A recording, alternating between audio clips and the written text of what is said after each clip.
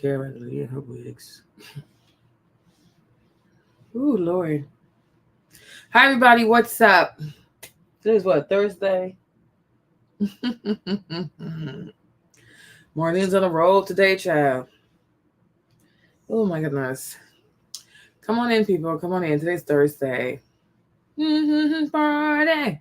Okay. So, today, what are we doing today? We are talking about the Princella.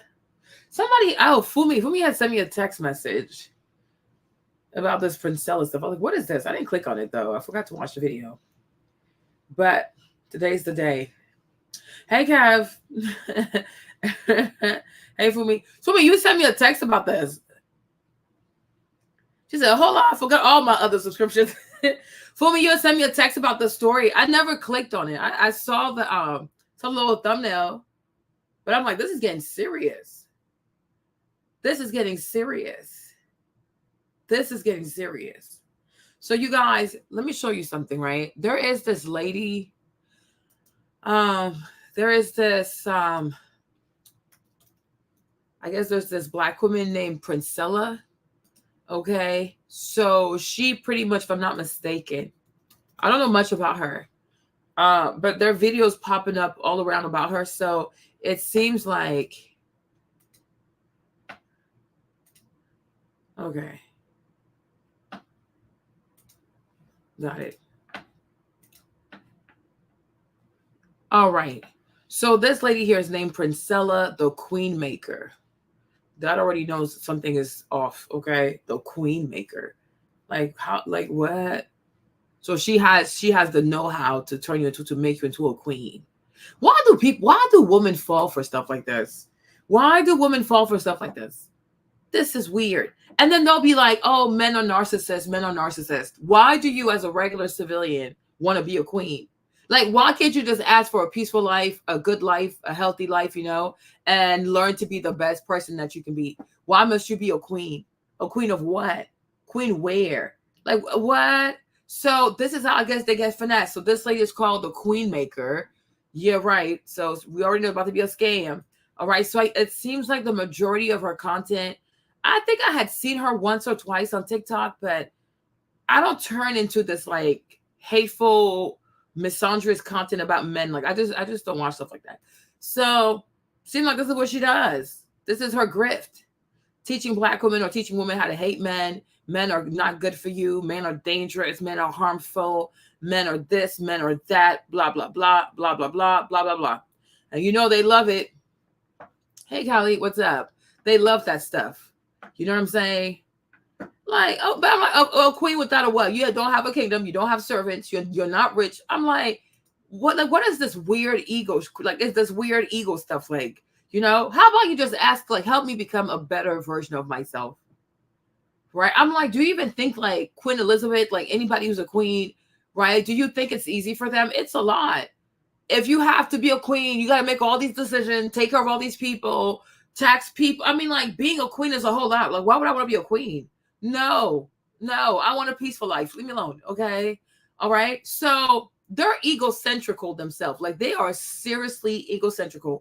These types of women are severe narcissists. I even think I would push a bit further. I think many of them are sociopaths. I think many of them are psychotic. I think many of them are sociopath, psychopath, okay, bipolar, schizophrenic. I mean, you name it. Many of these women have hey Val, they have a serious personality disorder. I'm like, this is weird. And that's why when you start seeing people say, hey, queen, I'm like, oh yeah, I'll check out because this is crazy. Okay, you are not a queen. I am not a queen. We are people. Let's learn to be good people and treat other people with kindness, love, and respect. That's it. That's that. I don't need anybody to be my servant. I'm not trying to rule over people. I don't have time for this. Okay, this is crazy.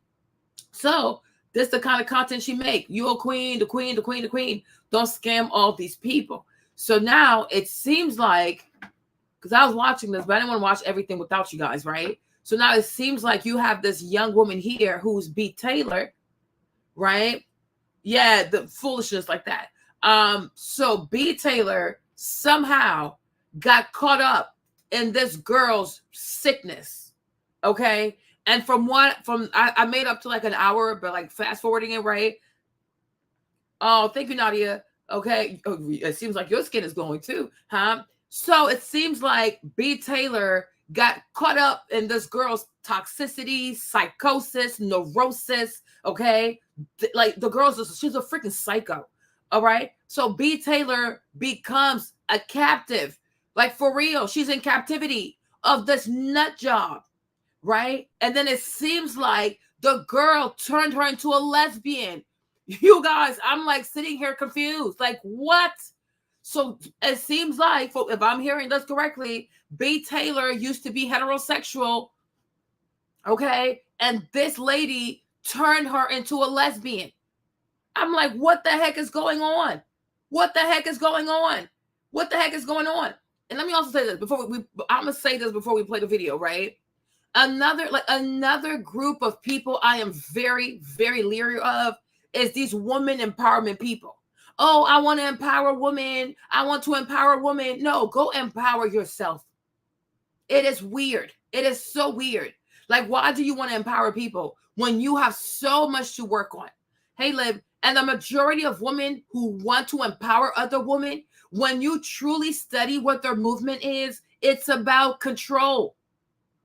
It's about control. The majority of these types of women who are so obsessed with women empowerment, they want to control you.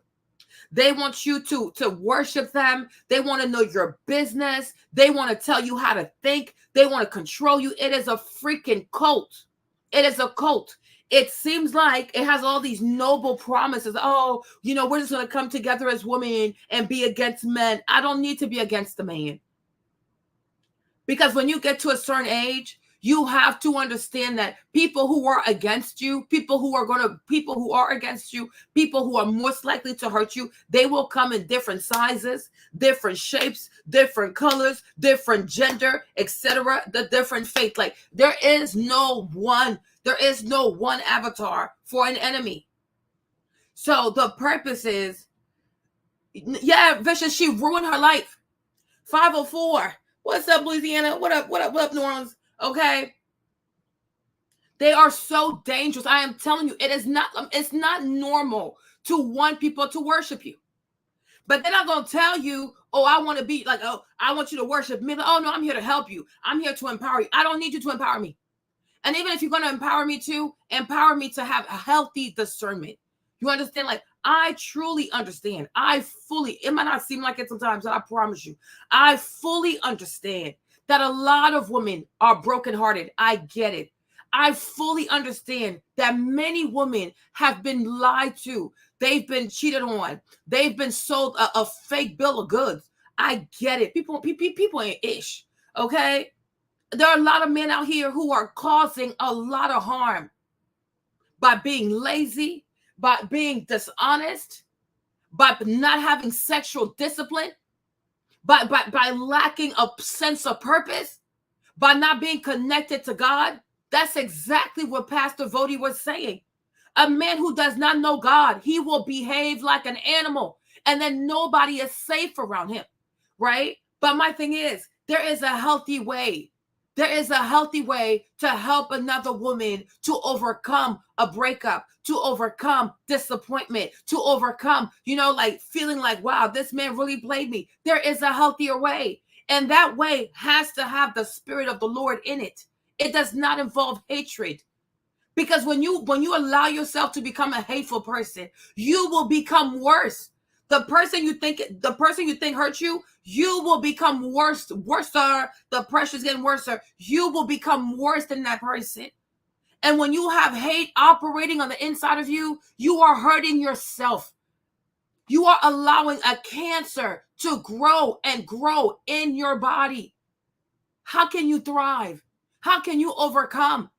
You're not hurting him. You're hurting yourself.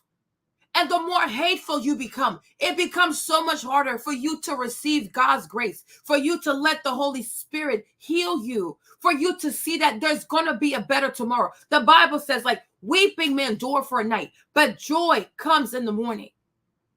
But if you are so bent, you are steadfast on nurturing your hatred, You will not progress. You're not going to grow. You will not thrive. Hatred gets us nowhere. It gets us nowhere. Violence only gets more violence. Hatred gets more hatred. Like in the book of James, James said, oh, the tongue, it's such a small organ, but it can set an entire forest on fire. So when you speak, learn to speak kindly. Learn to speak like you have honey on your tongue. Like learn to speak a word that brings healing. Bring healing. Help people to see, yeah, it's messed up how this went down, but it's not over for you. You don't have to hate him. Don't hate him because he's broken himself. You understand? Like me yesterday, I got it, maybe like since yesterday, right? I was on this, because this girl, she's Jewish. So, but she's in Columbia University and she's fighting for like the what's happening in Palestine. So I was like, that's very brave, because I'm like, it has to be hard, because it seems like to be Jewish, you got to be like pro-Israel, da, da, da, da, da. So I went on the page to encourage her, like may history remember that not every single Jewish person was okay with the genocide that is happening in Palestine. Then this guy, he's trying to get into it with me. Like his name is like Jewish Zionist. I'm like, here you go. Right. Another hateful person. And the entire time we're talking, I could feel like he wanted me to insult him. Because he needs to justify, he needs to justify his hatred. He wanted me to insult him. I'm not going to insult you. Right. We're going to talk about the facts. But the thing is, you are a hateful person.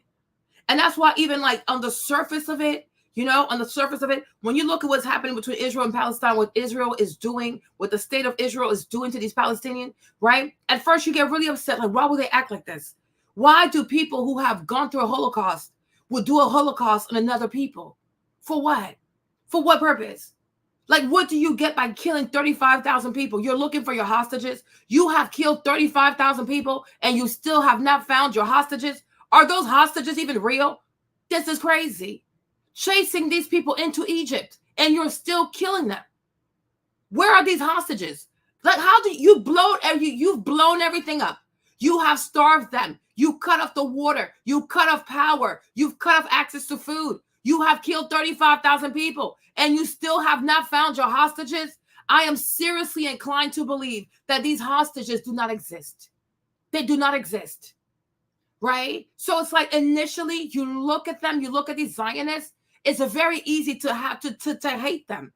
Because what kind of people can claim to be a religious people, to have suffered in Germany and all that kind of stuff, only to do the same thing to a population that is vulnerable? Since 1948, you've been killing these people. Like, when are you going to get tired? Right? But my thing is, at the same time, you feel sorry for them. Because a person who's moved only by hatred has lost. When hatred is what drives you, I feel sorry for you, because you don't know God. You do not know God. You don't know the love of God. You don't know the power of God. You don't know who God truly is. And that's why you have to use hate to to achieve your means. Because when you know God, and you know the love of God, and you know the mercy of God, there is a better way than violence. There is a better way than murder. There is a better way than genocide. And that's why, I'm like, for me as a Christian, I'm like, this is exactly what Jesus was talking about. All these Pharisees, you are so consumed with knowing the law instead of retreating and knowing God's intimacy. What is it? What does it look like to be a child of God? What does it look like to represent God and to walk in the love of God? It is when people treat you the worst that you will show whether or not God is in you.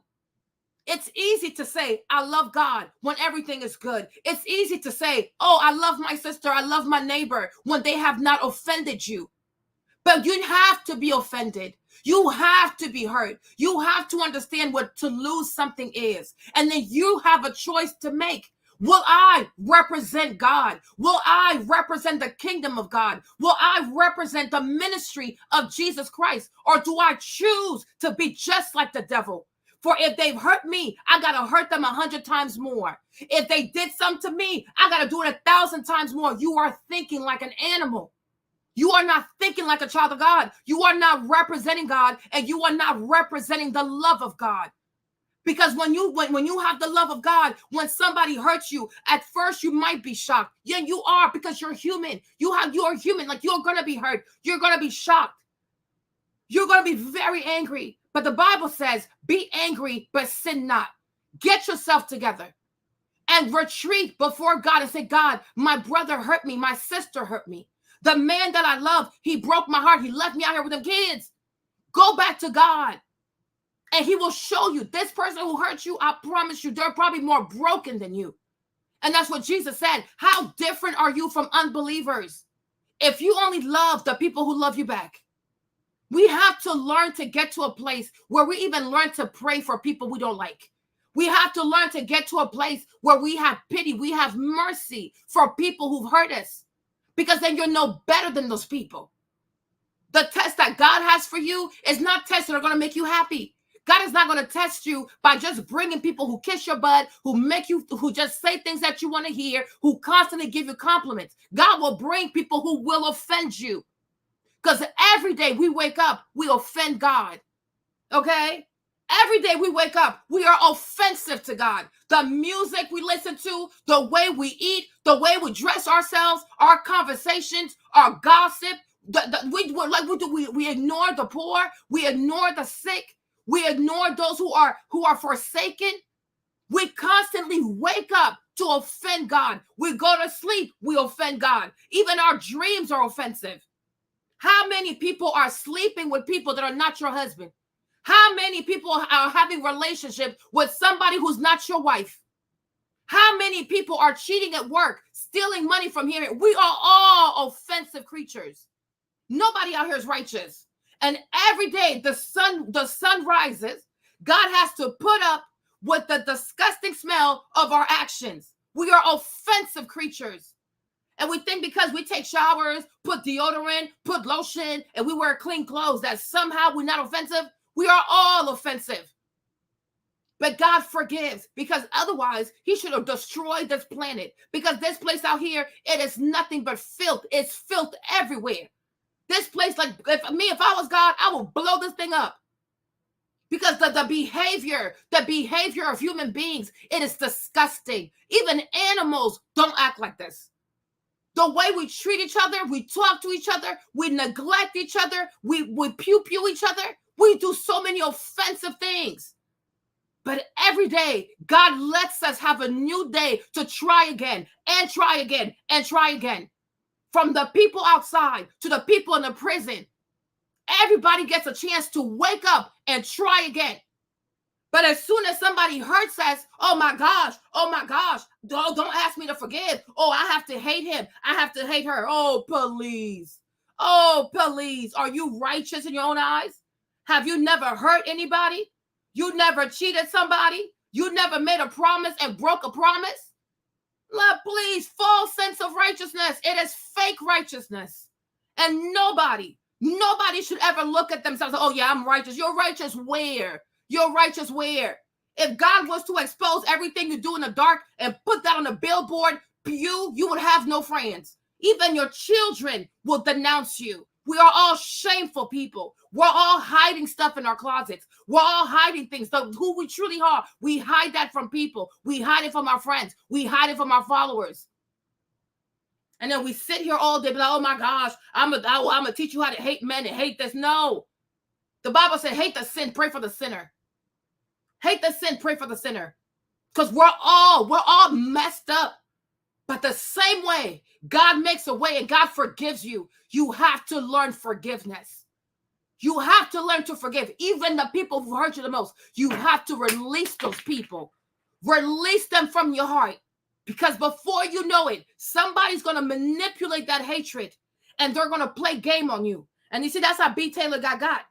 Because she has so much hatred against her baby father that this lady came into her life and she manipulated her. And she did worse things to her than that man did to her. She made that girl a lesbian. But when you're full of hatred, somebody who knows hatred more than you, they will use that hatred against you. And before you know it, you become someone you don't even know who you are. You won't even recognize yourself because you allowed yourself to live, to fester in hatred. Anybody who loves you will always encourage you to forgive. Let that stuff go. Let it go. You need to let it go. Let the hatred go. I even told one of my friends, you know me, Marlene, I'm not a big fan of white people. Because you read history, you go through stuff. I'm black. They're, like, for me, it's really hard for me because they've done a lot of evil. But one thing I refuse to do, I refuse to hate white people. I will call out white people. I will call them out, but I will not hate them because I refuse to become like them. It takes hatred to enslave people. It takes hatred to have plantations and do these things to people. It takes hatred to dump drugs into neighborhoods of black people. It takes hatred to send bombs to go kill children. I don't want to hate you because I don't want to be like you. That would be me. It'll be, for me, it's like I will be giving you too much power. I refuse to hate you. I will never be a zombie. I will never be. And even when it breaks my heart and it makes me sad, I say, God, there has to be a reason. But one thing I will never allow myself to do is to become a hateful person. You have to fight the urge to hate. It is the most carnal, the most animalistic trait you could ever have. Rise up to the occasion and be a child of God. You have to give up hatred. Nothing good comes out of it.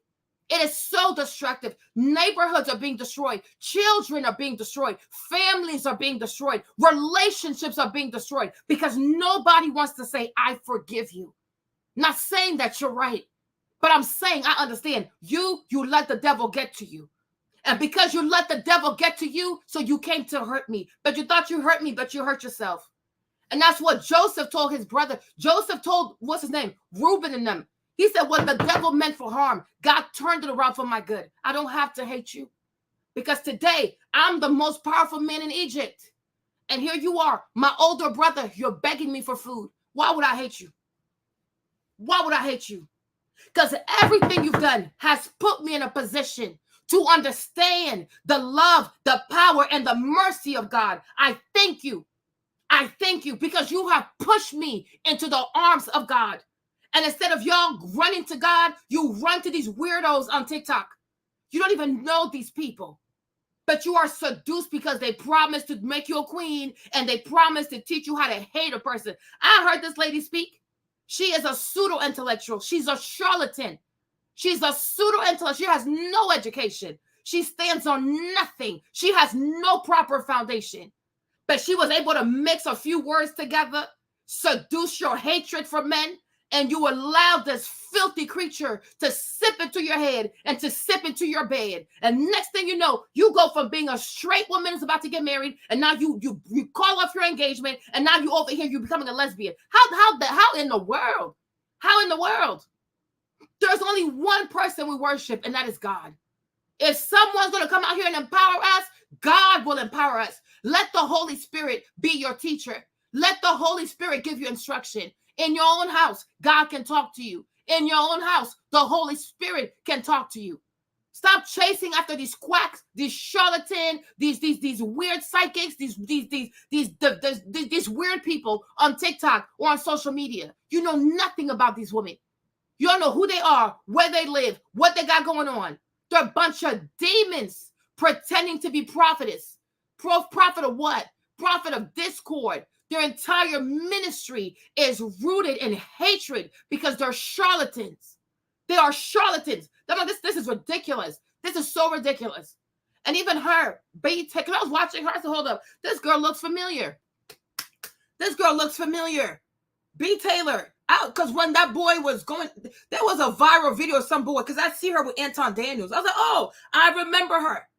And she got upset because she used to hang out with Anton. And she got upset because Anton was standing up for the white girl when the whole pearly white thing was going on, right? And one thing Anton said to her, even though Anton has his ways too, though, he needs to be checked. But Anton said something to her. He said, even if you don't like pearly white, what's the name? Pearly pasty, that white girl. He said to her, right? There are certain things about that girl that if you were to study, you would do better. He said, you don't focus on your content. You're not focusing on your channel. You're not consistent with your thing, right? She didn't want to listen. She didn't want to listen because she was so focused on her feelings. She was so focused on, oh, you're just taking the side of a white woman instead of listening to what would it take for you to become the woman that you need to be? And a lot of women, and I'm going to say there's a lot of Black women, they know what they should be doing to get themselves to the next position. But because it requires work, it requires structure, it requires discipline, and it requires cutting the noise. You got to cut the noise. They don't want to do it because they want to kiki with the sisterhood. Because I looked at her channel, I'm like, yo, all the stuff Anton told you, you didn't do it. You didn't do it. But instead, you got caught up in this ladies' movement instead of taking care of your channel. Take care of your business. Do what you have to do for you and your children. Focus on yourself. Just like that girl, Pearly White. She might be crazy. But think about Pearly White. She got like 800,000 subscribers, whatever, right? So he was telling her, you are prettier than her. You have more going on than her. He was telling all of that. You need to focus on your own thing. No. You're going to leave what you got. You're going to leave your square and go over there with some psycho because she's telling you she's pro-Black woman by bias of hating Black men. And that was enough to get you to leave what you had going on. I'm like, this is crazy. This is crazy, right? Now, come to find out, the only reason why she hates men and she wants other Black women to hate the man because she wants the woman for herself. She wants the woman for herself. She's an aggressive, violent, drunk, okay, of a lesbian.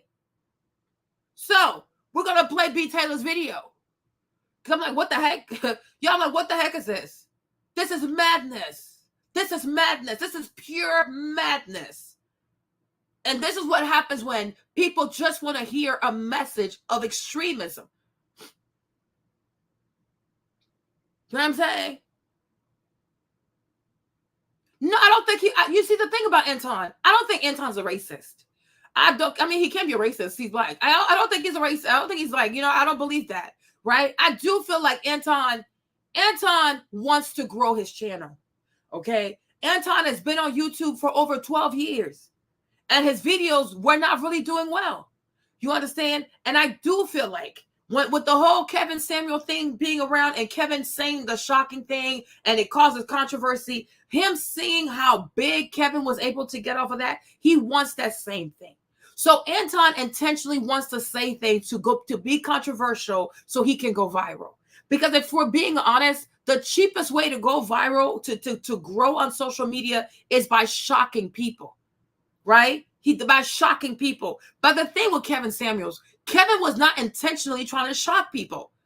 You know what I'm saying? It's a moment it happened because it was meant to happen. The lady happened to call in on that live and it went how it went. But I'm like anybody who watched the live where the lady, he told her she's a 6 out of 10 because the lady even said she a 10 out of 10. Kevin was like, oh, you're a 6 or a 7 at best, whatever. That was not planned, right? It was an organic moment and it went viral. The problem with Anton wants to orchestrate virality by saying shocking things. And so when it doesn't work, you got to be more shocking and more shocking and more shocking and more shocking and more shocking, right? Because that's not what it's meant to be. He's forcing it. And when you force something, it will never happen. Because how God wants you to make it versus how Kevin made it, it's not going to be the same. So that's what he struggles with. Because if you watch Anton has self-esteem issues. Anton really has self-esteem issues. He's also very broken. He tries to act like he's confident, the millionaire morning show, whatever he calls it, always talking about his cars, talking about how much he spends on vacation. Like, come on now, right? Because he wants people to see him as that Black man that's successful. But you do your research, or you watch people who've done research on Anton. The majority of his money comes from the settlement that his father received because his father passed away from something that happened at the job, if I'm not mistaken. So based on his father being hurt on the job and his father passing away, the company had to pay some type of money. And so he inherited money through his father's demise. But he's not a successful businessman, right? This guy went through his stuff. He went through his LinkedIn. He went through his resume. He went through the failed restaurant and so many other things. So Anton is on social media looking for validation. He wants to be one of those top guys. And he tries. You see, even when he was pursuing Charleston White, right? Anton was one of the first to go after Charleston White and do content with Charleston White. But for some reason, when he did it, it went nowhere.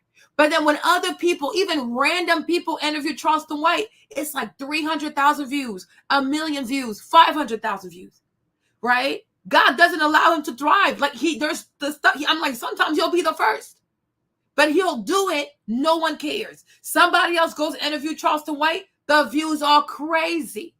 The views are crazy, right? Because he's trying to go viral instead of building a platform like where you actually work hard. You know what I'm saying? Like, go do the work, you know? But he's also insecure. The Versace robe, the this, it makes no sense. You will never see a genuine millionaire who works hard and has a solid business and has a bunch of employees dressed like that and act like this. Anton is broken.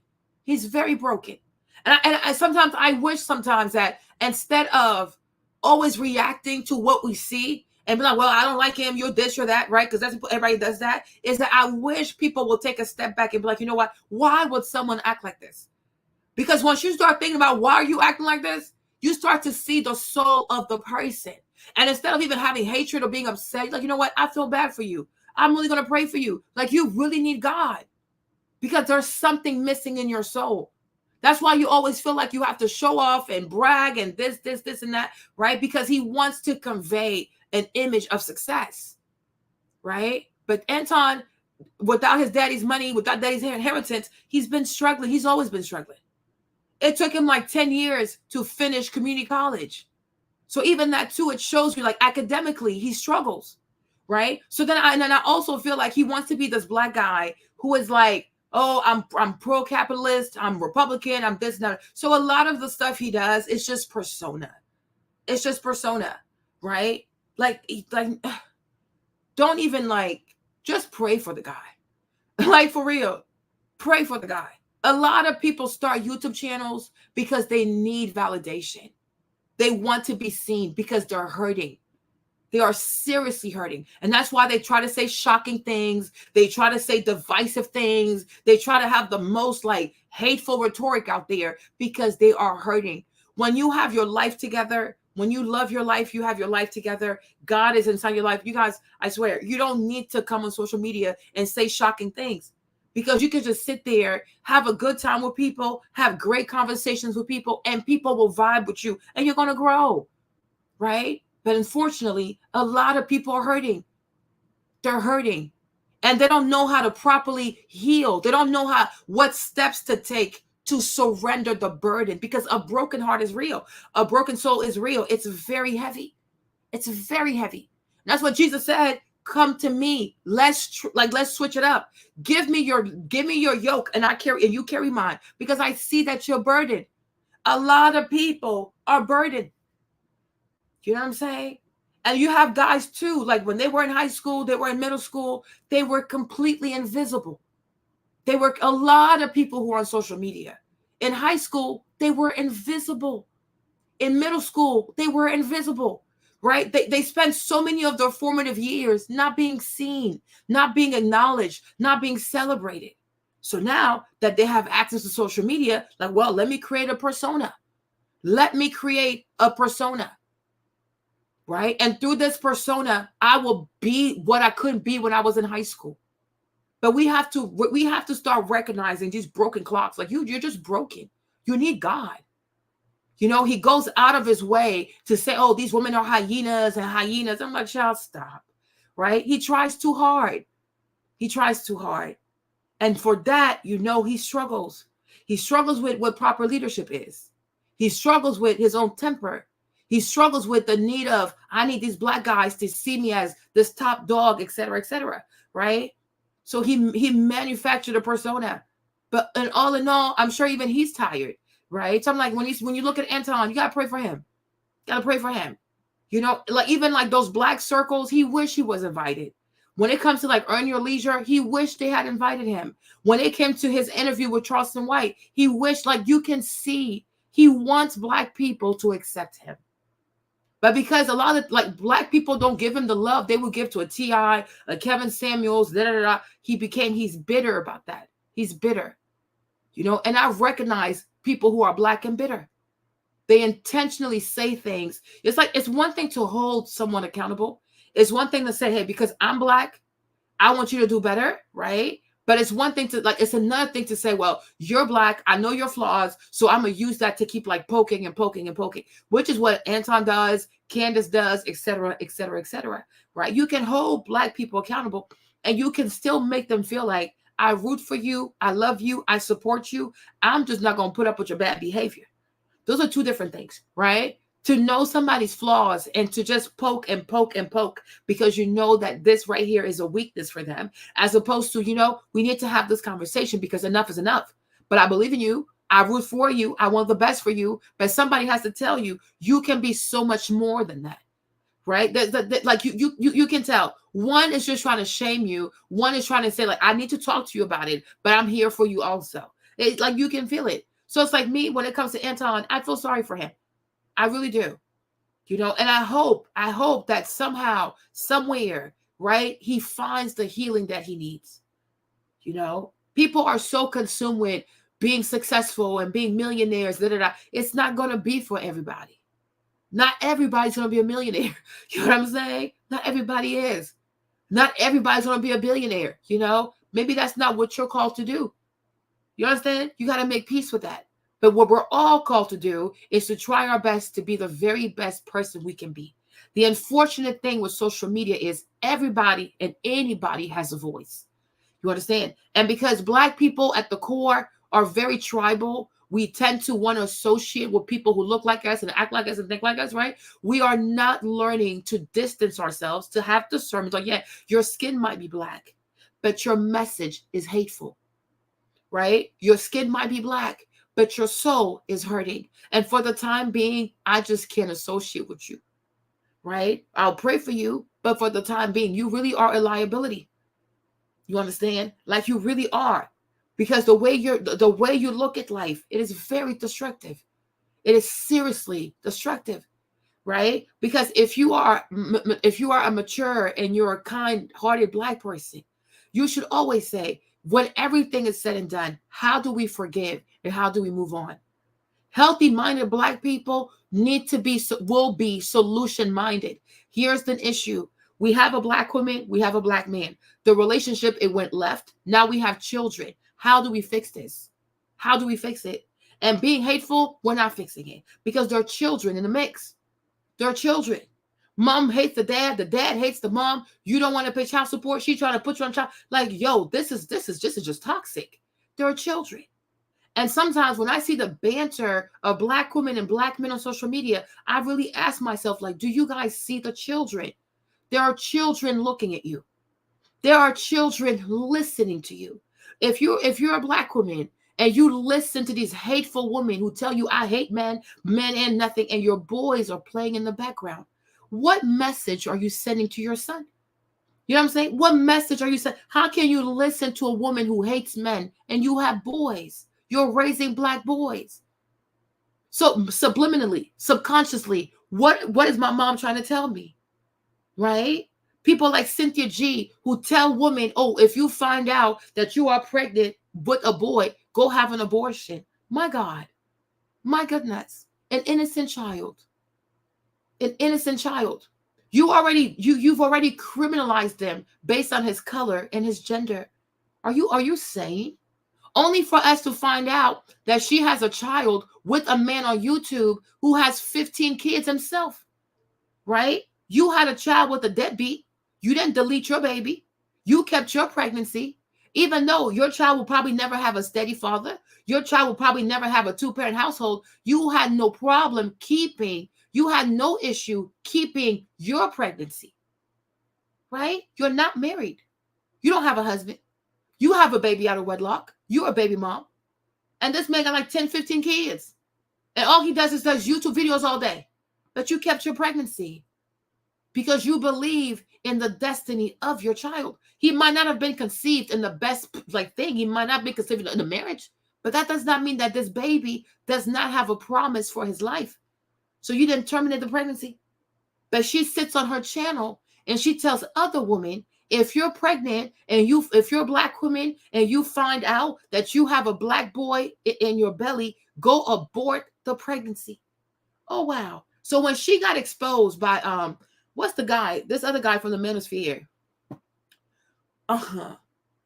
O'Shea Duke Jackson. Uh-huh. When O'Shea exposed her, she was like ruffled. And then she had to sit there and explain to these women that, oh, yeah, he has multiple kids by multiple women, but he's not a deadbeat. Oh, it's not like this. It's not like this. It's not like that. No, it's absolutely like this. It's absolutely like that. You're nothing but a hateful hypocrite. You know what I mean? And I wonder how many young women have listened to her hateful call and terminated pregnancy on her behest, only to find out she kept her baby. But she told you to go delete your baby. And the Bible talks about stuff like that. Let me show you a story. Let me show you. There is a story in the Bible. In 2 Kings. Let me show you. The woman who ate babies in the Bible.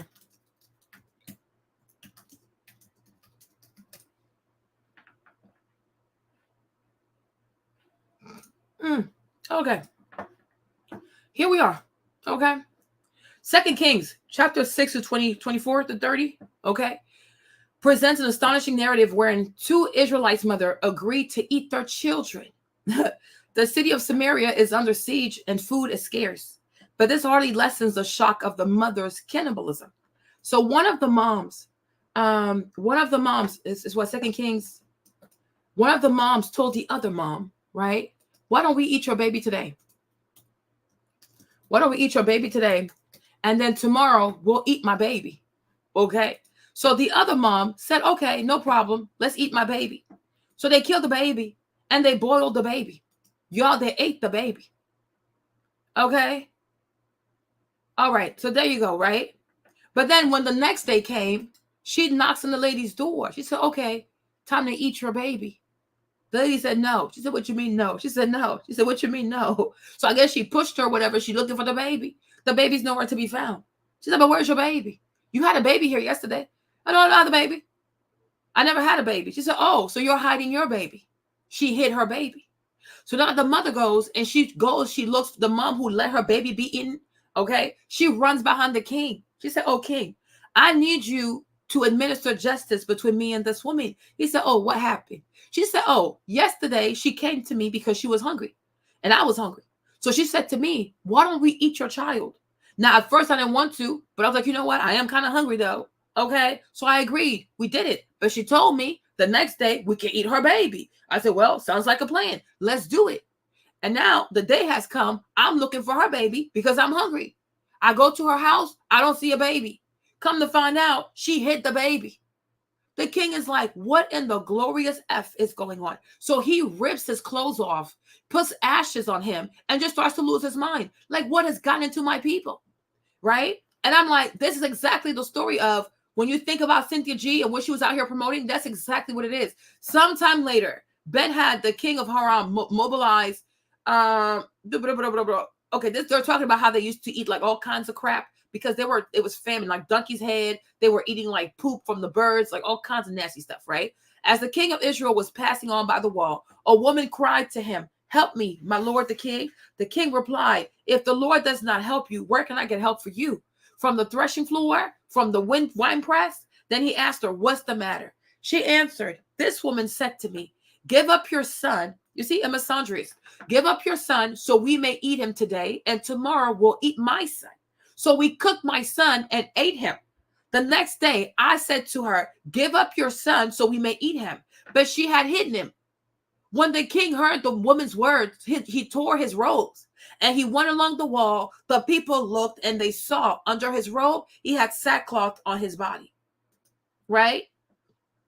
I mean, like, no, y'all, these things are in the Bible. The behavior you see from these women today, like, oh, this misandrous behavior, it's in the Bible. I'm telling you, everything is in the Bible. Right? So like when that story came out about her, because she kept her child, right, from this man with multiple kids by multiple women, everything she teaches these women not to want in a man, that's exactly what she laid down with. Imagine that. Everything she teaches these women not to want in a man, that's exactly what she laid out with. And she never came and told them that herself, Because you would think, right, a woman that's about empowerment and this and that, and I'm trying to protect you from the three back dusties, black men are this, black men are that, right? You would think a woman like that who wants to start this type of ministry, she would do it in utter transparency. Like, hey, let me tell you who I am. Let me tell you my story, my background, right? No, she doesn't. It took Tariq Nasheed. Tariq Nasheed exposed her. O'Shea Duke Jackson exposed her, right? A lot of people were confused. Like, what? She had a baby with a three-back dusty? You're confused. Because her entire platform is, we don't entertain three-back dusties. But not only did she entertain one, she got pregnant by one.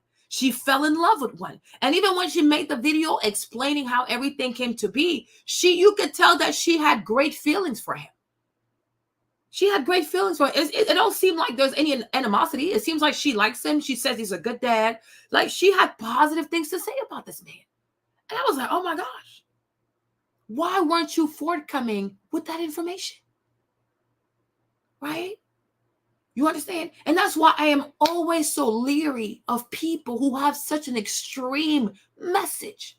Why is your message so extreme?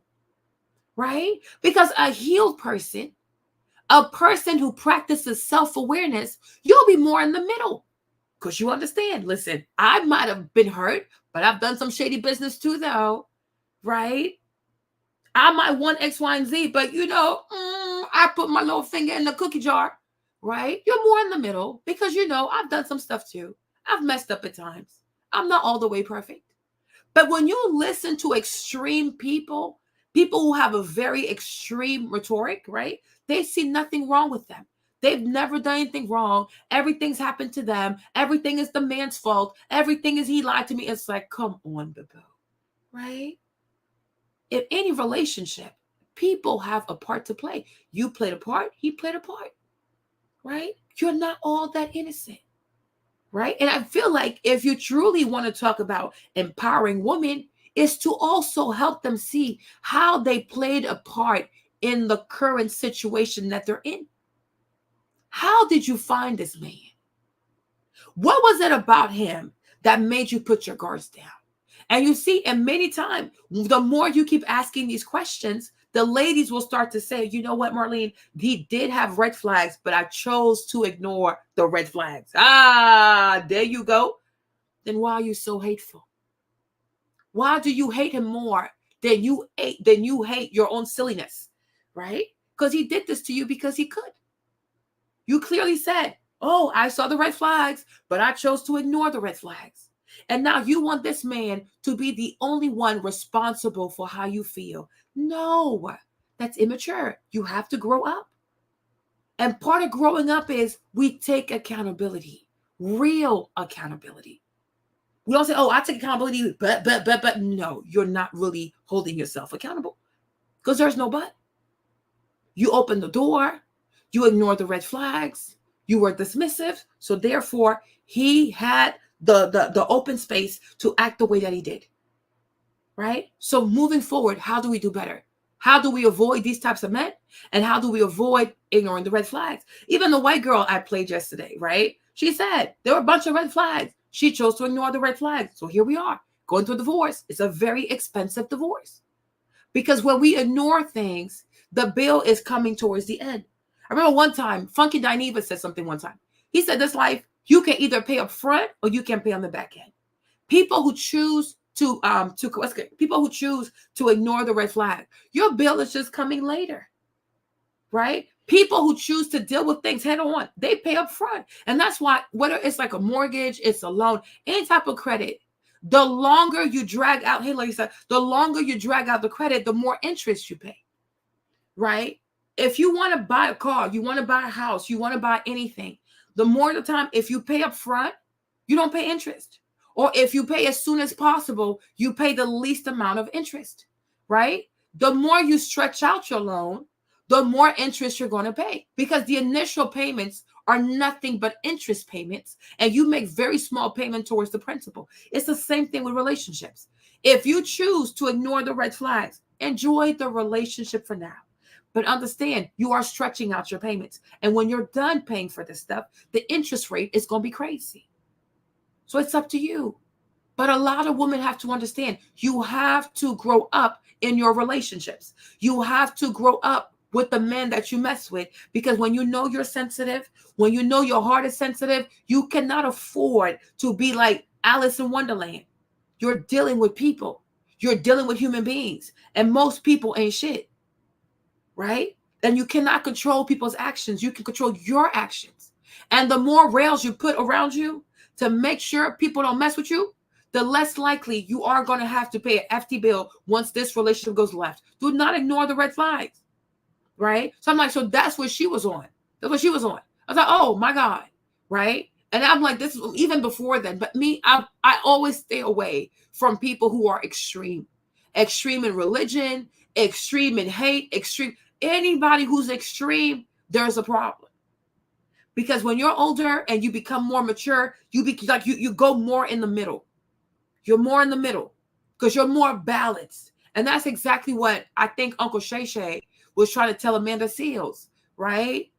Stop always thinking like, because every time something goes wrong with the white person, oh, it's racism. Something goes wrong with the black man, oh, it's misogyny. Like everything with you is always the extreme. Oh, they did this to me because they're racist. They did this to me because he hates black women. Like, come on now, right? Sometimes it's probably a little bit more than that. Life is nuanced, right? It could be that you're insufferable. It has nothing to do with your race, your color. It's more so your personality. You are insufferable. That's it. That's that. You know what I'm saying? But when you are obsessed with being a victim, right? Victim mentality. Everything happens to me. He did this to me. She did it. When you are obsessed with being a victim, your understanding of everything is extreme. You are in a constant state of hysteria. You are always paranoid. You think everybody's coming after you. Everybody is against you. Everybody's a hater of you. Everybody's jealous of you because you are paranoid. You are paranoid. You have not developed a disorder. You're not okay. And a lot of women, to me, are seriously paranoid. They live in a constant state of hysteria. And because they're so hysterical, instead of overcoming the problem keeps getting bigger and they keep attracting more predators because you are hysterical. You're not sensible. You're not objective. You're not grounded in reality. You are excessively hysterical and you are paranoid. You are simply paranoid. That's why I don't engage with a lot of foolishness. And you might think I'm mean, but that's why I'm not the type to say, oh, because a woman said something, I'm going to believe it, because they have a tendency of over selling a story. They have a tendency of having no sense of self-awareness. They have a tendency of taking no accountability. They have a tendency of embellishing the things that actually happen because she wants you to be on her side so badly. Instead of saying, you know what, help me to see the truth in this matter, she wants you to be on her side. And I'm like, that is cult-like behavior. I'm not part of a cult. I'm not part of a cult. Don't insult my intelligence by thinking that you have to put all kinds of seasoning on the story because you want me to have your side. Tell me exactly what happened and just stick to that. And trust, I have enough humanity in me to have empathy for you. But I don't need you to deceive me. I don't need you to mislead me. I don't need you to bamboozle me. Stop trying to bamboozle people. Speak facts, right? And if this part you messed up, say it. And if that part he messed up, say it. You might still be like, ultimately, you might still be right. You don't have to manipulate the details of a story because you want people to be on your side. Because when you start with the spirit of manipulation, it really is giving sociopath. Why are you trying to manipulate people? Just say exactly what happened and just stick to that. Not necessarily psychology, I did math. No, stick to that. Stop playing these types of games. You know what I'm saying? Stop playing these types of games. Stick to the story. This is what happened. He did this and I did that. Or I did this first and then he did this. And then when he did this, then I did that. But okay, cool. So now I know how we got here. Right? But let some of these women tell it, the men just woke up one day, started acting crazy. No, go ahead, John. Okay? Can't do that. So we're going to watch BTaylor's story. And I hope a lot of women learn. Because every day when I come on here, I tell you guys, do not prioritize people because they have your complexion. Being black is not a virtue, okay? It's a complexion. Being white is not a virtue. It's a complexion. Being a woman is not a virtue. It's a gender, Okay, these are just facts of science. You're black, okay. You're a woman, okay. Those things do not make you virtuous. Your character is everything, right? We have to stop putting people on a pedestal or trusting people, confiding in people, running behind people, locking into a movement with people because, oh, she's a black woman. And so what? And so what? What is her character like? How does she treat people? Never talking about a person's character. We're constantly talking about a person's physiology, a person's phenotype. How does that help you? How does that help you? It is weird. It is so weird. And sometimes when I say this to you, I said, a woman can hurt you more than a man. A woman can hurt you more than a man. Yesterday, we talked about it. I said, oh, most toxic men, what they do, they're going to use violence or they'll use finances to control you. Women who are toxic, they will use their mouth. They'll ruin your reputation. They'll make stories about you. They'll emotionally abuse you. But you have toxic patriarchy and you have toxic matriarchy. Anybody can be evil. Anybody is capable of hurting you. So stop being disillusioned by skin color and gender. It is a lie. If the only reason why you ascribe to a woman and what she's teaching because she's a black woman, I really feel sorry for you. And I can see why you have poor taste in men. Because the first thing that matters to you is color and gender. Once you start going deeper and pursuing a person's character, I think you'll make better choices in men. And I even think you'll make better choices in your female friends. Because you're like, it's not enough for you to be black. It's not enough for you to have a vagina or a penis. What I need to know is your character. And most importantly, what place does God have in your life? What place does God have in your life? Do you know God? Do you fear God? Do you love God? Show me how you honor God. And that's one thing I loved about when Kendrick, because Kendrick Lamar came out, okay, with the song. I was gonna do a reaction to it, but I haven't got time for that. But one thing that Kendrick said in his song that like really touched me, because he was talking to Drake. Like, let me tell you something, Drake. Okay, he was like, because he said, oh, I think like Drake is trying to look for dirt on him, or Drake is calling people to know his business, right? And he was like, you people think I have nothing to do but rap. You think rap is my life? Okay. You think rap is my life? Well, let me find it. Hold on. 1 and 2.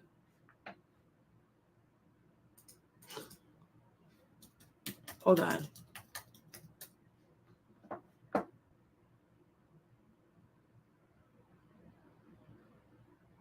Okay, right here. Right? And he talked about this, and it really touched me, because he said, okay, he said, that's ridiculous stuff, right? I got a son to raise, but I can see you don't know nothing about that. Waking up, you know nothing about that. Tell him to pray, you know nothing about that. Then giving him tools to walk through life like day by day, know nothing about that. Teaching him morals, integrity, discipline. Listen, man, you don't know nothing about that. Speaking the truth and consider what God is considering. You know nothing about that. I was like, Kendrick, you better get him. Okay? Get him. Because he was like, while you over here, you pretend to raise your son and spend time with your son. I actually do spend time with my son. I wake up with my son. I teach him the ways of God. I give him tools to be successful. I don't know if you see, because you guys, I swear, when I read the lyrics, because I couldn't hear everything. So because I kept playing that song back to back to back, I went and I read the lyrics. I said, there's no way Kendrick is not a Gemini. And I looked it up, June 17th. I said, Gemini gang gang, okay? The way he read that, man, I was like, this is just beautiful, right? But it's so true. I'm a real father. Like, rap is not my life. Being around Sexy Red and twerking with Sexy Red, that is not my life, okay? I have a child to raise. I have things to teach my son. I got work to do.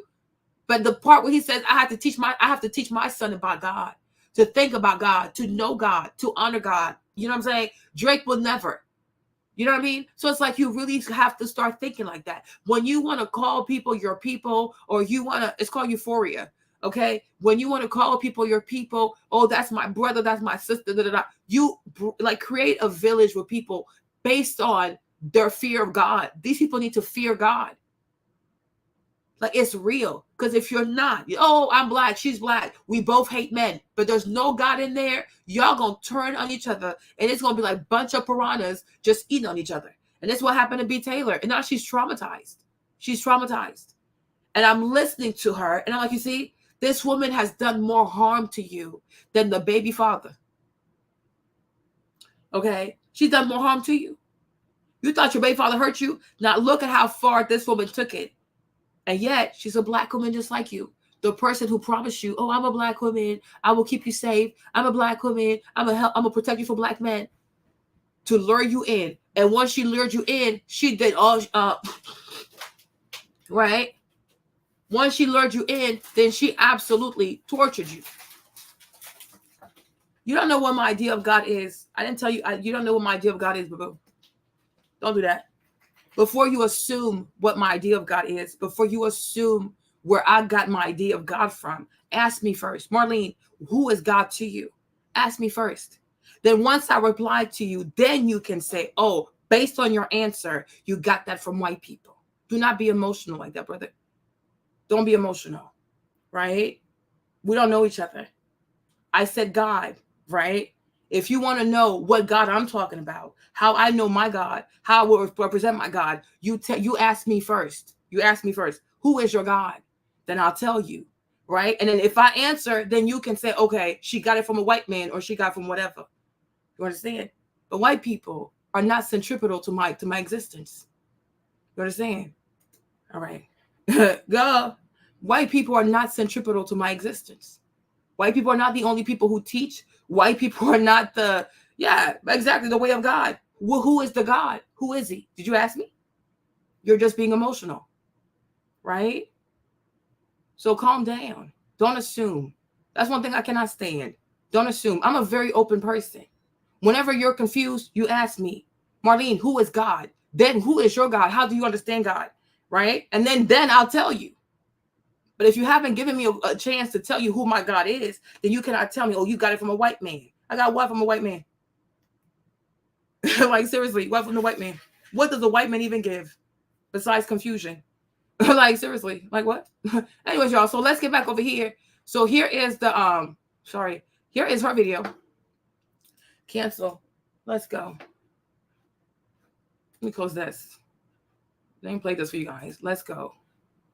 Hold on, hold a minute. I even started to notice some. Oh, we do not care. Hold on.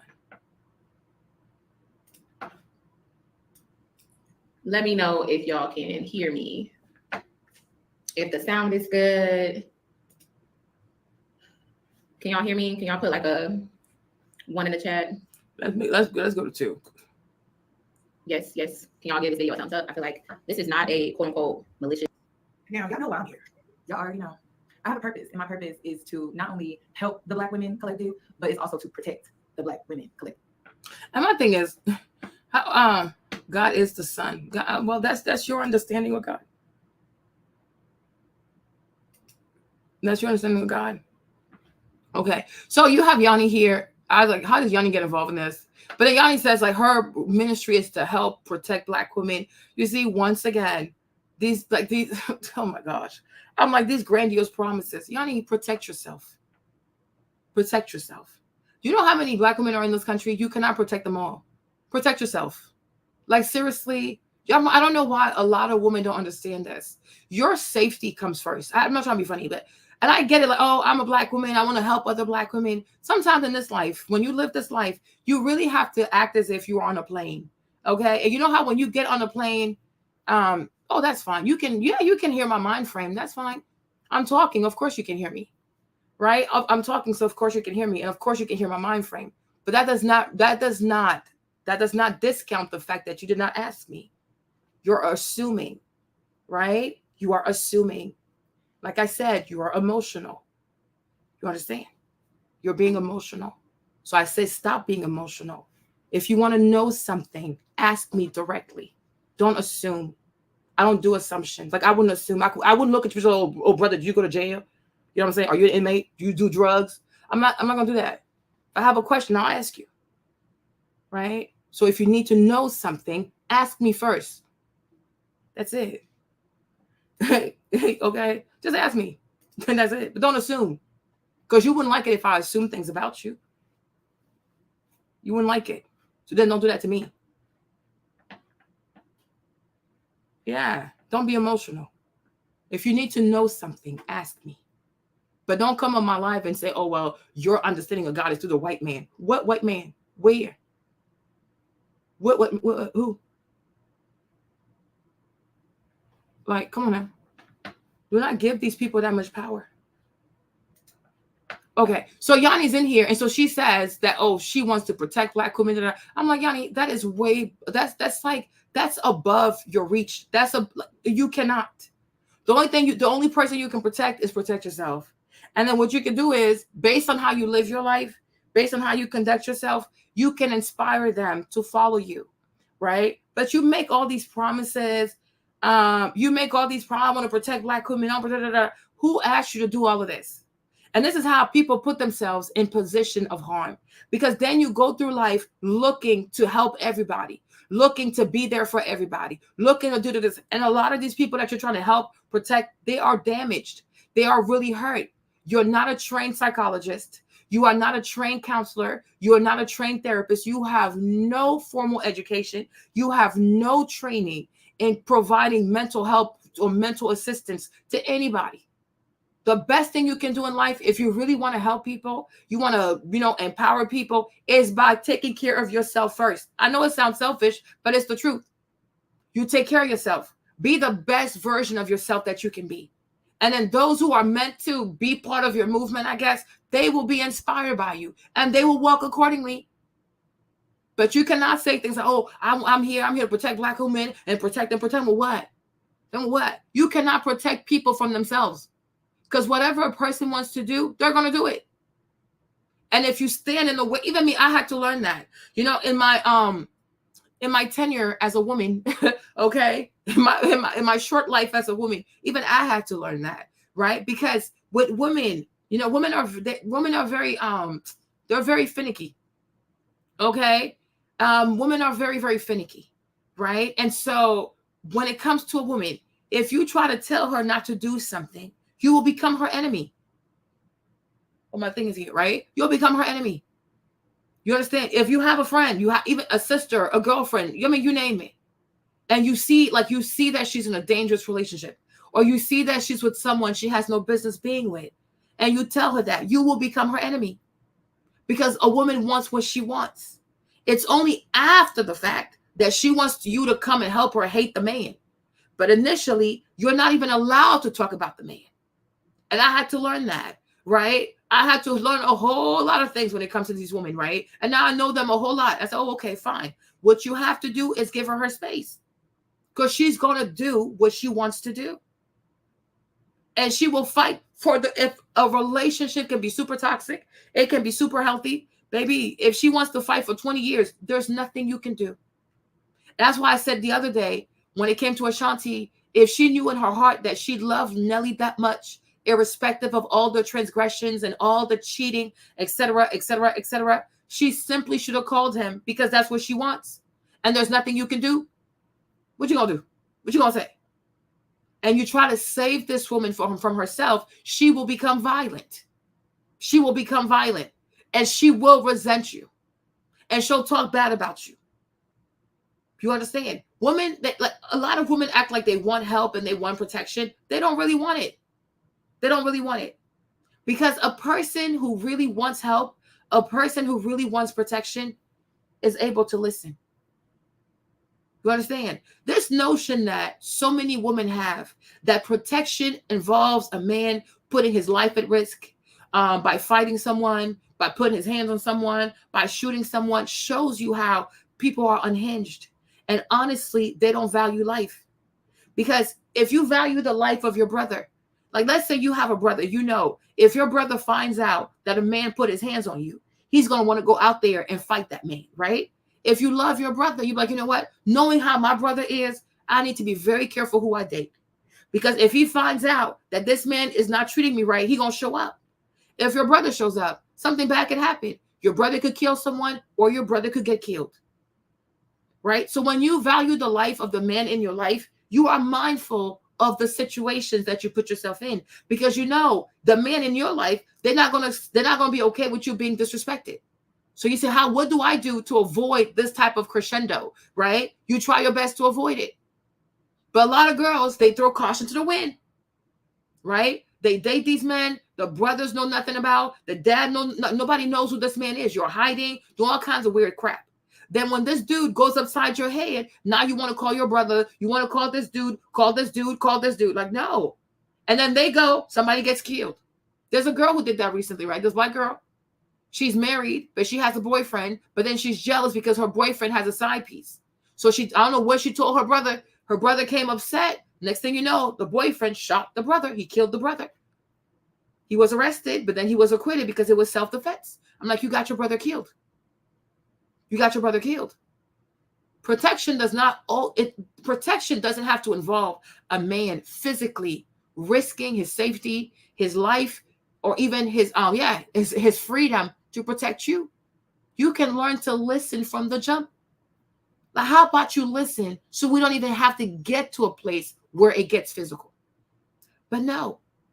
Because one thing about women that I will say, one thing about womanhood is because women are not in the business of going to war like that. They don't usually go to war. They don't usually become police officers like that. They don't usually become firefighters like that. They don't usually join like the Marines, the Navy, like things that really require the ultimate sacrifice. Women are usually sheltered from having to make the ultimate sacrifice. So when you don't know what it is to risk your life, it's very easy to take that for granted. Right? Men, for example, are usually the one to go to war. Anything that involves like you have to die for protection, men are usually the ones to sign up for those types of things. So after a while, people take that for granted. We just expect men to want to die. Okay? Oh, he should die for my honor. He should die for this. He should die for this. He should die for that. Because we are so accustomed to men making the ultimate sacrifice. Because women are very protected. They are seriously protected. If there's a war, if tomorrow there's a war with Iran or there's a war with Russia, the majority of people on the front line would be men. It will be men, right? It will be them. So you don't understand what it takes to give your life to protect a family. You people scream protection, but have no idea what it takes to really be your protector. So when you love someone and you respect someone, you say to yourself, right? I don't even want my brother, my dad to be a crash dummy. So what you do is you listen. You learn to listen. You learn to have discernment. And also you learn to be transparent with your relationships so that your family can say, I don't know, we feel uneasy about this man. We feel uneasy about this person, right? But a lot of women are sneaky. And then when the stuff goes crazy, now you want your brother or your whatever to intervene. There's a young man who got killed yesterday. Let me show you. Hold on.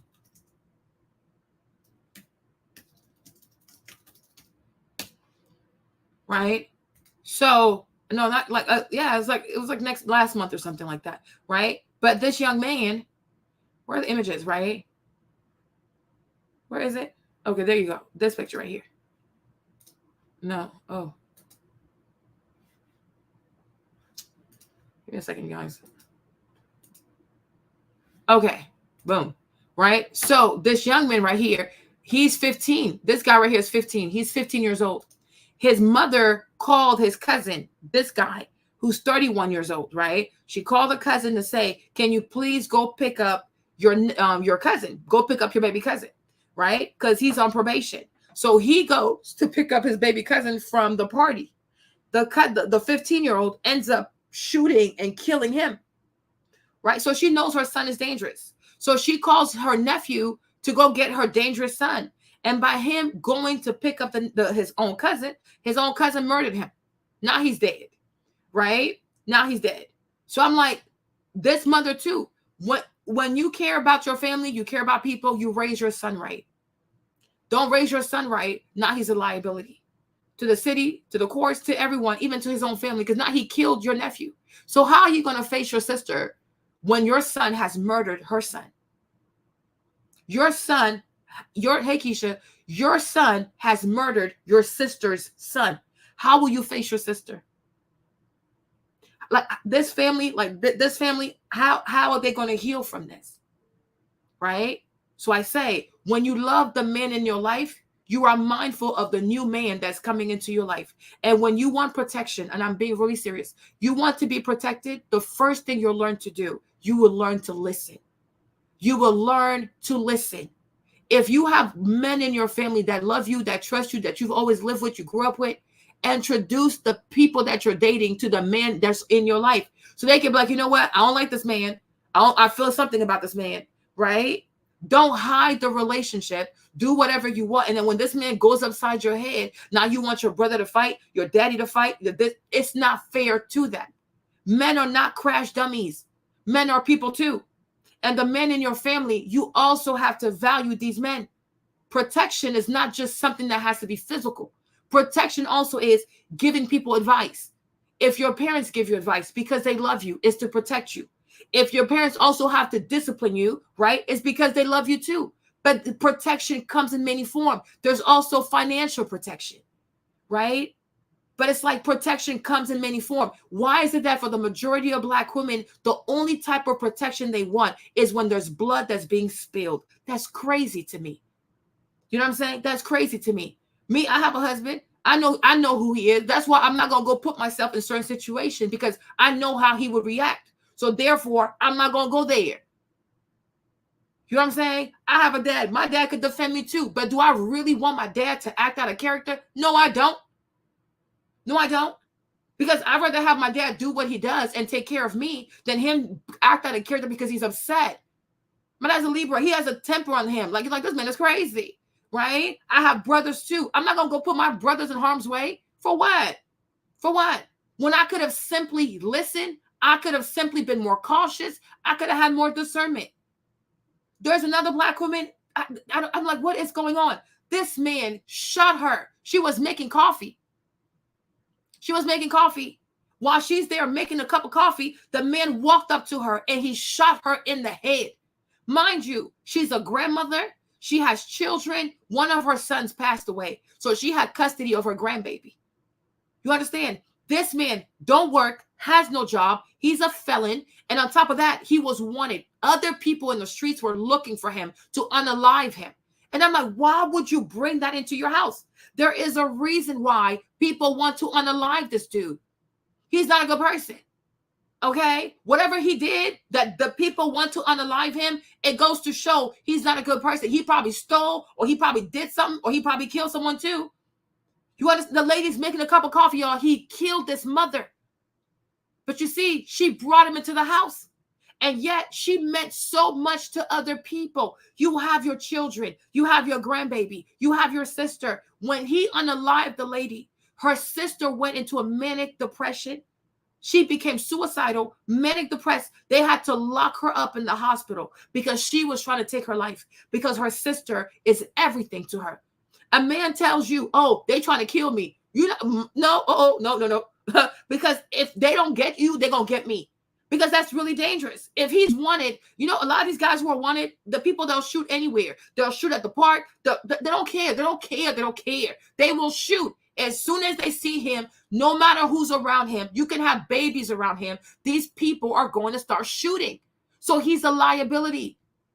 You mean too much to your family to allow such a liability in your house, in your personal space. She listened to no one. She listened to no one. And now he's in the house. He doesn't work. He plays video games for no reason. But again, he has nothing to lose. He has nothing to lose. So she's in the kitchen. She's making coffee. He walks up to her and he shot her right there in the kitchen as she's making the coffee. And now her grandbaby is in the foster care system because the father's dead and the mother, she's not involved. So now I'm like this, you should have seen the way her family, I'm like, this is just pure madness. This is madness. This is pure madness.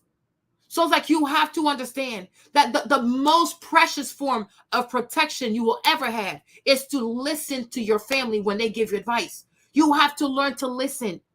Like sound advice, it will save your life. We don't even have to physically go out there and protect you. You got to protect yourself. And the best way you protect yourself is by listening when your people talk to you, when your family talks to you, when your sisters talk to you, when people say, be careful. This makes me feel uneasy. Oh, no, I'll be all right. Oh, no, I'm good. Oh, I'm a strong woman. Oh, I'm educated. What does education have to do with bullets? If a man wants to start shooting you, you think your diplomas are going to stop bullets? You think because you have a PhD, someone cannot wring your neck and like, boom, and just like snap your neck? You are a woman. You are very, very defenseless. And the best thing you can do is to listen so that you can learn how to have discernment. Because a lot of men are dangerous. A lot of men are manipulative. A lot of men are sick. And you have the heart of a woman. And which one thing you'll notice that is that a lot of women have a tendency of being very dismissive when it comes to dangerous things. Like, oh, it's not that bad. Oh, it's not that bad. Oh, it's not that bad. You'll see a bunch of girls, they'll go to Mexico by themselves. There's no man around. There's no security, right? You'll see a bunch of girls, they'll party at all hours of the night, right? Get drunk at random places in front of a bunch of random people. Any of these men is capable of hurting you. It don't take much to kill a person. It don't take much. In 3 minutes, you could be dead. It don't take much. You understand? There are guys out here that are like 6 feet, 7 feet, like they'll 200 pounds, 400 pounds, 350. A man like that grabs you. What are you going to do? Like, seriously, what are you going to do? There are so many unhinged people out here. So it's like, you gotta be careful. Young women are getting on dating apps. You barely know these men. You swipe left, you swipe right. Anybody can be anybody on a dating app. Anybody can be anybody on a dating app. And these people can do all kinds of stuff to you. And there's no way to trace it back to them because the way the algorithm works, everything gets deleted. You have no idea. Right? And that's why, oh my gosh. And this is where also I blame feminism. Because I feel like feminism gives women a false sense of security. And we forget that we are mammals. Human beings are dangerous. We are all dangerous. The world is not a safe place. And no matter how educated you are, no matter how talkative you are, no matter how strong you think you are, there's a man out there who can do you some serious harm. And you got to be careful. There are people who will shoot you for the smallest things. There are people who will stab you for the smallest things. They do not care. They have nothing to fear. There are a lot of people who are not afraid of going to prison. You have a lot of people who are not afraid of 20 years in prison, 30 years in prison, 40 years in prison. They don't care. They don't care. They want to go to prison. They want to be around men. They want to do prison activities. They don't care. But you have to care. Every day you see it. All kinds of men catching all kinds of charges. 30, 40, 20, 50 years. Life on top of life. Triple life, quadruple life. They do not care. They don't even flinch. They don't even flinch. They don't even shed a tear. You see this? She said, I have to get a restraining order against a man I met on Hinge. You don't know these people. Dating apps do not require a background checks. Dating apps don't require people to put a current bill, like, oh, put your power bill, your water bill, like a utility bill. No, we don't know them people. Anybody can be anybody on a dating app.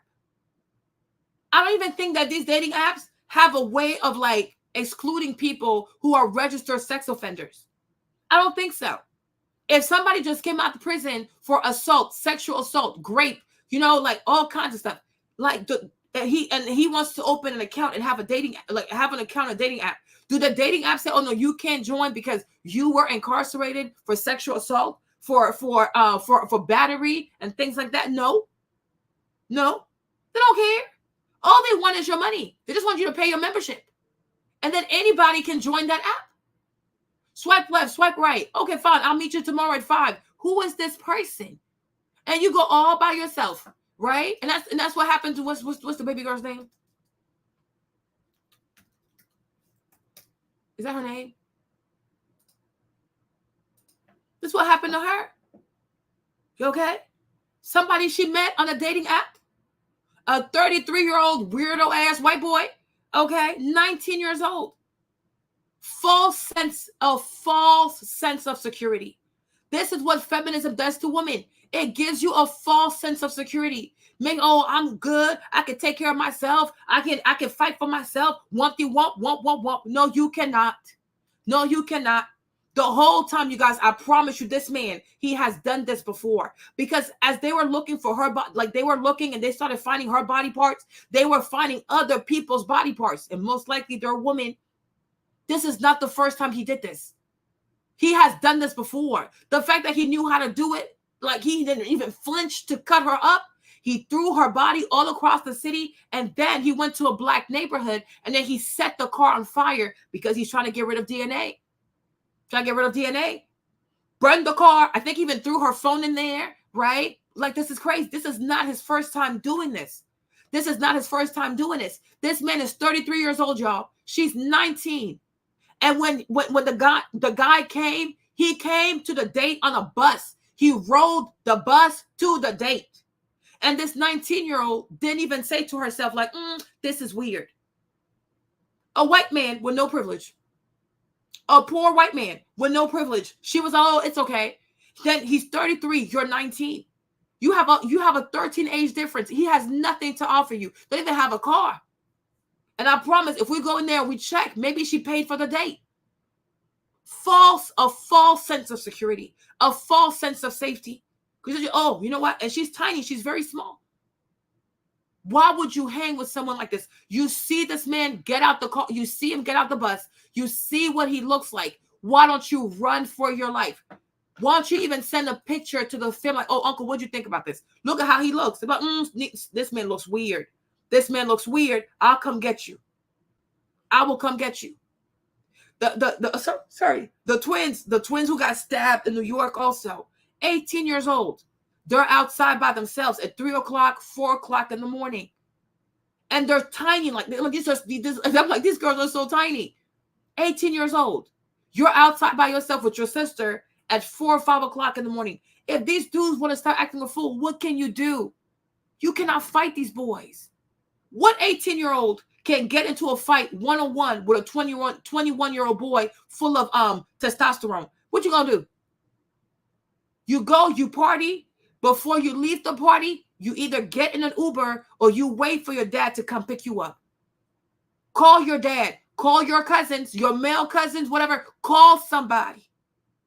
Do not leave the party because you just never know. You are two small females. These boys are crazy. These boys are big. No, I can do it. I got it. Da, da, da. You walk in the street 3, 4 o'clock in the morning. Here you go. Bunch of knuckleheads outside. Now you got to lock yourself up into the bodega because you can't fight. You can't fight a man. There's all this foolish about, oh, we are equal to men. We are not equal to them whatsoever. We are not equal. If a man wants to whoop your behind, he can. If a man wants to strangle you and watch the life leave your body, he can. Men are really strong. Do not play with these people. That's why every time, even when I see a girl, like she gets up in a man's face, and be very careful because you don't know. He might snap. Right? But I'm not equal to a man. A man can really hurt me. And I'm fully aware of that. One day, even my sons, they could wake up one day and be like 6, 7. Oh my gosh, what the heck? These are big people. We are not equal. Like maybe like academically we could be equal, but in real life out here, if stuff really got real, I cannot go in a one-on-one with the man. I will get my ass beat. And I'm not doing it. I don't fight men. I don't even fight people, period. But I'm like 18 years old. You leave the party. If the party is over, even before the party's over, call your dad, call your mom, but definitely call your dad, call your male cousins. Or you have people set up an Uber. Take your behind home. Do not walk the streets. Do not stop at the bodega because you have no protection. Even if you call the police, by the time you go through 911, the dispatcher got to call the police station. The police has to drive to come over there. It don't take much to kill a person. Within 15 minutes, you're already dead. And so what did he do? He took a knife and he stabbed her in the heart. He stabbed her in the neck. She's dead. Just like that. Just like that. And I like her mom was crying. But I'm like, even you though, too, as a woman, if you allow your daughters to be 18 and to party until 4 o'clock in the morning, you guys should have a system in place. If you're okay with your daughters being outside in New York City until 4 or 5 o'clock in the morning, you need to say, okay, so how are you guys getting home? When the party's over, how are you girls getting home? You can't let these young women figure that stuff out by themselves. Because then how do you even have peace? How do you even sleep? Because New York is very unsafe. It's very unsafe. But nobody has a plan for how these young girls are supposed to get home after the party. And you trust 18-year-olds to have enough sense, street smart, and discernment to be able to navigate all these streets corner, and they're going to make it home safely. You cannot take your safety for granted. You cannot take coming home for just because you went to a party doesn't mean that you're going to make it back home alive. You might die. You might die. And you have to help young people with that. You have to help young women with that. You have to help your daughters with that. You're going to that party. When the party is over, you call me. I'll come get you. Call your dad. We will come get you. Do not walk the streets, because it don't take much for someone to take your life. It's the same thing. You go on a date with someone. You go on a date with someone you met on an app. Did you tell people you're going there with him? Does anybody else have a picture? Know his name? Right? Have you called people? Okay, call me by midnight, or call me by 1 a.m. If you don't hear from me, girl, call the police. Maybe he killed me. Right? When you decide to go on a date with a man that you met on a dating app, are you going somewhere where you know that there's a lot of people, there's a lot of cameras and police officers just in case? And then when you leave the date with the man you met on an app, how are you making sure he can't follow you home? Because we don't know who these people are. You know what I'm saying? We don't know who these people are.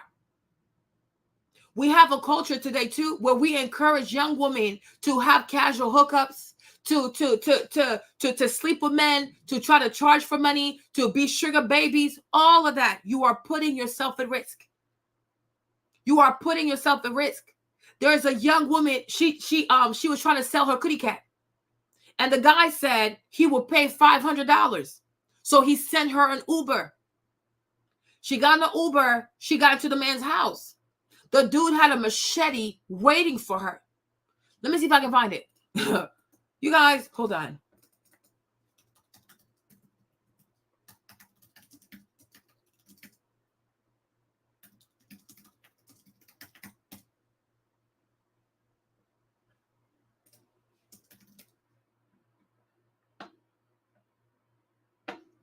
Let me see.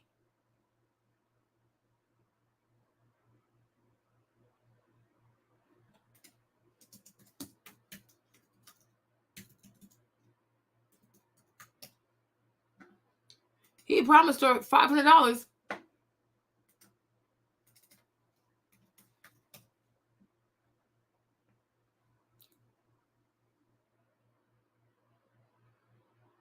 No, I can't find it.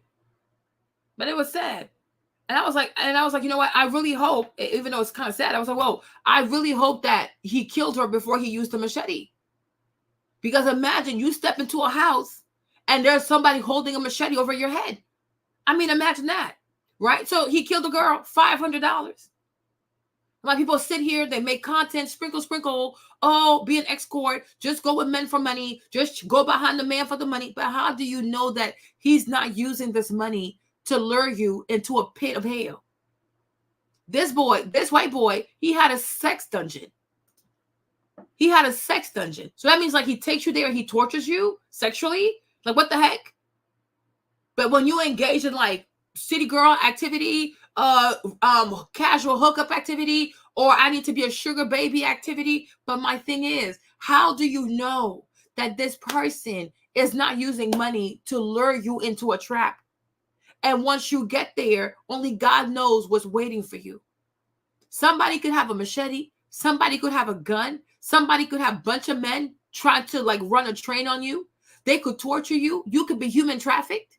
And next thing you know, you end up somewhere in Mexico. You have no idea. We have no idea.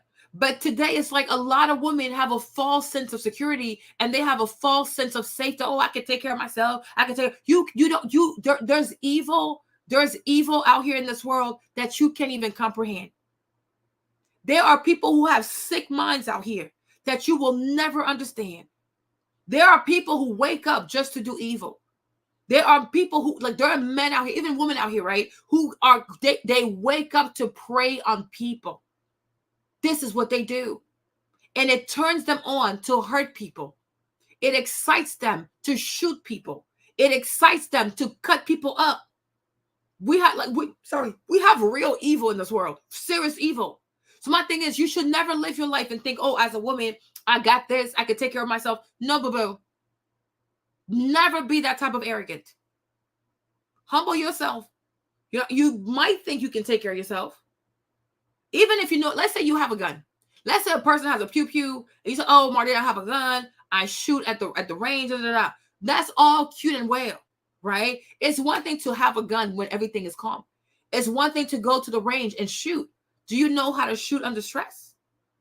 Do you know how to shoot under pressure? Like, you know how to properly aim under stress? Do you know how to aim in the dark?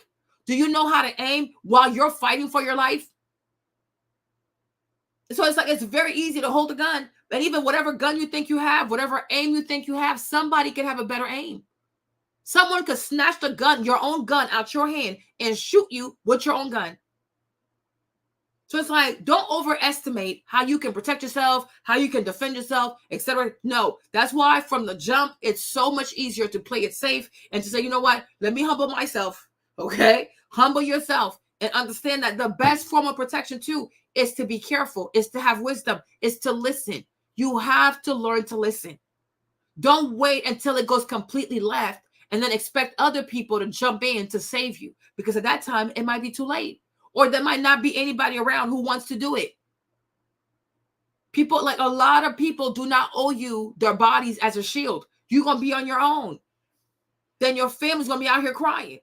And all of this could have been avoided had somebody listened, had somebody shared what they were about to do, who they're going to do it with, where are you guys going, etc., etc., etc. Even when I watch a lot of Black women who get murdered on YouTube, the majority of the time, the families did not like the man. But the woman chose not to listen. And now she's gone.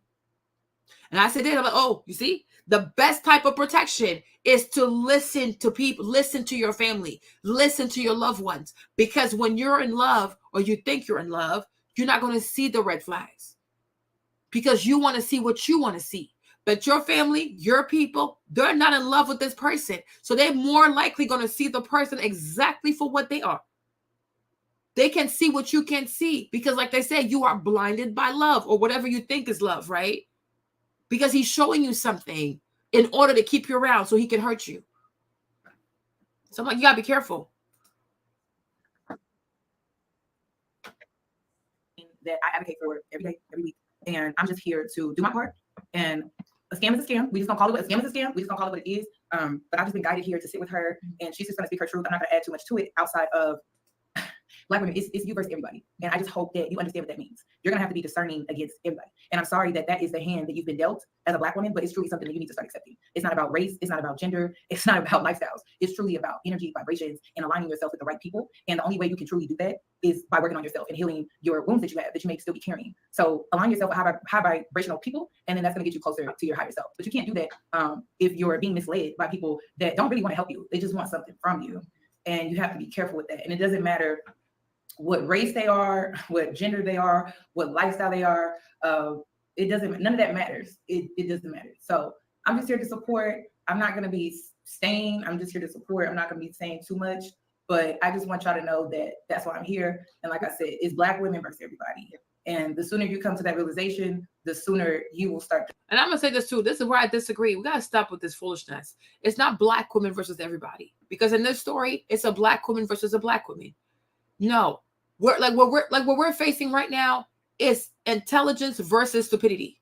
Okay, so it's not, to me, I will never say it's Black women versus everybody. And first of all, I wouldn't even speak that over my life. I'm not at odds with everybody. Okay, I am not at odds with everybody. I don't wake up and feel like, oh, everybody's after me because I'm a Black woman. Absolutely not. Okay, a lot of people love me. What it is we are currently in a state of, we have a culture of intelligent people versus a culture of unintelligent people. We have a culture of calm, well-mannered people versus a culture of ratchet people. This is the problem. It's that there are cultures that are at odds, but it's not so much Black women versus everybody. No, stop that madness thing. I'm like, here we go again with the hysteria, right? And this is what y'all do. You start having these very extremist rhetoric that are completely unfounded, right? And so you latch on to these people. Say, oh, whoa. No.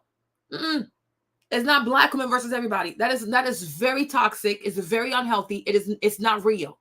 Okay? Because in this story, it's a Black woman who preys on another Black woman. A Black man was not involved. A white man was not involved. A white woman was not involved. No Latinos were involved in making this movie. Okay? It's a Black woman versus a Black woman. And the real problem is, as we'll see, one has one culture, another one has a different culture. One has one mindset, another one has a different mindset. One has a certain lifestyle, the other one has a different lifestyle. So because of that, these two are at odds, although they're Black women. Because culture matters. Culture matters. Your mindset matters. Your behavior matters. So just because you put a bunch of Black women together does not mean that they will be in agreement. No, because we're all different. We are very different people. Exactly, Kevin. Even class. Because class matters too. Because some people hella ratchet. Some women are very violent. They are loud. They are violent. They are aggressive. And then you have other Black women who are very calm, very poised. You know, they're very chill. And those two are going to clash. So you can't sit here and say, oh, it's Black women versus everybody. No. No. Because no Black man was involved in making this movie, right? It's not a Black man who forced you to go from this to becoming a homosexual. Okay, you allowed a woman with a different culture, a different mindset, different behavior, a behavior that is very different than your culture, right? To bully you into a lifestyle that you knew nothing about. So that's it. There are a lot of Black men out here who would see you not even get involved. They're not against you. So stop saying that weird shit. There are a lot of Black men, they wake up in the morning, they're trying to take care of themselves. They're trying to survive. Nobody's thinking about you. Because when you say things like, oh, it's Black women versus people out here, child, you are a narcissist. A lot of people wake up, don't even know that you exist. Okay? People have issues. Right now, there's inflation. People are trying to make money. People are trying to pay their groceries. People are trying to survive. Stop thinking that everybody's thinking about you. No. So you're like, no. If you currently have strife in your life, most likely it is not because of skin color, it's not because of gender, it's because of your mindset. You don't have the same culture as the people that you are opposing. Y'all don't have the same culture. That's it, that's that. And we got to stop making it seem like, oh, every Black woman has the same culture. We do not. We do not. And when you hang with people who don't share your culture, it's going to lead to some serious conflict because you don't have the same culture. You don't have the same culture. I don't know where she's from. I don't know. We're not a war gang. Not a war. We're not a war. Don't speak that over your life. Don't speak war over your life. Like that's just attracting like conflict, tense type of energy. No. Every day we wake up, we are waking up to try to become a better version of ourselves. That's it. I'm not a war. I'm not a conflict with no one. Discerning better. I thank you so much For sure. There. Yeah. This is my soul sister for Okay. sure. And God allowed it to, and it's crazy because I actually met Princella through Yanni's platform when I was on Yanni's page and she hopped on. And I didn't get when she was talking, it went like the stuff she used to say in the beginning was wild. And so I wasn't really rocking with that, but I was like, okay, we were open-minded to it. So I did decide to follow her on YouTube. So when she got mixed up in the manosphere, this is me going through everything and how I met Princella and how it ended. When she got into the manosphere, of course, I'm in the manosphere space, and I left the manosphere space after, coming on Yanni's live, and then I somehow find myself back. It's kind of like Stockholm syndrome. You can't get enough of them little annoying guys, but you like kind of like fighting with them, right? When I saw her in the space and I saw them running her off the platform, I said, you know what? I have a platform. Why don't she come on to my show where it's more women based?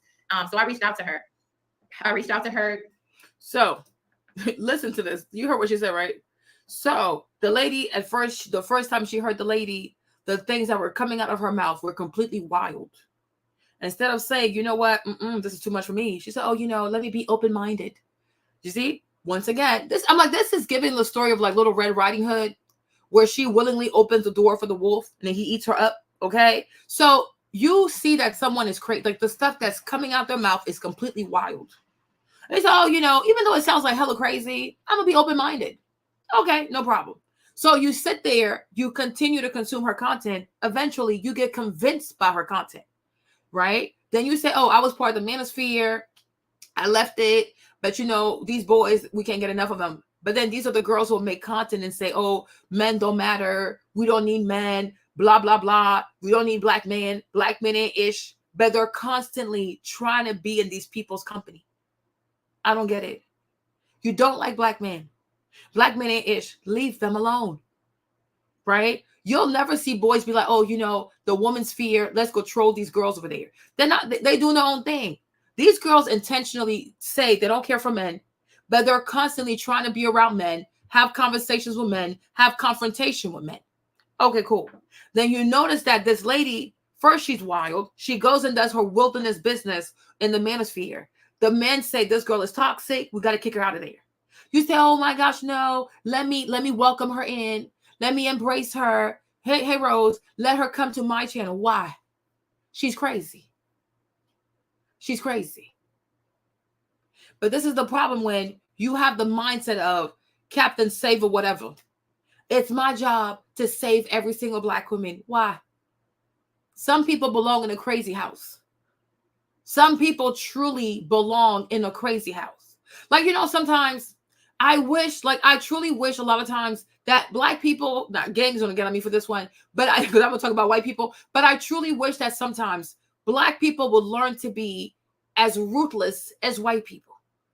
White people, if there's a famine, they're not opening the door, okay? Because it's about them first. Do you ever see white people out here like be nice to other people, like show you how to make money, how to enslave other? No. Because they want to keep themselves at the top. They value self-preservation. That is one thing about these Europeans that I do admire. They value self-preservation. You can call them mean. You can call them colonizer. They don't care. They're not going to stop because they value self-preservation. Even when a white person starts being a philanthropist, they only start giving money to the poor once they become billionaires. If they're not billionaires, they're not giving you money because they're still trying to build their business, right? You're out here, you're vulnerable, right? No, like I'm being serious. You hurt this woman. Something in you said, no, this is crazy, right? This woman is too much. But you know, no, I'm open-minded. Why? Because you're focusing on skin color and her gender. Because if it was a Black man and he had said those wild things, you never would have said, oh, you know, he's a Black man. Maybe he's having a moment. Let me be open-minded. Because you worship skin color and gender. And one of the main issues that I have with the Black sisterhood, without even realizing, these girls are practicing idolatry. They are practicing idolatry. It is a weird form of witchcraft, but it's definitely idolatry. Because when you see someone and say, oh, because you are a Black woman, even though you're crazy, right? I'm just going to be open-minded, because she's a Black woman. So you prioritize her Blackness and her vagina. But if it's a Black man, you'll be like, well, I don't care. He could die. You will not have the same empathy. Isn't he also not Black? But because the Black sisterhood is a cult. And in that cult, there's never accountability. You never hold these people accountable because they worship their skin color and they worship their gender. Otherwise, from the jump, if we're being honest, God showed this woman, this girl is dangerous. The man in the manosphere, even though sometimes they can be crazy sometimes, but they're not always lying. They're not always lying. The manosphere warned these ladies about Derek Jackson. They chose not to listen, right? The manosphere, if some of them can be extreme, that's true, right? But there's also some men in the manosphere who are sensible and who make a lot of sense, right? So if the extreme, like if you have all types of men in the manosphere who threw this woman out, there is a reason. There is a reason. But no, you think because you are a Black woman, you have these magical powers and you know better than these men. You understand? Sometimes, even ourselves as women, if we are honest, we can say, my husband told me so. My daddy told me so. My brother told me so. My male cousin told me so. A lot of times, we as women, men will put us on game. Like, be careful. Be careful. There are a lot of women, if they can have the courage to be honest for 30 seconds, they will say to you, you know what? When it came to this girlfriend of mine, my husband told me, be careful. This girl, she don't like you.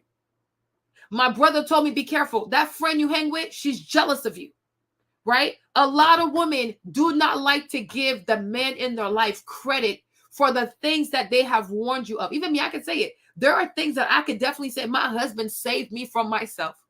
I think the other day I had to say thank you to him. I said, wow, Jimmy, like you really saved me from myself. Okay. Because sometimes as a woman, you can be very foolish. And you think because you have degrees and you have education that, oh no, nobody can scam me. Nobody can, oh child, anybody can be scammed. Anybody can get scammed. It don't get you. You can have a PhD and get scammed. You can have a GED and get scammed. Anybody can get scammed. But there are things that my husband said to me, and he was right. He was right, you guys. He was right. Hand on the Bible. He was right. I said, yo, you saved me from myself. Oh my God. This man told me, Marlene, don't do it. Do not do it. Did you think I listened? No. There were times I did listen, right?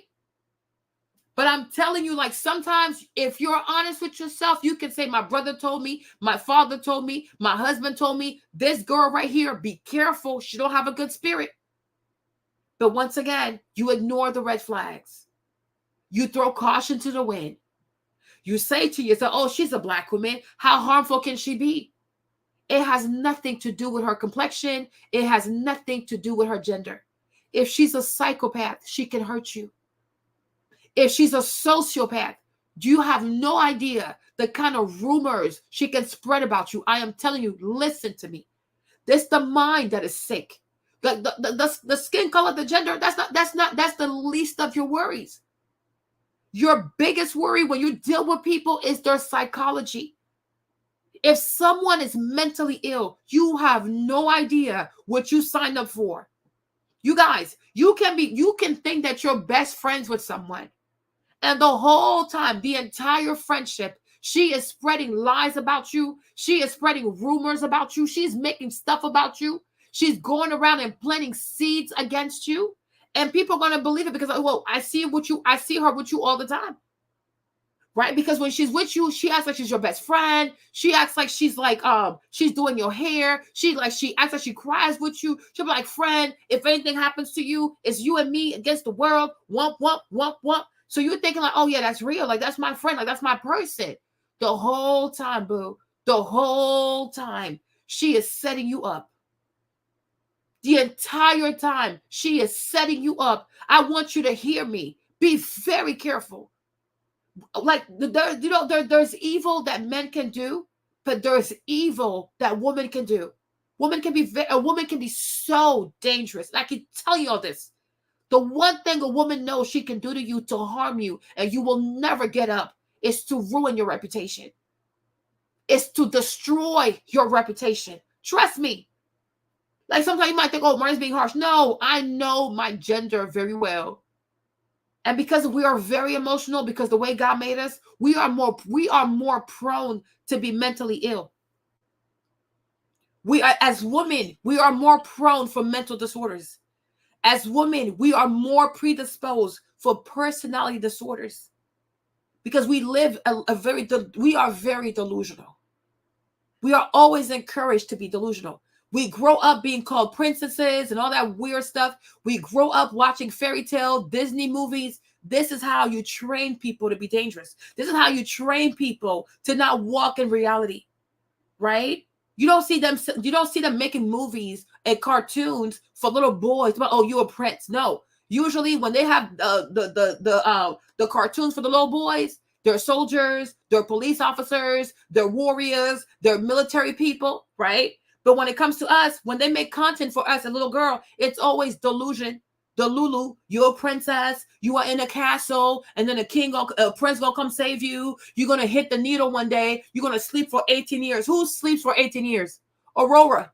Okay, Sleeping Beauty. That heifer slept for 18 years. And somehow a prince came and kissed her. Then he saved her. All this weird crap, this foolish crap.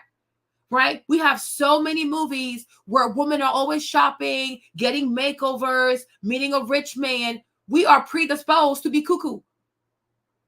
Like you keep making this kind of content and you keep feeding this kind of content to a woman, to a female audience. You are teaching them to be delusional. You know what I'm saying? Our society grooms us to be deluded people.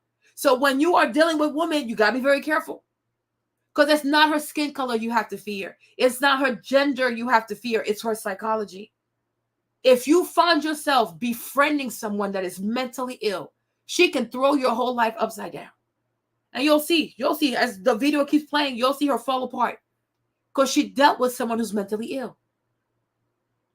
But she didn't consider that, because for her, the big bad guy is the black man. The demon is the black man. Satan is the black man. So when you think that evil only comes in one way, one form, one shape, you know, you drop your guard because you say to yourself, there's only one form of evil. No, there isn't. There isn't, right? You say it's either this or that. It's, oh, the black man is bad, black woman is good. Says who? Says who? And it's a very reductive way to look at life. It's a very reductive way to understand human nature. Your job as a person is to understand human nature. It is not to bond with people based on trivial shit like skin color and their gender. Nobody cares about skin color. Nobody cares about your gender. We do not care. I don't care.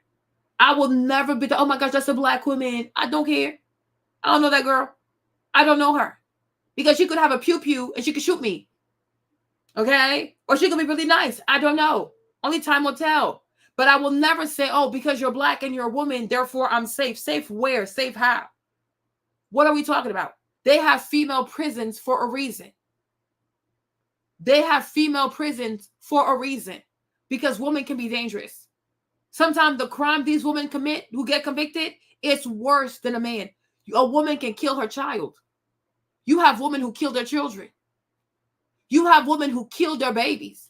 They shove babies in the fridge. There's this other woman, they arrested her. She starved her 5-year-old. Okay? Some of these crimes that some of these women commit, even a man wouldn't do that. But they would, though. The majority of people who kill children are women. Okay? The majority of people who murder children are women. Okay? So a woman might not feel safe next to a man, but children do not feel safe next to women also. Okay, let's talk about it. There are crimes that I see a man would never do such a crime, but a woman would. So it's like when you get older, you recognize that the psychology of a person is everything. Somebody could be seriously mentally ill. They could be seriously damaged in there. And you are welcoming them in your life because, oh, she's a woman. She's a what? You're crazy. You are really crazy. She said, you know, yeah, I'll get back with you when I get out of town. When I get back from in town, I said, okay, cool. Whatever, right? It wasn't until, you know, I was in a group chat with Daryl Long and other people, and they were talking about Princella and how she's been in this space, how she was on certain people's platform and getting into it with people and running off. And Aaron O's channel, she was on Aaron O's channel, and somebody came up there and ran her off and whatnot. And so I was like, well, you know, we were talking about it and they were talking. So she did pop up on my my timeline, and it was like a screenshot of her from her live. She was looking kind of scary. And I'm going to talk about that because, you know, that was something that was made me feel guilty. Because I said in the group chat, we're all like laughing about certain things. And I was like, damn, look what popped up on my Snapchat, on my timeline. Like, it's Princella. She looks scary. And it was the screen grab of her in a peach or some type of fruit in front of her. And she's about to devour it. So I was like, oh, I'm joking. I'm taking it way back, Robbie. Robbie was in the group chat. You know what I said? It was something lighthearted, but you know, it was something lighthearted. It wasn't malicious when I said it.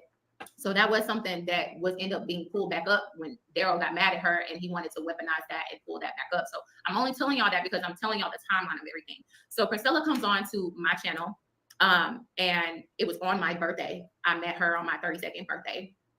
And, you know, we talked a little bit before the show started. I was telling her how, you know, I was being spoiled by men that I was dealing with for my birthday. It was really treating me out. It was really taking care of me. You know, they wanted to make sure I was good. Like, I'm like, it's dudes that'll drop $1,000 on you for your birthday. It's guys that will do things for you for your birthday. Mm-hmm.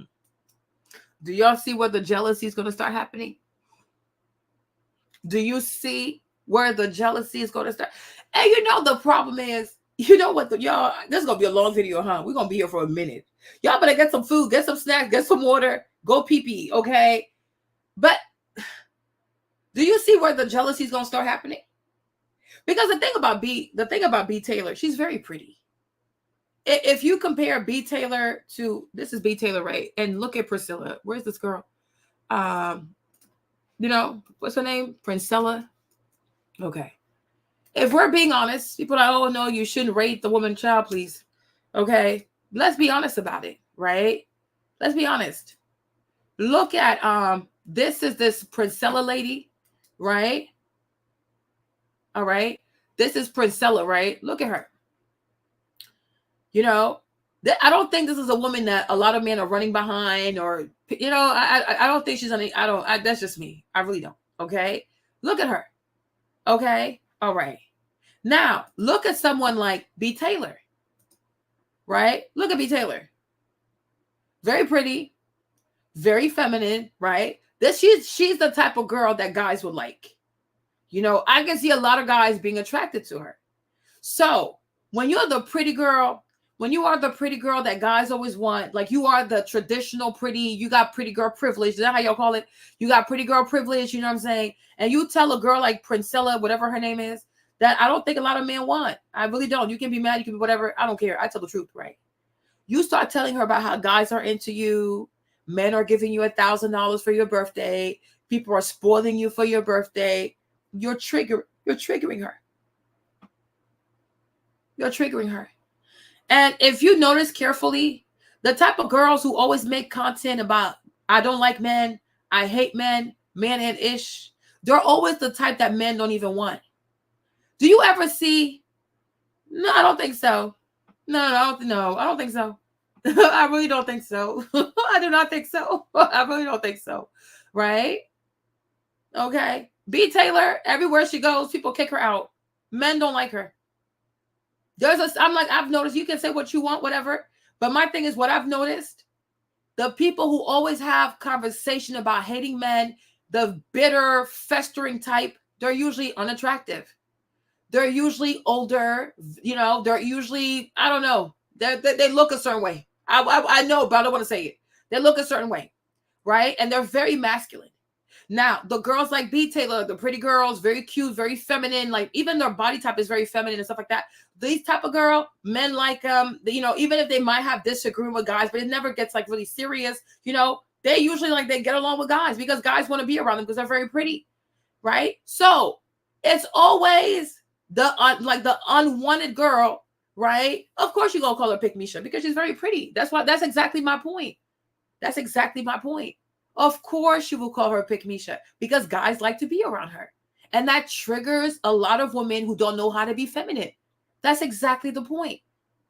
Right? Like you will never see a girl, like you will never see what's that girl's name? Right? Like if we're being honest, right? You will never see someone like Lori Harvey make content about I hate men, man and shit, because she's on the wish list. Right? No, a lot of them are unattractive. Don't lie to them. They're unattractive. Unless they wear a bunch of makeup, bunch of weave, bunch of lashes. They're not like, oh, I roll out of bed and I'm like, yeah, I'm that girl. No, do not lie to people. It's okay. Okay. We know there's a type of girl. There are types of girls out here. They roll out of bed, makeup on, no makeup on. People are like, yeah, she's beautiful. It's okay. We're grown. Okay. We are grown. It's okay. Right? There are girls that have pretty girl privilege. And the girls who are usually pretty, very seldom would you see them make content about, I hate a man, I don't like a man in this, man in that, because they are desired. They are desired. Even if this guy breaks her heart, don't act right, she knows within 5 minutes, there's another one and probably a better one. Because these are not girls who have to wait for dates, beg for dates. They ain't got to do all of that. Hey, Carol. Okay. They ain't got to do all of that. Yeah. The wish girls, the wish list girls, they never talk too much. And so the girls who don't know how to compete, the girls who don't know how to be feminine, the girls who don't know how to work on their weight, the girls who don't know how to flirt, they usually call these girls pick-me-shit because they're haters. Because who don't want to be picked? I say this all the time. Who doesn't want to be picked? I'm like, what the heck? You are listening to this content because you were not picked. Why would you listen to a girl like the Princella? All this, I hate men.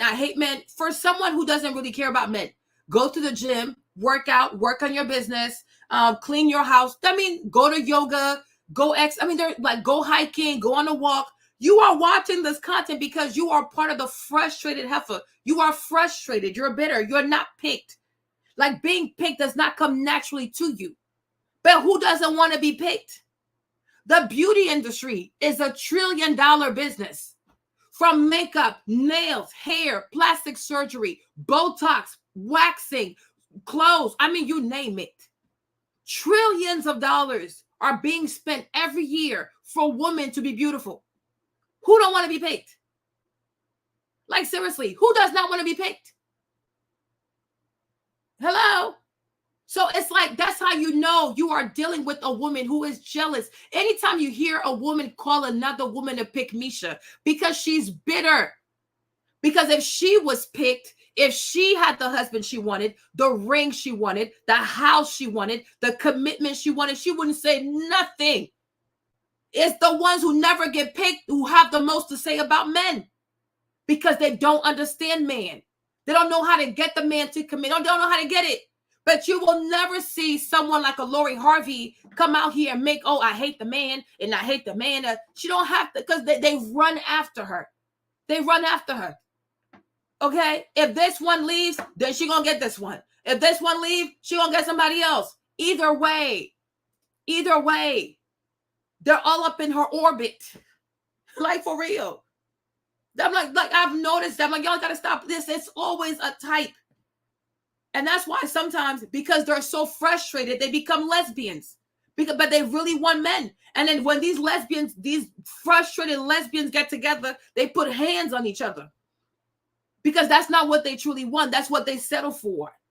Okay, she could be trash, no problem. Lori can be trash, whatever. But my thing is, you will never see a girl that looks like Lori Harvey pick for love, pick for many things. That's the thing, right? Why call somebody a pick-misha? Why do you care? Because you wish you were picked. And that's what I have learned about people. People want things, but when they don't get those things, they start talking bad about it, right? A lot of women want marriage, but when they don't have the marriage, but oh, it's just a piece of paper, it's just a contract, right? But if you were married, you wouldn't say that, right? A lot of people are, oh, but when you're married anyways, what they say, you can be married and you can still be a single mom anyways. No, she's not a single mom. You're a single mom. People have a tendency of talking crap about the things they wish they have, but they don't have. Stop it. Stop it. When it comes to weight loss, oh, why would I lose weight? I love myself. I love my big self, body positivity, right? But as soon as she gets some money, she's running to the doctor. Because the whole time she wanted to be skinny, but she didn't know how to be skinny, right? How many of these big girls are not doing VSG? They're not doing Ozempic. They never wanted to be big. Nobody wants to be big. But when you don't know how to lose weight, you talk crap about it. Oh, why would I lose weight? These are not real bodies. These women don't have girls. Shut up. Shut up. You know damn well that when you're skinny, people treat you better. You know damn well when you're skinny, everybody treats you better. Right? She said, what? Pick-misha make it bad for all? No. They don't make it bad for you. They have a husband. They ain't hurting. How they bothering you? How does a pick-misha bother you? You want to say that? Look at the what is that hypocrisy of it all? A pick-misha makes it bad for all women, but sex workers who give out free sex and free punani don't make it bad for you. Girl, bye. Girl, bye. Some of y'all, you need a cure. You need a medical cure. You seriously need to be treated.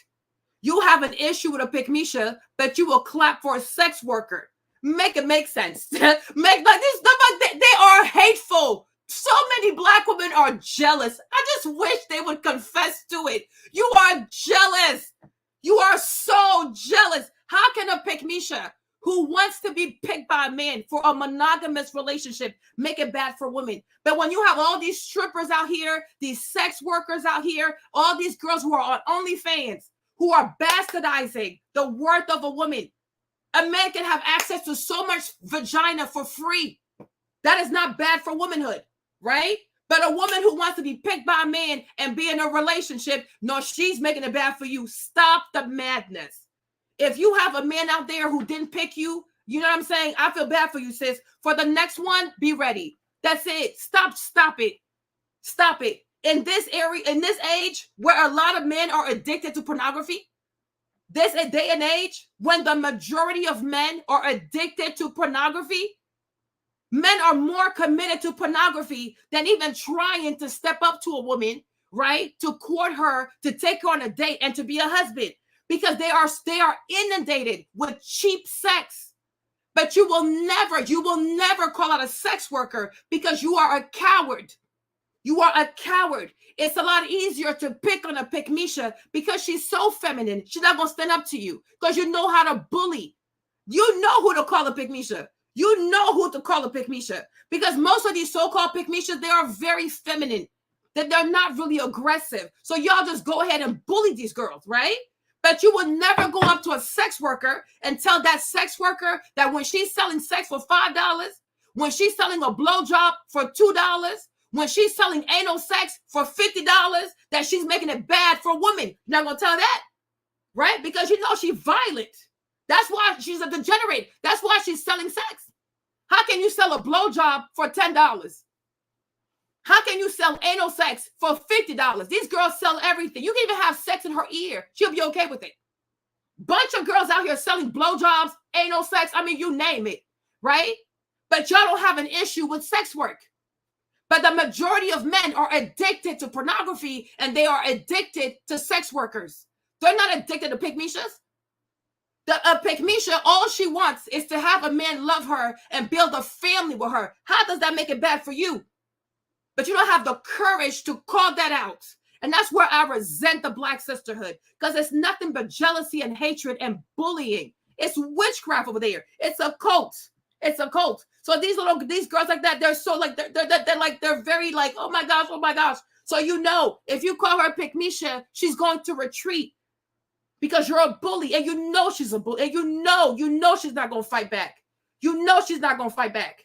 Right? Like me, Princella, Princella, whatever her name is, she never could have tried this shit on my ass. You're not about to take me from being heterosexual to being a lesbian. I wish you would. I wish you would try to put your vagina on my face. I wish you would. When I tell you, you and I will tussle in this house, you wouldn't even know what hit you. Okay? They know who they prey on. They know who they prey on. You prey on these pretty girls who don't know how to stand up for themselves. You prey on these pretty girls when they're at their lowest, right? Because you know that these girls are desired by men. They are desired by men. And because you also want to be a man, you want to fight the man to get to the woman.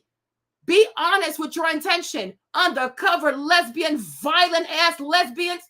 Okay? Only a lesbian will tell you, oh, why you want to be picked by a man? Because I love men. I don't like vagina. The freak. What the heck? The freak. Why would I not want to be picked by a man? Like, what the heck? What in the world? Like, make it make sense. Make it make sense. Do not let anybody bully you, y'all. Don't let people bully you. Don't let nobody bully you. Don't let nobody shame you. Okay? It is perfectly normal.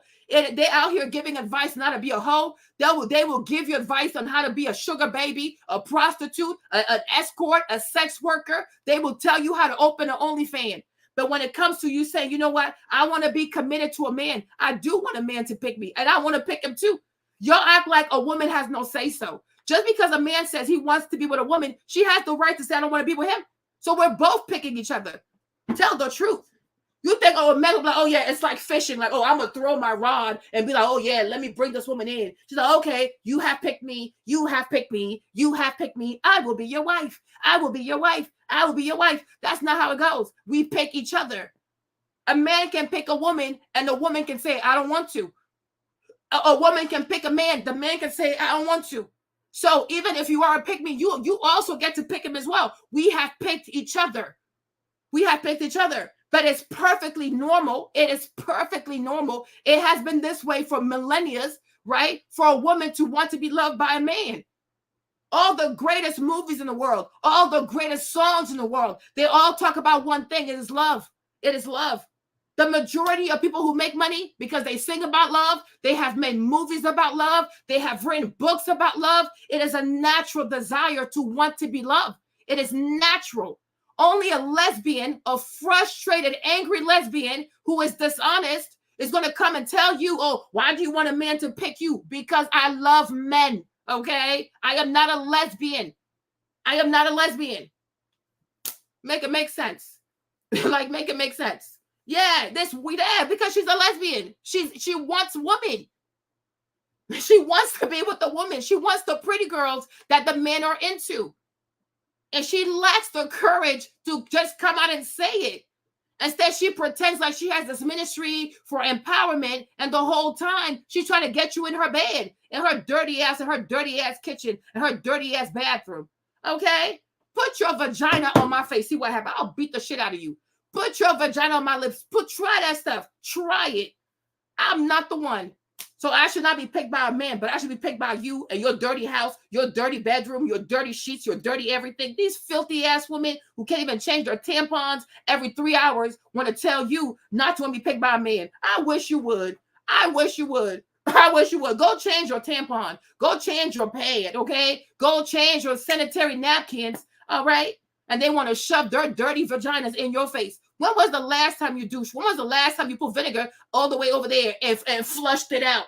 And flushed it out. I will choose a penis. I will choose a well-circumcised penis over a dirty vagina, okay? A dirty vagina. Like, y'all crazy. Like, no, they are crazy. They are unhinged. Because nobody wants to check these girls. Everybody walks on eggshells around them. They're bullies. The majority of Black girls are bullies. They are bullies. And everybody walks on eggshells. I don't fear nobody. Try me, see what happens. Try me, see what happens. Okay? I will take a well-circumcised penis, okay, over a vagina. I don't want your vagina. I don't want your vagina. What in the world? What the heck? Like, make it make sense. That. A lot, and I'm telling you, it's on TikTok. There is a dangerous population of them on TikTok. I kid you not.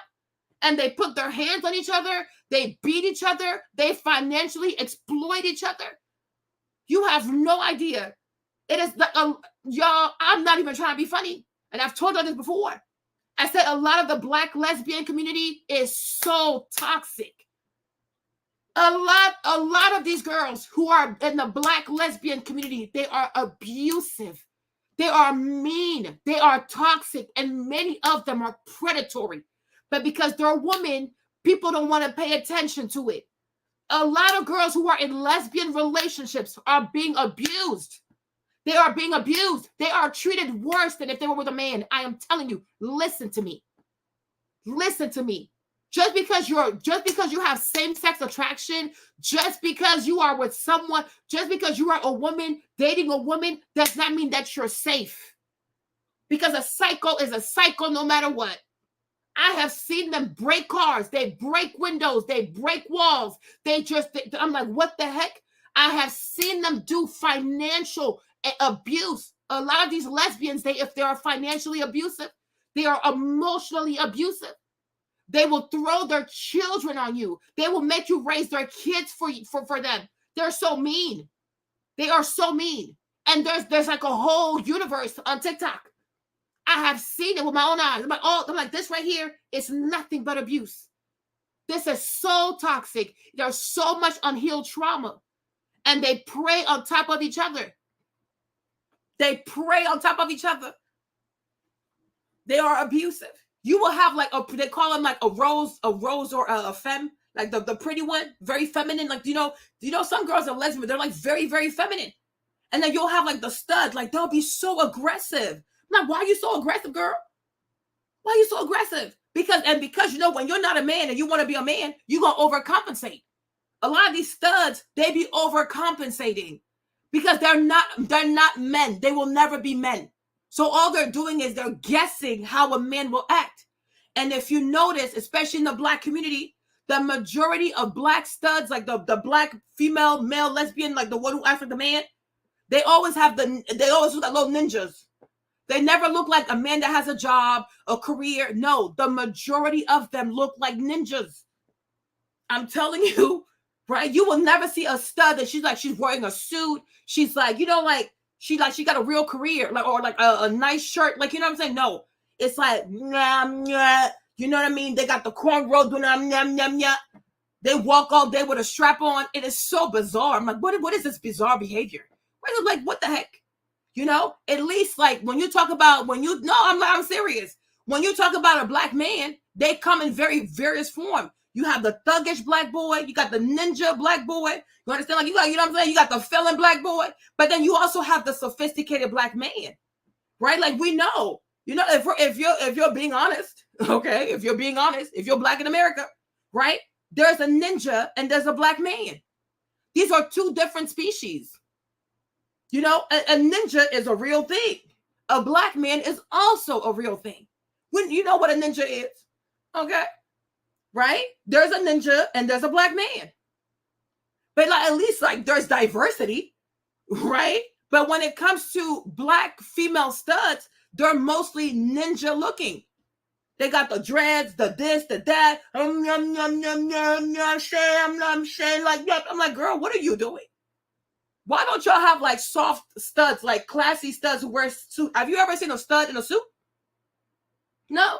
Most of the time, it's ninja behavior. Dreadlocks, bunch of tattoos. They got gold teeth, the grills. Like, they just want to be toxic hood boogers. They want to be toxic hood boogers. It is very seldom. I don't know. Y'all can tell me I'm wrong. Okay? But it's very seldom that you will see a black woman who's a stud and who like, you're like, wow, like that's a very handsome stud. Like, you are very beautiful. Like, you are well put together. Okay, that's what's up. No, usually it's ninja behavior. Yeah. There's this one girl, there's a show here, Hoochie Daddy. Hold on, let me show you. Let me show you what I mean. Let me show you what I mean. Hoochie Daddy. Oh, there you go. Yo, I saw this. You see? There you go. This is it. This is what you get. Like, this is what they want to be like. They're not trying to be a better version. Like, oh, you know, let's give you a better version of black men. You know, let's be better. And we're masculine women who are attracted to women, but we're gonna give you like a better version of what the black men could have been. No. Look at this one. Okay, they be on some weird. I'm a therapist. They want to be ninjas. They don't want to be black gentlemen, like black gentleman stud. How would you say it? I don't even know how you would say it, y'all. I hope you get it. But look at this. One day I was watching this. Jimmy was like, Marley, what are you doing? You see? Like, this is crazy. This is crazy. You're not going to see not one in a suit. No, everybody's like, oh, you see? They want to be ninjas. They want to be ninjas. And because they want to be ninjas, they become toxic just like ninjas. It's just that they're born women, but they have ninjas mindset. That's why I tell you, everything is about psychology. Just because you're a woman does not mean you can be harmful. And there was one scene in here with this young girl. She was very soft. Let me see if I can find her. Well, I got time today. Y'all, I see everything. They were asking her weird question. Here, her. You see? It was very weird how they treated her. This one, they're like, oh, do you wear heels? Do you like to wear a thong? I'm like, what you about to do? Assault her? It was weird. It was so weird. Hold on. Y'all. Hold on. Let me see how fast this goes. And like this one right here. This one was, you see, this one right here, she was weird, y'all. She was weird. When I tell you she was giving all kinds of Predator, it was bizarre. She was asking this young girl weird questions. And I said, oh my God. If you guys put this girl in the house, what y'all gonna do to her? Give me a second. Look at what she asked her. Listen to what she asked. You started self-teaching, right? A little bit. I don't like to draw, like, I can't draw straight from my mind. I'm like, baby, since you are not. Step over to the section in the left. Number 9, number 10, and number 12. Let's go, bitch. How she got you together?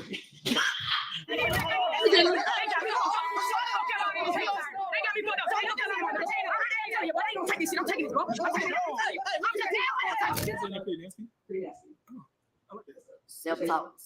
So yeah, I've been teaching myself 3 years.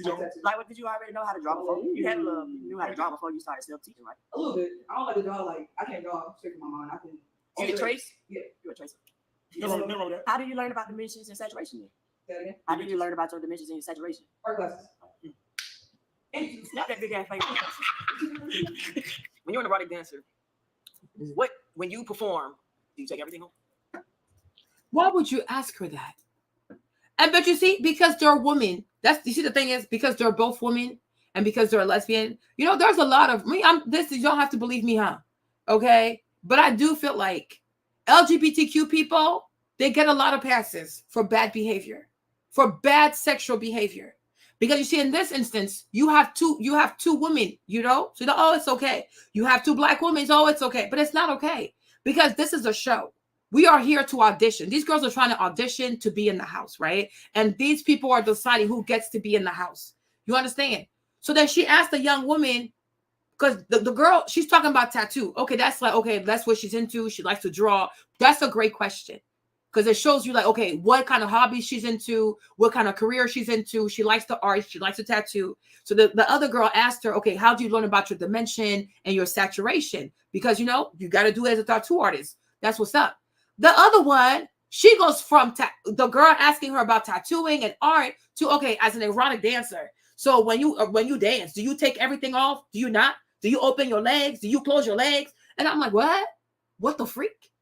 Right? But I'm like, if a man was asking that, if a man who's audition, like this woman is coming here to audition, and a man was to ask her, oh, as an erotic dancer, do you take off all your clothes? Do you dance with your legs open? Do you dance with your legs closed? I'm like, you are completely out of line.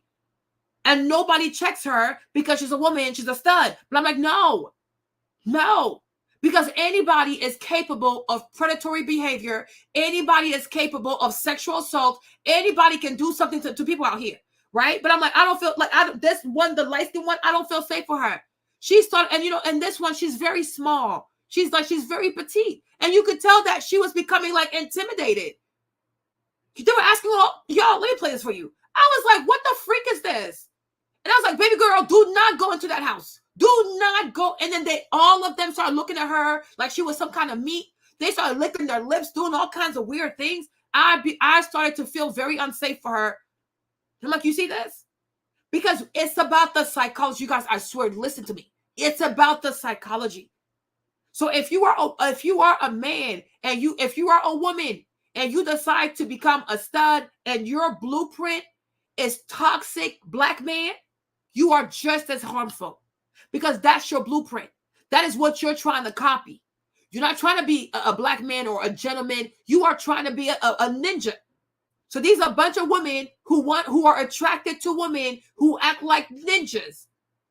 And therefore, they are just as toxic. They are just as obsessed with sex. They are just as promiscuous. Do not think because a woman is a lesbian, she cannot be promiscuous. She can be like whatever a ninja will do, she'll do it too. Because that's her blueprint. Like, that's what she aspires to be. And I say for me, I don't know, I have yet to see it. Maybe you can correct me. But I have yet to see some black studs who are very classy, very professional, wear a suit, and don't have all this aggressive behavior. So all this aggressive sexual tension with them. Like, what is your problem? What is your problem? Let me keep playing the video. I down to my phone. No, I'll wear pasties. Thong and pasties. So closed legs or open legs? Depends on the outfit. Depends on the theme. Period. Just in general, closed legs or open legs? What's this freaky ass shit you're talking about? It's the definition of a match. Right. I'm not even that. Closed leg. It's just pick one. Closed legs or open legs. You see, and do you see the girl's body language? The young lady's trying to be scared. She's like, wow, because she found her attractive. She wants to do something with her. So she wants to see how loose the young lady is. And you see the young lady, she's starting to get scared because she's like, oh, well, it depends. She's like, no. It's a yes or no. I need an answer. Closed leg, open legs. Closed leg, open legs. I'm like, what the heck is this? What is this? She already gave you an answer. Back the fuck off. Back the fuck off. She gave you an answer, girl. What the heck? Do you open your legs? You close your legs. What the heck? Because she's trying to see what she can do to that girl. And nobody's going to check this girl because she's a woman. But this behavior, if a man acted like this, it'd be problematic. And even for me, it is still problematic. What kind of show is this? This is crazy. This is madness. You are a weirdo. You predator. Check everything on. I'll get down to my phone. No, I'll wear pasties. Thong and pasties. So closed legs or open legs? Depends on the outfit. Depends on the theme. Period. Just in general, closed legs or open legs? What's this freaky ass shit you're talking about? It's the definition of a match. Right. I'm not even that. Closed leg. It's just pick one. Closed legs or open legs? Closed legs don't get fed, so open legs. Okay. I mean, it's like. You want to go to the next person? We have a time limit, so we will. I want to go into that. Oh, Right. That's what I wanted to ask too. Y'all some nasty. Hold on, wait 1 second. When you say thong, like G-string, like G-string. So everything out. Oh my God. Do y'all hear this? Do y'all hear this? So because then you look at her body language, like this one right here. Look at her body language, right? She's very uncomfortable. So she walked away. The other big one that looked like a WNBA basketball player, she said, "Oh, come back, come back, come back, come back." When you talk about thong, like is it like a G-string? I'm like, you are denuding this girl. I don't know if it's in Cali, Kevin. I don't know. It's called Hoochie Daddy. It's some weird show. Okay, but do you like? I'm like, if a bunch of men were sitting there and doing this, everybody would be screaming, "Predator! You are a predator! Sexual assault, sexual abuse. This is weird. This is weird." Like they're sitting here and they're picturing her naked. That is so dehumanizing. And these are women doing that to another woman. These are black women doing this to other black women. Okay, so I'm like, this is predatory behavior. And nobody checks them. Oh, it's only the black man who's bad. No, this is bad too, because it's the psychology. Anybody who wants to identify as a ninja is a threat to society. Okay? This is, James was like, Marlene, what are you watching? Like, I was like, Jimmy, this is crazy. How a woman allowed to treat other women this way. That's why I don't believe in this whole black sisterhood. No, there are black women out here who are predatory. They are predatory. They are predatory. There are black women out here who have raped other black women. I don't care what nobody says. But you watch this young sister's behave, body language, she is scared. She feels very unsafe. But she wants to belong so bad in the black sisterhood, in the black lesbian hood. She's not even understanding, like, yo, F this. This is a ratchet show. You don't need this show, baby girl. You don't need this show. Nobody should ever ask you in front of people, do you open your legs? You close your legs? What the heck? Where is the sisterhood in this? Where is the sisterhood in this? You have no idea if this young black girl was ever sexually assaulted. You have no idea. You have no idea. But you are sexualizing her like this? You are sexualizing her like this? You are like, you're sitting here and you're trying to imagine her naked. Why? And you do it in front of everybody. How are you making her safe? Because now that she said this, she come in the house. She's not going to wear no G-string. She come in the house. She going to open her legs. What kind of penitentiary is this type of behavior? Is this? Like, what is this? What is this? But if black ninjas were acting like this, y'all would lose your mind. You guys say, oh, it's black women against everybody. No, whatever. Okay, you by yourself. You gotta watch out for everyone out here. You gotta watch out for everybody out here. I saw this. I was so disgusted. I was like, if I was there, it would have been a problem. Do not talk to her like this. Don't ask her those questions. What does this have to do with being in a show? Oh, it's Hoochie Daddy definition. What the freak? So what is so when they go in the house, y'all gonna start recording porn and doing weird things to these girls? Like, what is this weirdo behavior? This is insane. Like, look at her body language. Like, she's very uncomfortable. She doesn't feel safe. Closed legs or open legs? What's this freaky ass shit you're talking about? It's the definition of Hoochie. And you see, now this guy, he intervened. Like, what is this freaky stuff? Like, why are you asking her this? Why are you asking her this? He's the only one who stood up for her. He was like, what is this stuff you're asking her? Like, what? Like, he was confused. Like, where's this conversation going? It took a black gay man to step in and be like, okay, what are we doing here? But these two right here, oh, they love this. They love this. They're a bunch of weirdos. They're a bunch of weirdos. Even her, I went on her Instagram. She's a whole weirdo. Like, you weirdo. Trying to be something you would never be. I'm not even that. You know, Closed legs. It's just pick one. Closed legs or open legs. Closed legs don't get fed, so open legs. Okay. I mean, it's like. Well, since you gotta go to the next person, we have a time limit, so we will make sure. I want to go into that. Oh, right. That's what I wanted to ask too. You know? Y'all some nasty. Hold on, come back. Run for 1 second. When you say thong, like G-string type, like G-string. So y'all, everything out. Little triangle, string. Oh my god. Ask it out. You mind getting feminine for the ladies when you on show? I don't want to. You know, I started that shit. I started this barbecue business. So what do you consider yourself as more of a STEM or masculine presenting, like?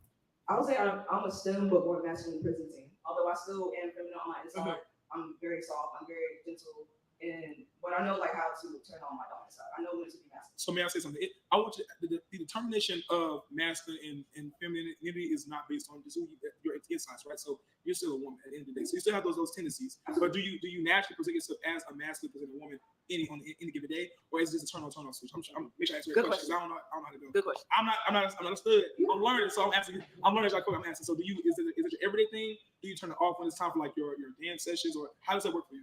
So for me personally, every day I'm masculine. Every day I'm comfortable masculine.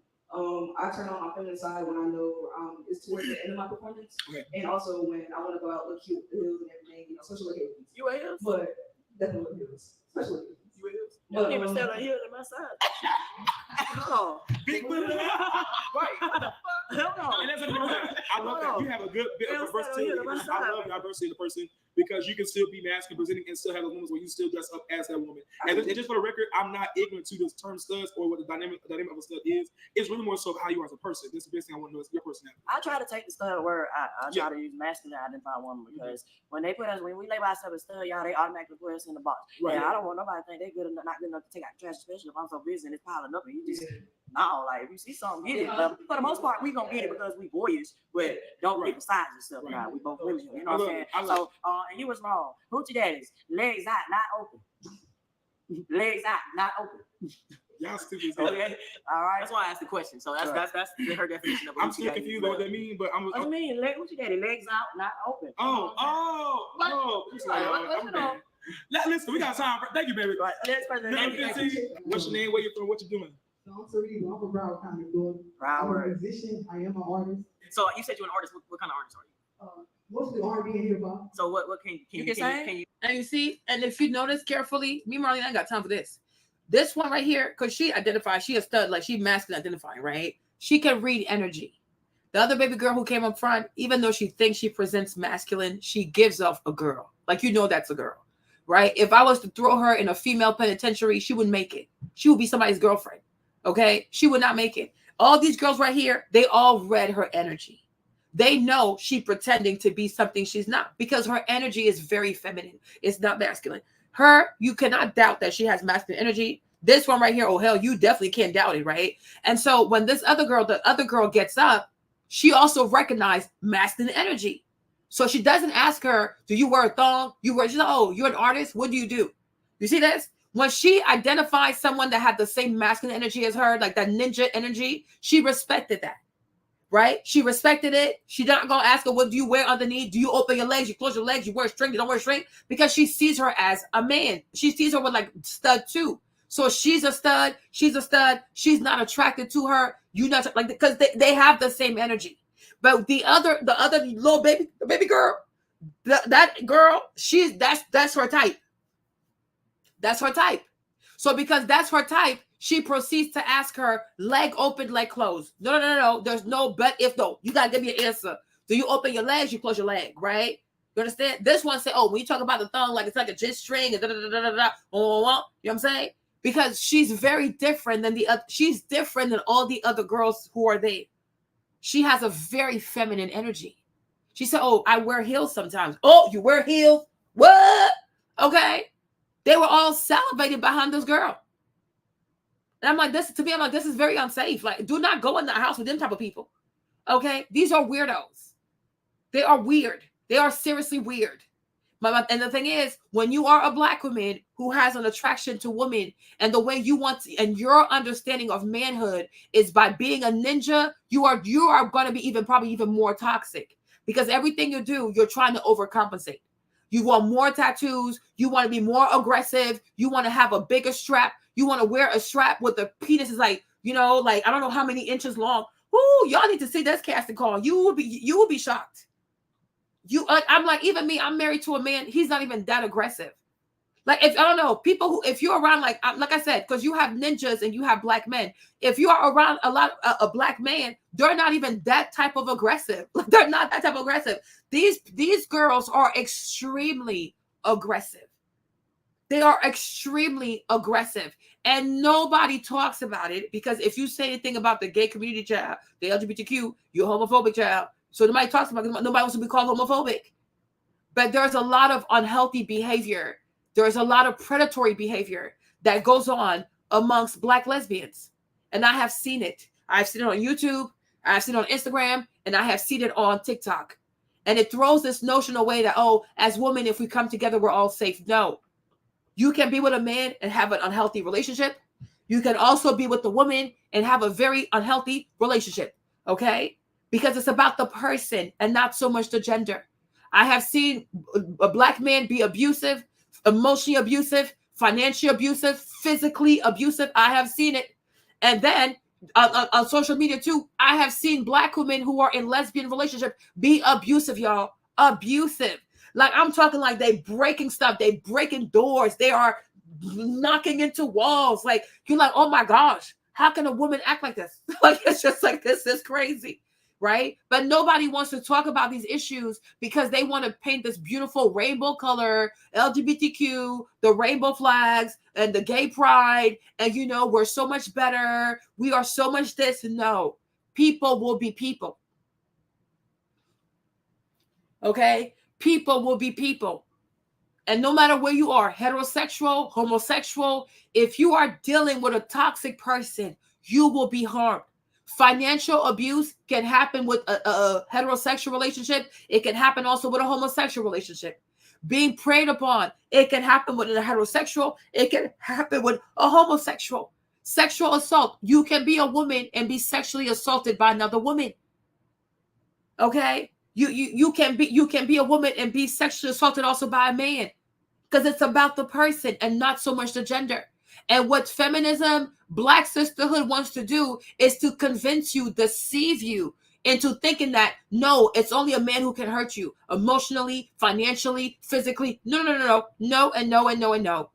Because why does a woman who wants to be attracted to men, why is she so obsessed with being a ninja? Bunch of tattoos, bunch of dreadlocks, bunch of gold teeth, pants are sagging. Like, what is this? What is this? Why don't you look like somebody who wants to be somebody in this world? Like, you can't wear a suit. You can't wear a suit. You can't be a gentleman. Like, you can't ask like nice questions, professional questions. Like, why you can't act like this? Because they have a toxic paradigm. They have a toxic perspective. They have a toxic mindset. It's nothing but a bunch of unhealed trauma over here. Can you sing a little something? I was like, it was like, hold on. What else I can show y'all? Sing me something. Can you do a little? This is how AI optimizes my schedule. This meeting got canceled. Hooray! We didn't really. How are you? I just made 40 posts at 2 Oh, y'all look so good. Eddie, the 70s. You so excited. Too much, you know, I spend money on my jewelry. It's small, but it's real. It's small, but it's real. You understand what I'm saying? Okay. We outside. DC in the building, baby. How you coming up? How you coming up? You so pretty. Oh my God.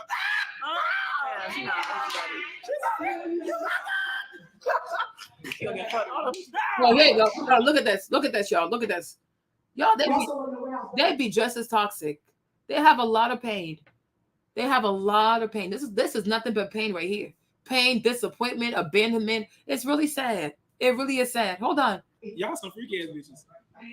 So being that you're an exotic dancer, and I got this question because this is a hoochie daddy. So when you perform, what type of attire do you wear? Who are you when you perform? So I'm Jane Doe when I perform. I came out as a friend when I first started dancing. So everybody knows me as one of the Jane Doe, but I can be So you give. And you see how every time when there's a smaller girl, more feminine, more skinny, very thin, they always revert back to sexual questions. Do you notice this? I'm telling you, I gotta watch the whole thing.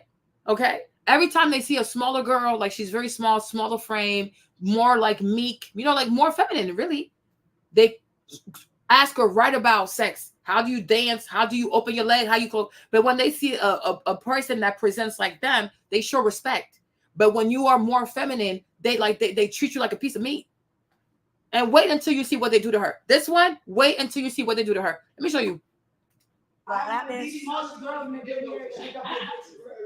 scared of you. Pick them up like how? Pick up number 20. Pick her ass up. Oh shit! Pick up! Oh shit! Wait, there we go. Oh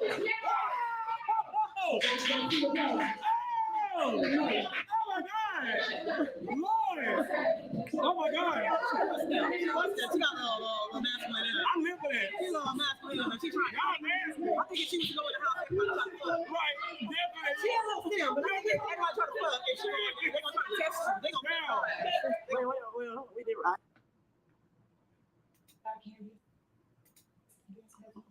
So you give out that bitch. I'm scared of you. Pick them up like how? Pick up number 20. Pick her ass up. Oh shit! Pick up! Oh shit! Wait! Whoa! Look at this. What's feminine about this behavior? Like, I'm serious. I'm like, y'all, I swear. Like, what is this? Like, y'all, because I'll be watching stuff, man. That maybe the stuff finds me. But these are two girls. These are two, like, look at how they're conducting themselves. But if a man was involved in this melee, whatever this is, it'd be all kind of sexual assault, sexual this, sexual that. But these girls are allowed to act this way, completely out of order. This is to be on a TV show. This is for a job. Like, what are we doing? What are we doing? This is so toxic. Okay, now look at this. Look at this. Look at this. But imagine if a man, yo, I find on YouTube. Imagine if Diddy did this. Like, imagine if 50 Cent did this. Imagine if any man did something like this to young women who came to audition to be on his show. Okay, they want to talk about making the band, child, making the band and walking around New York for some cheesecake and cheesecake. Ain't got nothing on this. I was watching this, the whole time my mouth was like, I was so confused. I was like, what is happening? Look at this. She's locking this girl up. She has her locked. Her head is stuck right here, and she has her legs locked. I'm like, this is madness. I'm like, what? Even like, I'm like, men don't even act like this. What is this? Oh my God! Lord! Oh my God! She got a masculine in her. I'm living it. She's on masculine in her. She trying. I think if she was to go in the house, everybody try. You see? And look what she said. She said, oh, if she was trying to go if she was in the house, everybody would try to what? You see that? So that house is for something else, right? Predatory behavior. Okay, look at what she said. Read what she said. She a little stem, but everyone they're gonna try to test it. Isn't that predatory? Doesn't that not sound like what people do in prison to people? Okay. My God.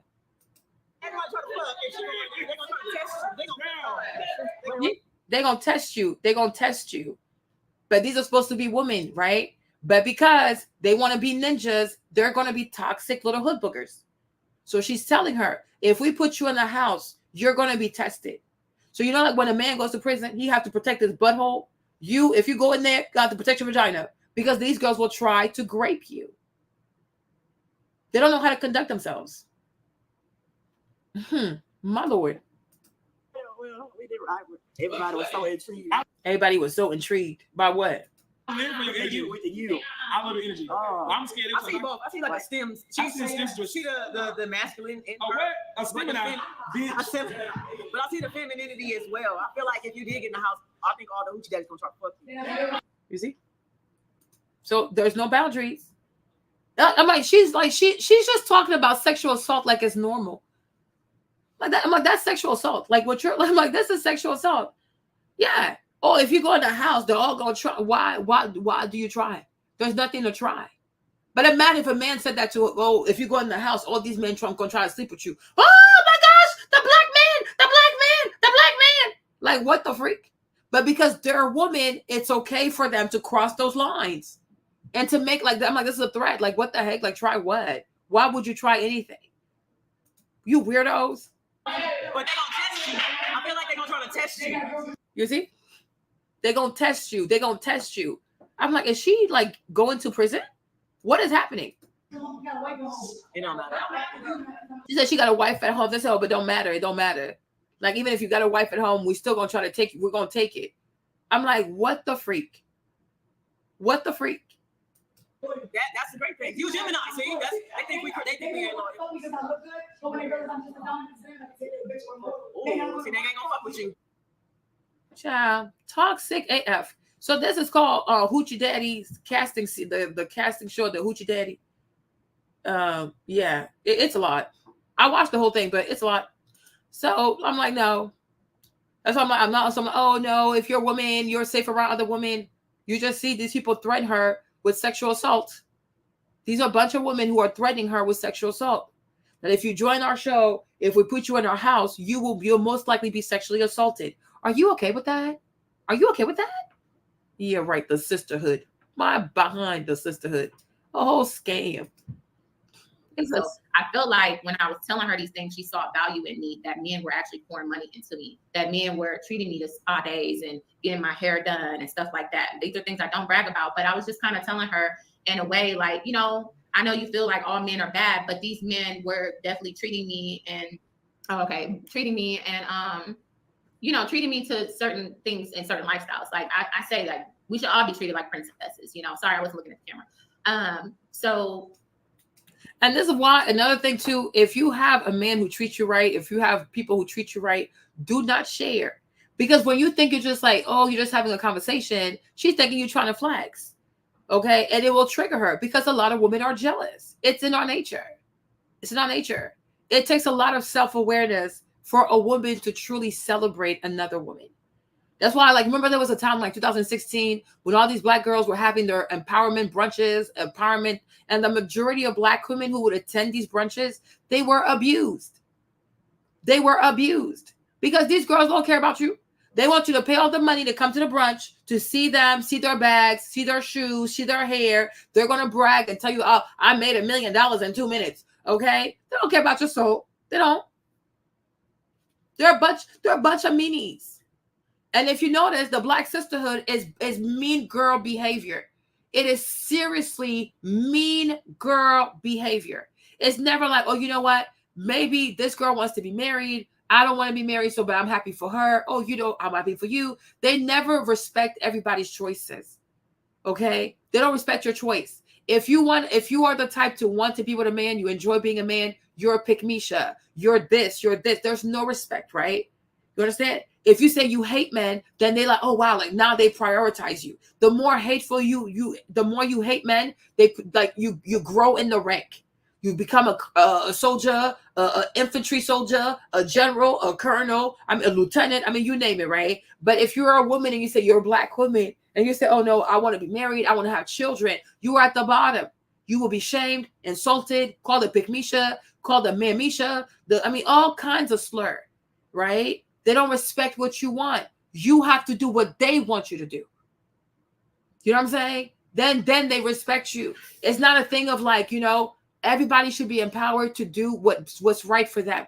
If you want to be married, I support you. If you rather be by yourself, I support you too, right? If you don't want children, I encourage you. If you want children, I support you too. There is no regard for choices. There is no regard for individualism. You are not encouraged to be your own person. You're not encouraged to think for yourself. You have to obey. You have to hate men. You have to prioritize them. Like these girls, you got to prioritize making money. You got to do whatever they tell you to do. Like your life has to revolve around them. It's like some sick ass sorority.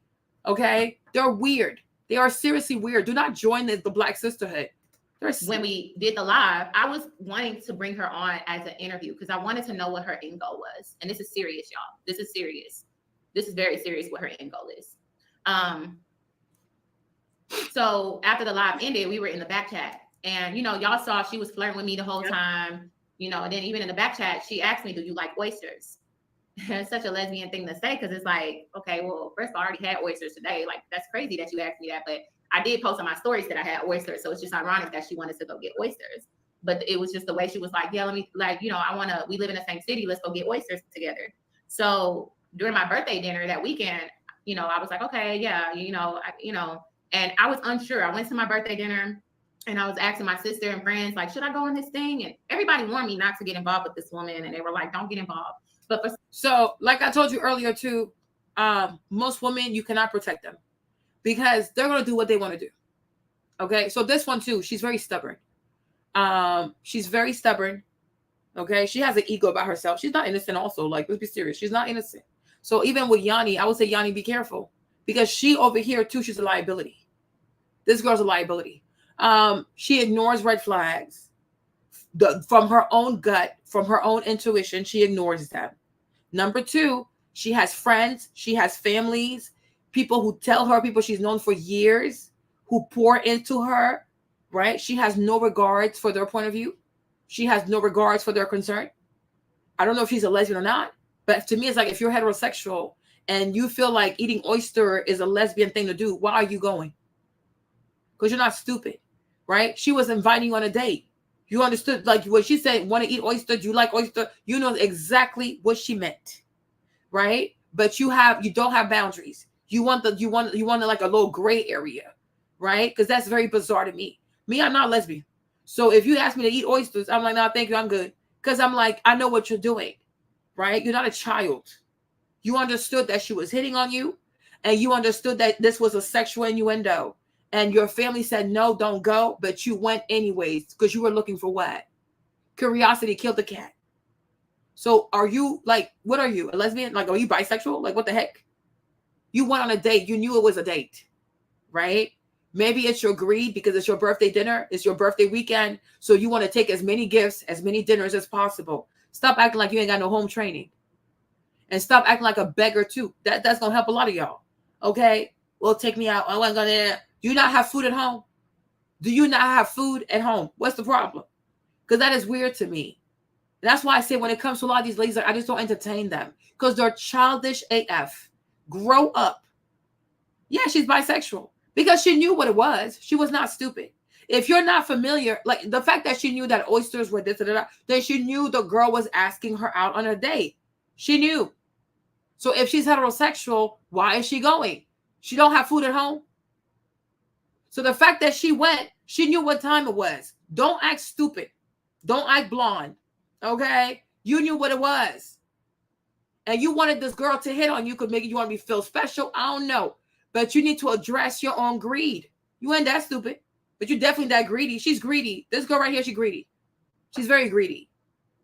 And that's how you get yourself in this mess. So Yanni, be careful. Because Yanni has this desire to like save all these people. It's like she wants to run a shelter. Be very careful, Yanni, because this girl could also turn on you. Stay away from people and their toxic ass drama. Because next thing you know, you'll be tangled up in this, whatever this horrid lesbian affair is. Yanni, be careful. Be very careful, Yanni. Because Yanni, I feel like Yanni, ever since she lost weight and she lost her other friends, she's been trying to replace the friends she lost with some new friends on social media. People that you know on social media are hella toxic. I learned my lesson too. You know, I think Yanni, like, she's going through a weird impasse because she went from being like overweight to like losing weight. And then she's lost some of her friends. It's like, I feel like she has not healed from that. And now she's trying to find new friends.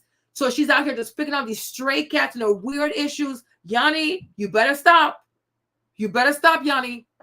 Because this right here, even her too, I look at her sideways. Because there's a reason why she was attracted to Princella. She's not all the way innocent. And she also needs a deliverance. She needs to be delivered. Okay? Because this is weird. For some reason, like, I'm not gonna lie to y'all. Like, I've been through a lot last year. A lot of people don't know what I went through last year. So some people knew, some people didn't know, but it was a lot that I went through last year. Like, I had moved to a new place. I left my child's father for reasons of my own, and I needed to go and heal. I lost a best friend. So I was actually by myself a lot. That's why I was online a lot, because I just went to work and I was being a mom. And I was online a lot. So this is what's happening. You see, chaotic. These girls are so chaotic. You know, they're so chaotic. So if you lost a man, you lost a best friend, and you decide to go on the internet, you can't go see a therapist. Like, they know what they have to do, but they'd rather be distracted with a broken heart.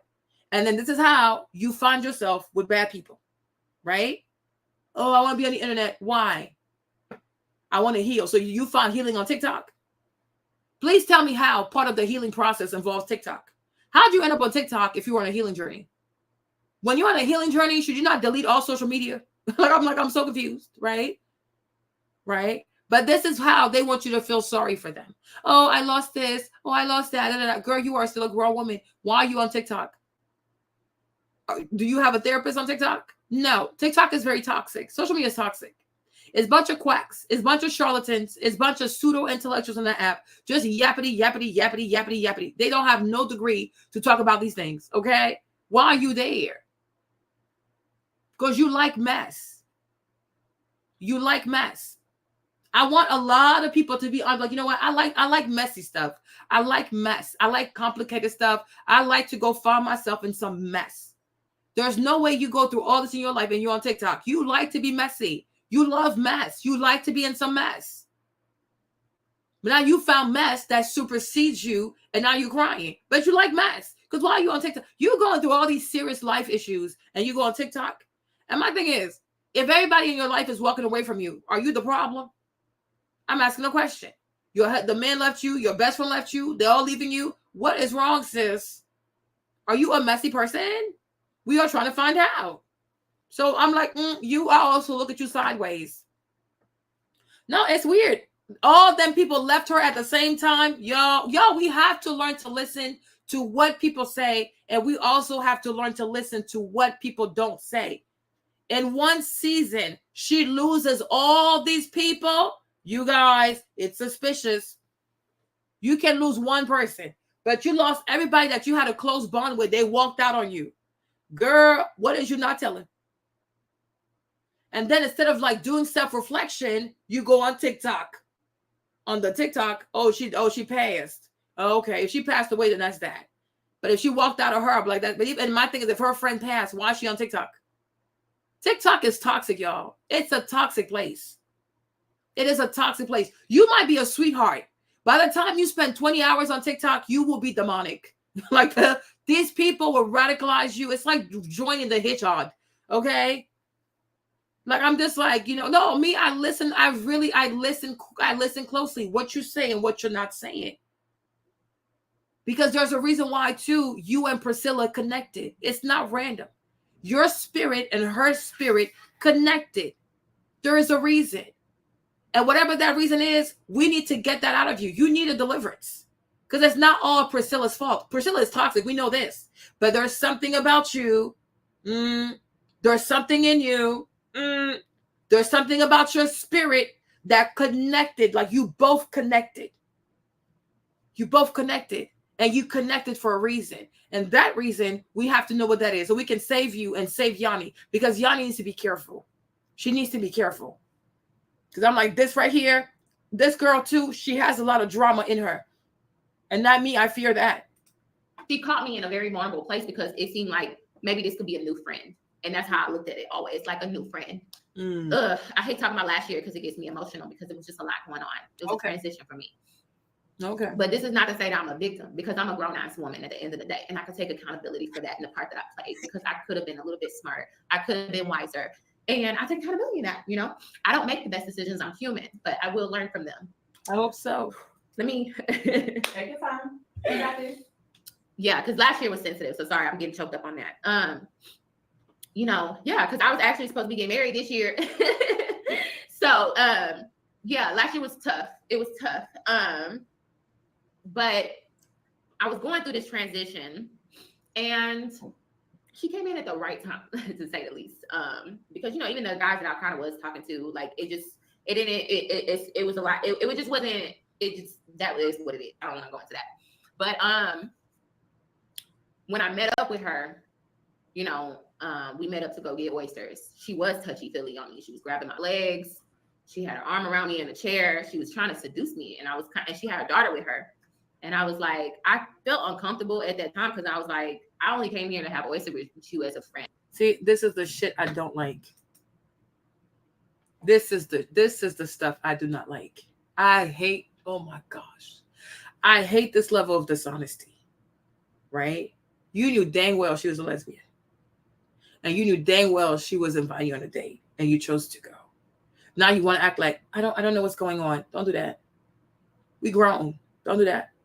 Right? It's like when I told you that other situation that one time, right? The girl said she told the boy she never smoked weed before. Okay. So he said, oh, I got you. Right? So at nighttime, she decides to go to his hotel room so they can smoke the reefer together. Right? So then she said that while she was in the room with him, he touched her, or like she said, he sexually assaulted her. Right? Okay. She told me the story.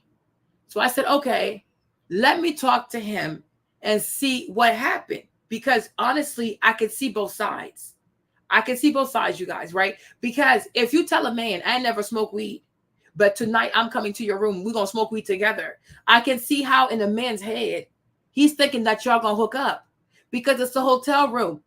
What the two people, if you're attractive, he's attractive, you heterosexual, he heterosexual, two people go into a hotel room at night. What does that mean, y'all? I mean, I can see how a man would think like, okay, we about to hook up. We're going to smoke some weed, like a nightcap. Like, we're going to smoke some weed. We're going to get nice, and then we're going to get to business.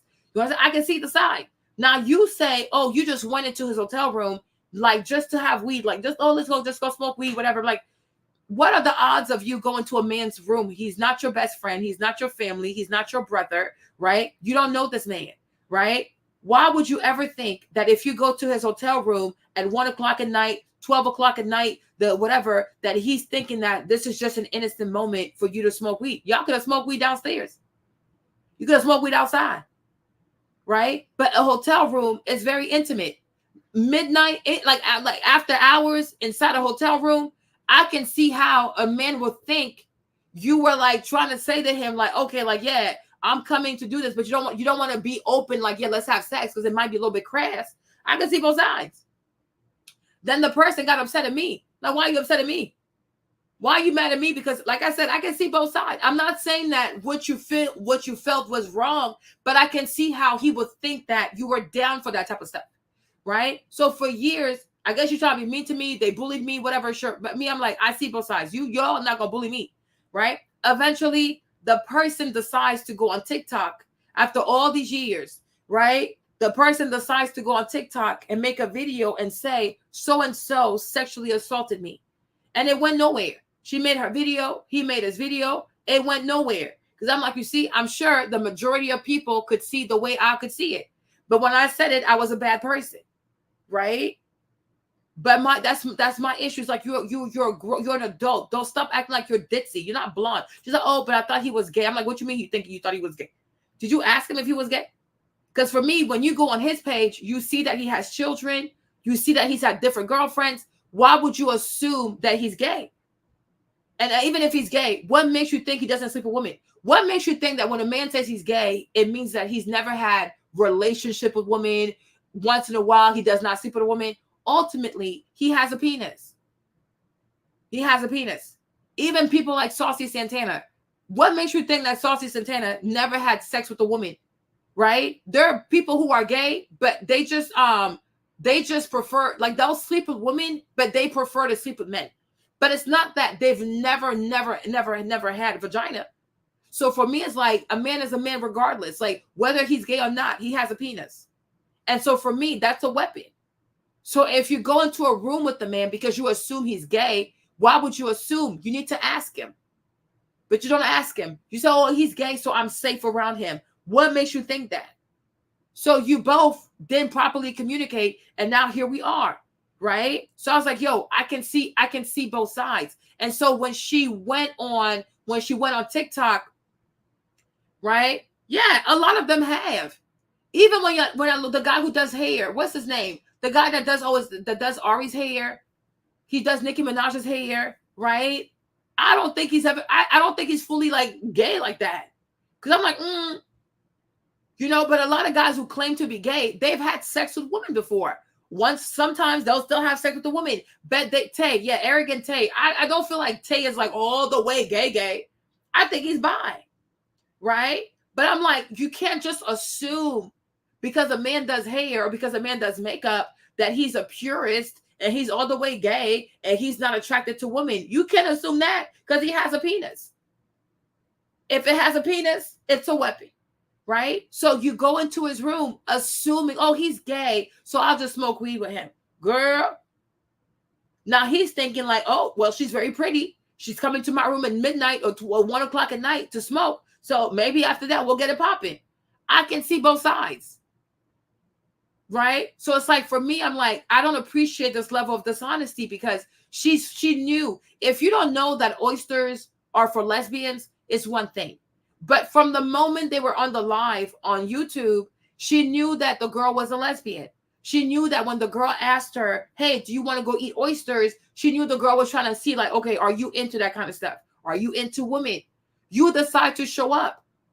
So when you show up, you're saying that you're down for whatever. Because why are you here? You can buy oysters for yourself. You have food at home, right? You know she's a lesbian. You know she's hitting on you. And you show up to go eat oysters with her. So you know, like, you down for whatever. Why you want to act brand new like, oh, she was touching me, I was uncomfortable. She was going to touch you. You on a date.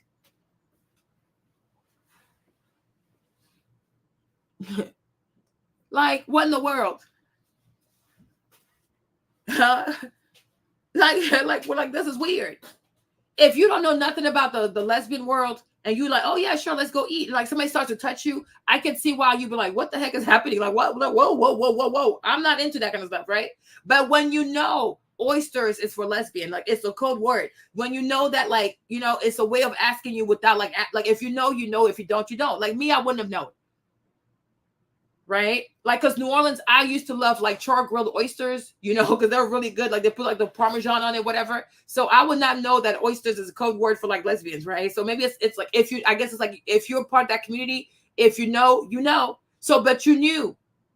You say, okay, you show up. And then when the girl starts touching you, you're like, oh, I don't know what's going on. She's touching me. I don't get it. Girl, shut up. Shut up. You definitely knew. Yeah, exactly. Like me and Rose, like, we're like, what the heck? Like, we don't know nothing about this. You were like, what the heck? The oyster. Right? So you knew. So you went.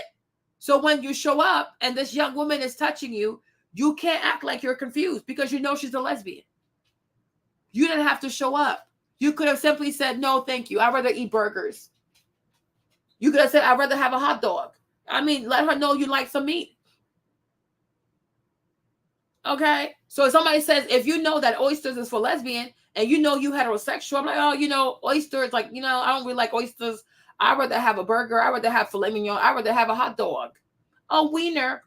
Okay? But you didn't say that, though. You took your ass to the restaurant knowing dang well she's a lesbian.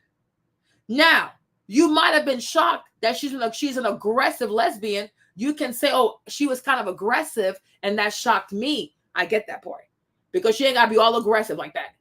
But don't sit here and act like this woman like randomly just started touching you, etc., etc. No, you knew she was lesbian. Probably didn't know she was an aggressive lesbian. Okay, but hey, you showed up, so you're not innocent. No, like y'all, like no, we gotta be adults. Like we need to be real. We need to. I just hate when girl. Oh, I didn't know. You knew. You knew she was a lesbian. You knew you were going on a date with a lesbian.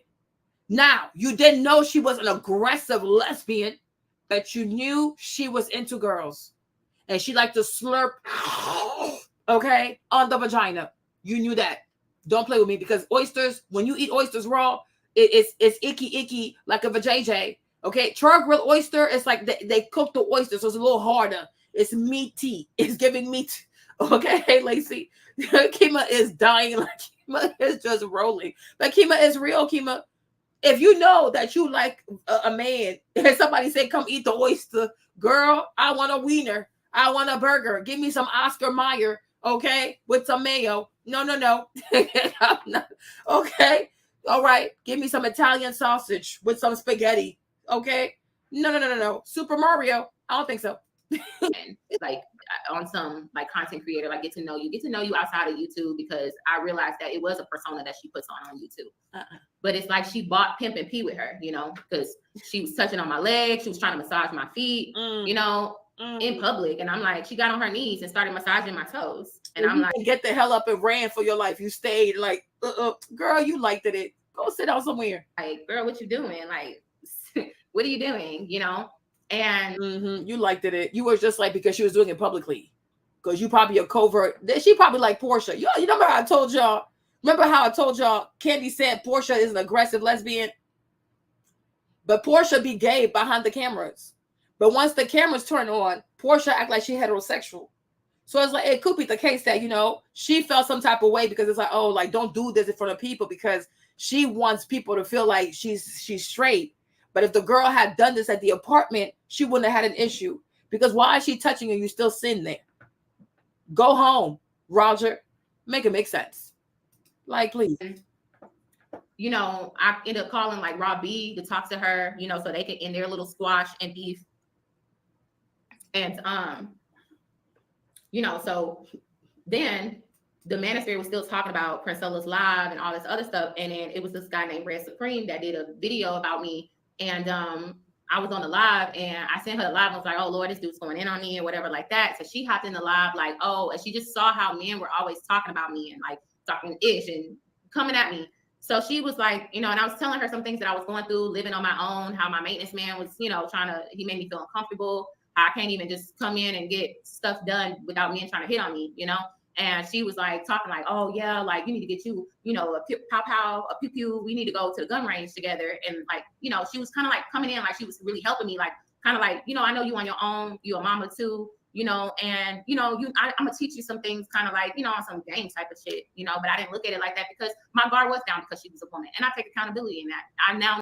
And mind you, I like, you know, I could see why some people would think that you wanted some clout, because if you are an orphan, like I can see why the girl that was here earlier thought that you wanted a little bit of clout. I can see that, because if you're an orphan, like if you're a woman that has no family whatsoever, I can see how you would just latch on to any woman that talks to you. I could get that. But you have sisters, you have cousins. Like this girl has families. Like you have people in your family. You have women in your family. If your maintenance man makes you uncomfortable, why do you not tell your sister? If you need to learn how to shoot a gun, why don't you tell your sister? Right? You guys will, like, you disregard the people that are in your family, that are there, that are trustworthy, because you want to go connect with people on the internet. Why are you telling a stranger all your business? And why is a stranger offering to take you to the gun range? This is bizarre. Oh, she was going to help me. Like, girl, you have help. You have your sisters. You have your mom. You're not an orphan. Like, you know what I'm saying? Like, you have you have family. How do you not bond with your family, but you bond with random people on the internet? Like, make it. She's not an orphan. She even told us earlier, her family said, do not mess with this lady. Her sister said, don't go out with this lady. But you ignore your family because now you have a shiny new friend from TikTok. Because you guys are so obsessed with social media. You are so obsessed with social media. You are so obsessed with being the it girls on social media. These weird cliques of social media. It makes no sense. It really makes no sense. Like, you barely know this lady. You went to a restaurant with her. She's groping on you. Now you're calling somebody who is groping on you to say, oh yeah, my maintenance man also makes me uncomfortable. Girl, what is it about you that people just invade your personal space like that? It is weird. Okay? She's also not a safe space. But you overlook the fact that she was groping on you, and you're like, oh, let me tell you about my maintenance man. So I can see why some people think that you wanted clout, because this is very bizarre. I am so lost. Because me, after you touch me like this, I'm not talking to you again. Like, you are weird. Do not touch. Why are you massaging my feet in public? Like, what is going on? Boundaries, personal space. Like, this is so weird. I'm like, I feel like you were, I don't know. I'm going to have to say, I feel like you wanted to be in that woman's bubble. This is weird. I know that women can also run game on men. Okay. So when we would talk, she would say things like, you know, I learned a lot through Pimp and Ken book. And, you know, I was told the guy that I was cool with, that was a pimp, told me I would be the perfect madam. So that was a red flag right there. I should have took that for what it was, you know. But I was like, damn, okay, like, why would he say that he think you would be the perfect madam? You know? And she was like, well, yeah, because why would I pimp women to go be with other men? Like, you know, why would I do that? You know, I guess for yourself, you know? So then the live that y'all all know about, the one that everybody keep playing over and over again of BTaylor getting money thrown on her. Let me tell you what that was. Hold on, I'm gonna let this, because I'm downtown. It's okay. So she planned it. So she said, I want to make the manosphere mad. we were trolling the manosphere when it came down to her live stream. Rescue BTaylor from the manosphere. Why? It was a way to kind of get back at the manosphere for how they treated me and bullied me and all these other things. So she was like, I'm gonna come in. She literally called me and was like, I'm gonna come in as the savior. And I just want you to dress real sexy. I want you to pour up a glass of wine. I want you to kind of show the, cleavage and, dress sexy. Make sure you look cute, as pretty as you are. And I want you to come on camera, and I don't want you to say nothing. I just want you to laugh. I just want you to giggle. I'm going to be the one directing everything. I'm going to be the bad guy. I'm going to be the one that's going to, So you let another woman pimp you. Because what people say, oh, dress sexy. I want you to wear this, do your makeup, do your hair. I'm like, so she your pimp? Is she your pimp? How can you let oh my gosh. You know what, you guys? These girls, they're a bunch of grifters. I think now I'm getting pissed. Okay, now I'm getting ticked off. Okay, these girls are a bunch of grifters. All this stuff about black man, I'm gonna protect the black women from the black man. They don't mean that. They don't mean that. Because if you are really about protecting the black woman from the black man, and anybody presents you toxic behavior, you cut that out. Because you say, you know what? My brand is about teaching black women to avoid this very specific behavior. And you are displaying the behavior that I warn black women about. So if I'm not going to take it from the black man, I ain't going to take it from you. But the fact that these girls, they pick and choose, right? When they're on social media, they're going to tell you your standards are your standards. You deserve, don't listen. Okay? But outside the camera, when they encounter black women who are even more toxic than black men, they allow that behavior to go unchecked because you are a grifter. You are a grifter. What you won't tolerate from a black man, you cannot tolerate that from a black woman too. There's no ifs, ins, and buts. You know what I'm saying? If you're not going to tolerate from the black man, I will not tolerate that from you as well. I don't allow black men to treat me this way. I tell my female audience to not accept this behavior, and I will not accept it from you just because you are a woman. But when you are a grifter, you have a double standard because you are a grifter. And when it comes to grifters, you don't truly have you don't have that. You're not your beliefs. Like you don't have these strong core beliefs. You don't have strong core beliefs. That's why based on the gender, your beliefs, they go like this, they go like that. You're always to and fro. You swing in the wind. Like they say, you facilitate. Okay. Because these are not your core beliefs. It is a grift. You are saying these things on social media to build an audience. And you're not even trying to build an audience out of sincerity. You want to build an audience because you know these black women are broken and it's an easy way to get money. Y'all some grifters. Because like Dr. King said, character is what you do when no one is looking. You allow behaviors from these women when no one is looking that online you tell black women to not accept from men. You're a hypocrite. You are a grifter. This is exactly what grifting is. You are crazy. They're all the same. And if you notice too, like one thing about Brother Polite and her, these are all people who've had an experience with the Nation of Islam. That's why they're so good at talking like they talk that fake consciousness. It make no sense, right? You know what I'm saying? Like they're on that fake consciousness, that fake woke stuff. They use a bunch of big words that make no sense. They try to sound so deeply spiritual. They'll do everything but renounce Elisha Muhammad and the fact that he used to touch them little girls. Okay? That's what Malcolm X said, the issue Nation of Islam. Because Elisha Muhammad was touching people. Okay? Like it's that fake stuff, that fake woke stuff, that fake consciousness stuff. They're crazy. They make no sense. Pseudo-intellectuals. Hold on. And I'm going to have a stack of money and show the money to the guys. So I was like, oh, okay, that was her feeling good to stunt on, the men, right? It was She's not stunning on the man. She's telling you to dress like a slut. And while you're dressed like a slut on the live, she gonna make it rain on you. She just sexualized you. She turned you into a commodity, you dumb. Like, is this girl blonde in her head? I was watching this, like, is this girl a Pisces? Is she a Pisces? Why is she like this? Okay. A woman said to dress sexy. She's telling you how to dress. And then she's telling you she gonna make it rain on you. Girl. She has just pimped you. She has turned you into a commodity. Okay. And you just went along with it. Why would you let anybody, like, what the heck? No. You want to send me money? Send it to my Zelle, okay? I have a bank account. You're not making it rain on me. I am not your property. I'm not a sex worker. I'm not a stripper.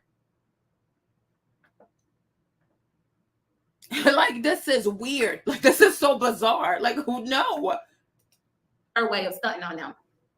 When we did the live, I can now see how horrible it made me look as a profession. I'm an award-winning journalist. I'm very well respected in my community. Outside of YouTube, I make great money. Outside of YouTube, I have my own home. I provide for my kids. I have a great relationship, co-parenting relationships with both of my children's fathers.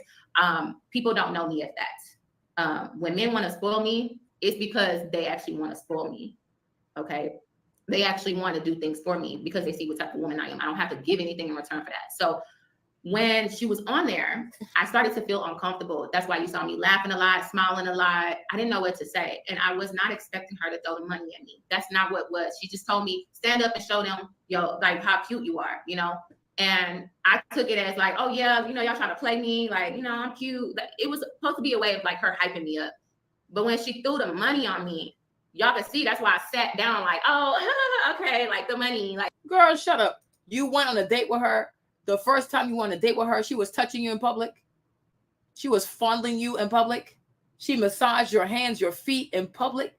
So she got on her knees at the restaurant and started playing with your feet.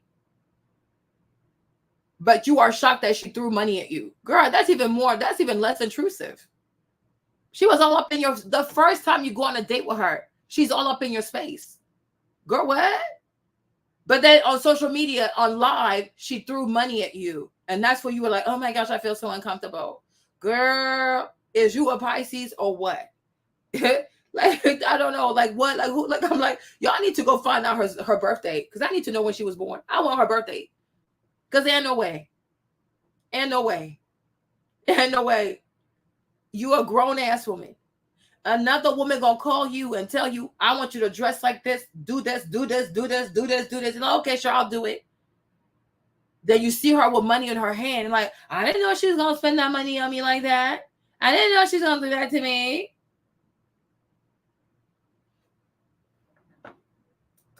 This girl right here, she needs patriarchy. No, I didn't know she was, but at that point, hey John, what do you say? Like, I didn't have the words I had to play into it, you know? She might be a Pisces. If she's not, maybe she's a Libra. I don't know. You don't know what to say. Somebody is disrespecting you. You don't know what to say. But when you heard this B girl, you go on her TikTok, you go on her YouTube, she has so much to say about men. You have so much to say. But when another Black woman mistreats you, you don't know what to say. Girl, you a punk. Ain't no way. Like, you're not about to touch me this way. No. Like, no, you are over there. You don't know. I don't know what to. You never know what to say. What the heck? But when it comes to these black dudes out here, you make all these videos back to back to back to back. Now this one girl got you scared.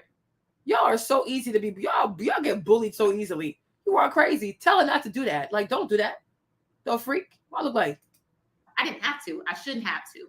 And I can see how that made me look like a dumb bimbo. Like, I can see how that made me look stupid. It made me look like a gold digger. It made me look like I was there for clout. It made me look like I was there for money. I never took P's money. P never gave me money. P never did all these things that it seemed like she did, you know? Yeah, sure, whatever. So guess that I think a lot of these straight women view being bagged by a lesbian as a flex. It could be that. She likes her ego stroked. She likes her ego to be stroked. That's how she gets in trouble. She has a big ego about herself. She likes her ego to be stroked. She takes money from men she's not dating. Oh, men will give you $1,000. Men just send you $1,000 for what? Okay, men will send you money on your birthday. Men will give me massages. She has a need to have her ego stroked. Because it's very bizarre. Me, if I'm not with a man, I'm not in a relationship with a man. Why am I taking his money for? Why are you gonna let a man book a spa for you? For what? You can't pay for yourself, right? Like, you were like, I'm like, nah. Yanni, be careful. Be careful, sis. Like, it was an equal exchange. I spent money on her. She spent money on me. I wasn't used to that dynamic. I am used to a dynamic where the man is always picking up the check. He always picking up the tab. He is paying for things. But I found myself picking up the check at times. And I'm like, oh, okay, I guess this is what it is, right? So after that live, I said, you know, I'm laughing like, oh, okay, like, you know, I see you're always on social media, you're always on people's platforms and arguing with people. Let's go out and get out and get some margaritas, get some sun. You know, I saw that she needed some type of like grounding, you know. So I invited her out and we went out for drinks. And my intentions always was just to be Princella's friend. I was not interested in being with a woman. Okay. And you see, this is where I like Andrew Tate. When Andrew Tate says things like women and men cannot be friends, you know, like he doesn't believe in women and men being friends. He doesn't believe in like, oh, but friend, like, oh, a guy be like, oh, it's okay. Like, you know, when you friend zone a man and he still wants to be around. When men like Andrew Tate said that shit's some bullshit, I agree with him. Right? Because when you know that someone is attracted to you, when you know that someone is attracted to you, when somebody has made moves on you, they can never be a friendship. Right? They cannot be a friendship. The only people who can be friends are people who have no feelings like that for each other. Right? You know this girl is a lesbian. You know she's attracted to you. She has touched you. She has massaged your feet. She has rubbed you. She has sprayed money on you. She likes to tell you how to dress. Right? And now you want to take this aggressive lesbian on a night out to drink. When she's not drunk, she's an aggressive lesbian. You want to add liquor to the story? So now you really want her to act out of character, right? Because make it make sense. The first time without no alcohol, look how invasive she was. At a restaurant, she gets on her knees and she starts massaging your feet in front of people. That's without alcohol. You go on a live with her. She starts spraying money on you like you're a sex worker, right? Then you have the brilliant idea to say, you know what? I think I need to put some alcohol in her system. So what exactly are you looking for? And you say, oh, you know, I just want to be her friend. You cannot be her friend. She's attracted to you. And it's the same thing these girls do. They know that this guy is attracted to them. A guy will be attracted. They know they don't want that man, but they'll keep him in the friend zone because they want the man to pay for this, pay for that, pay for this. You are manipulative as fuck. You are manipulative as fuck. I don't know if anybody's ever told you this, Taylor, but you need to know this. You are extremely manipulative because you know she's attracted to you. And the only reason why she's going to be around you because she's going to be hopeful that eventually you will reciprocate and have the same feelings towards her. Right? Don't lead people on. Like, that's one thing I truly resent. Do not lead people on. If somebody's attracted to you and you know damn well they're not your type, that's not what they're into, do not mislead them. Oh, we can just be friends. Friends how? Because every time they get close to you, they're going to have more and more feelings towards you because they're attracted to you. So why have these people around when you know that you will never have the same feelings for them? It's not possible. We cannot be friends because I'm not attracted to you. And the more time you spend with me, all you want to do is wait for the day that one day I might be sad, I might be drunk, I might be brokenhearted, and then I'll come running into your arms. That's it. When you friend zone someone and they stay around, they're hoping for the day that you have a bad breakup. They're hoping for a day that you get a little too drunk. They're hoping for a day that you put your guards down and you'll come running to them because they've been here all this time. No, that's not fair to you. So to me, this is some serious manipulative behavior. Okay, let me see if I can find the video about hold on. Give me a second. Hold on. Let's see if I can find it.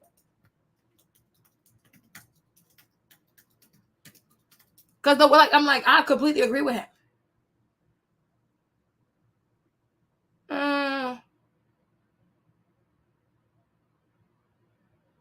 I think this was it. Let's see.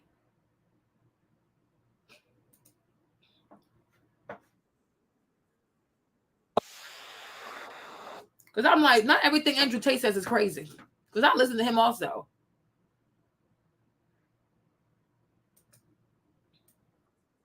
One mic at a time. You asked, why do we not have best friends? Well, like, friends? do you guys have female friends? No, so, like, it's why pointless. don't you? It's absolutely pointless to have a female friend because women get all the benefits of having platonic male friends and man gets nothing. And do you want to break that down a little bit about the stupidity of having female friends? Really? From a bad guy. from a Sure. holistic perspective. Sure, from a holistic perspective. Okay, holistic perspective. No. I'll just tell you why personally. You ask the men. I have 0 female friends. That does not mean I'm not polite to women. Doesn't mean I'm not female acquaintances. Right? Doesn't mean I can't meet all of you and say hello to you and see you on the street and say hello to you, etc. Okay. The idea of having a female friend, someone I hang out with often, who is my friend, and we're purely platonic, is garbage. It's garbage because as a man, I'm spending 99% of my energy finding a sexual partner, and any partner. He said I'm spending 99% of my energy in finding a sexual partner.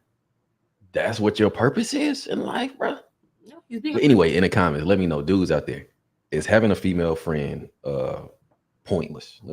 Let's see what you're talking about. No, but any partner of mine who I'm also having sex with, my girlfriend, my wife, whoever it may be, she is my friend. There's no benefit from female friendship outside of the friendship I'm going to get from my partner. Truthfully, it can really be the same the other way around. If you have a man and you truly love him and he's your guy, you shouldn't really need other dudes. That's the truth. You shouldn't.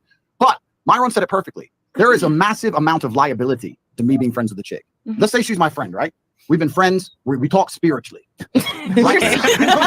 for 10 years, I've been listening to her astrology bullshit in my ear, pretending I don't want Victory. I'm an Aries. Yeah. I'm a Gemini. I'm a Sag. Oh, here we go. Yeah, it's fire sign. Guys, let me finish. For 10 years, I'm listening to this bullshit, pretending I don't want to fuck. We're walking down the street. Some dude comes up, snatches her bag. What now? I have to risk my life to protect a bitch who doesn't even suck dick. Oh, if you're my female friend, I'll be like, look, we're equal, we're friends. You better chase that motherfucker down. Oh, you want me to protect and provide? I'm your man now.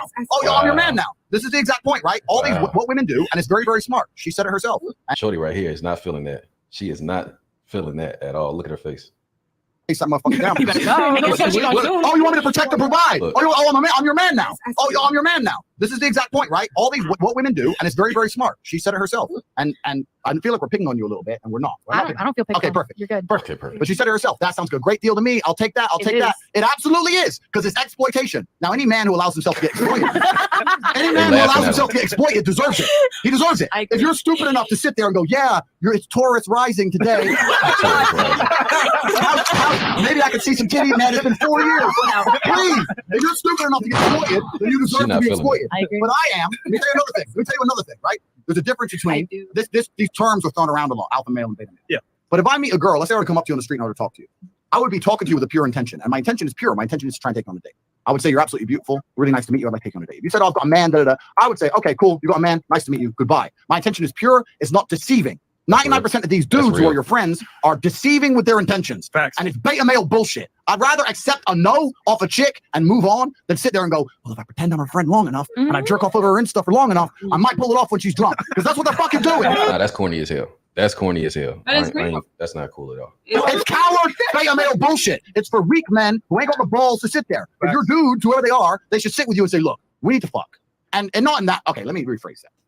I've known you a long time. You're such a sweet young lady. All these other men don't treat you right. Why don't we go on a date? That sounds better. That's cute. That sounds better. Okay, so that's why I rephrased it. That's what they should say to you. And if you say no, then they should be like, say, bounce. Because they shouldn't be there anymore. So what they're doing is they're not being pure with their intention. And that is an act of cowardice. And I think acts of cowardice are not something to be respected. I think a man should be completely honest about his intention. That doesn't make you a bad guy. You're not a bad man to go up to a girl and say, you're beautiful, I want you to be my woman. That doesn't make you bad. No. You're much worse to sit there and go, I don't want to be your woman at all. Let's talk about astrology.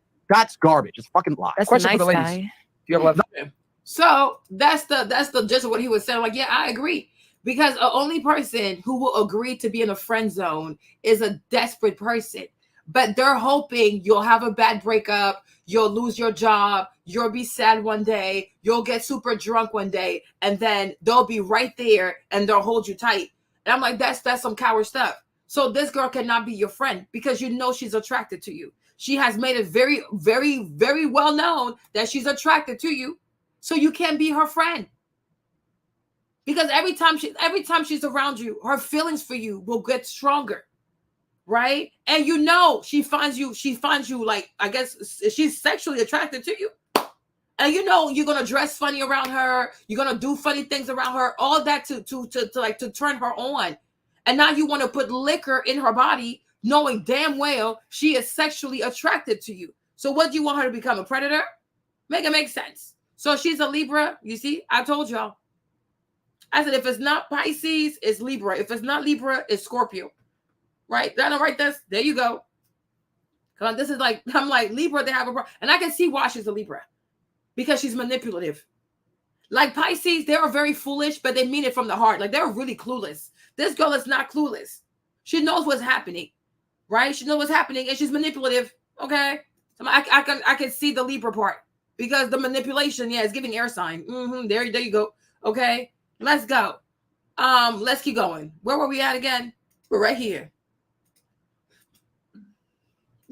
Was never interested in being with a woman, but I wanted to be her friend. But when you're friends with somebody who's preying on you, scales, it's not gonna work out that way, you know. So I'm sharing a lot of things that I've been through that year and what I've been through, sharing things with her, you know, things that I let my guard down, and I shouldn't have let my guard down. I'm sharing things with her. Did you let your guard down, or you thought you were smarter than her? Because now we know we're done with an air sign.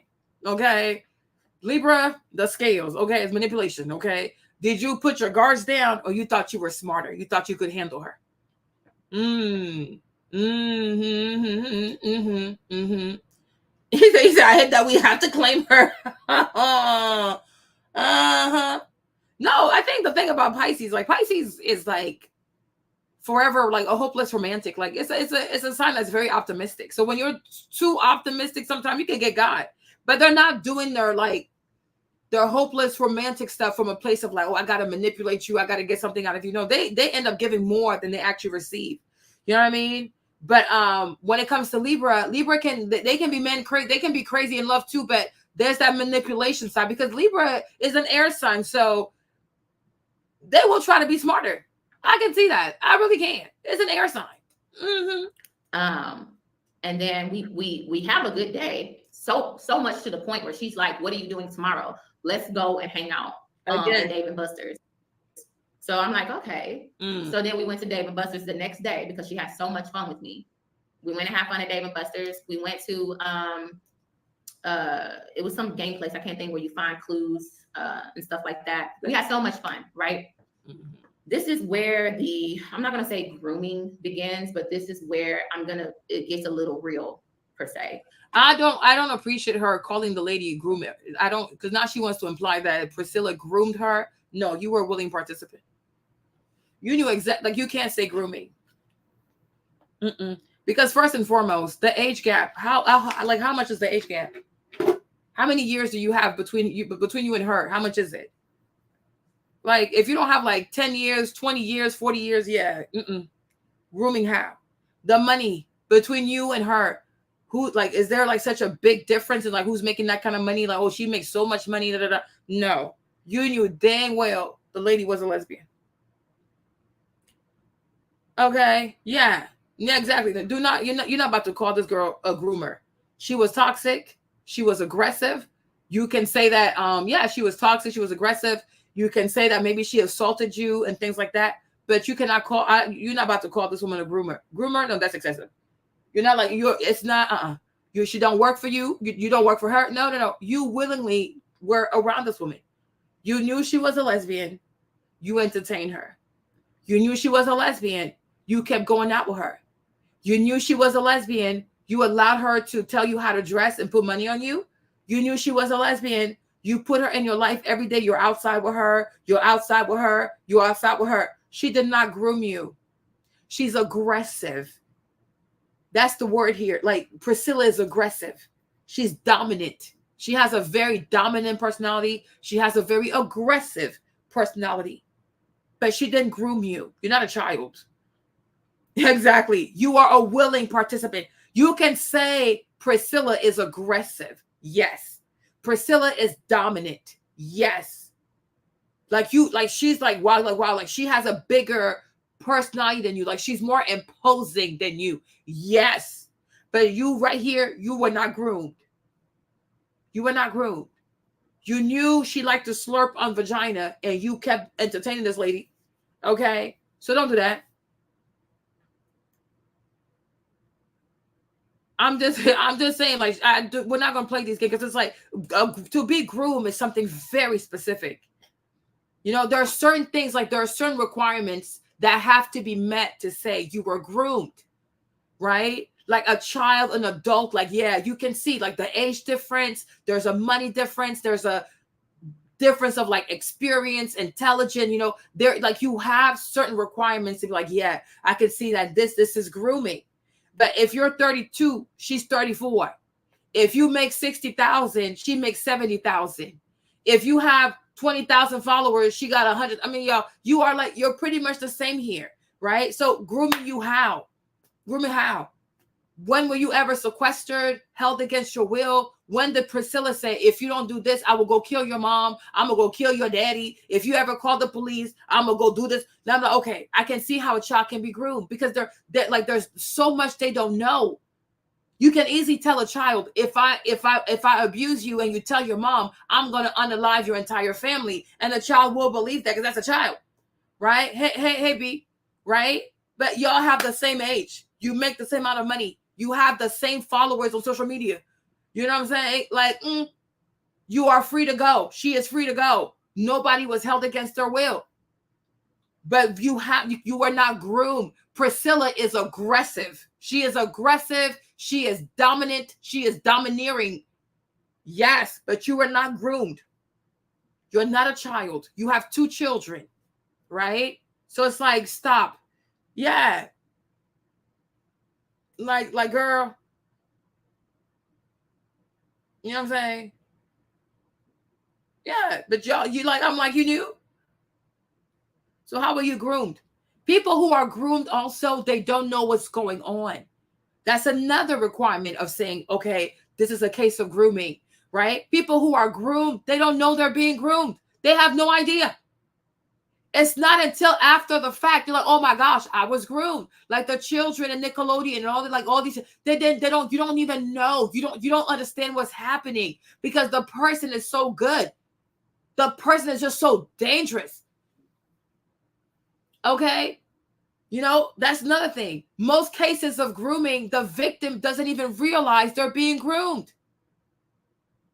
Like the girls, the girls at the Olympic team, the gymnasts, all the girls like Gabby, Simone, all of them, they had no idea what it was because everybody thought it was a regular exam. Like, oh, he's just a doctor. He's an OBGYN. He's examining you. They had no idea that all the extra touches is like, nah, that's something else.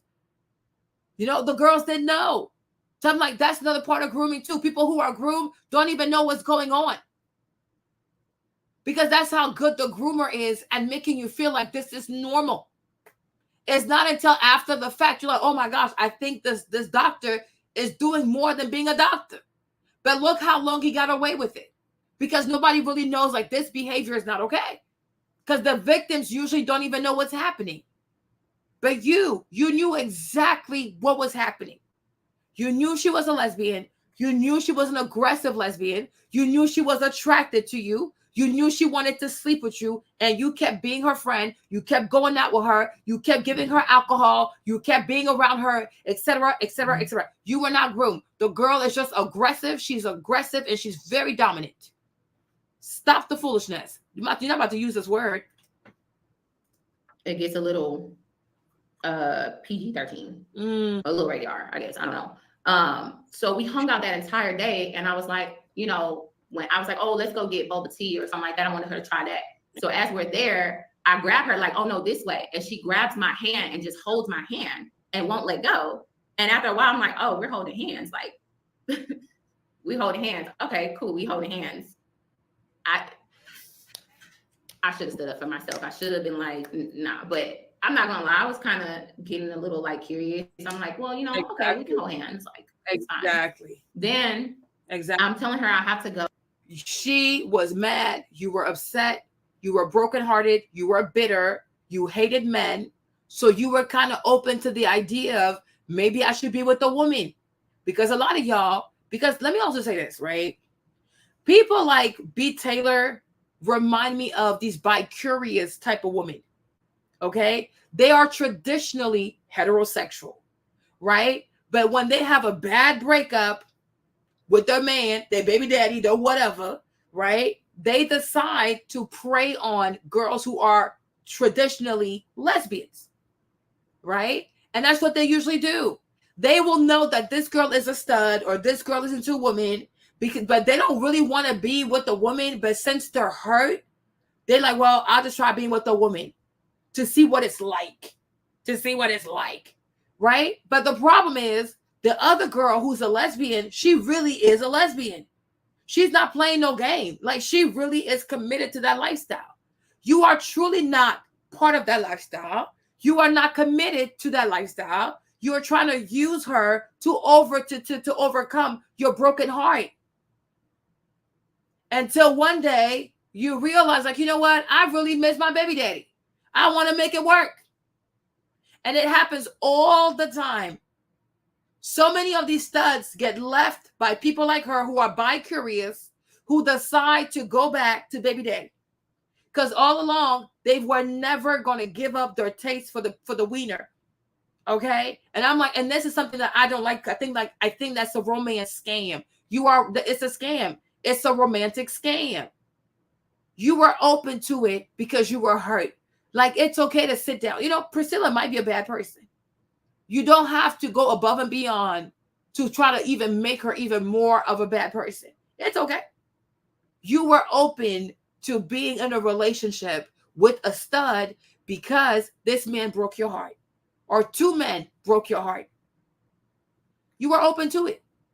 So you were bi-curious. Nobody out here don't groom you for nothing. Stop the madness. You wanted to see what the other side was like. But unfortunately for you, you met an aggressive lesbian the first time you decided to be bi-curious. That's what happened. Okay. Yeah. Oh, because I was supposed to do a live stream that night. And I said I had to go home. And she didn't want me to leave. Mm-hmm. We get to my car. Mm-hmm. I try to give her a hug. She gives me a hug, but she's holding me and then starts putting her head to my chest and starts getting real close, like tight. And I was like, oh, okay. And I'm holding her, like, okay, she's holding me. And then she's like, you know, then she starts talking about how good it feels to be with a woman, how safe it feels being with a woman.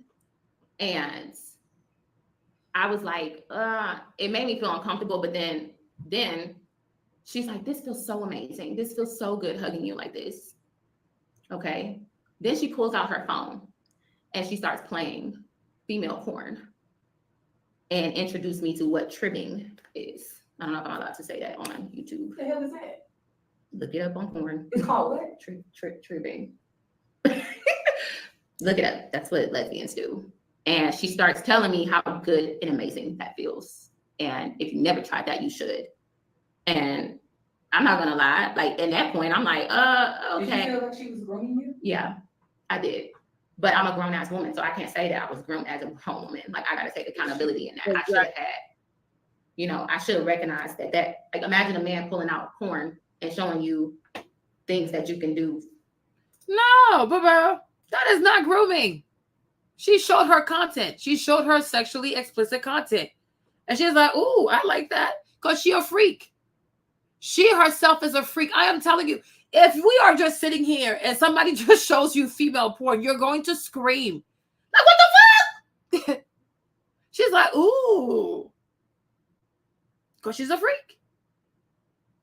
She's not a virgin. She got 2 kids. She likes sex. And she likes people to play with her flower.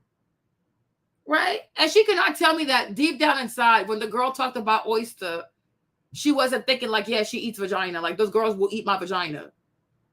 You know? That's why a lot of these bi-curious girls, they go with the stud because they know that studs eat vagina.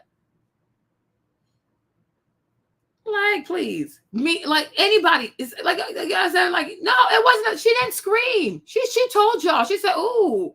She didn't scream. You're not listening to the story. Like, y'all not here. Exactly. Thank you, Chalk. Thank you, baby. She said, no, she was propositioning you. She didn't groom it. She didn't scream. Anybody here, if I start playing corn right now, y'all gonna be like, Marnie, what the heck is wrong with you? We're not here for this. What in the world? I'll be like, oh no, because I like Marlene, I'm just gonna sit here and watch her play for what? We're not here. Oh no, we reviewed this. She didn't scream. She said, oh, because she knows how it feels to have her little flower played with. Okay. I'm like, so no. Yeah. Because I'm like, somebody start playing female whatever in front of you. Like, what? Like, girl, what the freak? And even after that, she's still going to keep talking to her.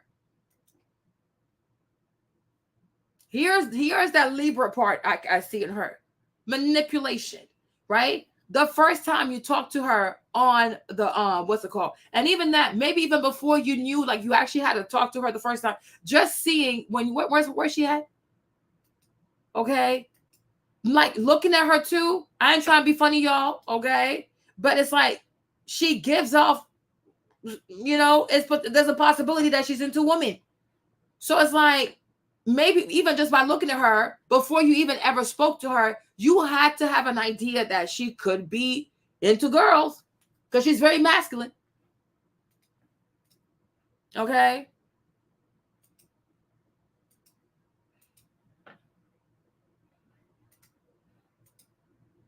Okay. Like the girl from the Big Hoochie said, okay, leg open, not wide, whatever she said, right? So,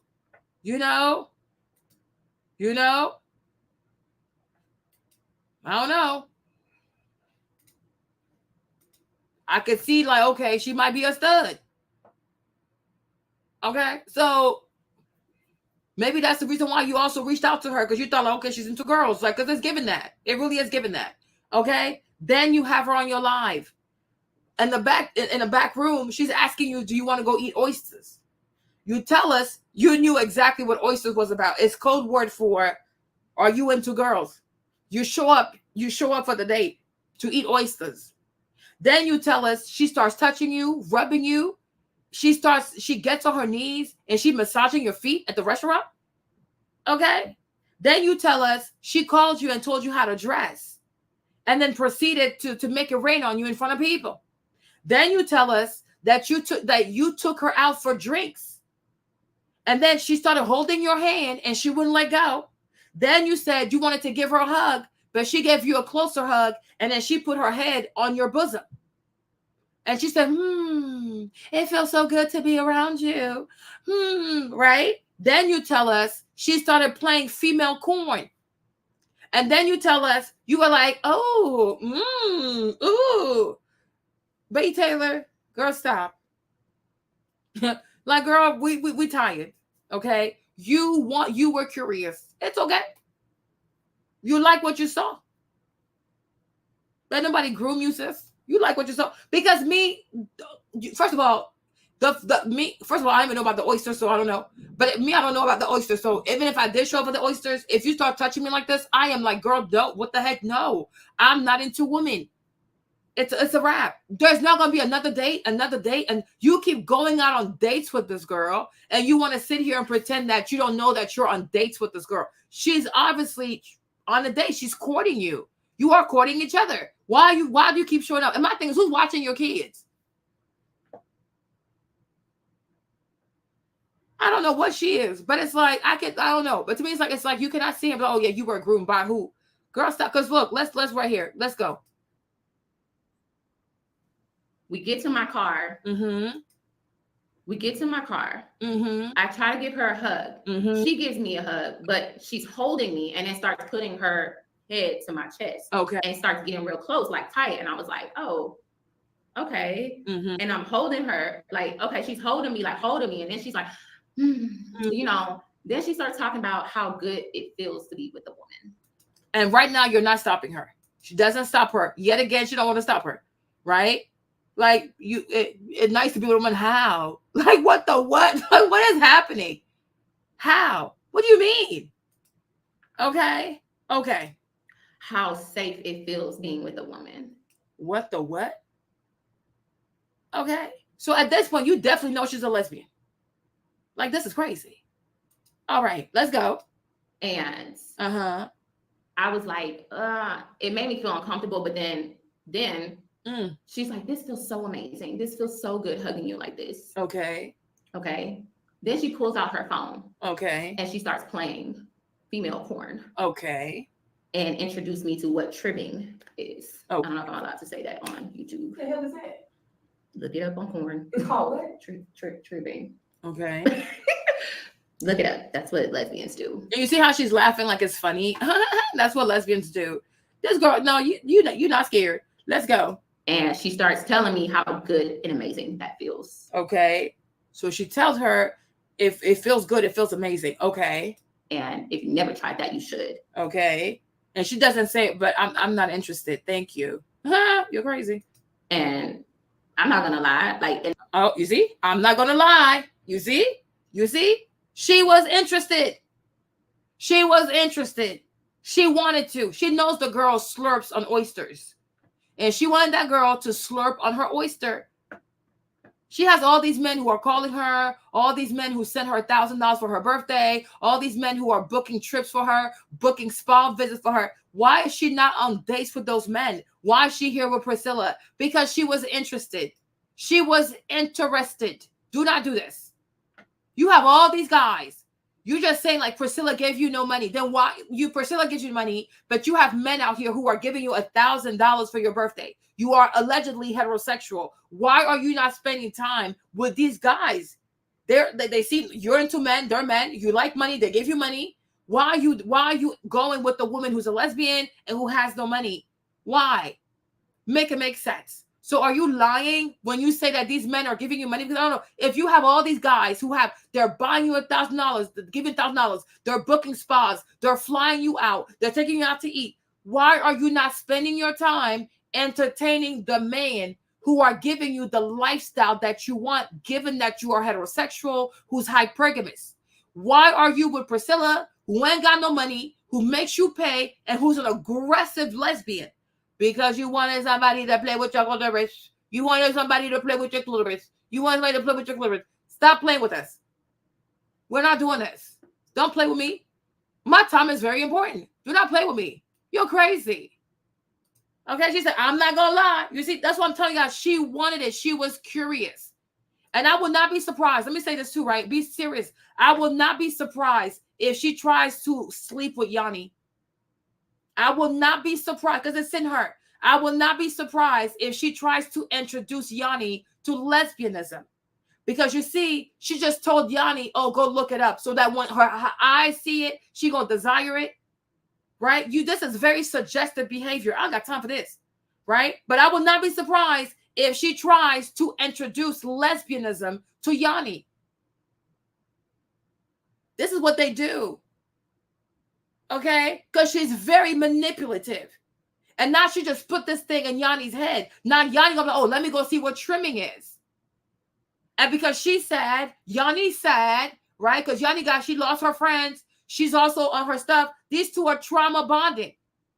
And next thing you know, there's a possibility that she might want to introduce Yanni to whatever this trimming business is, because this is very suggestive. You understand? You gotta be very careful with people and their toxicity. Don't play with me. Like, yeah, we saw her. She's right here. Okay? So I'm like, you looked at, I don't know. For me, it's like, yeah. I could see her being at least bisexual. Okay? Okay. So I'm like, yeah, whatever. You knew damn well this girl was into women. Go sit down somewhere. You knew damn well. Exactly. No, I'm serious, Ace. The trimming. All this is, she's being suggestive because she wants you to go look. This is what they do. That's why I tell you, like, even like in movies, like on Netflix, whatever, I don't watch sex scenes. I skip through them because these people want to put seeds in your head. Like the smallest thing, they'll have a sex scene. The smallest thing, they'll have a sex scene. I'm like, what the heck? This movie does not need a sex scene. That's why for the majority of the time when I'm on Netflix, I only watch like Korean movies because in the K-drama, there's no sex. And you're like, you know what? You don't even need to have sex to have a great storyline. But all the other movies on Netflix, everybody's having sex. Everybody's having sex. It's like, what is wrong with y'all? Because they want these nasty images in your head, and then you're going to go start looking at pornography. You're going to start doing all kinds of weird stuff, right? Because they want you to be perverted. They want you to have an unhealthy relationship with sex. So I skip through the sex scenes because I can't watch. It's like, this is too much. So when you say, when like Chocolate said, when she started playing the female corn, she was trying to put something in your head. She wanted to see how you would react to it. You didn't scream. You didn't kick her. You didn't say, oh, no, please stop. That's filthy. Right now, ooh, I'm not going to lie. This seems interesting.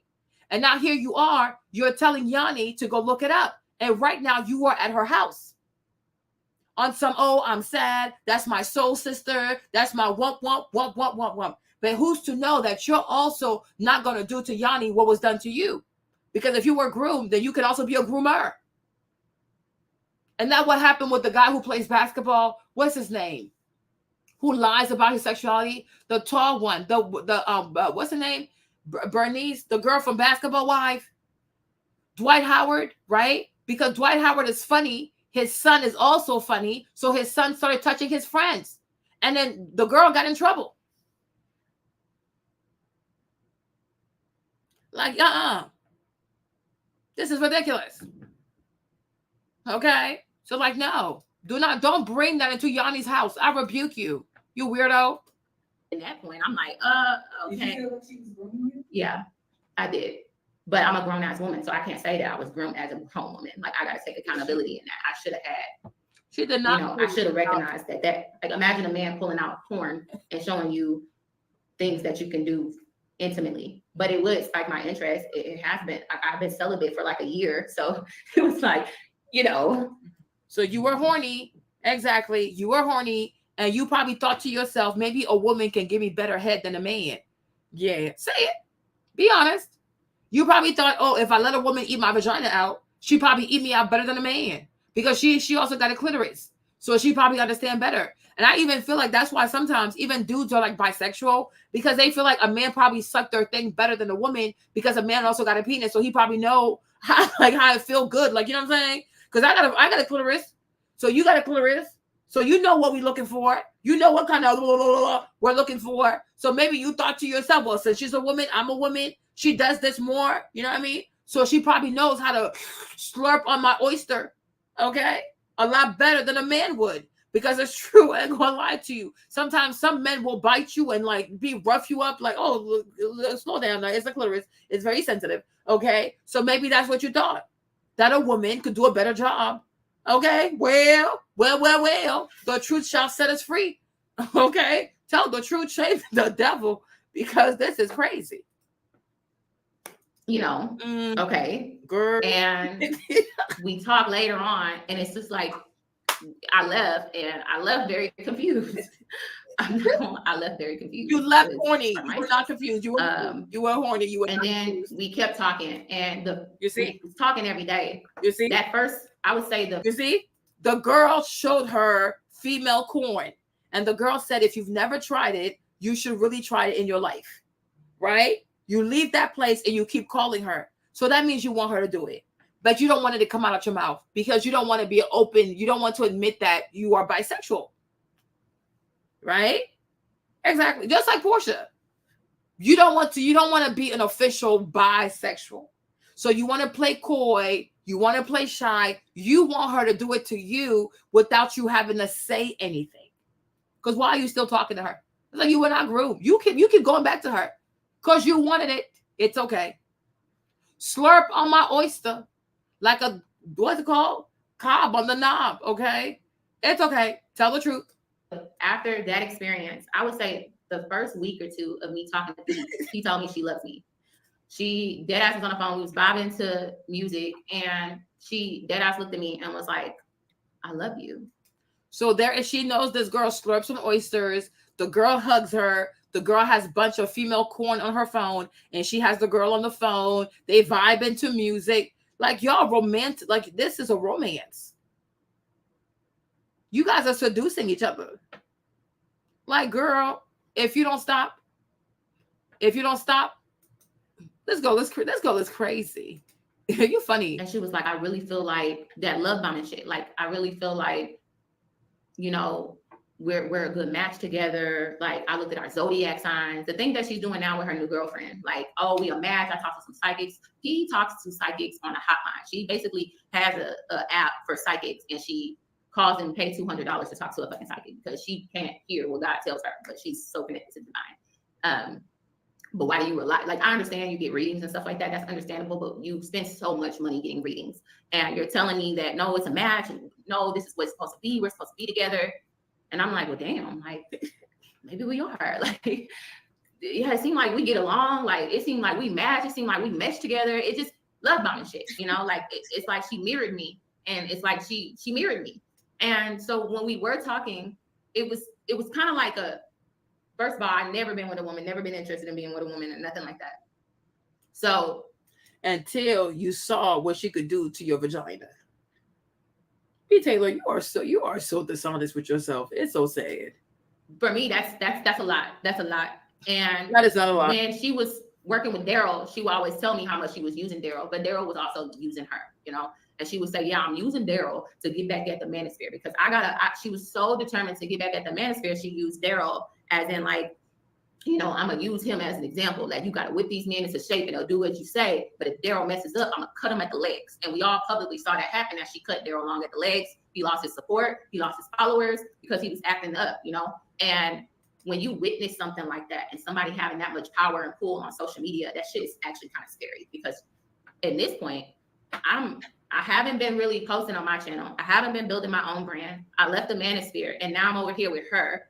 You know, while she was cutting off Daryl, she pulled me out the closet and said, I'm dating BTaylor. Like, oh, see? You wanted to be a closeted lesbian. Now look at this, right? Look at this video. When I told you, Anton told that girl, focus on your channel, mind your business. But she don't want to. She got upset at Anton. Here's the video. Hold on. Let me see. Here's the video.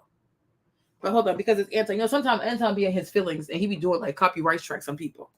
So I'm gonna play the audio because Anton be too much. Okay. So here's the video. I'm not gonna play. I'm gonna play the audio because Anton likes to. He likes to be paid. So let's go. Expedia helps you find the right time to book. Hold on. It's coming, y'all. It's coming. Because Anton likes to be a little petty sometimes. See you in the chat. Check this out, BTaylor. BTaylor, you know what's so funny about you? Mm-hmm. You want me to be honest about you? Mm-hmm. Look at your avatar right now. Look at your avatar right now, BTaylor. Check this out. BTaylor, if you spent more fucking time working your ass off and getting good content out there, instead of live streaming and dropping videos sporadically here and there, doing that shit in your car, yeah, I studied your shit. If you actually did the things that she did and you worked your ass off, you'd be big as fuck. You'd be a legend. You'd be great. You'd be you would be great. You look better than her. You can articulate yourself better than her. You're smarter than her. Get the fucking work, BTaylor. Instead of spending all of your time worried about what this fucking lady is doing, spend all of your time on how it is that you can build. You know what the difference is between Pearl and you, BTaylor? I'm gonna tell you. I'm gonna tell you the truth. Y'all want some truth today? I got some fucking truth for you today. The difference between me and you, BTaylor, is when me and you talk on the phone, it ain't the same as when me and Pearl talk on the phone. Because when Pearl talk on the phone to me, she like, Anton, what do you understand about this? Is it this and that? Is that? And then she'd be like, oh, let me give you this tip that I realized because I was looking at your videos and let me show it is, how you can do this because I hate it when you do this and you'll get more traction with this. And then I do that shit and I implement it and I get more money and then I add value in her. And then when you and me talk, you be like, Anton, I don't know because I talk to my family and I don't know if I should be fucking with you because they seen a video that you did about me. What the fuck? You look better than her. You're doper than her. I'm trying to put you on. I'm trying to get you together and all of this shit. And you sitting here giving me all your energy about her instead of spending all your energy on how you can build your own shit. I spend more time chasing you and she spends more time chasing me. Think about that shit. I spend more time chasing you and Pearl spends her time chasing me so she can try to get some game and some insight and add some value into my life. And you sit here fucking talking about her. If y'all spend more time focused on the things that actually matter, you would blow the fuck up. You would blow the fuck up.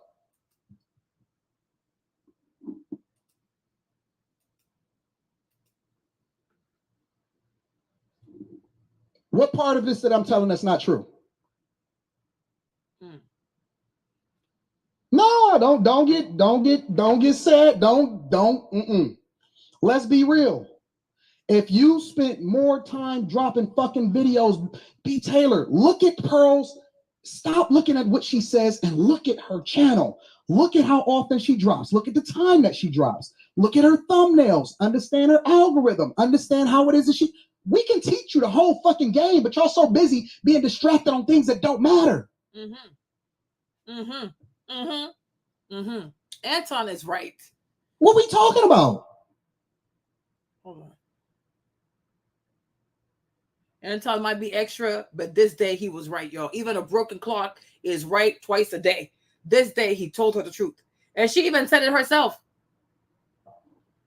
I did a whole live stream inside of the Patreon showing you my back end, showing you how much money I make, giving you the game on the algorithm, how you can make way more money when it comes to this content creation shit. And y'all sitting here trying to have conversations about Pearl. Jesus Christ.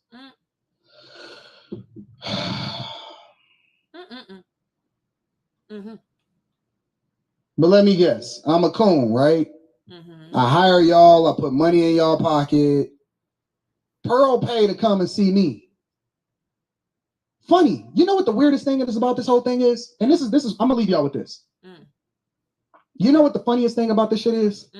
Pearl actually paid for a consultation with Kevin Samuels.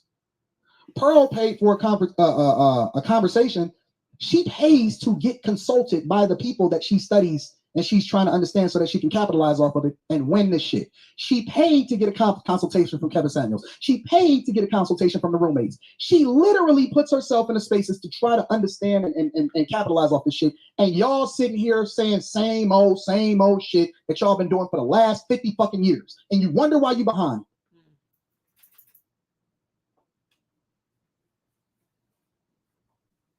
Instead of studying the game to learn how you can do things differently, y'all sitting here still being distracted by shit that don't even affect your life.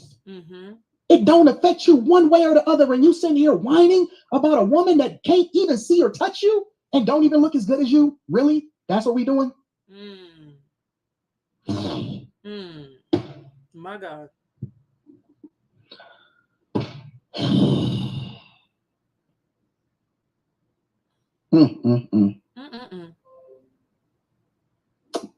Don't be distracted by that. Success is when preparation meets opportunity. Success is when preparation meets opportunity. And y'all sitting here being distracted. Okay. So now let's go back to what she said. Okay. Let's go back to what she said. Right here, right? Let's go. She basically has a app for psychics, and she calls and pays $200 to talk to a fucking psychic because she can't hear what God tells her, but she's so connected to the divine. But why do you rely? Like, I understand you get readings and stuff like that. That's understandable, but you spend so much money getting readings, and you're telling me that no, it's a match. No, this is what it's supposed to be. We're supposed to be together. And I'm like, well, damn, like maybe we are. Like, yeah, it seemed like we get along. Like, it seemed like we match. It seemed like we mesh together. It just love bombing shit, you know. Like it's like she mirrored me, and it's like she mirrored me. And so when we were talking, it was kind of like a. First of all, I've never been with a woman, never been interested in being with a woman, and nothing like that. So for me, that's a lot. That's a lot. And when she was working with Daryl, she would always tell me how much she was using Daryl, but Daryl was also using her, you know. And she would say, "Yeah, I'm using Daryl to get back at the manosphere because she was so determined to get back at the manosphere. She used Daryl as in like, you know, I'm gonna use him as an example. Like, you gotta whip these men into shape and they'll do what you say. But if Daryl messes up, I'm gonna cut him at the legs." And we all publicly saw that happen. That she cut Daryl long at the legs. He lost his support. He lost his followers because he was acting up, you know. And when you witness something like that and somebody having that much power and pull on social media, that shit is actually kind of scary because at this point, I haven't been really posting on my channel. I haven't been building my own brand. I left the manosphere and now I'm over here with her, you know. While she was cutting off Daryl, she pulled me out the closet and said, "I'm dating BTaylor." Like, she's never once asked me to be her girlfriend. It was just like, she just claimed me as her girl. So you guys, was Anton right or no? Instead of focusing on her channel, she's out here trying to be friends with Priscilla, going to go drinks with Priscilla, eating oysters with Priscilla, watching female porn with Priscilla, vibing to music with Priscilla, right? Broke people-ish. Dusty activities, right? And now she's like, oh, when I see how much power she has. Well, if you had focused on your own thing and you had built your own thing, you would have to be threatened by her, right? So Anton was right. Anton was right. Okay, let's keep going. That to me wrecked my freaking nerves because it made me like, I didn't speak up for myself because we weren't really dating. We were kind of like talking and getting to know each other. I was a little curious, so here and there, but she put it out there before I was ready to even. You did that without my permission. You pulled somebody out the closet without my permission, and you let all these people know. So that's pressure on me to keep this up. It's pressure on me to keep this up. So now I look stupid to the world, and everybody know my business that me and you may be talking and messing with each other. So you didn't want to be seen as a lesbian because you still had these boys on the corner that you take money from. And if these boys find out you're a lesbian, they're going to stop sending you their little cash app. Right? So you try to play double game. This girl, she thinks she's slick. Yo, she's funny. How old is she? She is funny. She don't want her other dudes that are still like, subsidizing her lifestyle to know that, oh, she got somebody now. So it's a wrap. You know what? That's the same thing. You know who did that stuff too? What's that girl? Steph London. That one. Steph London, when she first came on the scene, right? Steph London, this little funny Jamaican girl, okay? When she first came on the scene, she was not trying to claim Burna Boy. Y'all might not remember. When she first came on the scene, she was not trying to claim Burna Boy because I'm sure she was trying her option. She's trying to see what was happening. And then one day, Burna Boy don't leak the picture of her and him at the house on the bed. I forgot what it was. But so Burna Boy put it out there. Okay. And so at that time, she had to claim. Oh, thank you, Kima. Kima, remember, she don't want to claim him. She was not claiming Burna because at that time, Burna was not that big. He was not as big as because African Giant had not dropped yet. African Giant didn't drop yet. So it was Davido and it was Wizkid. They were like the big dudes, right? I think Omalay also had like a little popping song, but it was really like Davido and Wizkid that were really popping. She didn't want to claim Burna. Okay. So I guess Burna got tired of it. Like, what the heck? So he leaked the picture. The Shade Room picked it up. And at that point, she didn't have a choice but to say, yes, that's my boyfriend. Right? That's why when he started playing her, dogging her, not claiming her, I didn't feel bad for her. Because I'm like, you didn't think he was going to be that big. And he blew up because in the middle of him like exposing her, that's when African Giant dropped. And then African Giant just took over. And then once African Giant takes over, and then Burna Boy is getting all the acclaim, now she wants to be, oh yeah, that's my boyfriend, that's my boyfriend. So he flipped on her too, like, back up off of me. That's why the way he treats her, I don't feel bad for her. Because when he was not as big, his name wasn't big like that, she was acting funny on the internet. Because she probably had other suitors, so she was still trying to see, like, which branch am I going to hold? Which branch am I going to hold? Playing monkey business, doing monkey calculation. Okay? And Burna got tired of it.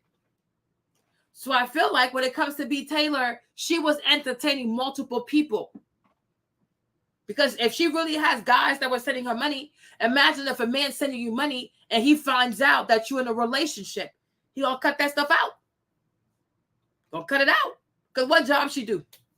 So she got multiple suitors. And I feel like Priscilla also realized, like, this girl's not really trying to, she ain't trying to be up front. So Priscilla's like, I'm put it out there. So that way these dudes gonna know you're taking. Because you playing a double game, Libra. Okay? Yes, you guys. Yes. Y'all, we gonna be outside. We gonna tell the truth. Now she wants to be Mrs. Burna. Exactly. But oh my gosh. I wish, can I find it?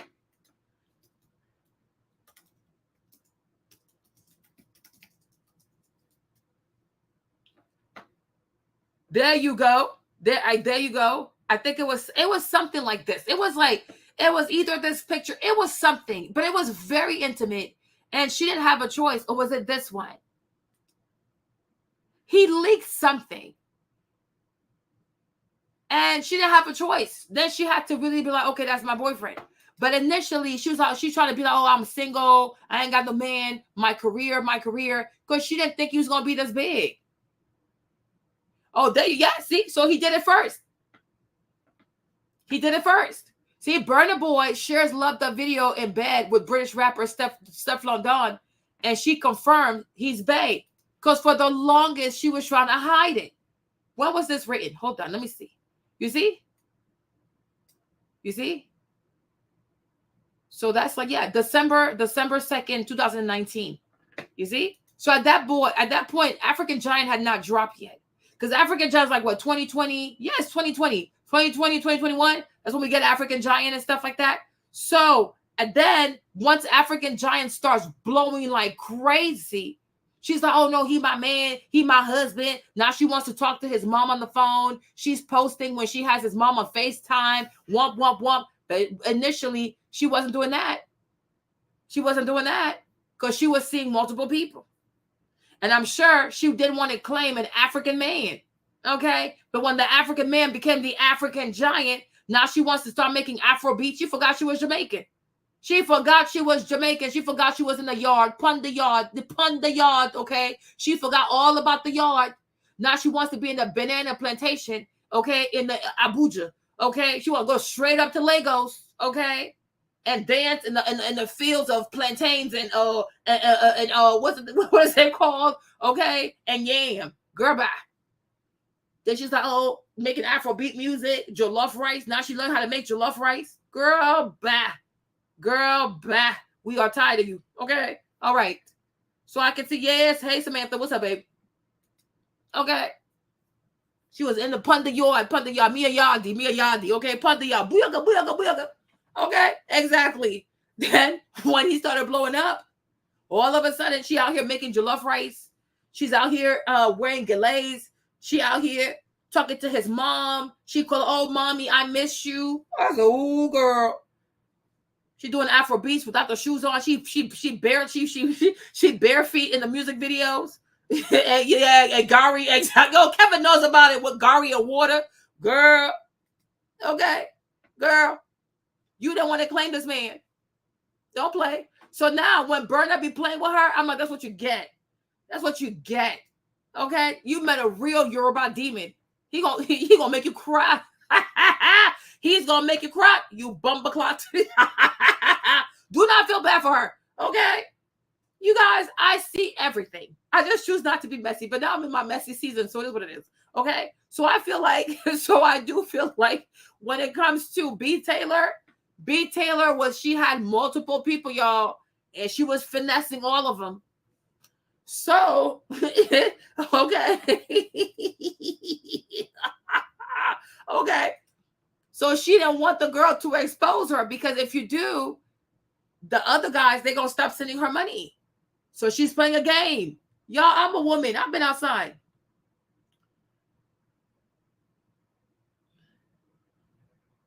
Okay. I've been outside. I'm 39 years old. You ain't about to play with me. You didn't want her to mess up your other situations because you have multiple situations going on. Don't play with me. We're not doing this. Because the guy who's still sending you $1,000, if he finds out that now you in a relationship with a woman, he gonna stop sending you $1,000, right? Because you were playing these dudes. You have multiple dudes. You have multiple suckers, okay, who kept you. So you want to lie to these men, take their money, but then you want somebody to slurp on your oysters. Priscilla saw through your shit. So she exposed you first to let these guys know, and then what you think. So girl, tell the truth. Okay, don't do this. You guys, I see everything. I'm outside. It kind of, at this point, like, I called her and was like, hey, my phone is blowing up. I didn't expect you to say that. I didn't know we were like, and she was like, well, I'm living my truth, and it's true, we are, and you can't be ashamed of that. Like, kind of like yelling at me, kind of like mad that I would even be like hesitant to it. It was like, well, you're the one who was saying. So look, she bought up her second girlfriend. So for those who are asking, what happened to Princella's second girlfriend? While all of this was happening, I even asked her what happened to Princella's. What's going on with your girlfriend? When I first met up with her, she said her girlfriend knew that she was out and about with me. But did your girlfriend know that she was touching on me? He was touching and rubbing on my legs and saying that this is an open relationship. I feel bad for her second girlfriend because she would say, oh, she's so vanilla. Like, as in she was this Hispanic and Filipino woman. And she was like, she's just so vanilla and she's just too sensitive. But that's red flag right there because I'm like, okay, so if we're involved with each other, you're publicly claiming me on your social media platform. Now your audience is asking what happened to the second girlfriend. I couldn't say what happened to her. I don't know. I just know that the girl mother was sick And P was like, she didn't have time for me. So the girl basically told her, P, go get you another girlfriend. Then P comes back and tell me, yeah, I talked to her and told her I found another girlfriend. The second girlfriend literally said, damn, that fast? That's also a red flag that I ignored. And I take accountability in that. I can't blame nobody but myself getting involved with somebody who was supposed to be in a committed relationship, right?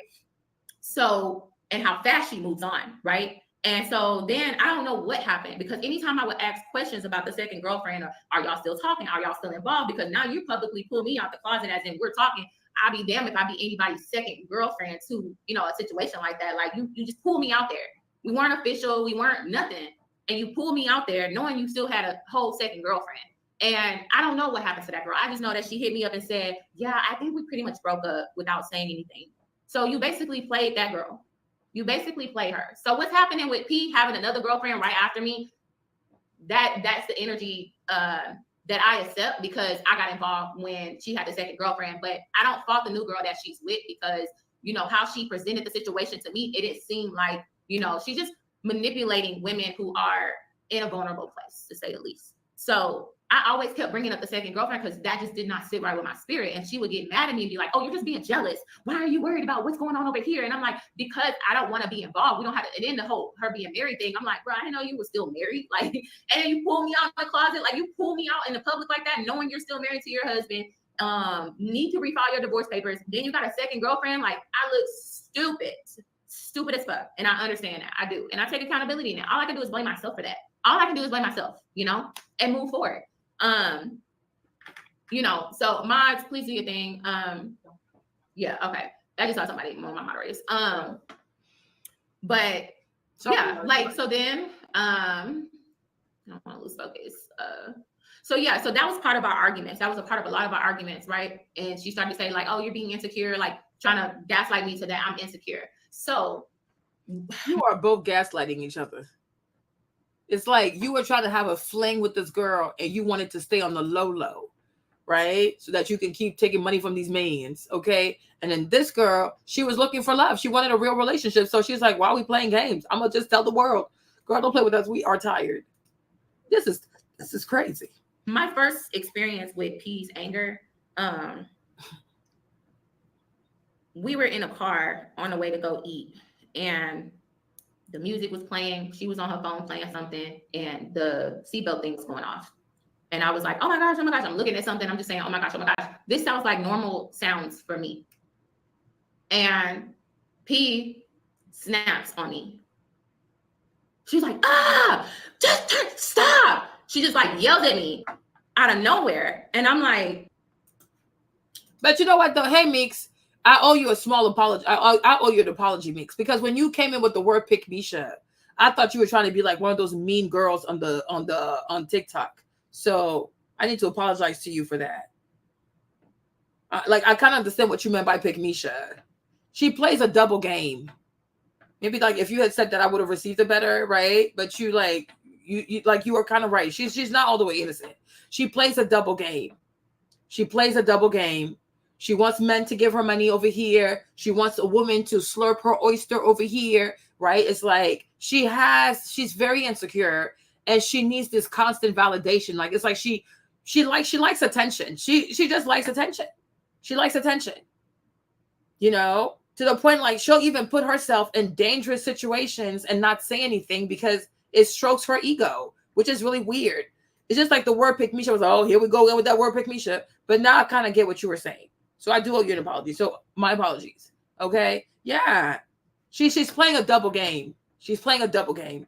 Because even using the word like, oh, she groomed me. I was like, she groomed you how? Girl, bye. You knew exactly what you were in for. But because maybe you're embarrassed. Because that's how I felt like between like Portia and Candy, right? That's how I felt. I think Portia didn't want people to know. Portia didn't want people to know that she was into women. She didn't want people to know because she's like, oh, my granddad is Hosea Williams. My granddad was a civil rights activist. Womp, right? Portia presents this facade of who she is on camera and on her page. But behind the scenes, like when the cameras are off and these girls are chilling, there's a different side to Portia.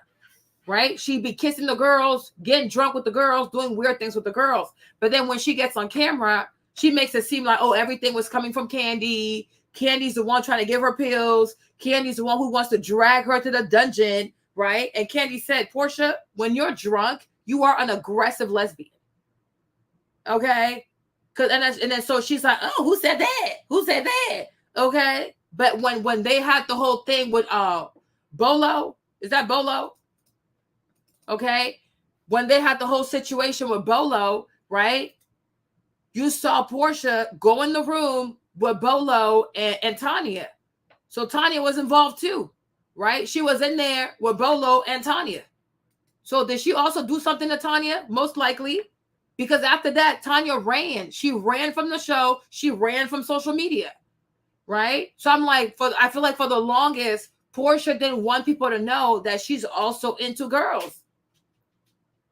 And then she's trying to put everything on Candy and make it seem like, oh, Candy's the one touching her, and Candy's the one trying to give her pills, and Candy's doing this, and Candy's doing that. Like, girl, please, if you don't stop and take accountability for your stuff, right? So that's the part that Kane didn't like. Like, girl, what?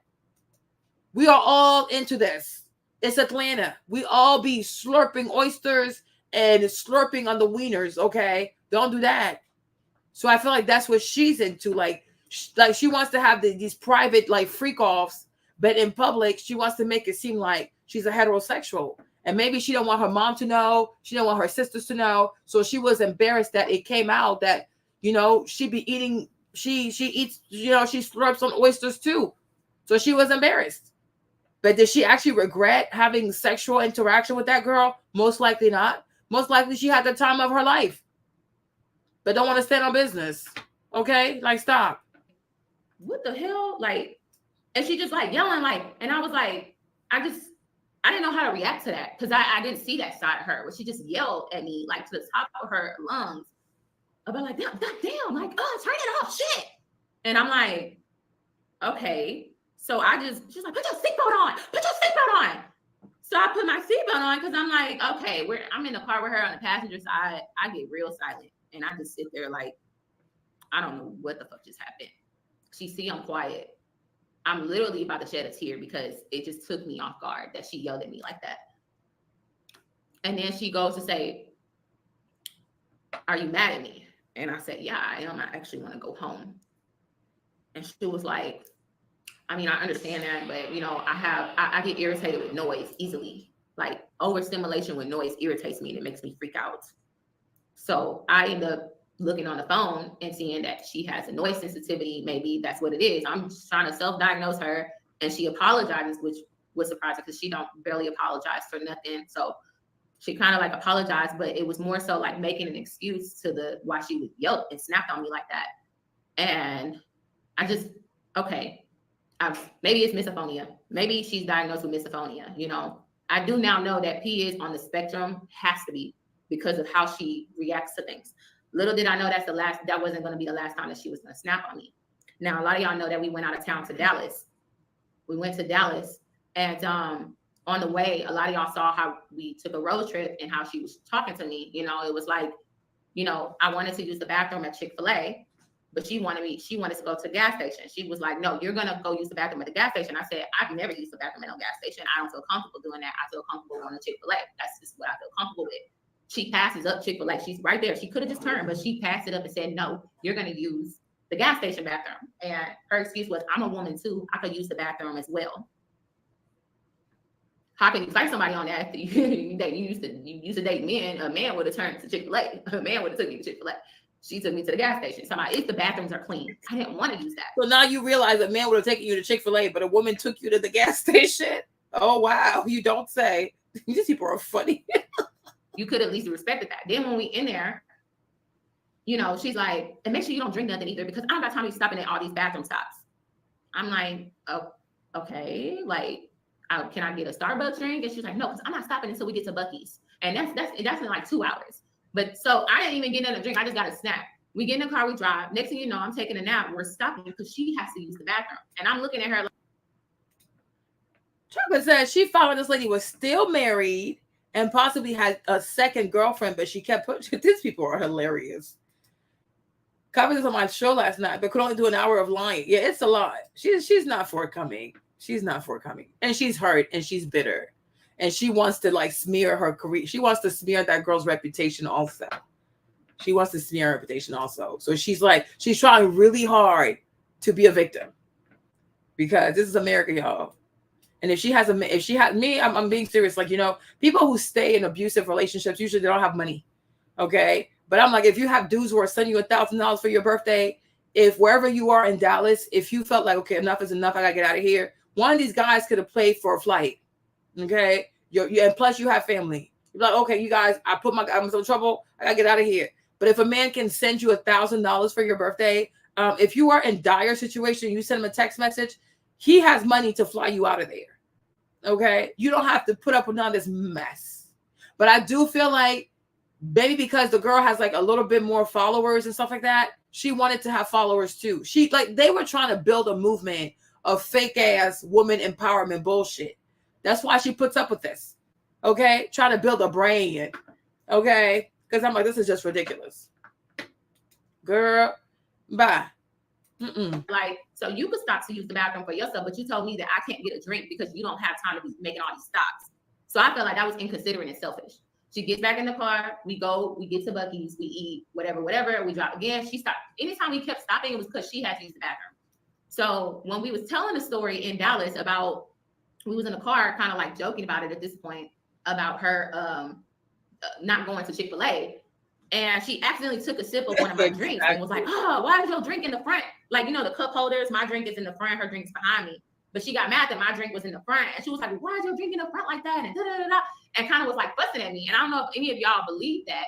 Any of y'all saw that. Y'all saw it, but the live is deleted. Because I told her it's not, people started to tell you were being mean to me. Like, I think you should delete the live. So here I am trying to protect her from revealing her true colors of how she treats me behind the scenes. So I told her how she was like yelling and kind of talking about it and deleted the live and was like, well, I'm not gonna post you no more on my live. And I don't got time to be fake. I don't got time to be fake. If we get in an argument on live, we're just gonna get on an argument on live. And I was like, well, I'm not that. I'm a private person. Like, I don't do arguments online. I don't do that. But she was like, no, if we don't get into it, we're gonna get into it and keep it real. And I'm like, okay, well, that's just not a good look. And I'm not saying be fake on camera. I'm just saying that it's not okay to bring everything to the internet. So then when we get back to the hotel that next morning, we talk about that again. And I told her how much it hurt my feelings. When I tell you, Princella starts yelling at me at the top of her fucking lungs, and she started hitting shit and like hitting the curtains in the room, yelling, flinging her arms. I'm like, damn, is she about to hit me? Is she about to hit? So I'm sitting there on the bed, like, why are you yelling? Like, I'm not even yelling at you. Like, can you just talk? No, because you trigger me. You trigger me. And like just yelling and just going off. Like, she has such horrible, horrible anger. And I'm like, if this was a man hitting shit as he's yelling at you, this would be very intimidating, to say the least. So, you know.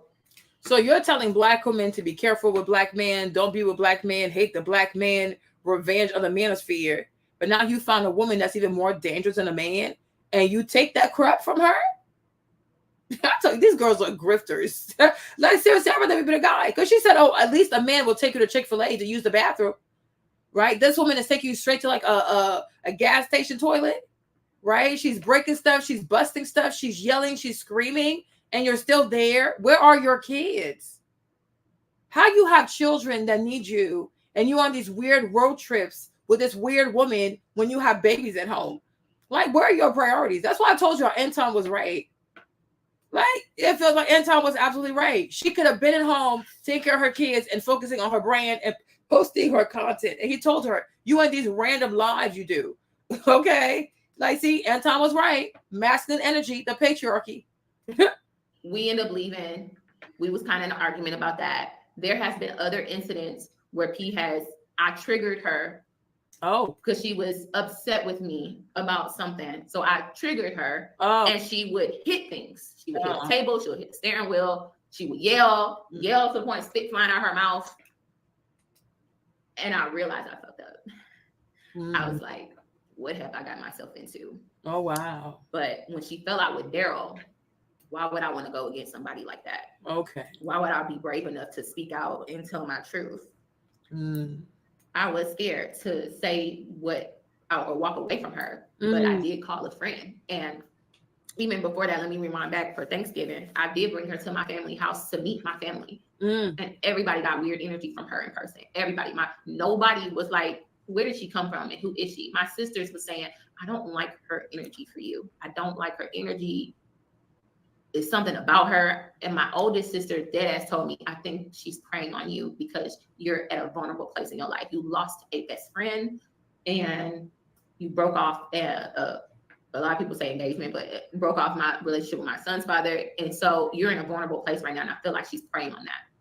And I was like, no, she just been through a lot in life. You know, when P gets on here and talk about her grape situation and all that type of stuff, that pulls at people's heart. That pulls. Okay. So let me also say this, right? So you have a child with a man. You have a child with a man. You are engaged with this man. You guys have a wedding date, right? And maybe you guys got into an argument because it'd be stressful too, planning a wedding. So instead of like putting this much energy into fixing your relationship with your child's father, you don't want to humble yourself, right? I'm a strong black woman. You don't want to humble yourself. Like, you know what? We have a baby. We have a child. Let's try to make it work. If this wedding is too stressful, maybe let's just go to the courthouse. You know, let's go to therapy. Because, you know, if you got to the point where you were engaged, it means that y'all kind of got along. Something happened. Y'all could have fixed it. But it requires humility and accountability, right? You could have apologized to him. He could have apologized to you. Y'all could have gone to the therapy. You could have fixed it. You would have had your wedding. But no, you want to be stubborn, right? He also wants to be stubborn. You don't want to humble yourself. So you rather go engage with this crazy, right? Because I'm like, all this effort you are pouring into Priscilla. Why didn't you pour that energy into the man? Oh, that's right. We decenter men. We decenter the men. We don't need men. So you decenter men and then you center toxic, crazy ass female studs. And now you say, wow, at least the man would have taken me to Chick-fil-A to use the bathroom. But this girl got me going to the gas station to pee. Why don't you but she went through this. She's been through this. She's been through that. Why don't you have the same empathy for your baby father? Like, you know what? Maybe he's going through it. Maybe it's the pressure of the wedding. Maybe we can move the date back. Maybe we go to therapy. If it's too much, let's just go to the courthouse and just do it like that. Why don't you have therapy? Why don't you have empathy for him? Because he's a man. Because I'm sure he's been through stuff too. Where was his empathy? Why did his life pull at your heartstrings? Like, you know, he's been through a lot. Yeah. Because I'm like, all this energy, she could have fixed the relationship and she would have been married. No, you want to run the streets with these crazy girls you met on TikTok. Right? Because just like your YouTube channel, just like your content, just like Anton say, you rather focus on stuff that doesn't matter. You focus on things that don't matter. You talk to people who don't have anything smart to say to you. That's exactly what Anton told you. When I tell y'all some of these girls need patriarchy, y'all think it's a joke. Right? But all this energy, now look at where we are. And I'm sure she's done things to you that the father of your child did not do to you. So you could have done that, like the energy, the time, the forgiveness, the empathy, making excuses, all that stuff you did for her. You could have poured that into your relationship. You were engaged. You had a wedding date. You fumbled your wedding just so that you can be trimming with the woman and have to pee at a gas station because y'all want to be famous on social media. And this is why social media is ruining so many relationships, because these women think that the sisterhood is going to prevail. Oh, as long as I have sisterhood, I don't need a man. Girl, bye. There you go. Here you are with this, the social media. Y'all crazy. Like, these girls are really crazy. You know what I'm saying? She had a man. She had an engagement. She had a wedding date. Let that go to go focus on Priscilla. And now she's sitting here crying and trying to say, oh, Priscilla groomed me. Girl, shut up. Shut up. You don't know what you want out of life. You're confused. That tugs at people's heart. That tugs at women's heart to sympathize and empathize with her. Whatever. But she uses those stories to gain the sympathy from women, you know? Nope. And that's not to say she hasn't been through that. It's just like, because she's been through that, that makes people kind of excuse her behavior, you know? And I caught myself as an empath. I was excusing her behavior. He said God protected that man. He probably did. Because I'm sure he's watching this like, what? I dodged the bullet. Because she's not wise at all. Yeah, she's not ready for marriage. Because it makes no sense to me. You know? Like the father of your child, like you have a reason to fight because you guys have a child together. Like, you know, there's more reason to fight. Like, you know what? We brought this baby here. He deserves for us to at least try. You understand? Like, it's a child. And I can be like, okay, I can understand. I can respect you trying to fight for the, like, let's be married because we don't want to have this black baby in a broken household. Let's try to give him a 2-parent household. Like, I find that honorable. Even if you guys end up breaking up, getting a divorce, at least I can say, you know what? I understand where she was coming from. She was fighting for her family, right? She was fighting for her children, for her family. She wanted her kids to have a 2-parent household. That's honorable. No. That's not what she's fighting for. She's fighting for some random woman on TikTok because, quote unquote, they're trying to do woman empowerment, but yet they're all damaged.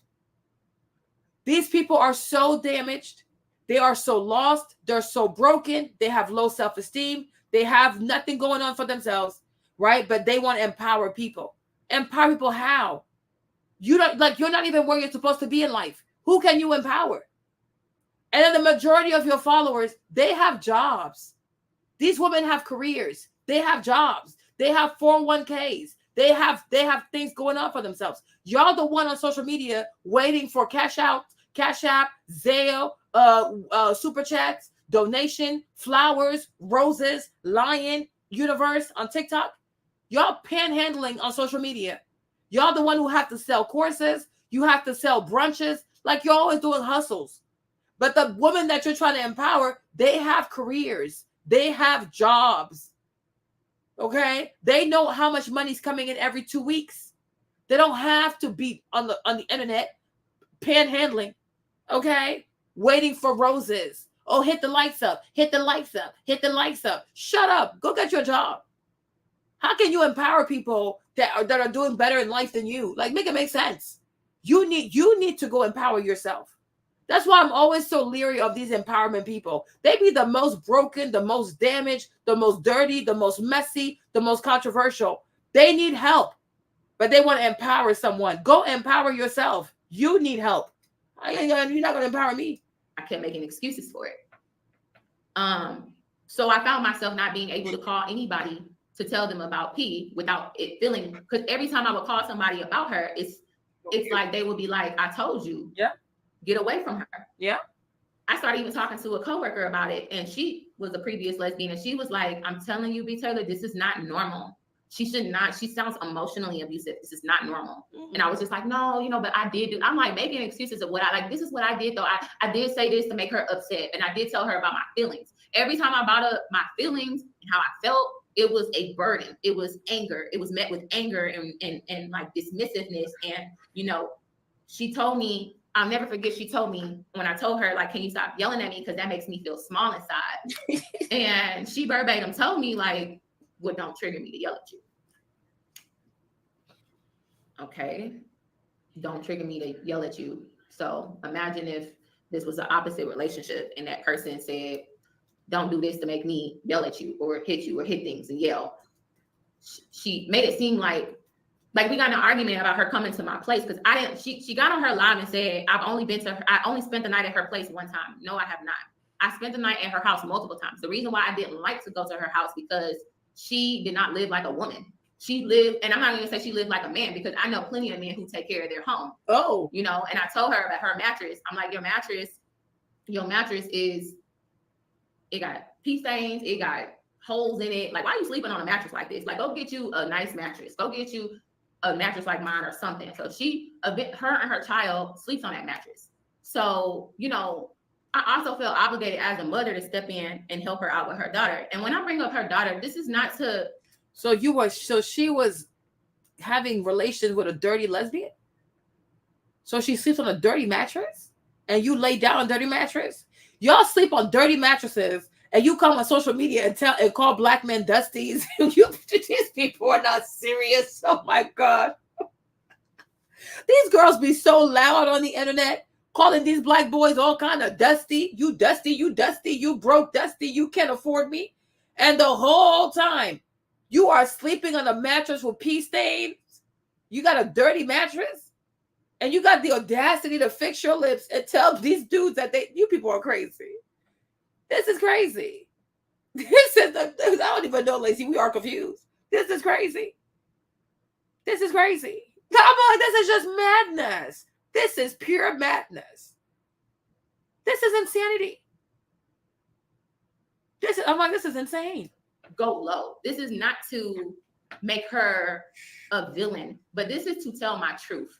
And I cannot keep lying. Women have asked, does Amaya go to school? So when she wanted to tell her truth about being with you, you were upset. Now you want to tell your truth. So now you want revenge. You spiteful. You got spite in your heart. The girl is 5 years old, going on 6, and have never been in a school. She was not getting homeschooled. She was in front of a TV all day. Everybody know that her child has autism. She has not gotten her daughter tested for autism. It took me saying, let's go get her tested for autism. Let's get her into this daycare program so she can be around other kids. So now she's in a daycare program that I have my kids in, so she can be around other kids and learn. She don't read to her. She don't teach her anything. She don't have a mentor, a tutor. She don't give her any type of school lessons. At 5, I think she's supposed to be at least in kindergarten or something. She hasn't been to pre-K. She hasn't been to kindergarten. She was just like, so she's behind on a lot of things. And she has this she's on the spectrum. And also when I came in, I was like, I started to notice that why is it that your child is up all night and you're asleep? And your child is up all night and you're asleep and you let her sleep through the day. And when I asked you about that, you said, well, it's easier for you to get business done. I said, that's not healthy for a child to be in an environment like that, because she needs a schedule. It's not healthy for children to not be on a schedule. It's not healthy. And so when she, oh, sorry, I can hear myself, Yanni. I can hear, I don't know if you're playing the thing. I can hear myself. All right.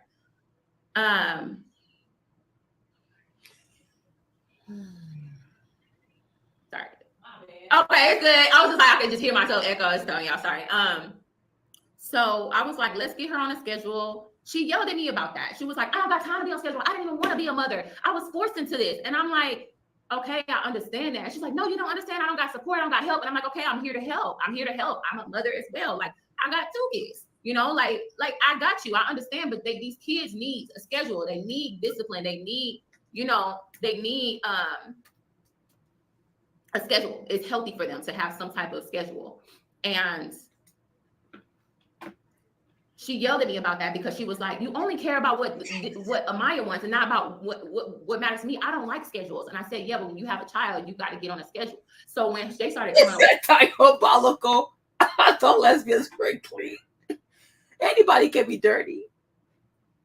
But the thing about us too, like if you're a woman and you're dirtier than a man, it's more concerning because we have our period, we have our cycle. So if a woman is dirtier than a man, it's very concerning because we bleed. We bleed. So that can be really concerning.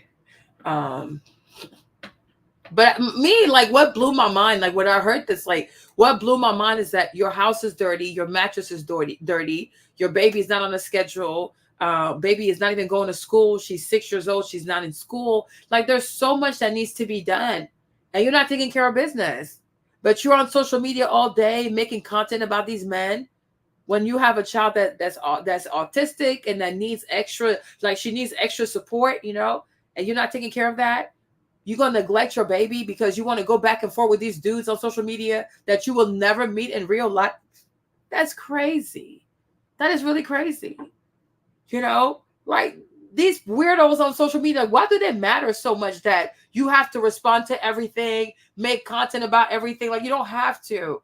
Focus on your baby, focus on your child. Make sure she has what she needs. Clean your house, do your laundry. Make sure you live in a tidy place. And then once you're done, then you go on social media, or at least have some type of structure for the child, And if you really cannot take care of the child, send the child to her dad. You know what I mean? You don't have to be a mother if you don't want to. Don't abuse and neglect children. You can share, like send it back to the daddy. But because you want to have child support. No. You don't want to take her the baby? That's fine. Send her to her mom. Send her to her dad. But this is not acceptable. Like it's like it's not. I don't know how you have all these things that you have to do, but you're constantly on social media. You're constantly on TikTok. You're constantly doing stitch videos. You're responding to every man in the manosphere. You have this master plan of how you go take down the manosphere. Why? You are a mother first. You're a mother first. These people don't have kids like that. Or maybe they have wives who help them with the kids, or the kids are with their mom. I don't know. Right? But you just don't have that kind of luxury. If you're single and you ain't got no kids, then I guess you can go back and forth with the manosphere. But if you have a daughter and your daughter especially has special needs, the manosphere is the last thing you need to think about. Man, F these mans. Because this is really bizarre. This is very mean. Like, look at this poor black girl. Like, she gonna grow up and you a woman and you damage her. But you out here preaching that men are bad for black women, but you over here damaging your daughter. Like, make it make sense. I'm like, this is weird. Oh. Yeah. You're neglecting your kids for content. That is so weird. That is so bizarre. At my house, I started making her child go to bed at 8:30. And guess what? Her baby was going to bed at 8:30. Her daughter now goes to sleep at night because I set her a bed schedule. Wow. I put some type of structure in her child's life. Her child is in school now, like at a daycare program. She now goes to bed at night, and I got her to start fixing her daughter breakfast because I noticed that when her schedule started, she wake up through the day. And a lot of y'all ask like, damn, do P spend time with her daughter? How can you spend time with your daughter when you're online all day, every day? Who's feeding her? So she gets into stuff. She starts feeding herself. She had to learn how to go in the kitchen and make stuff for herself because mama can't feed you if mama's busy online. And I noticed that, and I'm like, hey, incidents where her daughter had 104 temperature. I'm like, take her to the ER. Like, you can't just, do you have Tylenol? How you don't have kids Tylenol at your house? Like, get her some Tylenol. Like, okay, she didn't have this fever for like a week. My little ones, when they have a fever longer than 2 days, they at the doctors. I'm like, take her to the doctors, take her here, take her there, take her to the dentist. Why am I telling you to be a fucking mom to your child? That's why I felt obligated to also stick around. And I was scared as shit to just leave and break up with you. I felt obligated to stick around. She has a husband and 2 girlfriends. So my thing is like, this is severe child abuse and child neglect.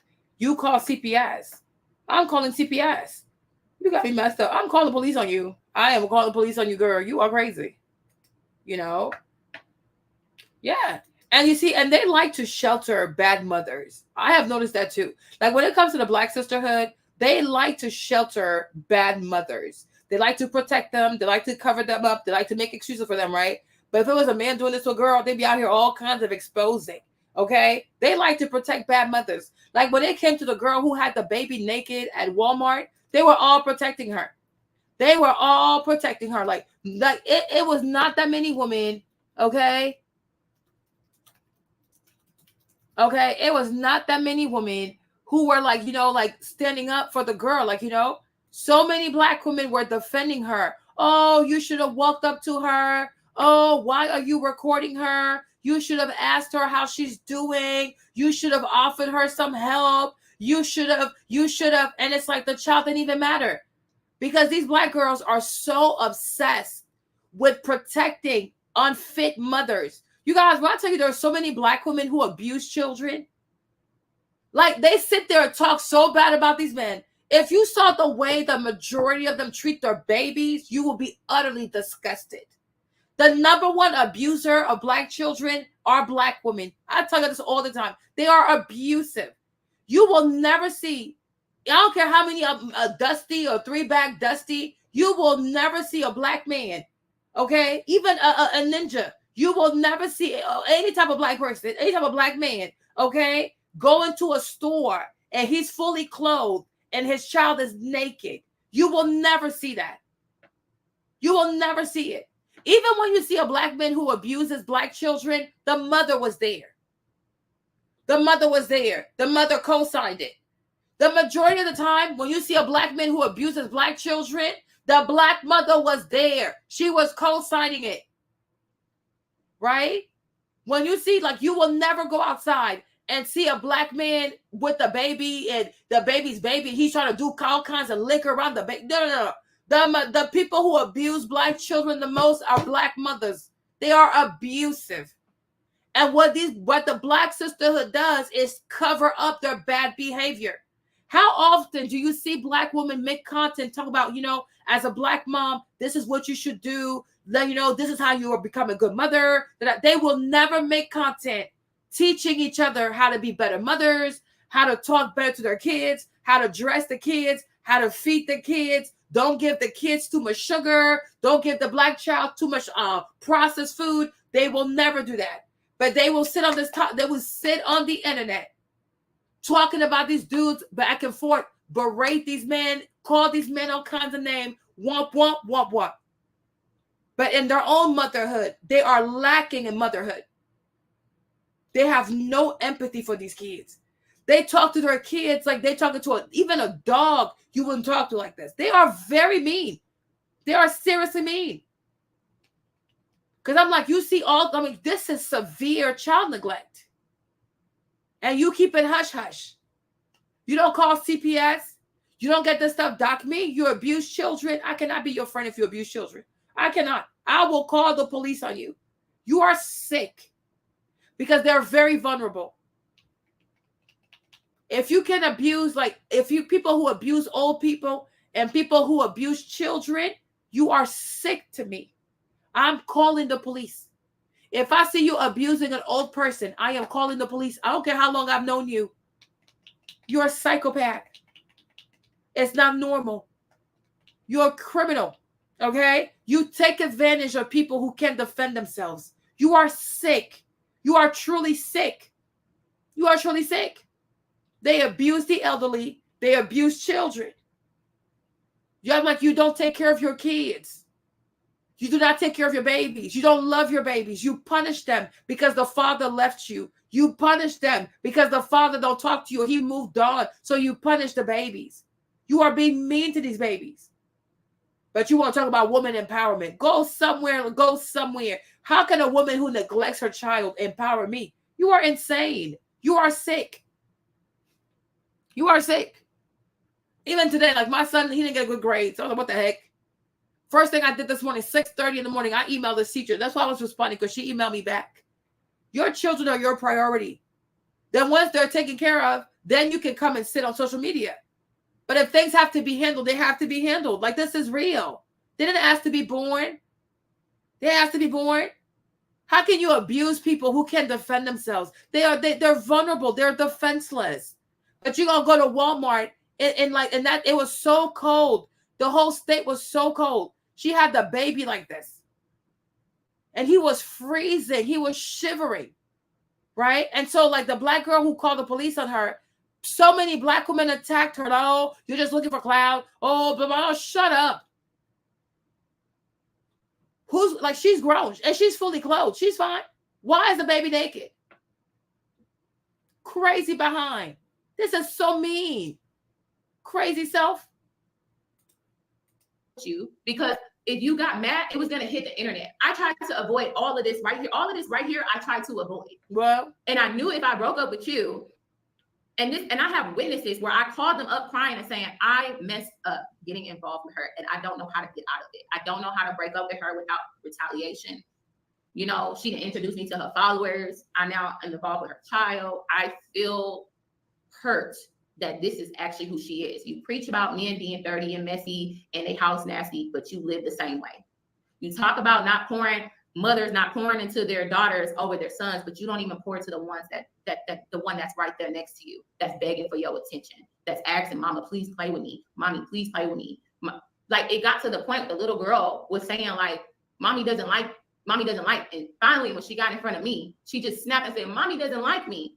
And I grabbed her and held her like, oh my God, she was crying. And she was like, that's what she's been saying. Like, and I'm telling her like, no, your mom does love you. And Amaya, like, you know, I'm trying to tell her daughter, like, I'm trying to make excuses for it. I thought I was putting her like to help her with that. I've done a lot for Pete behind the scenes. And a lot of people that want to say I did this for clout, I didn't do this for clout. I didn't gain a whole bunch of subscribers from this. I didn't gain money from this. I didn't get money from Pete. He never gave me money. Okay. But I can say that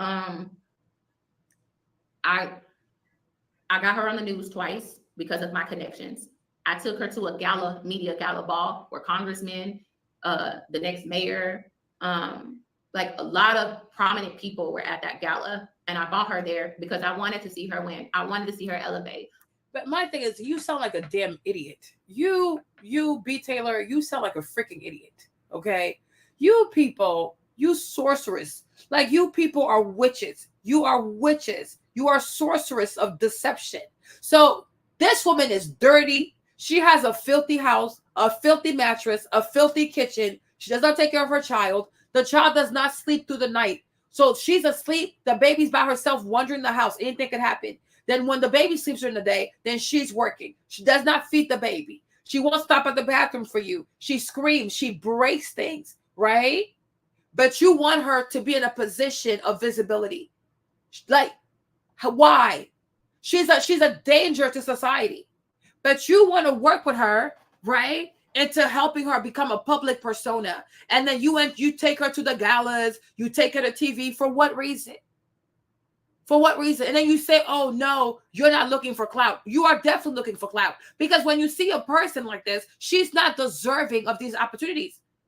She's not deserving. Because all she's going to do is go to these places with prominent people and pretend to be something that she's not. And you are facilitating that. You are opening doors for this woman to go to events with prestigious people, take pictures that she gonna put on her social media, right? When she's not deserving of these opportunities. She needs to clean her house. She has no business going to a gala. A woman who does not feed her child, you are helping her to go to galas, right? Because y'all was trying to be a lesbian power couple. Like, tell the truth and shame the devil, because this is crazy. This is crazy. Me, I'm going to see somebody abusing a child. And I'm like, oh, you know what? I want her to win. Win how? I want her to clean her house. Take her to Walmart. Have her buy some cleaning supplies. Mr. Bubbles, bleach, Windex, Ultrasol, Pine Sol. You ever heard of that? Take her to Walmart, the cleaning aisle, and let her be great. Teach her how to use a mop, a sponge. Ever heard of that? You want her to win? Clean the damn house. Okay? But I'm like, this is not someone that you help to be in positions of power, influence, or prominence. She's a psychopath. She's dangerous. Like, with the things she got going on, she barely has time to take care of her daughter. And you want her to have more exposure? So now you want the baby to end up sleeping in a trash can. Sorceress of deception. You people meddle in manipulation. It's very demonic. This is some demonic energy. It's so demonic because it's so disingenuous. Everything is fake and fake and fake and fake and fake, because you and her were not only trying to deceive these Black women, but you were trying to build this fake lesbian power couple. That's what you were up to. Exactly. Take her to Walmart, the cleaning aisle. Let her buy all the cleaning products she can get and clean that filthy ass house. It's ridiculous. A filthy mattress. Y'all got too much cleaning to do to be out here worried about going to the gala, going to the news. The news for what? Because the reason why she should be on the news is for child abuse. Okay? Let's talk about that part. There's some clown behavior stuff. Yanni, you need to be careful. Unless you're just as crazy as her. Because, girl, let me know something. I wanted her to sell books. I wanted to pour into her as a friend because she's had a tough life. And I just wanted to see her win. So I did a lot. So to say that I did this for clout, you did, is crazy, because I helped her with her hair. I helped her, like get her to mainstream media. I helped her with some interviews. But why would you help? Why would you help a bad mother? Why would you help a bad mother? Why would you help somebody who has, according to you, abused you emotionally? Why would you help such a person have access to the media so she can have access to a bigger platform?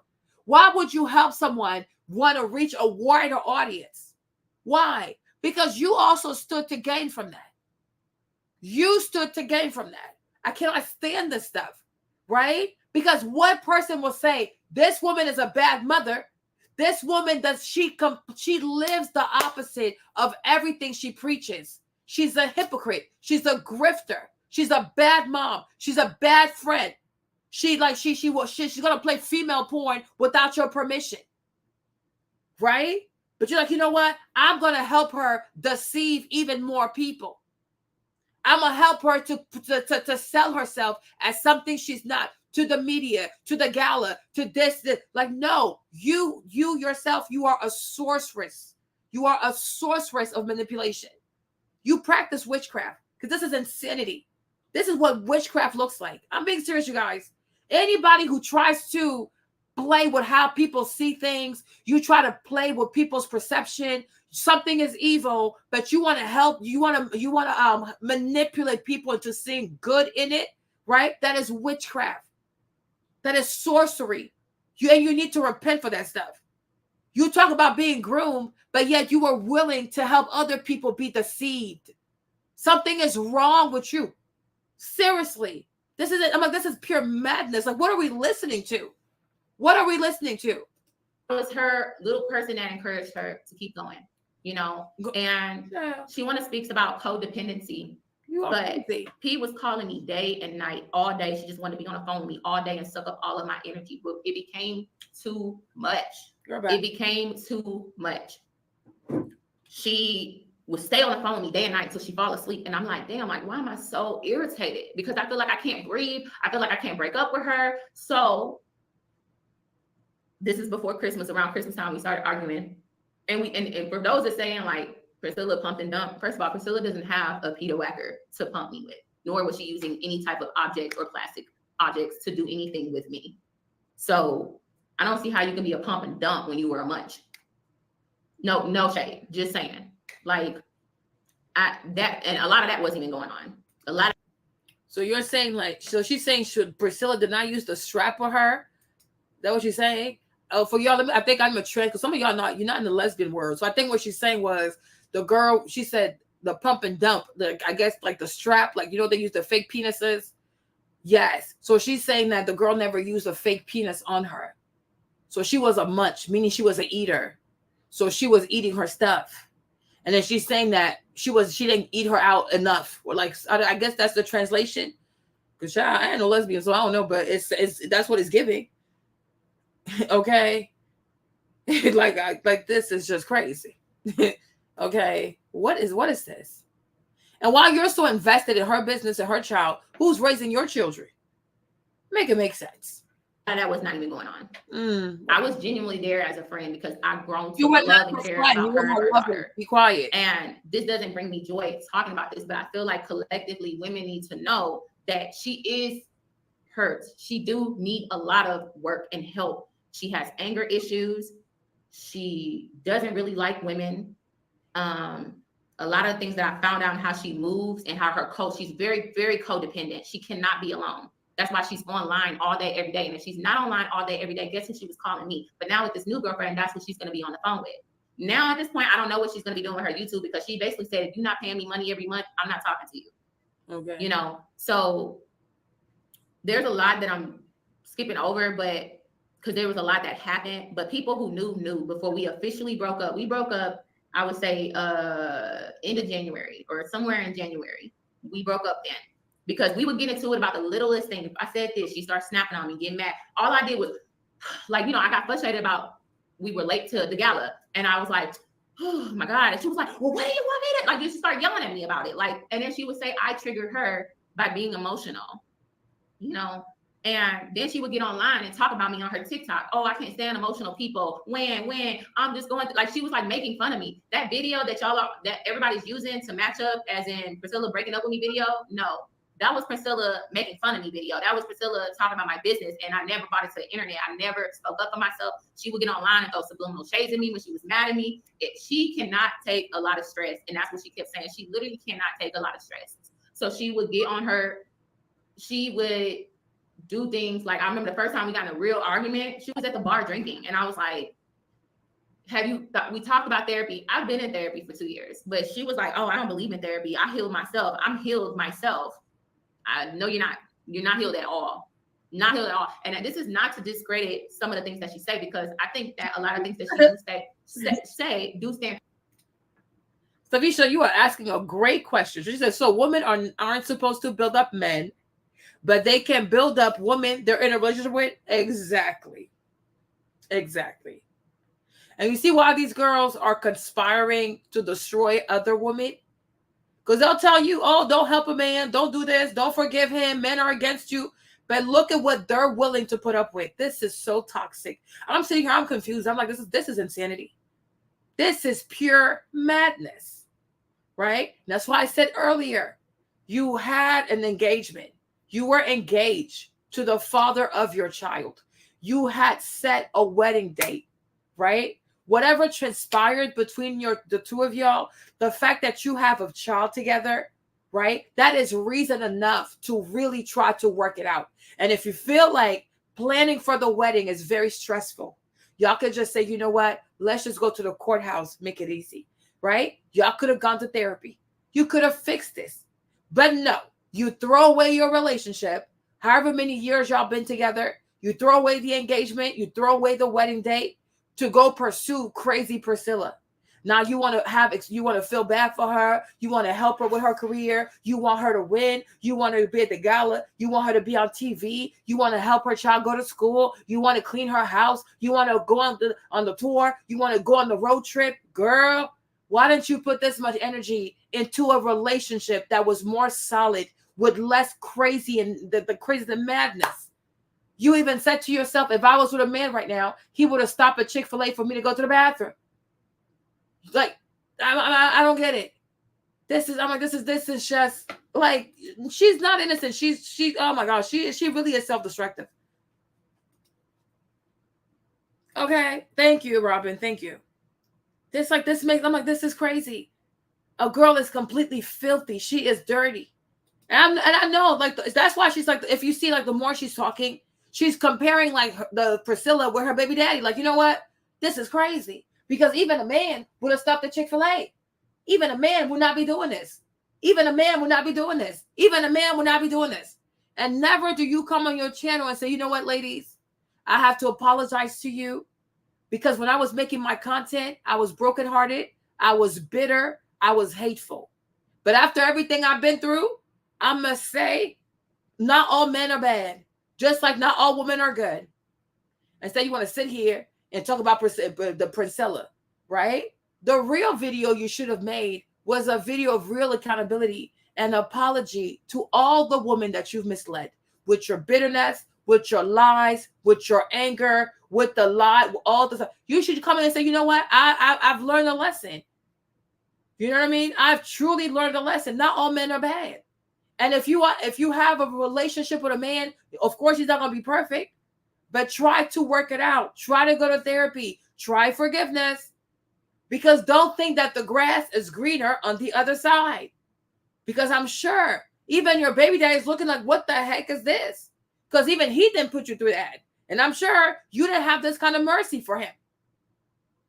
But when it comes to this crazy woman, you tolerated so much. Everything you tell your Black female audience not to put up with, you put up with because it's a woman. What is wrong with you? I'm like, this is crazy. This is crazy.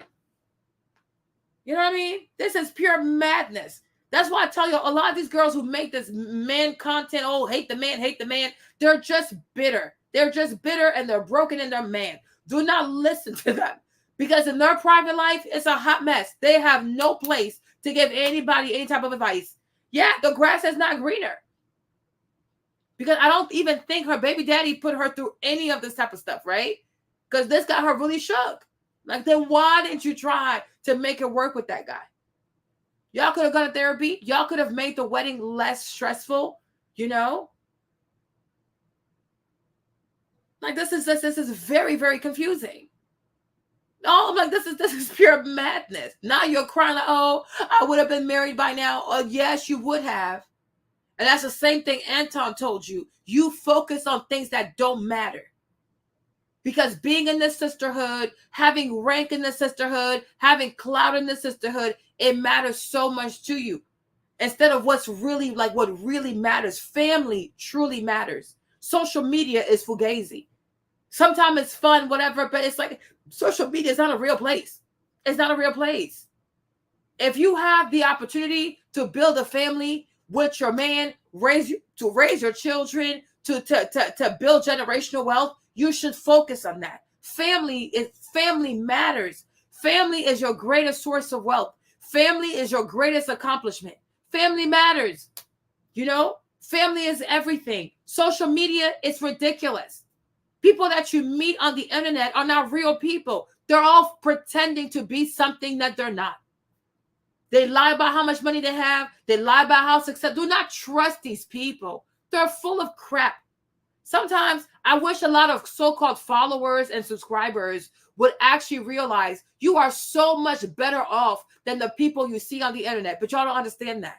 Because they are so good at manipulating you, at lying to you, at messing with your vision. Right? There are so many women who look at these girls, they will never treat their kids this way. Their house is spotless. Their bathroom is spotless. The kitchen is spotless. Their kids eat well. Their kids have good grades. You are so much better than these women. But because they're on social media, they have followers, they have blue check marks, you allow yourself to be impressed by these wannabes. They're a bunch of frauds. They're a bunch of charlatans. They are quacks. They're not real. They're running a cult. Okay? They're selling snake oil. Do not believe these people. So many of these female influencers, you need to know that you are doing way much better than them. You have nothing to envy these people. They can't teach you nothing. Do not be impressed. Don't because everything is edited. Everything is fake. Your life, it's real. You know it's real. It's your life. So don't let no one on the internet impress you. Because a lot of these girls, you are doing so much better than them. Your kids are doing so much better. Your finances, you're doing so much better. Your relationships, you're doing so much better. Your family is doing so much better. You are so blessed. You are so gifted. Do not let these people on the internet make you feel like, oh, I got to follow. You ain't got to follow nothing because it's a lie. The whole thing is a lie. And what happens is later on, they come to the internet and they start exposing each other. You see this? Because these two got together. Oh, I hate men. You hate men. Let's get together to hate men together. And in the process of trying to hate men, they started hating on each other. So now they're running the social media to expose each other. Because they really had no real core values, right? They just got together because a friend of my enemy is my friend. So now here you go. Bunch of foolishness. Bunch of foolishness. True and a lot of truth in science and sociology, psychology, and biology. I learned a lot through that. But I think when it comes to a point of her trying to persuade women to not deal with men, I don't think that that's fair. I have women who deal with men my entire life. My whole family of women are married. So when you say things like women who deal with men, I hope they get raped. I hope they get beat up and knocked upside their head. I hope all this bad stuff would happen to them. And I'm like, why would you say that? And we got an argument about that because I'm like, I don't think that that's okay to say those things. To wish rape on a woman for dealing with a man, to wish abuse on a woman because she's dealing with a man, that's crazy to me. But when she said those things, you continue to be her friend. She said those things and you continue to be in a relationship with her. She said those things and you continue to trim. Now you want to sit your butt on social media and expose her. Oh, this is what she said. This is what she said. But when she said those things, right, you didn't think enough about your mom to walk away. You didn't think enough about your sisters to walk away. You stayed, right? So you're just as guilty. You might not have said those things, but when you stand beside somebody who said those things, right, you are just as guilty. Don't run to the internet and be like, oh my gosh, here's what P said. You knew she was crazy. You knew she was hateful.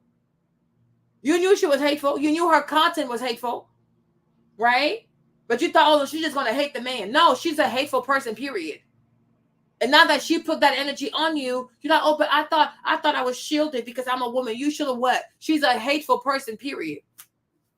But she says all these nasty things. She says all these evil things, like, you know, all these are very evil things to say. And you continue to entertain her. So miss me with that. Miss me with that. Like, and that's the thing about these exposing videos. Like, oh, I'm exposing, I'm gonna tell my truth. But when you expose someone, you are also exposing yourself because you went along with it. You were there for the ride. So the more you talk about this woman, please know that you are also exposing your psychology. Okay? Because me, Marlene, I will never trust you. You're a weirdo. Like I said, Yanni needs to be very careful because you are unhealed. Okay, you are a traumatized what's it called? A traumatized cheater. Okay, yeah, she stayed 504 because these are very troubling things. These are like everything we've been here is very troubling, and you keep saying, but now because y'all broke up, now you want to make it. Oh, I'm telling my truth. No, you want to expose her, you want to shame her, and you want her audience to know who she truly is. But my thing is, in the process of doing that, you are also exposing yourself, because what kind of person will stay by someone like that? What kind of person will continue to have relationships, sexual relationships with someone like that? What kind of person will try to get someone like that onto the media? What kind of person would get someone like that to go to galas and press events, etc., etc., etc.? So there really is no exposing her without you also exposing yourself. Okay? No, everyone, yeah, definitely. That's a fact, right? But my thing is, do not paint one gender as ultimately evil when you also have evil inside of you. That's all I'm saying, right? Because that's very bizarre. So to me, it's like when it comes to I'm gonna expose her, I'm telling my truth. Then no, you're telling your perspective. You are telling your perspective, because the truth as it stands, only God could tell us what exactly happened, because there are things you're not telling us, right? You're telling us how she's reacting, but you're not telling us how did you trigger her? There are things that you're not telling us. So it's not a truth, it's a perspective, because the truth would involve you telling us everything, including everything that you did. But there are things that you are holding for yourself, and that's fine. You have the right to your privacy. But then don't tell us that you are speaking the truth. You are sharing your perspective of what happened, because the truth, only God knows the truth. Because how often do y'all even come and tell, oh, you know what, oh, here's what I did, da, da, da, da. No. You want to expose her. You want her audience to know who she is. You are trying to pull the mask. But there was a time you were helping her to hide her true identity. You were helping her to have a mask on and to lie to people. And you were going to help her even reach a wider audience. But now that she's no longer with you, you want to destroy what you think you've helped her to build. Be honest about your feelings. Be honest about your intention. You are sitting on this live to pull the mask off the brand of Priscilla, the queen maker. Right? You understand? But if you were still together, you'd be quiet. So, girl, we are tired. Okay? Yeah, there are three. Okay? There are three sides to every story. Okay? God talks. Super. God talks. Even the dead, they talk. Even the dead. That's why it's not everybody you kill. Some people, you can kill them. You can get away with it. There are people, you kill them, in less than 24 hours, you will get caught. Even the dead people be talking. Some dead people talk. Some dead people don't talk. It's not everybody you kill. Some people, you kill them, you will never have peace. You will never have. There are some petty dead people out there. Well, the sun does talk. It talks when it wakes up, and it talks when it goes to sleep. Okay? Exactly. So it's like you're very bizarre. I'm like, you're bizarre yourself. You were helping her to have this mask on and to deceive people. But now that she's no longer with you, you want to pull the mask and show the world who she truly is. But in the process of doing so, you're also showing who you are. Like I said, Yanni, be careful. Be very careful. These people are very unhinged. And that's in your heart. And that came out. And there's a lot of stuff in her heart that will come out. And it came out in bitterness and anger and hate. Duh. So I wasn't agreeing with that. And of course, me being like a boy mom or a woman with boys, you know, she wanted to play into that whole, like, she would get mad at me for being, that's why she always was going in. Like, she went in on women that have boys, but she really started going in because she wanted me to look at them a certain way. I said, my sons know how to wipe themselves properly. Have you been teaching your child to wipe herself properly? My sons know how to get in the bathtub and take care of themselves. My sons have hot meals at home. Are you doing those things before you want to sit there and talk about my boys? Are you doing these things for your child? And if you're not doing those things for your child, you have no room to say these things. You see, and this is typical woman. This is typical woman behavior. This is typical woman behavior. When they get hurt, they go low. You see how low they're going? Now they're using their children to insult each other. You see how low they go? So that's why I tell you, like, sometimes I'm telling y'all, the stuff they swear, oh, a man left me. No, they be talking trifling to these men. They go low with these men, right? Sometimes they say things that are out of order and he can't take it, right? Some men can't take it. They get violent. Some men can't take it. They walk away, right? But you see their behavior. When they get upset, instead of having a proper conversation and talk about it, no, we're going to go low. We're going to compare motherhood to motherhood and start talking about children. You see this? This is what they do. So I'm like, even when they are in a lesbian relationship, if you don't fix your behavior, you don't fix your mindset, don't learn to respect the person that you are in a relationship with, you will continue to have failed relationship. Stop looking at becoming lesbians as a safe haven. Oh, I just can't deal with men. Oh, men just don't understand me. So I'm going to go be with a woman. No, because you're bringing yourself. You are the problem. You are the problem. Lesbianism cannot fix you, right? Because if you are disrespectful, you would simply be a disrespectful lesbian. If you go low every time you argue, you're going to keep going low when you argue. Lesbianism is not a cure, right? And a lot of, oh, well, I felt, well, he didn't want me, or, I had 3 failed relationship with a man, so now I'm going to go be a lesbian. Girl, bye. Bye. Because you're looking at lesbianism as a safe haven. No, it's still 2 people trying to be in a relationship. You are still people. We are all human beings. And there are things that nobody's going to tolerate, whether you're a man or a woman, it doesn't matter, right? To have, like, a relationship is going to be healthy because the people who are involved in it are healthy. So if you are 2 unhinged lesbians, you will have a very toxic relationship because you're toxic people. Just because you wear a strap or whatever, do not delude yourself. If you have a bad character, you're going to have bad character. Point blank, period. There's no way to avoid doing the work to become relationship material. You cannot avoid it. You can't become a lesbian because you think, oh, if I become a lesbian and somehow I'm not gonna know any problem. No, you'll know different types of problem. Different types of problem. Every relationship has its hurdles, the challenges, and you have to be willing to become someone who wants to work on that. You know what I'm saying? But there are problems. Like there are problems with everything, with every people, because it's the people. People create the problems.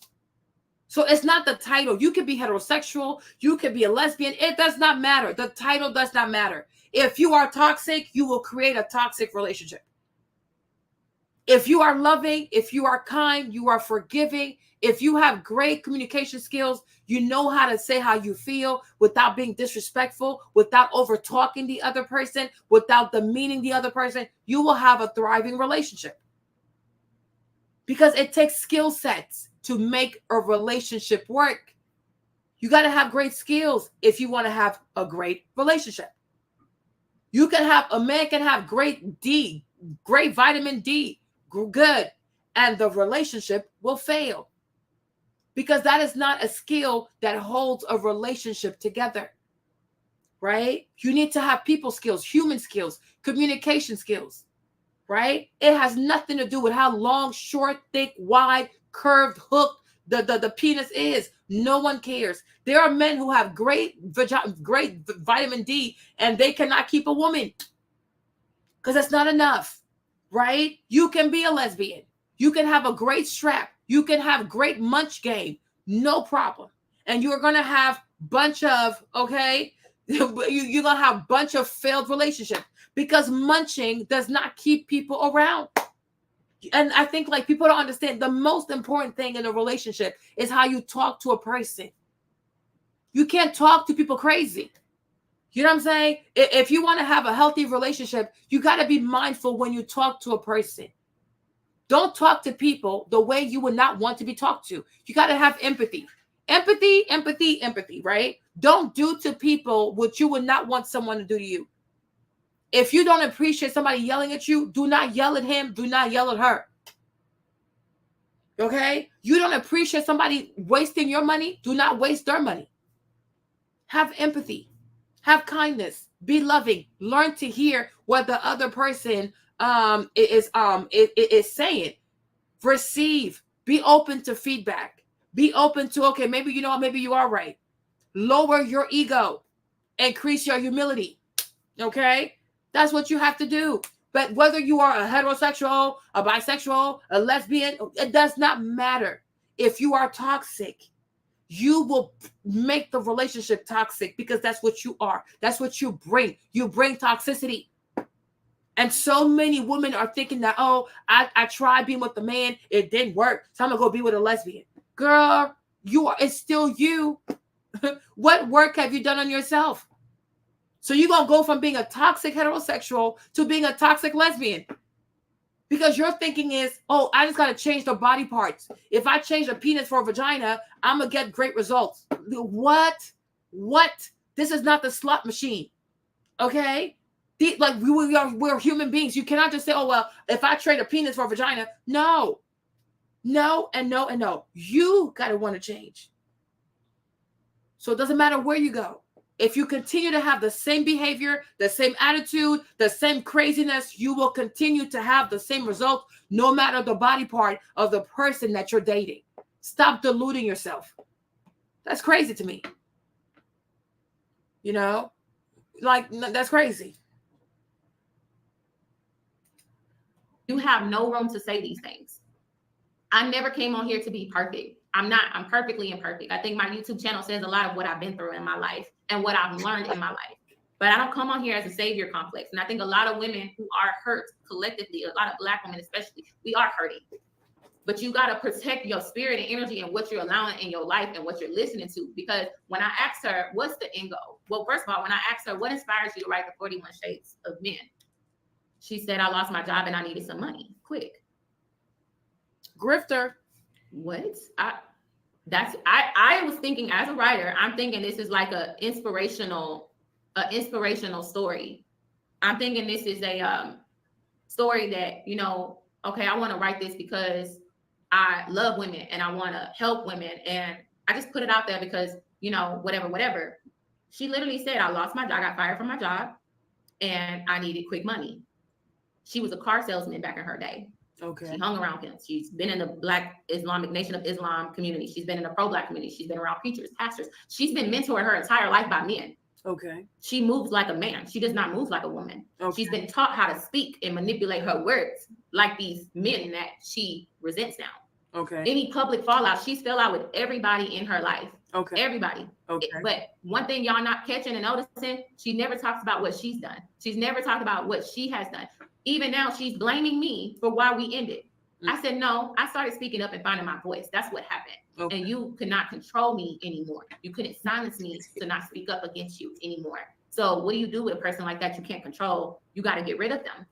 But so we did end up breaking up. And we got into an argument again because she was mad about, she said she's not jealous, but she was mad about me talking about a woman that's a mentor in my life and like saying how educated and smart, because this woman's a doctor. And she was like, well, you act like I don't talk like that. And I'm like, why are you making this about you? Well, I felt like you was talking about me. And like, you know, like, I feel like you hurt my feelings saying this. And I'm like, well, I'm sorry. I didn't mean to make you feel that way. Like, it was just always something I did wrong to make her upset. There's no making her happy. Even with her second girlfriend, she just talked about how, you know, she yelled at her, you know, and that the girl wouldn't talk to her at times because she would hurt her feelings. Now that I started to get my feelings hurt because I was being yelled at, I started to realize she did the same thing to her ex-girlfriend. And then the first girlfriend that she had, she talked so much crap about her, saying, oh, she was crazy, she was jealous, she was possessive. Then she started telling people I was possessive and jealous. And I'm like, I ain't jealous of you. I'm not jealous of anybody trying to talk to you. I'm not intimidated by that. I don't care about none of that. But you're trying to put that on me because you want me to be jealous. Even when I would play into it, be like, oh my God, who is that girl? She'd be like, like she would love it. She wanted me to be jealous. She wanted me to, you know, she even said, I don't see anything wrong with being jealous and possessive. But then you get online and shape me out to be that person as if it was a bad thing, even though I was not that to you. I was not that to you. So she ended up initiating the breakup, yes, because I couldn't do it. I was too scared to do it. I knew that she had to be done with me for it to be a peaceful breakup, right? That's what I thought, right? But the witnesses the people that know me and I've been talking to, they know I've been suffering mentally being in this relationship with her as well. She said she was suffering mentally. I was suffering greatly mentally, and I was silencing my voice. So when she initiated, I didn't say, oh my God, why? I was like, yeah, I think that, you know what, I accept that and I understand that. And I called her and I said, it don't got to be no beef. We could still be friends. I don't feel like it's wise to bring it out in the public because, you know, people have been wishing on our downfall. You know, that's to protect you and me, you know. And so I did that in a way to protect us, you know. I wasn't doing that in a way to try to get back with her, but she would still call me every single day, all night, all morning. She would call me after her live streams. She would invite me to her. So you couldn't block her number? You couldn't change your number? You couldn't block your number? I'm so confused. You couldn't block her? You couldn't block your number? This is crazy. You couldn't get a restraining order against her? Wednesday night Zoom calls. She wanted me all, she definitely wanted me all around her. And I'm like, okay, well, we're not together. I guess we just friends. You know, we could still hang out. But then it became a point where she wanted to be intimate. She wanted to do all these things. And I'm like, no, we friends. So we're supposed to be friends, right? She come to my house. This is when we're friends. We're all having a good time. And she kisses me. I'm like, I look at her like, and she just smiled like, oh, we weren't together for Valentine's Day. Like she kissed me and I'm like, oh, okay. Like, and she was like, yeah. And I was like, okay. So in her mind, we was back together. I didn't know that. I'm like, I didn't know we was back together. So then she'll get mad at me again and be like, I can't do this. I can't do this. I said, okay, Pete, it's cool. I understand that. I didn't even think then I even told her, it's not like we together anyway. She got, oh, yeah, yeah, we not together, right? And I'm going to go online and to let people know that we not together and that I'm single because I ain't got time for nobody to not know because I'm ready to, you know, make sure that I'm available to other people. So I'm going to go on. It was like she was kind of like playing until she knew I didn't want it to be public and she knew I didn't want no public backlash. But it was kind of like once I said, well, we not together, she was like, yeah, you're right. I'm going to go online and let people know that we not together. And I was like, okay, like that's not what I wasn't saying it in an offensive way. Like I'm trying to ease the situation. You guys, and I hope you see that a lot of times men are really not the problem. Like I'm not trying to be funny, but I hope you see this. So I think about whoever her baby daddy was, P, whoever her husband was. I really feel sorry for these dudes because I hope y'all see sometimes men are not the problem. That's why I say when these girls come to social media, start crying about, oh, my baby daddy did this to me. Men are narcissists. My ex was a narcissist, right? No ego. Can you please leave 504 alone? Thank you. She's trying to like be chill. Please don't do that. Thank you. But you know, like, they'll be like, oh, my ex was a narcissist. This was a narcissist. Oh, he was a narcissist. You see how that's why I always tell you guys sometimes you have to learn to hold back. Don't get emotionally involved because you have not heard the side of the man. Because many times the woman is the problem. The woman is the problem. And I hope you see it. You see her behavior. You see P's behavior. If these men chose not to stick around, I hope you understand why. Because look, this is like manic depressive behavior, neurotic behavior. Who can put up with this? You know what I'm saying? Yeah. So that's why sometimes men are not always the problem. Men are not always the bad guy. That's why I've taken a position. I don't just take a woman's side because, oh my gosh, it's a woman. No. Let me observe you a little bit.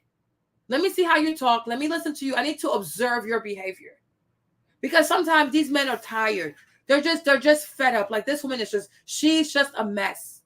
And I do believe that sometimes there are guys out there who know if I stay with this woman, my life will never be productive. You know? Because some women will not help you go up. They'll bring you down. Okay?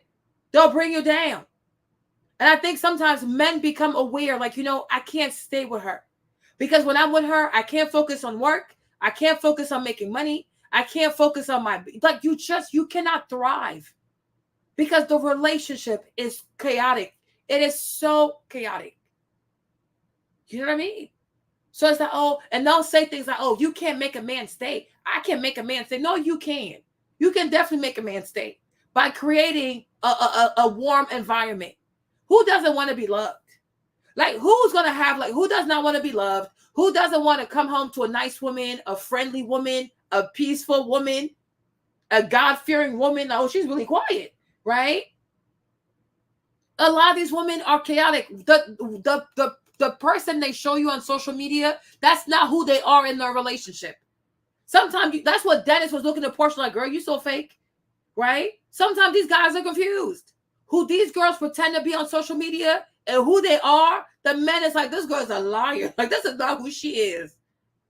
So sometimes it's like, I understand why some men walk away. And it's very sad because there are children involved sometimes too, right? But it's like, sometimes it's like, if I stay with this woman, I'm going to end up in prison. If I stay with this woman, I'm going to lose my job. Okay? Yanni just believes everything. Yanni is on a mission to pick up as many stray cats as possible. Don't listen to Yanni. Because Yanni is hurt right now. Because she lost a lot of friends. Ever since she lost her weight, she said ever since she lost weight, a lot of her friends started acting differently. And she's still healing from that. She's also not in a healed place. So Yanni has decided to pick up all these stray cats because Yanni has this need to prove to herself that she's a good person. Right? Instead of knowing that she's a good person, she wants to prove to herself that she's a good person. So she's out here just picking up every woman with some drama and allowing these people into her home. She's playing with fire. And I pray for her safety. Okay? But I'm like, I hope you see. That's why when you hear, oh, Jeannie my child, you don't know that girl. Because she could be psycho too. Okay? A lot of them are psychos. A lot of them, they are the ones who unravel their relationships. But they'll sit on social media and make you think everything that happened was the man. Oh, he lied. Oh, he left me. Oh, he walked away from me. Girl, bye. Did you give this man a home? Was it peaceful? Was it quiet? Was it soothing? Is it a place that you can even walk into? You can actually think? What man wants to come to a house and everything is filthy? Everything's just nasty. The mattress is nasty. Everything's just nasty. Like, what the heck?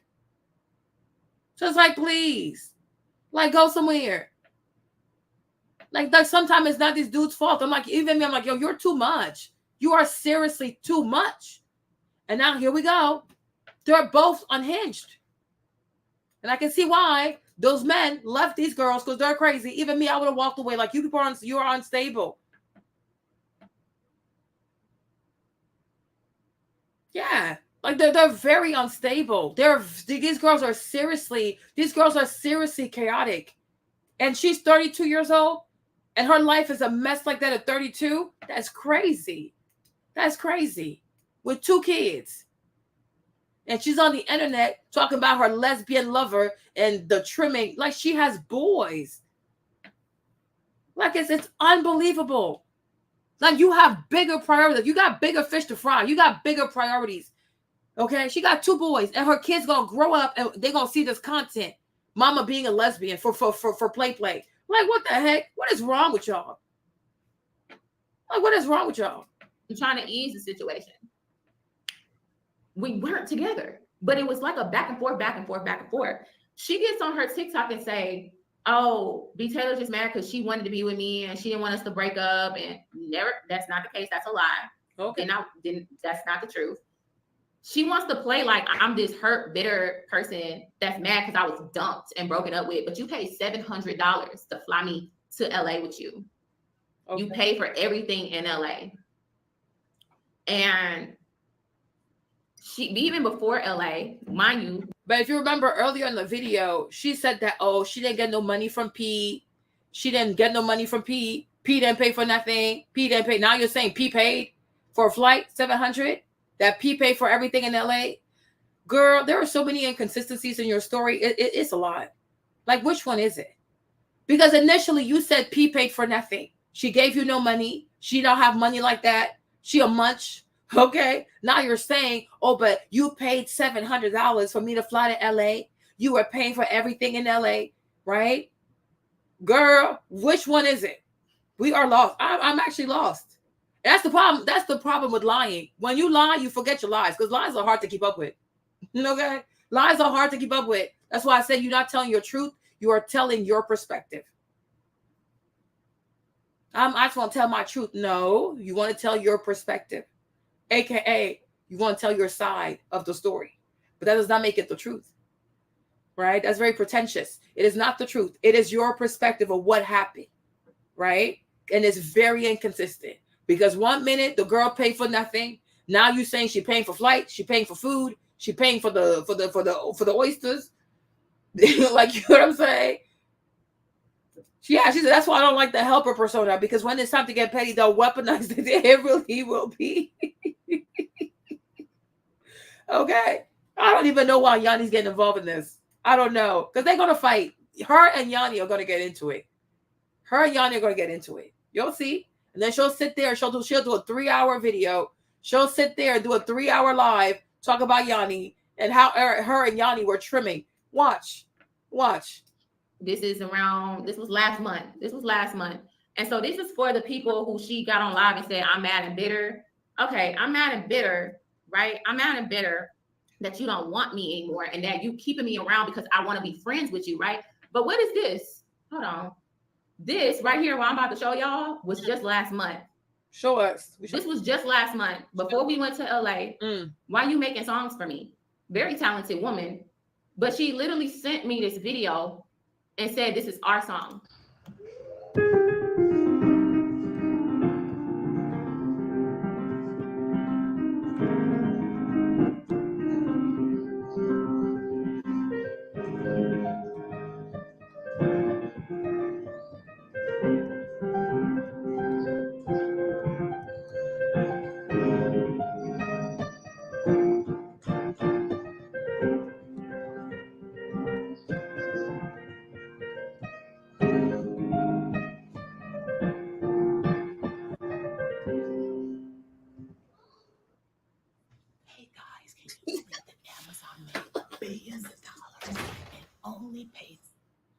Okay. But you know, I ain't gonna lie though, P is good with it. That was pretty good. She's gifted. That's pretty good. I liked it. Okay. that's she's pretty good. And you kept the video because you liked it too. Girl, it's okay. You probably didn't think you were a closeted lesbian. Okay. I'm just gonna say this. You probably did not think that you were a closeted lesbian. She brought it out of you, right? You started to like it, right? Because you enjoyed it. It was nice to have somebody with the clitoris know how to handle your clitoris. It's okay, right? You like, yeah. She brought the lesbian out of you. You didn't know you had it in you.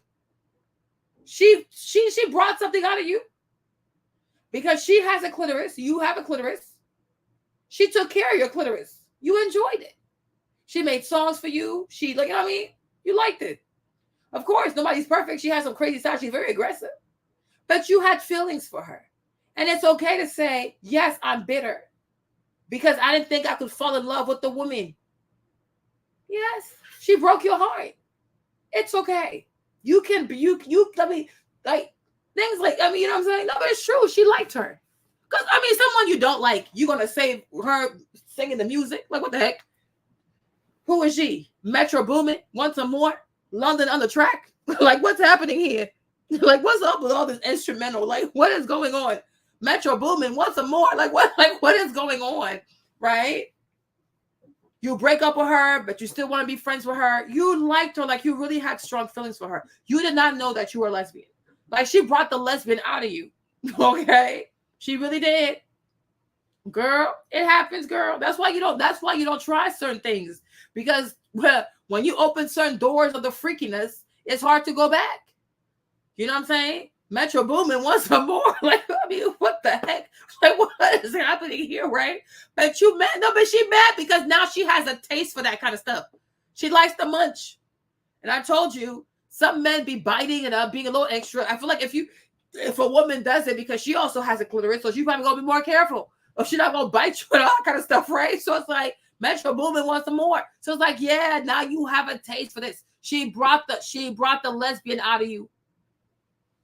And now she left you and she's doing it with somebody else and you're in your feelings because you've had 2 failed relationship with a man. Now you got 9, it failed with the woman. And, you know, and I can feel like maybe you're a failure. Men don't want you. Women don't want you. You know, it's very hurtful. Hitmaker. Yes. Hitmaker. Okay. Dallas Austin. Okay. I'm like, what is going on here? You know what I'm saying? Yeah, that's why she's not going back to her child's father. Yeah, she turned you out. She turned you out and she dumped you. And you feel like after everything that's happened, you should have dumped her first. You like Jeannie Mai, right? After Jeezy put me through, he filed for divorce first. You in your feelings. It's okay. You in your feels. It is okay. right? It's like, just be honest so we can carry on. Like, this is just crazy. But if you really wanted out of this relationship, like, oh, thank God she's gone.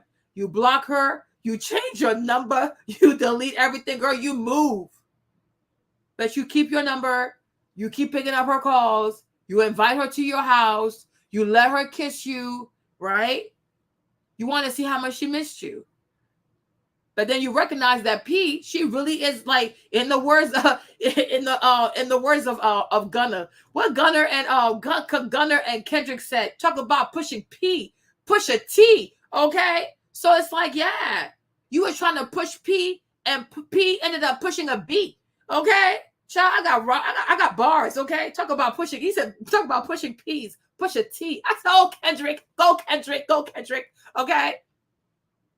You were trying to push Priscilla, okay? And then Priscilla pushed something else. Whoever it was like, it's okay. It's okay. It's okay. It's okay. You know what I'm saying? So, like, girl, but you're bitter. You are bitter. Like, I do. Like, you really are bitter. Okay?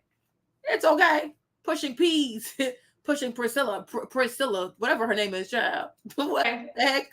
So, this was just last month. We've been broken up, but this was just last month.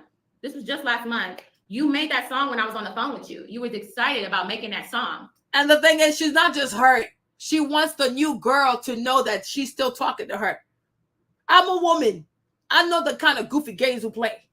You know what I'm saying? Because that's what a woman does. When you find out that your man, like when you in a heterosexual relationship, right? And you break up with a man, but he's still talking to you, he's still texting you. You want the new girlfriend to know, oh, I can still have him if I want to. That's what it's giving. Right? When you break up with a man and he moves on into a new relationship, but then sometimes y'all texting or whatever, right? You want to create a situation so you can bring out the receipts. So that way the other woman can know, oh, don't think he's into you, because if I wanted to, I could have him. Right? So she's not just doing this to expose the P. She's not just pushing P's, right? Okay? She wants the new girlfriend to know Priscilla's still talking to me. Priscilla's making music for me. Priscilla doing this. Priscilla doing that. Kind of like, if I really want to, I could really have her. So she wants the ex because she knows the new girlfriend gonna watch the video. She knows. She knows. Because BTaylor is manipulative. Okay? She knows the new girlfriend is gonna watch that. And once the new girlfriend hears that, or she sees a video where the Metro Boomin wants some more, she'll be like, what? But you never made a song for me. You never did this for me. You're not singing for me. You're not playing the piano for me, right? So she's trying to make them fight. Girl, we've been there. I did that when I was younger. Okay? I wasn't always this wise. And you said, this is our song. Send it to Skills for sure. And I was very impressed because I was like, oh, you literally made up that song on the fly. Like, I've never seen nobody like that. I think she's very gifted, very, very gifted. She dedicated that song to me. I was on the phone with her when she made that song and was like, sent the video to me and said, send it to your friends and let them know how much I love you and care about you. Send it to your friends so they can see how good I treat you. You wanted me to show that video off. So here, Princella, I showed the video, the world, how much you love BTaylor and how much you cared about BTaylor. But this was right before LA, and this was after we were broken up. Why are you making songs about me and for me and dedicated a song to me? If I was this pump and dump, if I was this, oh, she's turmoil, she brings drama, but you, baby, you was playing them fingers. Them fingers was going. Them fingers was going. Y'all want me to play it again? She made the song up.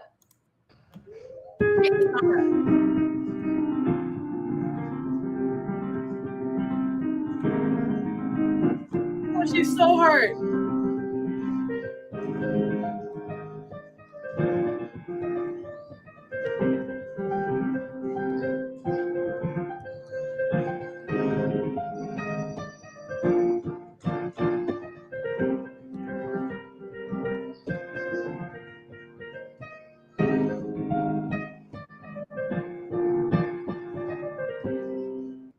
So yeah, very talented woman. I told her playing instruments is like a turn on for me. If you're like, you can play an instrument and make up a song, that is a very big turn on for me.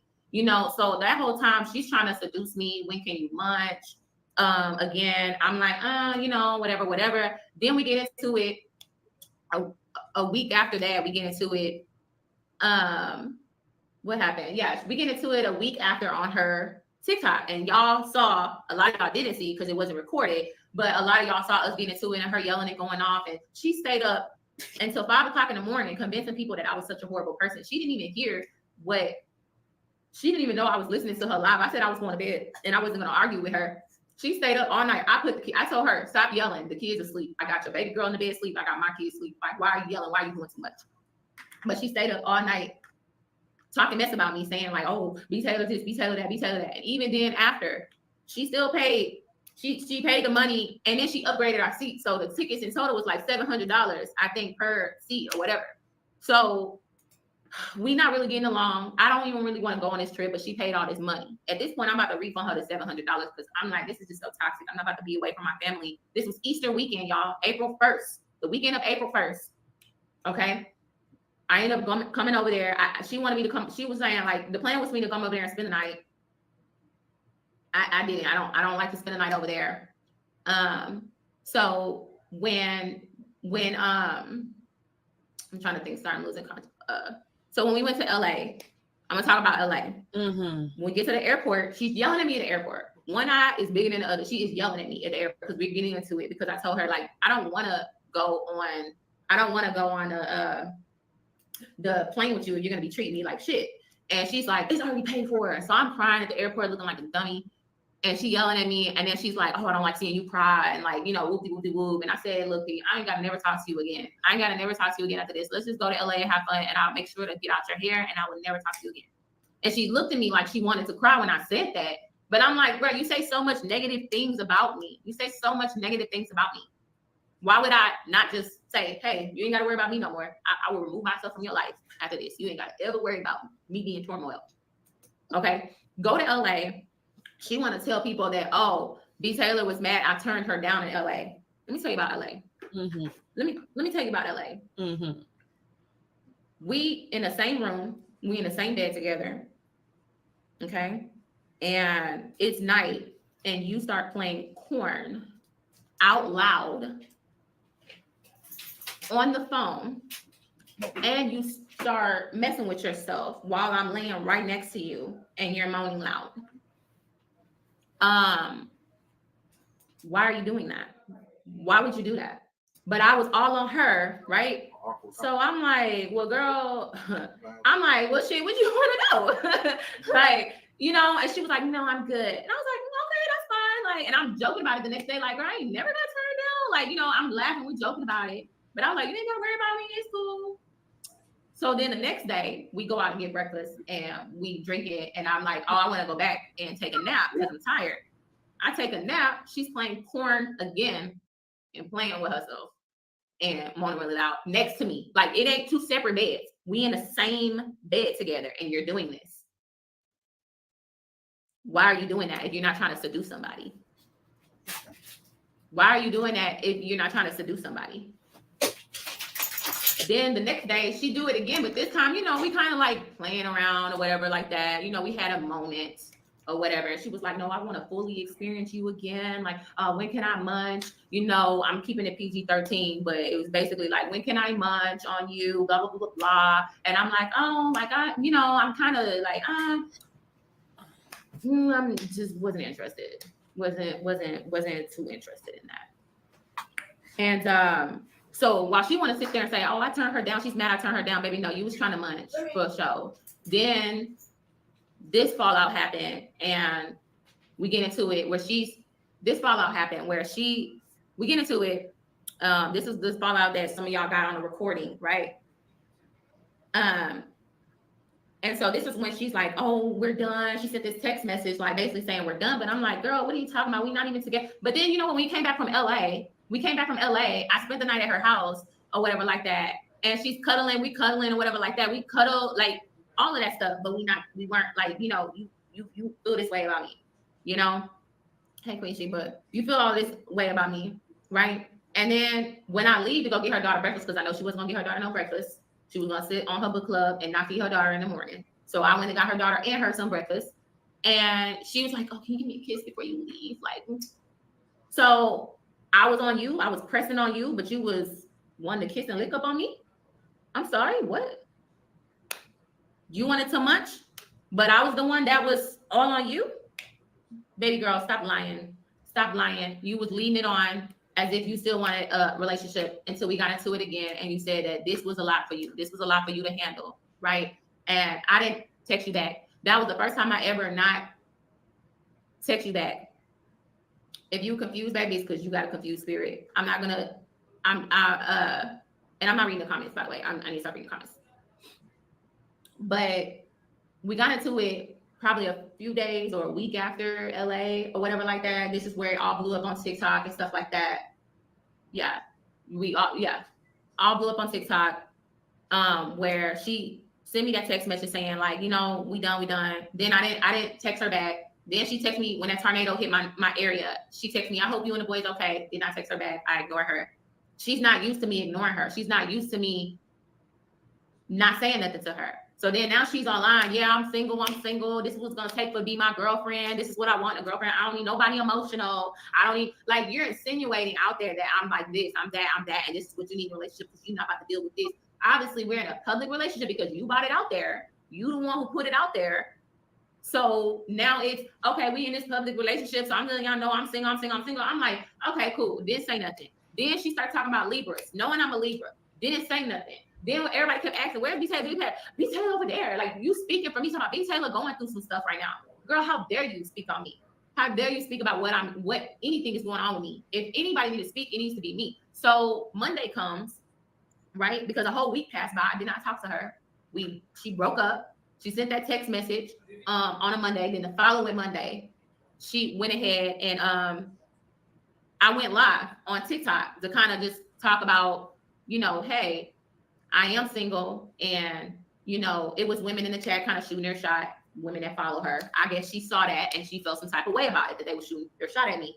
And I was like, you know, shit, like I'm playing along. Like, I'm like, yeah, hop in my DMs. Like, y'all want to talk to your girl? Like, you know, I don't know. Like, I'm going to concentrate on myself. But, you know, and I just basically said, like, yeah, you know, we didn't get along. She's very militant. I described her in such a way where it was not in a bad way. I just said she's very militant and she doesn't have empathy. Like she said, she doesn't have empathy, you know. And so for me, it was like, I'm just telling my truth. I'm just only saying why, you know. I'm only saying why we broke up on my side, so she wants to tell hers. She got mad at that and then gets on her TikTok and start going in. By the time I get to my job, she sent me a bouquet of fruit, chocolate dipped fruit. She sent me a card. I don't know how to,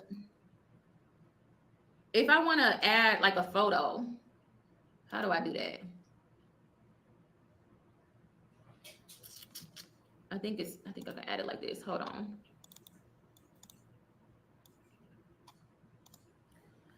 Let me see if they're gonna upload.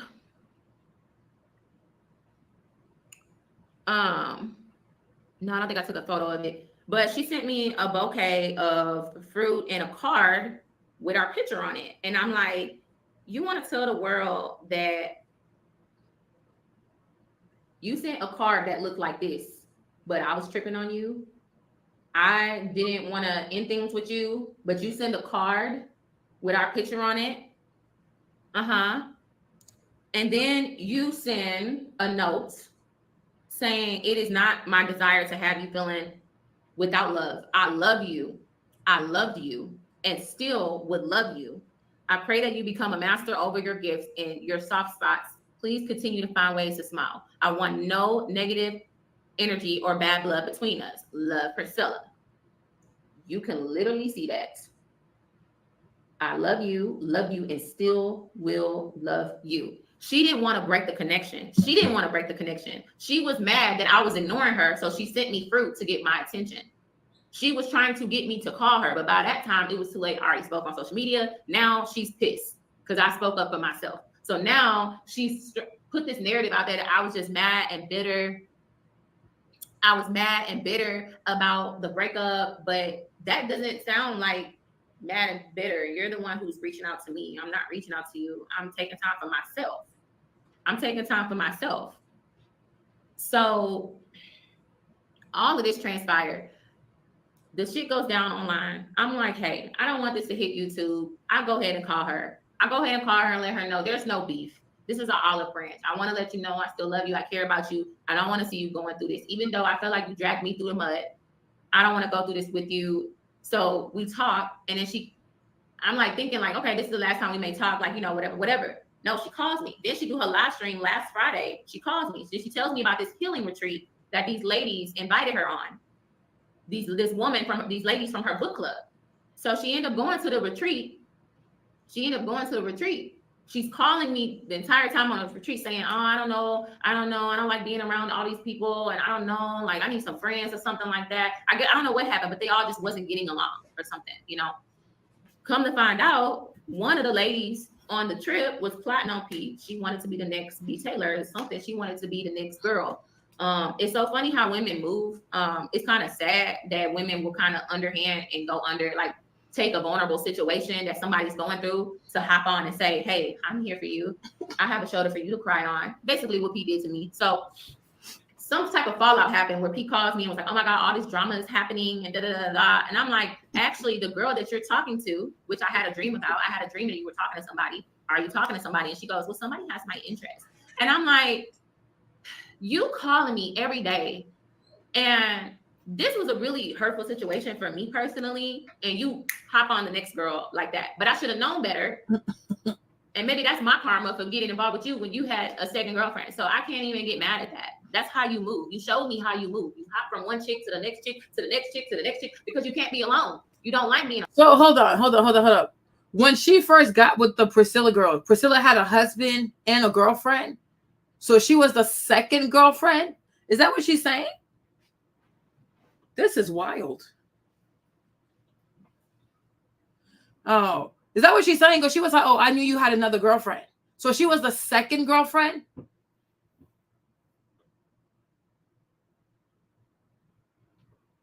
So this girl had 3 relationships? Priscilla had 3 relationships? Oh! I'm like, what did she just say? This is crazy. Wow. So P has a husband. She had girlfriend number 1, and then BTaylor was girlfriend number 2. These people are not afraid of like STDs. Oh, wow. Okay, I'm like, hold up, wait up. Yes, and she had a girlfriend already. Oh, wow. This is wow. Wow. This is a lot. So she's like polygamous, polyamorous? No. You need to tell people the truth. It's not good to be alone. Pete, you tell women all the time, don't choose men, choose yourself. If you don't want to be a lesbian, be by yourself. But you realize you can't be by yourself. You don't like being by yourself. You're very clingy. You're very codependent. You need to have somebody on the phone with you day and night. You need to have somebody on the phone with you until you fall asleep. And you need to have somebody on the phone with you when you wake up. You feeding off my energy to write your ChatGPT book that you're releasing. I'm like, why are you selling that book for $30 when ChatGPT helped you write it? Nothing wrong with using AI to help. But you're talking about she's clingy. You agreed to be the second girlfriend to a married woman. What does that make you? You're just like, you're probably worse because she knows she clingy. That's why she got 2 girlfriends and a husband. Like, why would you agree to be the second girlfriend to a married woman? Like, this is just, these people are crazy. These people are crazy. Oh yeah, she's snitching. She don't want the girl to sell the book. She was girlfriend number 3 or number 2. This is, oh my gosh, this is pure madness. This issue. But when you have AI actually just write the entire book for you and sell it for $30, I don't think that's right. No. That book was made to help people and help women because the idea behind it was to help women finesse to not get injured, finesse turning down men and not get injured. But now you said, I'm gonna sell it for $12. I'm gonna sell it for $7. It's gonna be affordable. I'm gonna sell it for $12. I'm gonna sell it for $20. Now it's also only $30. I helped you with that book. I sat on the phone with you when you had ChatGPT write that book, and now you're selling it for $30. That's not right. When you write something, you write from the heart. That's what makes a real writer. I know. And I promise you, if you go on Princella, that's her name, Princella. I promise you, if you go on Princella's social media, in her bio, she probably has author. She probably has Amazon best-selling author in her bio. Like this, these people are good. They're just scandalous. Bunch of grifters. They're a bunch of scammers. Yanni, you better run. This girl is toxic. Oh, because I'm an award-winning writer. So I know how it is. So that's an insult to me to stand by and let you do that.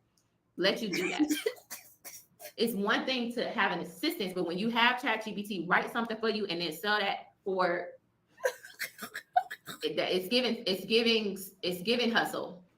It's giving hustle. And to know that your book was written because you needed your bills paid. It's giving hustle. Although your book has helped many women, and I would never take that away. Those women needed those help. But I hope and pray that the women that do follow her are able to step on their own and have their own discernment. Wow. Because P is not y'all leader. I asked P, like, damn, when the world hits the fan, what are you gonna do? Like, these women will probably be looking at you as their leader and depend on you. And she goes, if the world started ending, I'm deleting myself and I'm taking my child with me. Wow. I said, what? You're gonna delete yourself? She was like, I'm not sticking around for this, and my daughter's not either. I'm taking us both out. Why, Kevin? I said, you're not taking her nowhere. Like, you could do whatever you want to do to yourself, but why would you say that about taking your child out? Like, if a war broke out and the world got crazy, you ready to take yourself out and your child? That's not normal. So all y'all think that she's gonna lead y'all to the promised land, baby. When shit hit the fan, she said she's out of here. She's out of here. And then she wants the world to end. She wants mass destruction. She literally says that I can't wait. She would literally tell me, as of recently, I can't wait until half of this population is wiped out. She's literally a Thanos from the Avengers. She's literally a Thanos. Snap your finger, everybody, half of the population, more than half of the population gone. And I said, well, what about the women? And she was like, it has to be done. It needs to be done for the better of the world. I care about the planet. I don't care about men and women. I only talk to women because they're going to be the ones to care about they're going to be the ones to change the world. She don't do this because she likes women. She talks to women because she feels like women are the ones to change. But now she's like, I don't think women can change. I don't think women can change. If you're not paying me, I'm not talking to you. See, the only reason why I bring up her daughter is because of my concern. Hopefully this video motivates her to get up in the morning and feed her, stop threatening to lock up the fridge, make sure she takes her baths, make sure she brushes her teeth and wash her face. Please take her to the dentist. Please get her own bedroom. You turn your second bedroom of your apartment into your studio and your daughter doesn't have a room to play in. And then you yell at her and curse at her, knowing has autism. You yell and curse at her for making a mess in the living room. And I take up and I say, I don't like you yelling at her. She has nowhere to play. Where is she supposed to play? I done bought your daughter toys. I done bought her a tea set so y'all can start spending time together. You haven't fucking touched that tea set because you don't spend time with her. You don't spend genuine, real time with your daughter. You're always yelling and cursing at her. And it's disgusting because that girl has autism and she doesn't know how to speak well. You need to be reading books to her, sitting down with her. You want other people to be a mother to your child, but then you want to tell other women what kind of shitty mothers they are. It's not right. You want to sit there and brag on TikTok saying my daughter sleeps on a $5,000 mattress. Baby, you had your daughter sleeping on a torn, broken down 20-year-old mattress with pee stains and holes and shit in them. Don't be sitting up there making it seem like your daughter been sleeping on a mattress like that. It took me stepping in and saying, get your ass a good mattress for you and your daughter sleeping. If your daughter not sleeping in your room because you're trying to do things in there, she's sleeping on a fucking tiny ass couch. She don't have her own room. If I'm lying, please get on live and show your apartment to your followers. You want to talk about transparency? Get on live tonight and show your followers what your apartment look like. Show them the bathroom, show them the closet, show them where you do your YouTube studio, show them what your bedroom look like, show them what your bathroom look like, show them where Amaya toys at, show them where she plays, show them where her clothes is at. Show them, since you want to have transparency, let's have transparency. Show them, because you have the money to do it. And I'm like, yeah, your next place you need to get her. She's only 5. No, a baby needs her own place. And I could see if it was a situation where you couldn't afford, but I would never turn the second bedroom of my home into a studio and my child ain't got nowhere to put her motherfucking toys. And you yell at her for getting her toys everywhere. The way you treat your daughter is not okay. She's eating out fast food every day. And you can't use that whole single mother shit because I have two. Okay. They go to their doctor's appointments. I take care of my kids before I take care of myself. Meanwhile, you can go to your lipo appointments, massages. You can go get your teeth appointments. You can go and take care of yourself, but you're not doing the same for your daughter. So this is why I'm saying something, because it needs to be said. And I care about that little girl. And I stood by thinking I can help and change and assist and guide, but then you shit on a very person who's done so much for you, who's genuinely been in your corner as your support system, through your flyaways, through you yelling at me, through you shouting at me, feel low about myself, me helping you with your child. You shit on a very person that was really genuinely in your fucking corner. And I would have never made this video, but you took it to the internet and you're allowing, and you know what? I am going to take your advice. You just actually told me a few days ago that I need to start showing vulnerability. I need to be more transparent with my followers. So I am. I'm being transparent with my followers today. And I'm letting you know that I've made a mistake in getting involved with somebody like that. And everybody saw the warning signs. A lot of people saw the warning signs. And I ignored them. And I take full responsibility and accountability in that. But now it is time for me to actually speak up and say what needs to be said and warn other women. Did you want to say something? Now, y'all know I'm gonna keep it real. We already had a conversation about how she needs to take accountability because she was protecting her. But I also empathize with her position because we all know that this woman has a cult-like following. So she kind of felt trapped. But again, you know, the situation being what it is. So you are admitting that the sisterhood is a cult. It's a cult. It's a toxic place. But y'all willingly join this cult because you want to hate on men. And then y'all turn on each other like some crazy piranhas, right? Then you want to sit here and start exposing each other, right? Okay. All right. So it's toxic. The Black sisterhood is toxic. It is a cult. It is a cult. Right? Because it runs on hatred. Your blood supply is hatred. Your oxygen is hatred. But the thing is, y'all get so comfortable that you start doing that to each other. So first you get together to hate men. But in the process of hating men, you turn on each other. She said the new man stepped up. She was getting too emotional. Yeah, he said Yanni holding the masculine frame. Yeah. Yanni does too much. She does too much. She does too much. Because I'm going to watch she's involved in this. Because I'm like, I'm not touching this. When these people got together, were you like part of it? No. But now that it fell apart, you want to pick sides. Girl, you might want to be careful. Child, who knows what's going on with these two, child? Maybe she was. Y'all need to be careful. She said, I stopped watching Princella's live a few months ago when she blocked subscribers from the chat that were not paying. I thought, no, this is not for me. I'm straight. I just love information. Yeah, they charge. They're no different. At first, they say, oh, I'm here for you as a woman. I want to support you. But then eventually there's a fee. There's a book you got to pay for. There's a seminar you have to pay for. There's a conference you got to pay for. There's subscription you have to pay for. They're no different than men. The same toxic men they talk about, they want to do the same thing because these people love money. They love money. Okay, they love money. They know they can make money preying on people who are weak, who are vulnerable, who are brokenhearted, who are alone. Men or women, they all do it. Like they're all crazy. And I'm listening to this live just like y'all. I didn't know all of this. I only knew bits and pieces. So she's telling you beginning to end her side of things, her story, her truth. And Black women are always saying, oh, no one believes a Black woman. No one believes a Black woman. Well, this is your time to exercise that. No, I'm not gonna believe it just because you're Black. You crazy. Yanni, you are crazy. Yanni, you are crazy. Believe a Black woman. I ain't believing shit. I believe what my discernment will tell me to believe. She could go ahead with her complexion. I don't know them people. Why would I believe her more than the other one?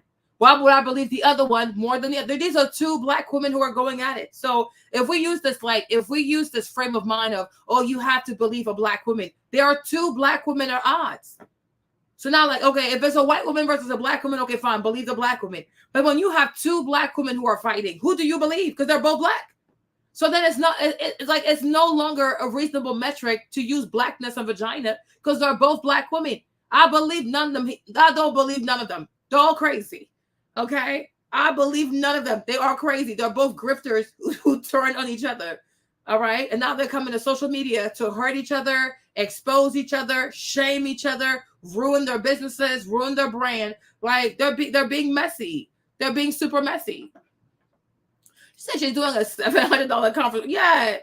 You know, it's just like, not trying to be funny, but it's just like Beyonce, right? Beyonce supporting Black women always involves them buying a product. Beyonce is so pro-Black that every time you gotta give her money, right? Oh, you got to pay for the tour. You have to pay for Cabo Carter. You got to pay for the merch. You have to pay for perfume. You have to pay for the hair care line. Beyonce loves Black women so much, she's always selling them something. Like, she loves you, but she never gives you. Every time she gives you something, it's transactional, right? That's what they do. They're all a bunch of grifters. Beyonce's a grifter. They're all grifters.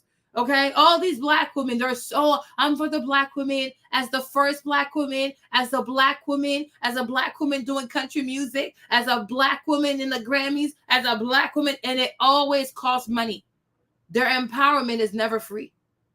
They will never pour financially into like, oh, what bills you need to pay? What bills? Okay, let me pay somebody's bill today. Let me support somebody today, right? No. They sell you all these sad stories about Black women and racism and the misogyny and the patriarchy. This is the patriarchy is patriarchy. If it's not patriarchy, it's misogyny. If it's not misogyny, it's racism. If it's not racism, it's sexism. If it's not, oh gosh, right? There's it's us. It's Black women against the world. It's Black women against the world. It's Black women saving democracy. Shut up. It's all a hustle to make money. They prey on your emotions.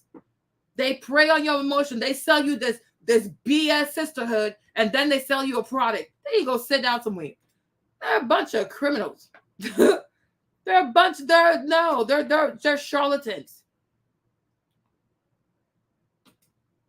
They're crazy. They just want to make all kinds of money. They tell you all these sob stories. You feel bad for them. My baby daddy left me, and now I'm going to be strong, and I'm going to fight. I'm going to fight for my kids, and I'm going to do what I have to do. Next thing you know, she got a product that's $600. It's like, girl, bye. Exploitation. There's too much.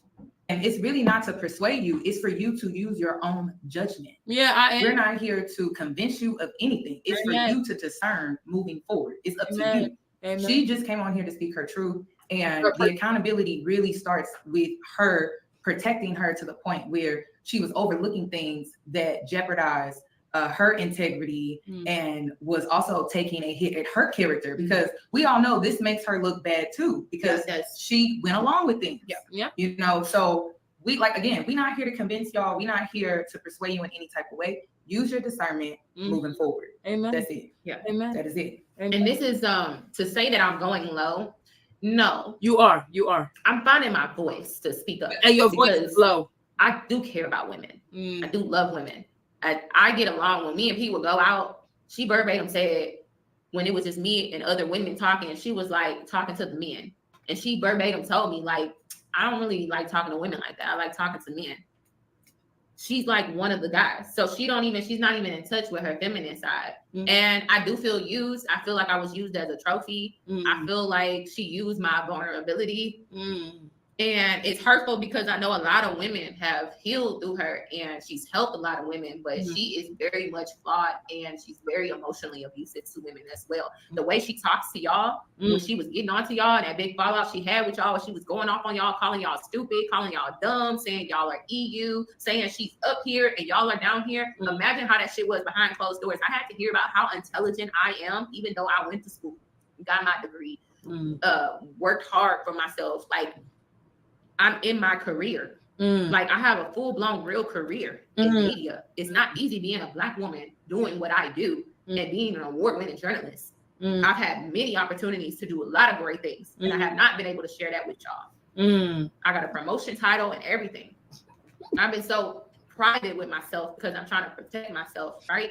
But I think I'm doing a dishonesty by not being vulnerable with y'all and not being transparent. Like, y'all are owed that. Even the people that want to make fun of me during this live and think that it's funny and making a joke out of it, you can laugh at my pain, but I'll be the last one laughing when I get over this. Y'all want to silence me and silence my voice, and y'all want me to stop talking. Y'all want me to leave my platform behind and want to say I lost my credibility. No, me taking accountability is not me losing my credibility. If anything, that lets y'all know that I do care about the collective. I care genuinely about women. And I don't want y'all being led. She's telling y'all to live a life she can't live her damn self. She can't be alone. She just fell out a whole week ago where we quote unquote broke up.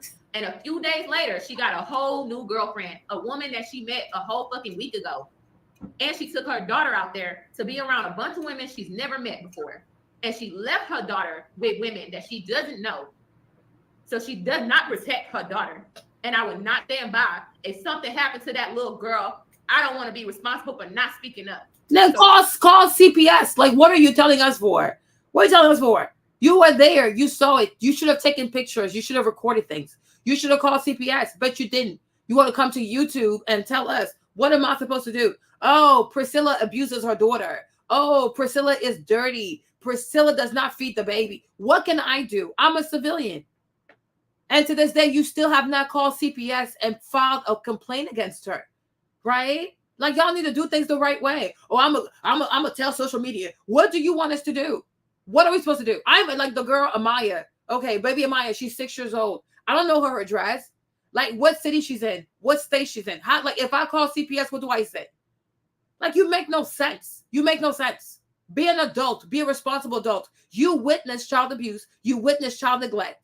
And you chose not to call the authorities and file a proper report so they could follow through and make sure Amaya is safe. You don't do that. But you want to come to YouTube? What are we supposed to do? What are we supposed to do? Like, we're civilians. What do we do? Amaya. You know how many Amayas are in America? You know how many 6-year-olds are named Amaya? Where do we go to get her? You make no dang sense. Like, you make no dang on sense. Instead of being on this stupid live, call CPS. And whatever kind of footage, whatever kind of picture you still have on your phone, give them that information that they can go in there and check on that girl. Like, what the what? Exactly. Like, she's just weird. What are we supposed to do? Like, they're just wild. This makes no sense. Call CPS. Call the authorities. Make sure there's a trail, like there's a paper trail, that they know that something is going on. No, you want to come on social media and act like you care about that little girl. No, you're weaponizing that little girl because you want to expose her mother. Because if you really cared about her, you would have called CPS before you even sat your pretty self on here to do this live. Like, yeah, that's it. She has no concern for that child. You have no concern because you would have called CPS before you sat there and made a live. Go sit down somewhere. You make no sense. You make no sense. Just like your sexual life makes no sense. You make no sense. Talking for an hour and a half and you still make no sense. Girl. This is proof of me speaking up and speaking my truth. And you're not going to silence me by saying, don't bring up my child. Don't bring up my child. No, I'm trying to protect that little girl because I love that little girl. I bought her Christmas gifts. I spent money on her.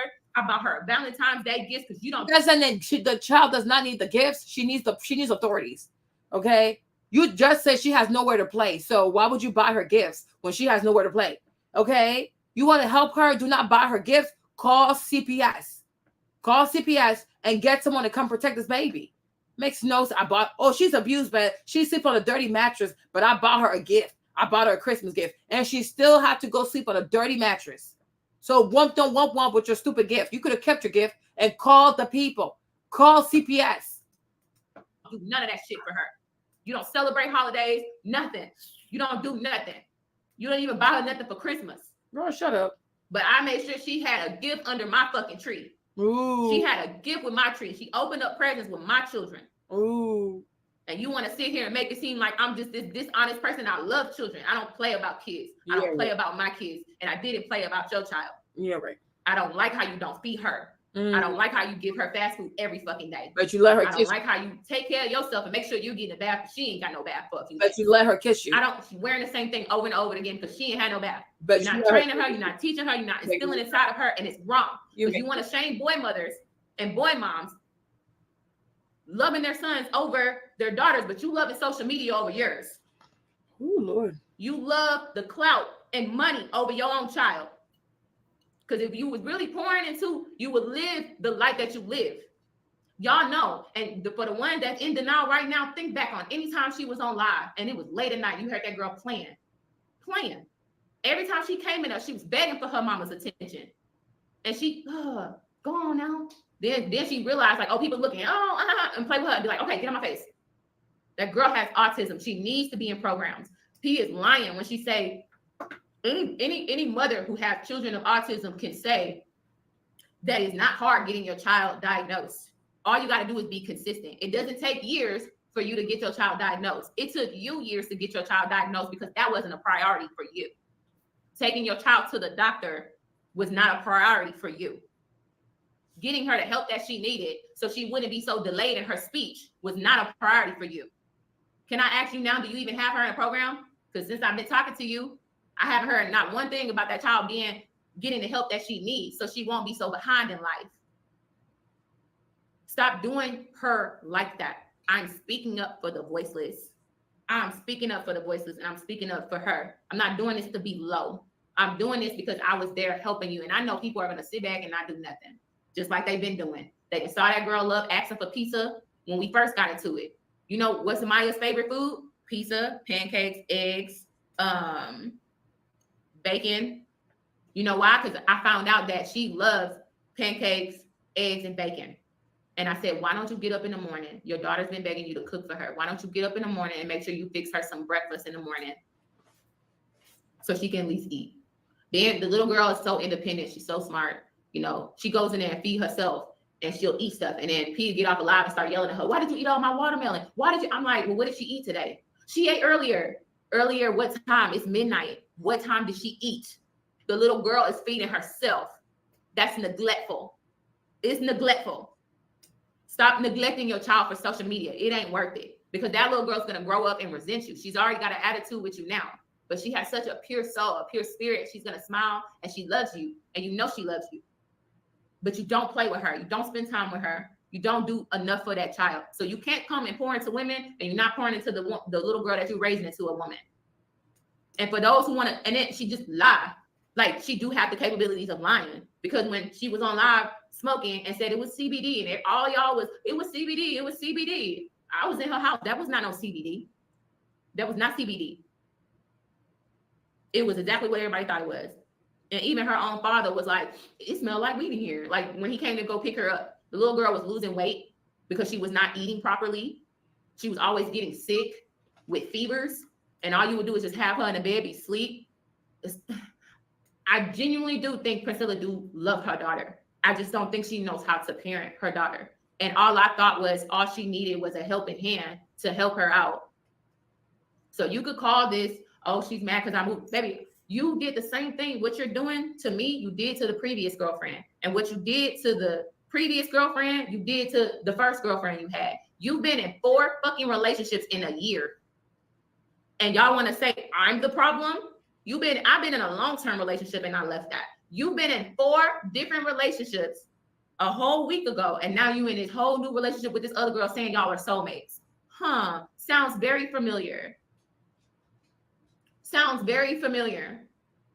You want to sit there and say, oh, it's in our cards that we're a match. You said the same thing about me. You said that we are soul tied together. You fell for it. You said that this was a connection you could not pass up. And you're saying the same thing to everybody on the live today about your new girl. And I just said, you know what? Maybe the new girl will be the one to tell the truth. The new girlfriend is everything y'all thought I was. Y'all thought I was a clout chaser. Y'all thought I was an opportunist. Y'all thought that I was somebody who didn't give a fuck about what she was actually doing behind the scenes. Everything y'all thought I was is the new girl. She don't give a damn what P is doing and playing behind the scenes. She just wants the clout. She just wants to be the next first lady. She just wants to be the girl that everybody is like, oh my God. So for me, I have my own platform. I will continue to build my platform. I will continue to build the women. I will continue to share my healing journey. And this is a lesson learned. I don't want no woman to ever go through what I fucking been through for the past 6 months. I don't want nobody to experience that. You could be a woman or a man. That does not mean that you cannot be a narc. That does not mean you can't be manipulative. That does not mean you could be spiteful and evil. And I feel like I know for a fact, I went out with Yanni and them last night. I had so much fun. We had so much fun. It was men buying us shots. They was buying us drinks. They was all up in our face. We was turning them down. It was a blast. I had so much fun. And while I was having fun, you were a witness to it. This was just yesterday. What happened yesterday? She called her. She witnessed her calling me, but she wants to get online as if like I'm this hurt, wounded person that's chasing after her, but you're calling me and you're mad that I didn't call you back. I get on my TikTok live because I'm drunk. I'm feeling good.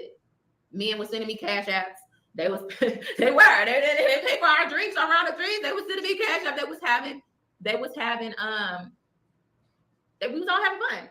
I went home. I'm feeling good. I'm jamming. I'm having fun. it's a dude in the chat that's like, let me take you on vacation, blah, blah, blah, blah, blah. Okay. So I'm like laughing, joking with him. And then the next day she gets on her live today, which is today. She gets on her live. Before she can even introduce her book, she can't help but to be petty and say, I'm gonna tell y'all who I am. I date women. I'm dating women. And I have a girlfriend right now. So then my phone started blowing up because people was like, damn, you and P back together? I'm like, hell no, what's going on? And they're like, oh, she online saying she's with somebody. So I hop in the chat and she's like, yeah, I got a girlfriend. So I'm not gonna lie. You're trying to publicly get into that whole narrative that you pumped and dumped me and that you moved on to the next thing. This is what narcs do. They gotta move on to the next person to show the world that they weren't the problem. She wants to make me look like the problem because I'm not jumping on the next person. I'm not jumping on the next opportunity that comes my way. I'm not crying on this man's or woman's shoulder to hop on the next day. I'm sorry, I have to say something. Everyone keeps saying the manosphere. Who gives a fuck? Yeah. The manosphere. Who fucking cares? Nobody cares. Stop listening to them. My God. Yeah. I'm tired of y'all saying the who fucking cares? This is not for the manosphere. The manosphere was talking about this before they even knew what the hell happened. They was going to talk about this if we would have peacefully ended it and she would never been petty and took it to the internet. What credibility do they have? None. I blocked her. Y'all see me wearing all black. This is a funeral. She is dead to me. She is dead to me. When I tell you this is a whole funeral, she's dead to me. She would never have access to me again. And people say, why she was calling you so much? Why would you pick up? Because it was a part of me still attached to her. Of course, I didn't know this person for 6 months. I didn't loved on your daughter. I didn't travel with you. I didn't spend time with you. I cared about you. I genuinely supported you. I didn't get no money from her. Ain't no money out of this. Ain't no clout out of this. None. At the end of the day, this is somebody that was hurt and betrayed. I was betrayed. I was manipulated into thinking like I've been dealing with men and it just have not been working. She came off as this person that was really genuinely caring about women. Why would I think she would react like this? Why would I think that she would behave like this? Why would I think that she would end up turning this into what it turned into? I would never have thought that, but it did, just that. So I have a right to speak out and defend myself, and my voice will no longer be silent. I can't pretend that everything is fine. I can't pretend that my feelings wasn't hurt, that somebody I trusted got online to spin a narrative about me as a notch on her belt. When baby, you were the munch. There is no pumping and dumping. There is no tools that were used. So you can get online and spend. That's the part that really hurt her, because the girl called her a pump and dump. And she feels like, because you know how she said like, oh, you told me we were soulmates. You told me that we had a connection, that you could not miss out on this thing because you talked to a psychic, and the psychic said we had a connection. This is like a one in a lifetime relationship. You're my soulmate, right? So for P to tell her that, pushing P to tell her that, to now pushing P, calling her a pump and dump, it really hurt her feelings. That really hurt her because she thought she meant more. She thought she meant more to Princella than this. Yeah, okay, I get it.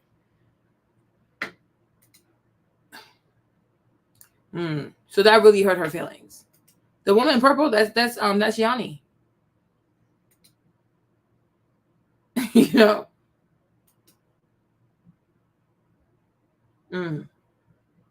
Yanni needs to be careful. She needs to be careful. So I think that's what she's really hurt, because Priscilla told her they were soulmates. There was a psychic connection, and now Priscilla's calling her a pump and dump. So that's really hurting her feelings. You know, yeah. In the narrative, this is the last time I would ever speak about Princella. I would never, whatever y'all do after this, that's on y'all. God removed me out of that situation. God freed me from that situation. And I knew it was time for it to end because I had no real fucking peace. She want to talk about, oh, she bought me so much turmoil, but you making songs for me. You trying to munch on me. You trying to kiss on me. You want to do things with me. And even just this weekend, she's like, when I found out she was dealing with somebody, just started dealing with this person like literally a few days ago. And now all of a sudden that's your girlfriend.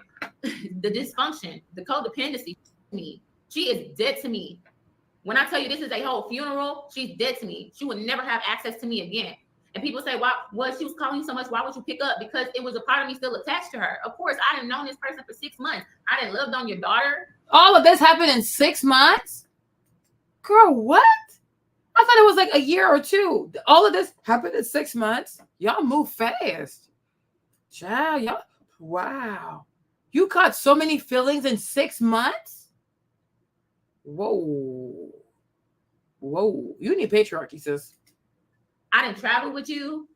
I didn't spend time with you. I cared about you. I genuinely supported you. I didn't get no money from her. Ain't no money out of this. Ain't no clout out of this. None. You told her she paid for everything in LA. So you got some money. Maybe not crazy money, but you got some money, sis. At the end of the day, this is somebody that was hurt and betrayed. I was betrayed. I was manipulated into thinking like I've been dealing with men and it just have not been working. Okay. She came off as this person that was really genuinely caring about women. Why would I think she would react like this? Why would I think that she would behave like this? Why would I think that she would end up turning this into what it turned into? I would never have thought that. But it did, just that. So I have a right to speak out and defend myself, and my voice will no longer be silent. Okay. I can't pretend that everything is fine. I can't pretend that my feelings wasn't hurt, that somebody I trusted. In 6 months, you gave her so much trust in 6 months? Like, that's crazy. I trusted, got online to spin a narrative about me as a notch on her belt. As a notch on her belt, when baby, you were the munch. There is no pumping and dumping. There is no tools that were used. So you can get online and spin a narrative. This is the last time I would ever speak about Princella. I would never, whatever y'all do after this, that's on y'all. God removed me out that situation. God freed me from that situation. And I knew it was time for it to end because I had no real fucking peace. She want to talk about, oh, she bought me so much turmoil, but you making songs for me. You trying to munch on me. You trying to kiss on me. She said, you trying to piss on me or kiss on me? Did you say piss on her or kiss on her? I'm like, that's the problem. Hold on. There is no pumping and dumping. There is no tools that were used. So you can get online and spin a narrative. This is the last time I would ever speak about Princella. I would never, whatever y'all do after this, that's on y'all. God removed me out that situation. God freed me from that situation. And I knew it was time for it to end because I had no real fucking peace. She want to talk about, oh, she bought me so much turmoil, but you making songs for me. You trying to munch on me. You trying to piss on me. You want to. Yeah, she's saying piss. She want to pee on you? I heard that right? She said pee, like she want to piss on me. What? These people are crazy. These people are crazy. Hold up. Wait a minute. Oh my God. She said she want to piss on me. These people are crazy. These people are really, really crazy. All this happened in a span of 6 months. I thought it was like a 2-3 year relationship. Why do you like lesbians move so fast? Like what's the rush? What is the rush? This is madness. This is what? Oh, Lord. This is a lot. Wow. This is a lot. I was like, she said piss on me, right? No, it sounds like piss. I'm hearing piss on me. Like, no, the text is saying kiss. Like the caption is saying kiss. But I'm hearing piss. Oh, it's kiss. Are y'all sure? Hold on. Like them psychics can't read me because I had a reading today. So them psychics cannot read me. So you want to sit there. I'm disappointed about that. I'm sorry.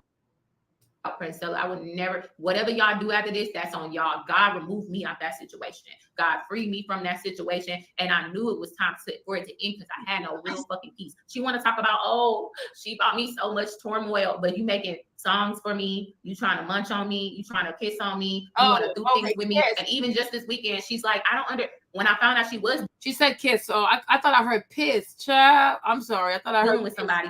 Just started dealing with this person like literally a few days ago. And now all of a sudden that's your girlfriend. The dysfunction, the codependency for me is so dysfunctional. You're love bombing your new girl just like you love bomb me. You hitting up the psychic hotlines for confirmation. Like them psychics can't read me because I had a reading today. So them psychics cannot read me. So you want to sit there.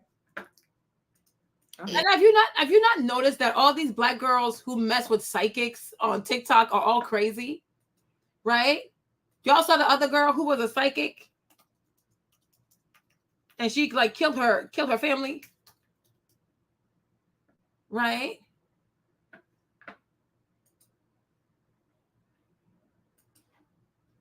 You know, like she killed like her boyfriend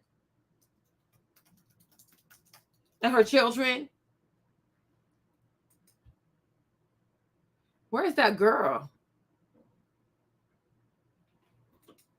Right? Y'all remember this girl right here?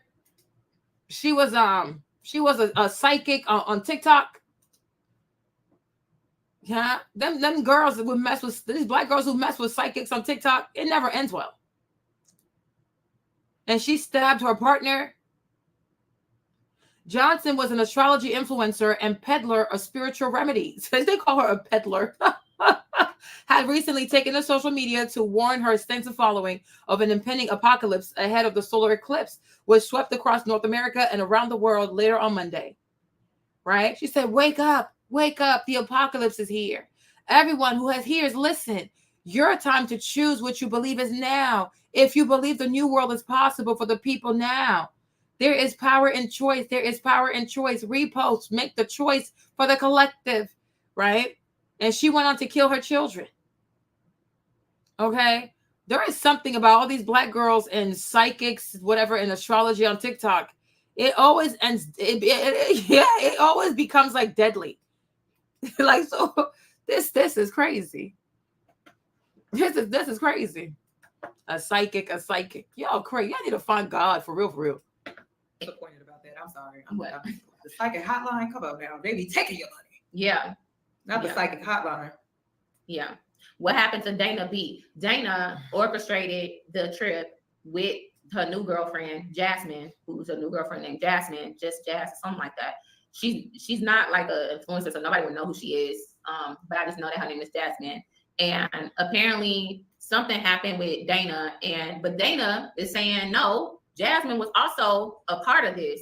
But then Jasmine got in P ear, like, no, they're bullying me, they're trying to drag me in this, help me, save me. So here go, I need it. I need to rescue a woman. Here I go. This is my new woman. She a baddie. She's this, she's that. Yeah, I got her. I'm gonna protect. Like, P is calling me, talking about, don't trust Dana. If Dana hits up Yanni, tell her, like, first of all, what was said about Yanni? Why are you bringing up Yanni's name? She's like, oh, she's being messy. She's gonna be reaching out to Yanni about some stuff. About what? Why are you involving her? What did you went and took your daughter with this woman that you say is a weirdo, and you left your daughter with her alone. You left your daughter alone with someone that you do not know. Can I tell my truth? Yeah. Okay. So about a year ago, I got an email, and it was from a woman, and she wanted me to expose Priscilla. I still have the email. I still have it saved. I'm not going to bring it up because it's just not necessary. But apparently this woman had a cult. This was before YouTube. And with the cult that she started, there are women that are victims of this cult. And they've been looking for a platform to like come out and speak their truth. I didn't feel comfortable getting involved at that time because I was just trying to get to know Priscilla. I didn't know her. And you know, people, they lie on people, you know, because they may see this person doing well, or they may see this person like, you know, gaining success and things like that.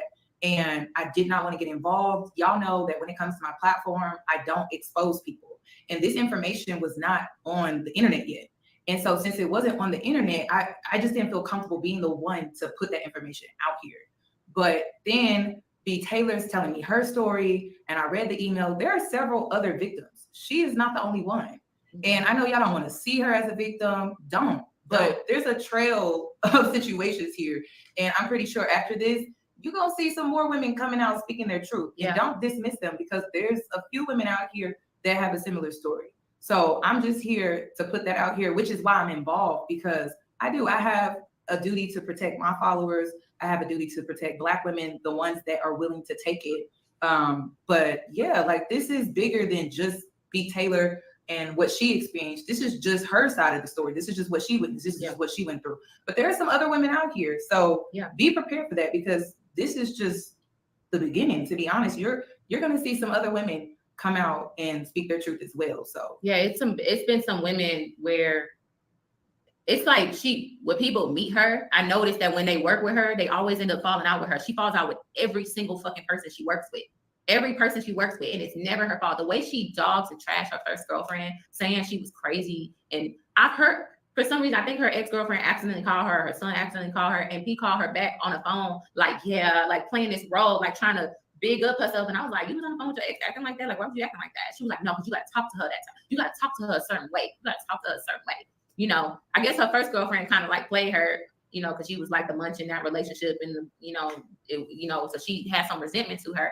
And then it's just always everybody's fault. She can't really say much about the second girlfriend, because the second girlfriend gracefully was like, well, if you want an open relationship, okay. Well, if you want to do this, okay. Well, if you don't want to talk to me, okay. Like, she was kind of bowing out gracefully and just took the L in silence.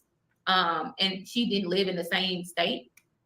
But you know, now she like I said, it's red flags all there, and I hope more women do speak up. The ones that have been involved with her, I feel like you do have the courage to speak up, and don't be scared to speak up. Don't be scared of the bullying, and people want to say this is messy, but women voices have always been silenced, and it's just sad that women are not open for other women to speak about their experiences with this person. And I know you ladies have been scared. Hell, I was scared. Shit, I'm just being honest. I was scared because I was like, man, I can't do this. I didn't want her followers. It feels like they're trying to create like a Me Too movement. So they're making this video for, like, you know how they do like a class action lawsuit? Have you ever had mesothelioma? Did you ever have to use this vaccine? Are you feeling signs of injury?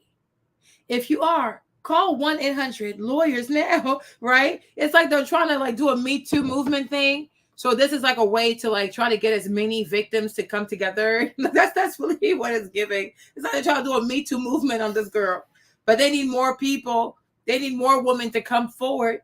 Have you ever had? Do you have mesothelioma? You know how these ads be. That's really what it's giving. Okay, so not they're like, don't be afraid. Let's come. Let's gather together. Let's start a movement. Once again, more trauma bonding, more brokenness. Right? These people, they don't learn. They really don't learn. Like, I'm like, they trying to do a Me Too movement from that girl. They want to Me Too her ass. On my page, I didn't want her followers to come attacking me because they saw her in such a high light and they put on a pedestal. I mean, women would cry, and I would ask her, like, how does it feel when women are crying and saying how much you saved their life? And she goes, I don't feel anything. She don't feel anything. And I said, well, why do I would cry right with my audience if they telling me that I saved their life? I'll be crying with them. And she's like, I don't feel anything. I mean, I guess I can just kind of like understand, you know, it's just the work that I do. It's just the work that I do. So she don't even care about y'all crying and stuff. Like, she don't care. She don't have empathy. She literally says she doesn't feel in her body. She doesn't feel empathy. So if you're crying, she's just gonna look at you like, that doesn't do nothing for me. And how she talks to y'all, I feel like it's Stockholm syndrome, because the way she talks to y'all on TikTok, y'all think it's love. And she puts it out there like, I talk to y'all because I love y'all. That is manipulative. That's what a pimp says to his tricks. That's what a pimp. That's what a pimp says to their tricks. And she calls y'all just that. She look at y'all like that. And the fact that people are shaping this as I lost my train of thought. I don't know where my mods are at. Don't read the comments. Oh, I'm not reading the comments. I just saw one that was like, where's the mods? Oh, they said just mind me up. Sorry, I would, but I'm like very concentrated. I don't want to get on my YouTube. But we do encourage the other women to come forward. It's your time to speak. So go ahead. They don't have a platform. They don't have a big platform. They don't have a voice. If they made a video about Princella, it probably didn't get that many views. And Princella would even say that, oh, I don't care about that video. It got like only a couple of hundred views. They're like roaches. I don't care. But I got my own platform. I have my own platform that I work very hard for, and I have a voice, and I have every right to speak up. You did. I let you get in my head. And the only person that has to pay for that price is myself. And I will take accountability in that. I'm no victim in this. But what I'm not going to do is sit back and not tell what needs to be said, because what I was trying to do was trying to convince her to think differently in how she talks about women, how she say, I hope all these things happen to women, and how they get their head knocked off, and I can't wait till the world ends and everybody gets wiped out. Have you ever been deeply hurt by someone? If you have, there's this one human quality that you can activate within you that studies are showing literally change your body. I don't care, but I got my own platform. I have my own platform that I work very hard for, and I have a voice, and I have every right to speak up. You did. I let you get in my head. I let you get in my head. And the only person that has to pay for that price is myself. And I will take accountability in that. I'm no victim in this. But what I'm not going to do is sit back and not tell what needs to be said, because what I was trying to do was trying to convince her to think differently in how she talks about women, how she say, I hope all these things happen to women, and how they get their head knocked off, and I can't wait until the world ends and everybody get wiped out and all this stuff. It's on some like Machiavelli type, Thanos type dark energy. And this is not just, and she want to say like all the things that she's done for me. There's a lot of things I've done for her. A lot of things I've done for her. Material things don't mean nothing. Did I learn a lot? I did learn a lot. I learned a lot about myself, and I learned a lot about myself even in the aftermath of it. So Simone was in the chat. She said she was gonna show up. She's in the chat. Oh, hey Simone. Yeah, I had a reading today, and it was confirmation that there's just demonic energy attached to her. And we went to a healer. Yes, a healer. Not a psychic, a Yes. healer. There's a difference. And I need the girls to understand that. We went to a healer. We didn't do this live all willy-nilly. No. We did a whole routine before we did this live. Okay, so there was just a lot that went into this. We were guided to do this live. This was not done just on a whim. We were guided. It was very, so yeah, it was, I did not want to speak because I still wanted to protect her. I still was gonna allow myself to get dragged and torn down, and she would have been okay with that. She would have been okay with me being torn apart, being labeled as somebody who needs work when she needs a lot of fucking healing. I've asked her, what did you do to heal yourself? Just learn the truth. Don't speak on her. Who? Let her have her truth. Yeah. Let her have her truth. Yeah. You just have yours. Yep. But that's pretty much it, y'all. Yeah. Like that's it. At the end of the day, this is for you to discern. You have how long is this live? Almost 2 hours. Yeah. Y'all do what y'all want to do with this information. Yes. I think the only other thing, were there any questions that y'all had? Yeah. For her. Let me see. Any questions? If you have any questions, just go ahead and drop them. If they moving too fast, I don't know if y'all want to send like a little super chat to highlight it, but I can't see everybody's thing. But yeah, just be respectful. Should I read the super chats? I don't know. It's too much. Thank y'all for that. Way too much. Oh my goodness. I'll just call out names to thank. Thank you, Miss Parker, Valerie, Josh, Keith, Omni, Independent Pretty Girls Support Group, Joanna Washington, Independent Pretty Girls. Thank you again, Lauren Mack. Oh my God, Taz. I don't know. He don't like me, but thank you. Kate. I don't think he don't like you. I think he indifferent about you. Yeah, I think that was, I think he indifferent about me too. It's all good. You know what? Although he was going in, I do thank Taz for not coming at me too hard. But it also made me realize like I'm going to get on here and be responsible. And that's one thing that Taz did say. I hope BTaylor do speak out and not let her get away with this. And so I do appreciate the people that kind of gave me the ammunition and confidence to do speak out. So I don't have no beef with you. BB, thank you. Valerie W, thank you. Showdown, thank you. Trigger Mike, thank you. Desiree, Queen Sheba, Christy Borders, Toffee Tastic, thank you. Thank you again, Queen Sheba.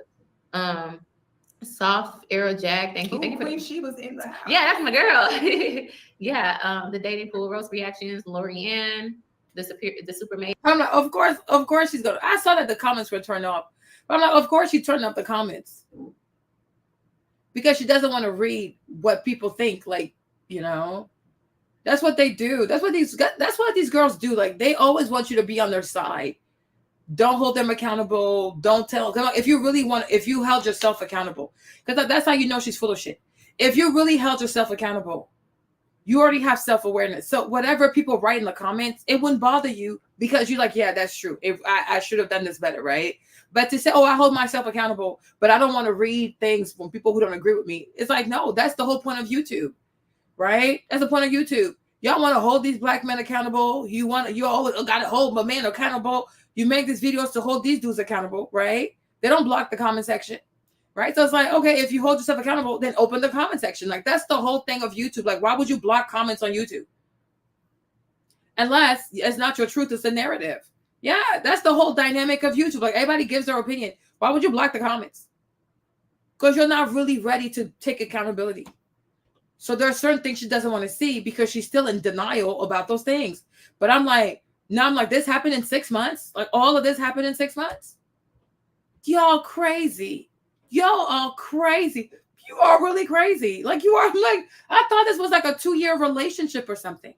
But in 6 months, it was that intense in 6 months? Wow. That's wild to me. This is crazy. Here, Lorianne, thank y'all so much. So does Nico play a part in all of this? Yes. Nico is the woman that she's doing this webinar event for. And I didn't like how, they're selling $250 tickets for this webinar. And I said that you're mixing up with Nico, and Nico is all about money. If you look up who Nico Cherie is, you'll realize that she's like a 50-year-old woman who kind of like hustles and do like a credit guru. And you know what they say about them credit gurus, yeah, I was kind of warning her about that. And P was like, oh, I already know. But we got into it. That's actually what led to the official breakup, is because I was trying to tell her about Nico. And she basically told me, don't tell me. I know how the hustle. I used to sell cars. I know what hustle is. And I got $22,000 wrapped up in this. So therefore, she put a lot of money in this thing that Nico got her to pay for. And I'm trying to warn her as somebody who could, visually just see certain things. And the fact that she is getting wrapped up in that, that's what led up to the final fallout, is me talking about that. And she's trying to persuade, like I was talking shit about this woman. No, I said this woman also has dark energy. But when you also got dark energy, you don't see nothing wrong with that person doing what they're doing. You don't see nothing wrong with that person who's trying to what was I gonna say? I'm looking at some of these comments. But yeah, this person that's trying to just get money out of you guys. Listen, we trying to keep it cordial, so yeah. I don't got beef with nobody. Dr. T is not part of that. She has to protect herself. She's not a part of it. I don't want to speak in drag. I know that's what I'm about to do. Yeah. Okay. Sorry. Yeah, listen. Ask questions that don't involve other people, like other names. Somebody did send a Robin. BTaylor, how are you going to get your partners going forward? Respectfully, you are a sweet girl. People prey easily on people like that. They do. I'm not dating right now. Like, obviously I need to do the self-work and pour into myself. I've always poured into my relationships. I've always been in a relationship, long-term relationships with the men that I was with. Like I said, I was supposed to be like, but going forward is me focusing on myself, me pouring into myself, understanding myself, and gaining discernment. Because obviously I lack so much discernment. Because if I had the discernment that I needed, and the strength and the power that I actually needed to stand in, I would not be in this situation as long as I would have been in this situation. And I probably wouldn't even got involved, because I would have been able to tell what it was. So, and if you guys remember, like initially, like in the beginning, she said that she was practicing celibacy. She said she was like practicing celibacy for like a year or something. So I'm like, you got out of celibacy to become a lesbian? Like, this is crazy. This is crazy. This is crazy. This is so crazy. If you go practice celibacy just to end up doing this, you might as well be promiscuous. Like, you might as well be sexually active. This is pure madness. You abstain from sex just to be turned into a lesbian. This is pure. This is comedy. Oh going forward, it's just me finding strength within myself and healing. I think that's actually important. I'm not scared to face my feelings. I'm not scared to be vulnerable. That's crazy. I'm not scared of any of that. We don't like, you're good. It's just that I didn't like how, I understand why people were like upset about all of that. I just didn't like people bringing up certain things and trying to attack me, but it is what it is. I don't have no beef against nobody. Like I said, it's a funeral today. This person is dead to me. I don't never want to talk about them. Whatever y'all got to say about this person, I don't ever want to talk about this. This live is a one and done. It is what it is. And I had no intentions of ever getting to this point right here. No intentions at all. Do y'all have questions that don't involve other people? Like, if you want to know their side of things, go to them and ask for their side of things. But don't go to us to ask for their side of things. Like, that's messy. So if you want Dr. T or any of these other ladies to tell their side, like, go let them speak their truth. We can't speak their truth for them. That's not why we are here. Would I ever date a woman again? I knew that was going to I do want to say this because I think people need to understand that relationships in general are hard. It doesn't matter if it's same sex or if it's a heterosexual relationship. I don't think this should taint lesbian relationships. I think people need to discern better when it comes to choosing a partner. And I think that's been the consistent message here for people to get. It's like, you can't keep saying, oh, I need to just give me a white man, or, oh, I just need to give me a woman. Or you need to work on yourself and stop running to these people to save you. Save yourself. And one thing I've seen about this pattern with Black women, y'all keep running to all these different people to save you. And the only one that can truly save yourself is you. And sometimes you have to save yourself from yourself. That's why you need to work on yourself so that you won't keep having these experiences. And that's why I'm here. I'm here to guide Black women back to themselves. Stop searching high and low for a savior. Save yourself. And it will require you to sit by yourself. It will require you to reflect over your past, some things you've gone through. We've all been through shit. I don't know a person that ain't been through shit. So just really do the work. And it takes you reflecting and looking over your life and then looking over it and then deciding what you're not okay with and then making those changes. But the answers that you're looking for, they're right within you. You just need to face yourself and deal with whatever issues that you have. That's it. But this savior thing, y'all gotta let it go. You gotta let it go. You gotta free yourself. BTaylor, I had this conversation, she left the manosphere and then she went to P side of No, things. I went back to the manosphere. Well, not officially, but I did. She's free now. Yeah. She's not looking to be saved by any online community. No. She's free, and now she's able to move forward within her freedom. She's not attached to anybody. She's not even attached to me. No. She is her own person. She is gonna go and walk her own path. Yep. That's it. Like, no more, oh, come sit with me. She's sitting by herself. Yep, I am sitting by myself, and I'm gonna make the content that I want to make without other people's influence. I'm not trying to. I want to build my own tribe. I'm building my own tribe of women, and that's what I'm gonna continue doing. I've been doing it, and it is what it is. I'm not worried about what anybody has to say. If people who want to find me and watch me and like my content, God bless you. Thank you. Like I welcome you with full arms. But it's not gonna be bitterness over here. It's not gonna be vengeful over here. It's gonna be full of love. It's gonna be full of love and growth. Okay, I want us all to grow. I want us all to grow in this. I think when I think about the women why I started YouTube, it makes me emotional because I'm not perfect. I'm not where I want to be, but I know I'm gonna get there, right? I may fall a couple of times. I may make mistakes like we all do because I'm human. The only thing that makes me different is that my shit is online because I am an influencer. So my shit is online. My dirty laundry is aired out. People get to see me fall. People get to see me go through breakups. People get to see me make mistakes. So it's so easy to judge when you put your life on the line, as in you put your life out there for people to judge that, right? And I knew what that came with. And I do got to be a little bit more tougher and stronger when it comes down to that, right? But I want y'all to look at me and say, you know what? Like, I may have messed up too, but I can keep going like BTaylor. I can make something of myself. I can make a career for myself. I'm so proud of walking into my house. I got a whole 4-bedroom home by myself. I done built my home by myself. I didn't take nothing with me from my old place. When I left that situation, I built up everything new, from my children to the support system. Like, I love my support system. I really have a true sisterhood. I don't need a girlfriend to do that. I have a true sisterhood and friends surrounding me and support me. And today really reminded me that my family is there for me. My sisters are there for me. My soul sisters are there for me. My true audience and supporters and women who really care about me and my platform. And I was getting up there. They definitely showed up. My ancestors showed up for me. Baby, when I tell you I wish I could have witnessed the way my ancestors started speaking through candle work and all of that. Like, I mean, when I tell you my mother was there for me, my family is full of women that are fighters, right? And people may confuse that because they think like, no, we're fighters.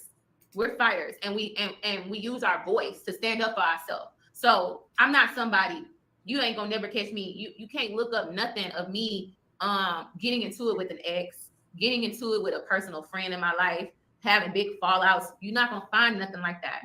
about me. I can only speak for myself. So this one question. So BTaylor, do you think the message that males are incapable of love is true? I think that there is some truth to it for sure, that women do set the standard. Women do set the standard. And until we start setting the standards for ourselves, we can't demand something from somebody else. Is there things about men? Men and women are different. Men and women are very, very different. And I learned that. I stopped putting all these expectations on men and my unrealistic expectations. And I don't have problems on a day-to-day. Like I said, my experiences with men have been very different. Have they been perfect? No. But I've always experienced princess treatment. I'm not about to sit here and deny that. Like, but I know that. I hope you guys are listening to her, right? Her ancestors are coming through. She's doing rituals, talking to the ancestors. She's doing rituals and her mom is showing up. She's always had princess treatment. Okay. It's like, girl, you giving like you a little trick a little bit.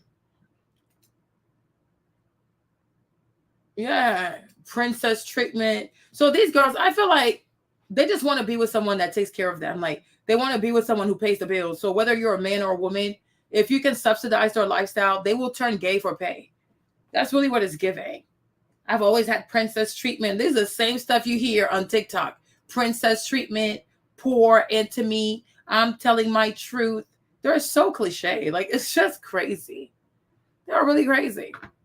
Like, why do you need ancestors for? Like, what the heck? They're already dead. You're alive. You can't think for yourself. You have to go call the ancestors.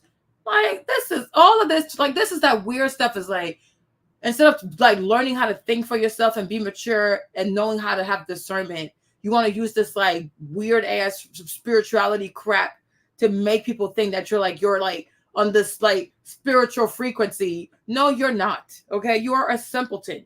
You are a simpleton who got. Okay. A lot of them were doing some things just to try to get something that they weren't going to get. The only real love you can ever experience is with yourself. Yeah. So when y'all ready to accept that, then you'll be ready to accept that. And then you won't even be looking for a man to love you in the way that you really just want to be loved. But you want to be loved in a way that you want to be loved. But you're not willing to give that to yourself. You want a man to give it to you when you could literally give it to yourself. So you're starving yourself for no reason. A lot of people ask me, like, am I scared? You need to protect yourself, all this. I'm not scared. I don't think that my life is in danger. Does she know where I live? Sure. Do I know where she lives? Sure. But I don't feel like she's gonna come and do something crazy to me. That's just, I personally don't feel like that. I am protected. I'm divinely protected. I'm protected from my ancestors. My mother is my guardian angel. I am divinely protected. I already prayed. I prayed over this live. I prayed before I got here. I prayed about what I was going to speak about and what I was going to say. I prayed about all of it. And I do want to address something that popped in my head. Something was said on her live where her and her girlfriend was saying I was trying to pop up at her house. No, what I was trying to do was when she got on live and we got into it, I called her screaming and upset. And I said, let's just talk in person because I don't want this to be no more drama. I'm going to talk to you in person so I can look you in your face and we could say whatever we need to say because I wanted to talk to her to make peace with it. That would have been a wrong mistake because she was trying to shape it like I was coming to fight her or something like that. And I'm like, I've never raised my hands towards you, but you've definitely been swinging your hands around and yelling. And I've never raised my voice at you the way you raised your voice at me. So I've never showed her any type of violence at all, ever. So the fact that they were shaping it up that I was coming over to fight her was crazy. And I was like, you know what? Even when you're trying to be sincere and talk to somebody and like not make it drama. Yeah, she tried to make it seem like I was trying to pull up on her. She wants to make me seem like the crazy person so bad. But everybody's the crazy person in her story but her. So yeah, I had to, because for some reason I feel like that was going to be brought up as in she was trying to come to my house. Why was she trying to come to my house? Because I was trying to make peace. And I saw things escalating and I wanted her to get off live like, hey, let's talk about it. She says, I don't really give a fuck about your feelings. I need to go sell this book and make some money. That's what she was saying. Basically, like, I got this book to sell. You're being selfish. Although I'm crying and upset about what's going on because I felt like, damn, this shit, what I was really hurt about, her announcing her being with a whole new woman days later, let me know that shit was never real. And that would hurt anybody. So how fast she moved on with another woman really like, yeah, she's hurt. I don't want you like, girl, it's okay. You can say you're hurt. when you poured so much into somebody and invested so much of your time in them, that's not love. That's not genuine care. That's nothing other than that person only caring about their needs and themselves and only care about themselves. So if you ever been through a breakup and your ex moved on like literally 3 days later, tell me how you would react. And they're going public with it. Please tell me how you would react as anybody. You would feel like, damn, this shit was never real. And I was in it for real. Like I bought everything, you know? So thank you, GEL. Thank you for the cash app. I appreciate that. Do they have any other questions? Yeah, that don't involve other people. Yeah. Y'all have any other questions? Yeah, if she doesn't have empathy, she can't love anyone. I don't think she's capable. And I can confidently say, I don't think she's capable of love. Not when you thrive out of codependency, a desire to feel needed. Imagine being 32 years old and falling in love this hard within 6 months. A mother of 2. Does she even have that much love for her sons? She said, yeah, your ex you were trying to claim publicly. Exactly. She didn't want to come out with the girl, but now she's mad that the girl moved on quickly. You know, you wanted to break up with her. You were afraid that if you broke up with her, she was going to cut your legs off and do all this stuff. Now that she moved on, you mad that she moved on too quickly. Girl, you make no sense. I'm really confused. I'm like, which one is it? Get down, like, which one is it? Like, you should be like, yes, thank God she moved on. Forget about me. Oh, no, she moved on too quickly. Like, girl, you make no sense. And you don't have empathy. I think when she speaks, a lot of her speakings, she's speaking about herself. And it's so funny how people think that I'm not intellectually on her level when she's not even well book read herself, but she knows how to put words together. She's literally said, oh, these books were given to me. I'm not even that well book read. She didn't finish her school degree. She didn't finish her degree at school. Not to discredit what she learned. She did a lot of studying from other people who did the work and study. And then she puts things together. What do you think about? I'm strictly dickly, but my legs are closed. So no, I don't date women. Yeah, no. I play basketball. If I wanted my opportunity to be with a woman, I would have already had that experience by now. It just wasn't for me. And listen to the women that are heterosexual, because you are heterosexual. You are heterosexual. It is. Yeah, it is. yeah. Okay, yeah. But that doesn't mean you should allow men to come into your life and destroy it. No. Okay, that's the difference. Have some self-respect and love yourself more. That's it. But if you heterosexual, it is what it is. You can't change that. That's who you are. So that means that your friend sitting next to you is bisexual. She needs to own that, because there's no way you practice celibacy for a year and then you come out of celibacy to trim with a woman. Like, girl, so that one next to you, she bisexual. Make sure she accepts that about herself. This is crazy. I'm trying to think. You sound like a question there. Yeah, exactly. They want to know, what do we think about the 4B? I think that women centering themselves and doing what men have asked them to do is close their legs and stop just laying down with men and stop having sexual intercourse with them and really center yourself. I think that's very important to do. So I don't see anything wrong with it. I think that it is something that's online, but are we really applying that to our day-to-day lives? Because I'm all about being proactive. Mm-hmm. And I just see a bunch of women talking. Yeah. And what I want to see is women doing. And doing is, doing is actually walking the walk, talking the talk. You can't just keep talking the talk. And I'm tired of seeing women that are in these movements sleeping with men. Like you can't have one foot in and one foot out. You really about it or you're not. Yeah. And when you really about it, it ain't easy. It requires sexual discipline. It requires consistency. It requires choosing yourself. It requires a dry ass phone. Yes. It requires curbing men like we did yesterday. Yep. Just enjoyed our time out. Yep. You really have to be about it. And really got to be about it. Not, and even if you date women, that don't mean jump and be with a whole bunch of women, because all you're doing is just taking trauma from one relationship to another, to another, to another. So if you think like, oh, well, I'm not dating men, I'm dating women, but you're dating women out of dysfunction. Like that's no better. And you're hurting people in between that too. So that's no better either. And that's not the right mindset to have either. Another thing that I would like to see change with the 4B West movement is stop making it about men and get out of spite. Make it about yourself. Yes. Don't do it as payback to get back at men, or one up on men to get them to behave better. Do it because you actually really care about yourself and you want better for yourself and you're choosing yourself. That's what, because I feel like I've never chosen myself genuinely. Like I would do it for a time, and I would get distracted and get into like a serious relationship or something like that. And yes, celibacy, or no, 4B to me is celibacy and shadow work. Yeah. And I just see women keep making movements, and it's like celibacy and shadow work. That was like 3 years ago. I'm like, damn, 2 years ago, where women been at this whole time? Yeah. So the Korean women starting their movement, we should have already been on program with that. We should have been at a further stage, like talking about retirement plans and what we're going to do if we are living that lifestyle. What are we going to do when it comes to when we retire? Right. So I just want to get things going. I'm like we keep talking about men. What about us? Yeah, like we need a lot of work on us too, and I think that is the hard part, is that transition of going from talking about men to now talking about ourselves. Yeah. They become as a shock factor because it's so easy to. No, the reason why I look bored, because what they're trying to do, this asexual, it's like they're trying to be a sexual movement or not trying to be into men. It's like it's not natural. It's contra nature, right? Because if you are heterosexual, you want to be with the man. So it's like, why sit here and pretend that, oh, I'm going to work on myself, I'm going to be celibate, Go get in a relationship, right? Instead of like, because I'm like, even for Yanni, it's like, okay, so is this what you're going to do for the rest of your life? Encourage women not to be with men and to be celibate? I'm like, this sounds really sad, right?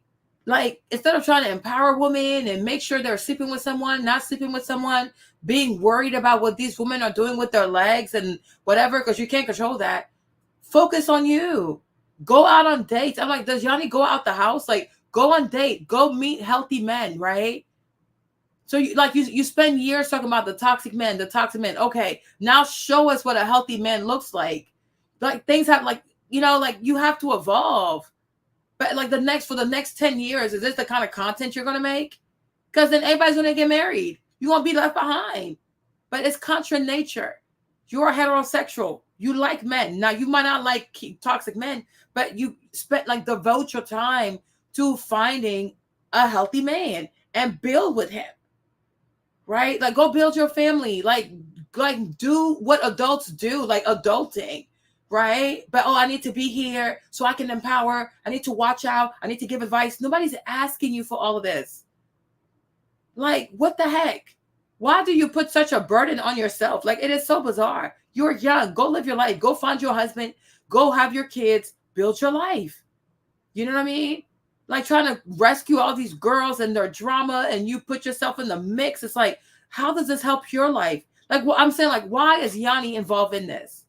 What does she get out of this? You know what I mean? Like, what is this going to do for you? You just put yourself in the mix of something super toxic. Now you're going to be catching all kinds of strays, all kinds of bad energy. Your name's going to be all the way out there. This does nothing for you. So you go from, okay, I'm not going to have sex with men. I'm not going to have sex with men. I'm going to practice celibacy. I'm going to practice discernment. I'm going to do prayers, rituals, talk to the ancestors, only for you to go find a different type of trauma. Now you're looking for, now I'm going to go be in this girl's drama so I can be another this drama. Like, no, like, live your own life. All they're doing is replacing one type of drama for another type of drama. So I don't want men drama, but I want TikTok drama in my life. Like, this is so unproductive. This is so unproductive. Why is this girl at your house? Why are you involved in this? Why are you mixing with this? Right? Why are you speaking for her? Like, no. When she got with this lady, were you involved? Like, whatever happened between them two, you were not involved. So it's like, now that it's going left between them, why are you in it? And why are you in it publicly? It is bizarre. Right? So it's like they don't want to be with the man, but at the same time, they don't want to be alone. So they find a way to find themselves in stuff that really has nothing to do with them. But I'm like, how is this productive? How does this help your brand? How does it help your channel? How does it put more money in your pocket? How does it push you towards like your actual goal? Like, what does this do for you? Absolutely nothing. Like, it's just useless. It's just weird drama. Focus on what that other person did to you, and it's harder to look at yourself in the mirror. Yeah. And it can be overwhelming. It can feel like it's too much. It can feel like you're crying every day. It can feel like you feel crappy about yourself. It can feel like you feel like a failure. But that's what makes you strong. That's what builds you. That's what builds your character. That's what builds your strength. That's what builds your real discernment. That's what builds your gift. That's what builds your purpose and help guide you to your purpose. All of that pain, you got to grow through it, not run from it, not hide it, not try to sweep it on the rug and place all of it on one person or a few men that hurt you. You got to look at yourself, because every relationship that failed in my life, I definitely played a part in it. I definitely. You know, and she says all that and she sounds good, but she's a grifter. Because if you really felt that way, open the comment section. Yeah. You all take it like all the good, you're talking a good game. So if you really feel that way, open the comment section. Let us go in there and comment. Why are you blocking the comment section? Like, they're crazy. They just want to sit there and hear themselves talk instead of actually going and go there and do it. They're a bunch of talkers. They're not doers. Go do it. Go show people what the healthy version looks like. Right? Black men are toxic. Go show us what a healthy black man looks like. Go get into a healthy relationship with a black man. Go be a healthy heterosexual. Stop talking about what people shouldn't do, what people should be watching out for. Oh, be careful with it. Show us. It's enough talk. Y'all just sit here on TikTok with YouTube, talk all the time. Show people what it looks like. But you're not. You're showing nothing. You're just talking. Because you're really not brave. You're scared. You're scared to fall in love. You're scared to be brokenhearted. And you're afraid it's not going to work. And you're afraid to be embarrassed if it doesn't work. Right? Because otherwise, you would have done it already. Anybody can be a professor or be a teacher. Just talk. After a while, you have to graduate. You got to go apply for a job. And you got to go prove what you know. Or start a business and prove what you know. Right? Y'all don't want to be out here and actually be building. Just be talking. Like, they talk too much. It's too much talking. Too much talking. Play a part in it. I don't ever sit here and think this man did this. No. I know what I did. Even if it was tolerating some bullshit, that was on me too. Because why the hell was I sticking around for it and making excuses for it? But at the same time, I didn't know better. But now that I know better, I can do better. Sometimes life has to teach you. You can't just tell people what to do. So it's a different flex when life actually has to teach you because you actually have real experience. It's a difference between learning how to be a doctor and actually being in an emergency medical room being a doctor because you have that experience. Yeah. So sometimes everybody not meant to just sit back and learn from everything. Sometimes people got to go through it to be the ones to say, okay, you didn't see what the hell I went through. You don't want to go this route. This is exactly why I'm done with the movements. I'm done with it. And the reason why I'm done with the movements is because I'm doing my own thing. My own thing is just doing what's best for me. And that aligns. It just so happens. But that's always what you should have done. Why do you need to be part of a movement? Like, I don't know. I just feel like these people are a bunch of followers. Why do you need to be part of a movement? Do your own thing. You should have always done your own thing. Like, why do I need a movement? It's just like, oh, I got to be a feminist. Like, why do you need to be a feminist? If you believe in woman empowerment, why do you need a title? Just empower women. Be the best woman you can be and be kind to people, right? Y'all always need a hashtag, a flag, or whatever. Why don't you just be? You don't need a movement. Oh, a diet movement, a soft girl era, a pretty girl era, a princess era, a weight loss era. Y'all just do what it needs to be done. You don't need a movement. Stop trying to be part of something all the time. Like, you can't be alone. Like, you always need somebody to be around you and stuff like that. Stand on your own 2 feet. Be your own movement. Like, what the heck? All in alignment with 4B and what the no's are. But I've been done said no. So I never needed the movement. And women that are really out here doing what's best for them, they don't need a damn movement. You doing what's best for you. Yep. That's it. You making it about you. You're not making it about everybody else. So that's where I'm at. I just want other women to get there because at this point, it's either you about it or you're not. And you're just going to keep complaining about men until you feel like they're listening. You got to be about that action. Yeah. Like, men don't care about you talking. They don't give a damn about that shit. I'm going to tell you now, they don't give a fuck. And so when you're ready to accept that, then you'll start doing what's best for you and you'll stop giving them so much of your energy, your time. I don't care. I don't think that men don't care about you talking. I think men don't care about you repeating the same thing over and over and over. A lot of women love to repeat themselves. You know what I'm saying? A lot of women love to repeat themselves. So like after a while, it gets old. So I don't think men have issues with you talking. They have issues with you repeating yourself over and over and over because now you're just babbling and you're nagging. And nobody wants to hear that crap. It's too much. She says she's heterosexual. They're all a mess. They really are a mess, right? Like, child, she says she's heterosexual. So I don't think it's fair to say, oh, men don't care about you talking. No, if you have something meaningful to say, you should say it. But repeating yourself over and over and over, it's like, okay, we're tired. Like, we heard you once. You sound like a broken record. Just like this one. She sat here just to babble, like, blah, blah, blah, blah, blah, blah, blah, blah, blah. It's like, girl, this video could have been so much shorter.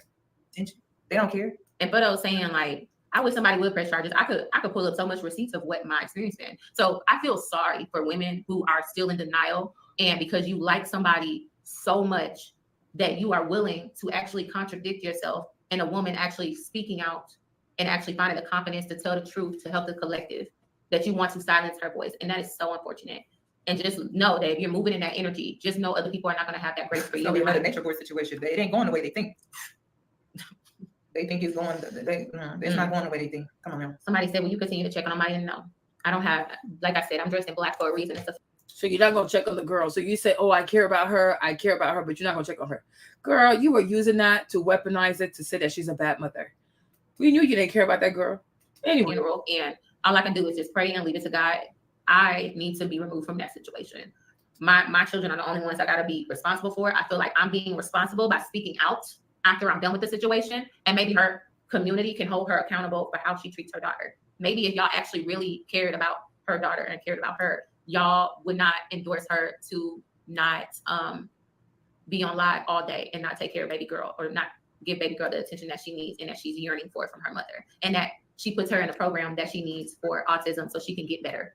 You know, so this is what I hope that can come out of it. If you, nobody's trying to tell you, I'm not trying to tell you not to support whoever you want to support. This was not a video to try to get you to sway a certain way. This video wasn't made for the manosphere. This video was made for the women who actually have the eye to see. And to not for the ones who are sheeps, not for the ones who are trauma bonded to this woman, not to the ones, like, if he healed you, understand it was meant for you to run across her and elevate. Don't stay there. Don't look at her like she is your God, like she is your leader, like she is your teacher. You are just as smart to open up any of them books and do the same research, do the same study, and gather with women who are actually healthy and not trauma bonding with hate against men or women. Okay? Or past lovers, whatever. Or past lovers, or whatever. Okay. I'm not answering. Like, I'm sorry. Thank you, Sister George, but I can't. Yeah, like that's a question for Priscilla. That's not a question for me, Taylor. Like, that's, again, when you are asking questions about other people and third parties, they're not here to defend themselves. I can only talk about my experiences and what I've seen. But when it becomes to like somebody else, but Priscilla is not here to defend herself also. But y'all talking about her, so that's weird. That's innocent in this. That I'm not about to bring that up. Like, the only reason, like I said, I brought up the daughter is because that's what she witnessed. That's what I witnessed, and that's who I poured into and helped out. That's what I witnessed. And if I see a scam going on with somebody that may be trying to get money out of women, who right now we're in an economy right now where people are just surviving and it's all about money, then I'm going to speak up about that too. So that's the only reason why I can just, Somebody asked, how do you find your tribe? You heal. You don't even know who you are. Your identity is shaped by what you've gone through and your experiences. You have to heal so you can actually come into contact with your true identity. And then once you come into contact with your true identity, you will be able to meet your tribe, because you will be able to connect from an authentic place, not trauma, not past experiences. So that's how you find your real tribe. And they out there. Yeah, I feel like I'm gaining my tribe now that I'm posting what God wants me to post. I talk about trending topics. I may have fun with them. I may talk about things, but I really want to talk about self-development and really looking at life as a lesson. So we don't make it hard for ourselves. You could use my life as a lesson. So I would never want any of y'all to go through what I've been through. I would never want y'all to be in a position that I put myself in, and the choices that I made. And maybe I had to go through that. So a young girl that do follow me, don't follow in my footsteps, because I don't promote my lifestyle. I just promote, if you get yourself in this type of situation, you can't make the best of your situation and make the best of yourself. And nobody's ever going to make me define myself as I need to settle, I need to do this, I need to do that. I'm so content with actually being by myself. Like, and we're also, she's a work in progress. Yeah. And one thing I had to learn about BTaylor is she is a wonderful person, but she has a hard time seeing that. And I think there's a lot of women out here that can relate to that. And so she has a hard time seeing her worth, and so she allows people to come in and they see her worth and they use her and they take advantage of her. And so her growth right now is so personal, because it involves true independence and not allowing energy vampires to come in and feed off of her to bring her down, but to really like truly step into her power and embrace who she really is, because she's a wonderful person. She's been through a lot of things and it has wounded her, but it's time for her to step into her true power. And it's giving Phoenix Rising. It's giving Phoenix Rising. It's giving Phoenix Rising. So I feel like a lot of women can relate to that. You've been giving, you've probably been over giving, you probably have been so loving, and then you keep getting backstabbed, you keep getting betrayed, you keep getting disappointed. Even by a woman. I'm like, damn. Yeah, so it's like it's your time now to see your worth. And yes, you probably have that question, why does this keep happening? Yeah. It's because I didn't learn my lesson. You have not looked in the mirror and you have not acknowledged with who you are. Yeah, I haven't. And a lot of people tell me that, like, you could tell I don't know my worth, like, and what I actually bring outside of.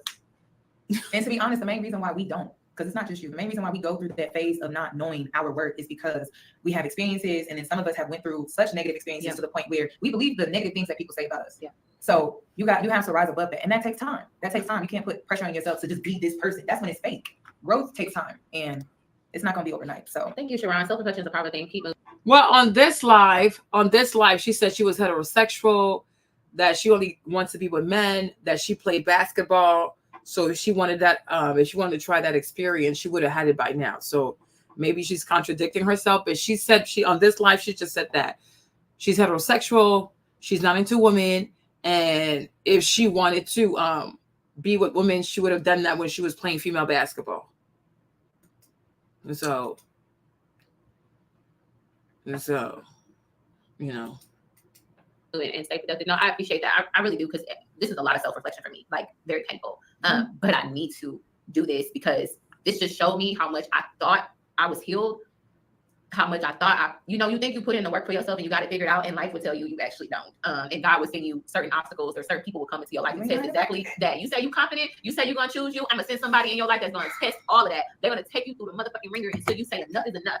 Enough is enough. So, I had to go through this to realize I had no self-worth. Like, I did not see my worth. I let other people define how they treated me was my worth. If I said everybody treated me, if I got bullied growing up and people was making fun of me and bullying me, and I grew up in an environment where I'm like the black sheep of my family, and I am being lied to all the time, it shapes your perception about yourself, because I had this false reality of like, what people treat you like this, maybe that's how you deserve to be treated. Not knowing that it's some really evil people out here, some wolves out here that will feed on you. And I was stupid to think that maybe if I just show people how loving I am, maybe I can receive that love back. And that's what fucked me up a lot in life, is that I thought if I give this amount of myself, I would somehow feel that in return. And damn, I did the same thing. Yeah. Got out here, got fucked up by both men and women. Yeah. Like, just got fucked up, honestly. And then you were learning to protect yourself. So this is just all part of the process. But we all been there. I mean, the ones that can relate. I don't know. Can somebody block Jay Prince? Like, what I'm not going to tolerate is people that's going to be utterly disrespectful and do things for clout, because you are a clout chaser, and you got your own messy shit going on in the manosphere, and I think you should focus on that and what you got going on with that woman over there, and leave me out of it, and don't come on my page again. You will never be allowed to comment on my page again. I'm gonna make sure that I actually was still subscribed to your channel and stay back, but you want to come on here and be messy, and I don't talk to men like you, because you're just at the bottom barrel type shit. That it's like he was obsessed with me and P, and he was obsessed with P trying to get her clout. He's just a clout chaser. I don't know this man. Yeah. We don't know him. We don't know him. He's like a nobody. And like I said, I'm not in the I really don't know this so man. y'all can talk about what y'all want to talk about. I would never come back to the ministry. I would never talk to y'all again. The only way y'all talking to me is y'all coming to my page, and if you want some bullshit, I'll easily block you, and you will be done. You will be gone. So I don't have anything to say to you. I'm done with y'all. I miss a fun, loving, quirky, naive young lady that was committed to growing. Happy you're back on your journey. Thank you, Miss Parker. Miss Parker been following me for a while, and like, yes, y'all did see a lot of my growth, and I'm still growing. I'm still growing, and I'm gonna continue to still grow, and it's out here for the public to see. I mean, I'm pretty sure a lot of y'all fell on y'all face and made mistakes, and nobody even saw it. They just have their skeletons. They have y'all skeletons, and my skeletons is online. Okay, y'all get to see me fail, and y'all got to see me gain weight. Y'all got to see me get pregnant with my second child. Y'all got to see a relationship end, and then down this shit. Y'all got to see it all, and I think that's the hard part of being an influencer. But I chose this life, like nobody else chose this for me. I chose this life. I chose to put myself on, and I don't put myself on a pedestal. But even then, I'm still not gonna ever sit here and try to lower myself to please other people. Like, I'm gonna continue to grow and self-reflect. So yeah, just dust myself off, like Aaliyah said, and try again. But this time she's free, y'all. I'm free. I'm not attached to nobody. She's free. This is my soul sister. We don't. This, she's here for support. This is not tied to her channel. Nope. None of that. Because I know a lot of y'all be like, she used Yanni again to save her. I'm like, no, we're actually cool outside of YouTube. I mean, we're actually friends outside of YouTube. And I'm like, at this point, this is my soul sister. Like, literally, like, we both had, like, our dreams are even connected, as in, like, we're just like locked in. And I knew that she came in at the right time, not when I was first getting with P, but like towards the end when I was scared to speak up how I really felt. We felt like we had to keep our relationship like a secret. Yeah, we did. We was meeting up in secret because of the situation. It was a lot. It was a lot. But now, like, we free. So we just out here living in our truth, and I hope everybody else is doing the same. And it may be hard. Thank you, Bruiser. BTaylor, stay prayed up and keep pushing. People come and go all the time for sure. But you know what? I never dealt with a narc, so I see why women be like, "Oh my God, I'm still traumatized years later," and I'm like, "Damn!" Now I see why they feel like that. Damn, I hope like I just smudging stuff everywhere. But anyway, yeah, we about to get ready to go. We about to get ready to go. Any last questions? I thank y'all so much for actually supporting me. I really appreciate the women that were in that community that actually understand who I was and saw me and didn't beat me up, because there were women who didn't like me because they wanted Princella and they felt like she could have did better. She's more smarter. This internet shit got y'all fooled.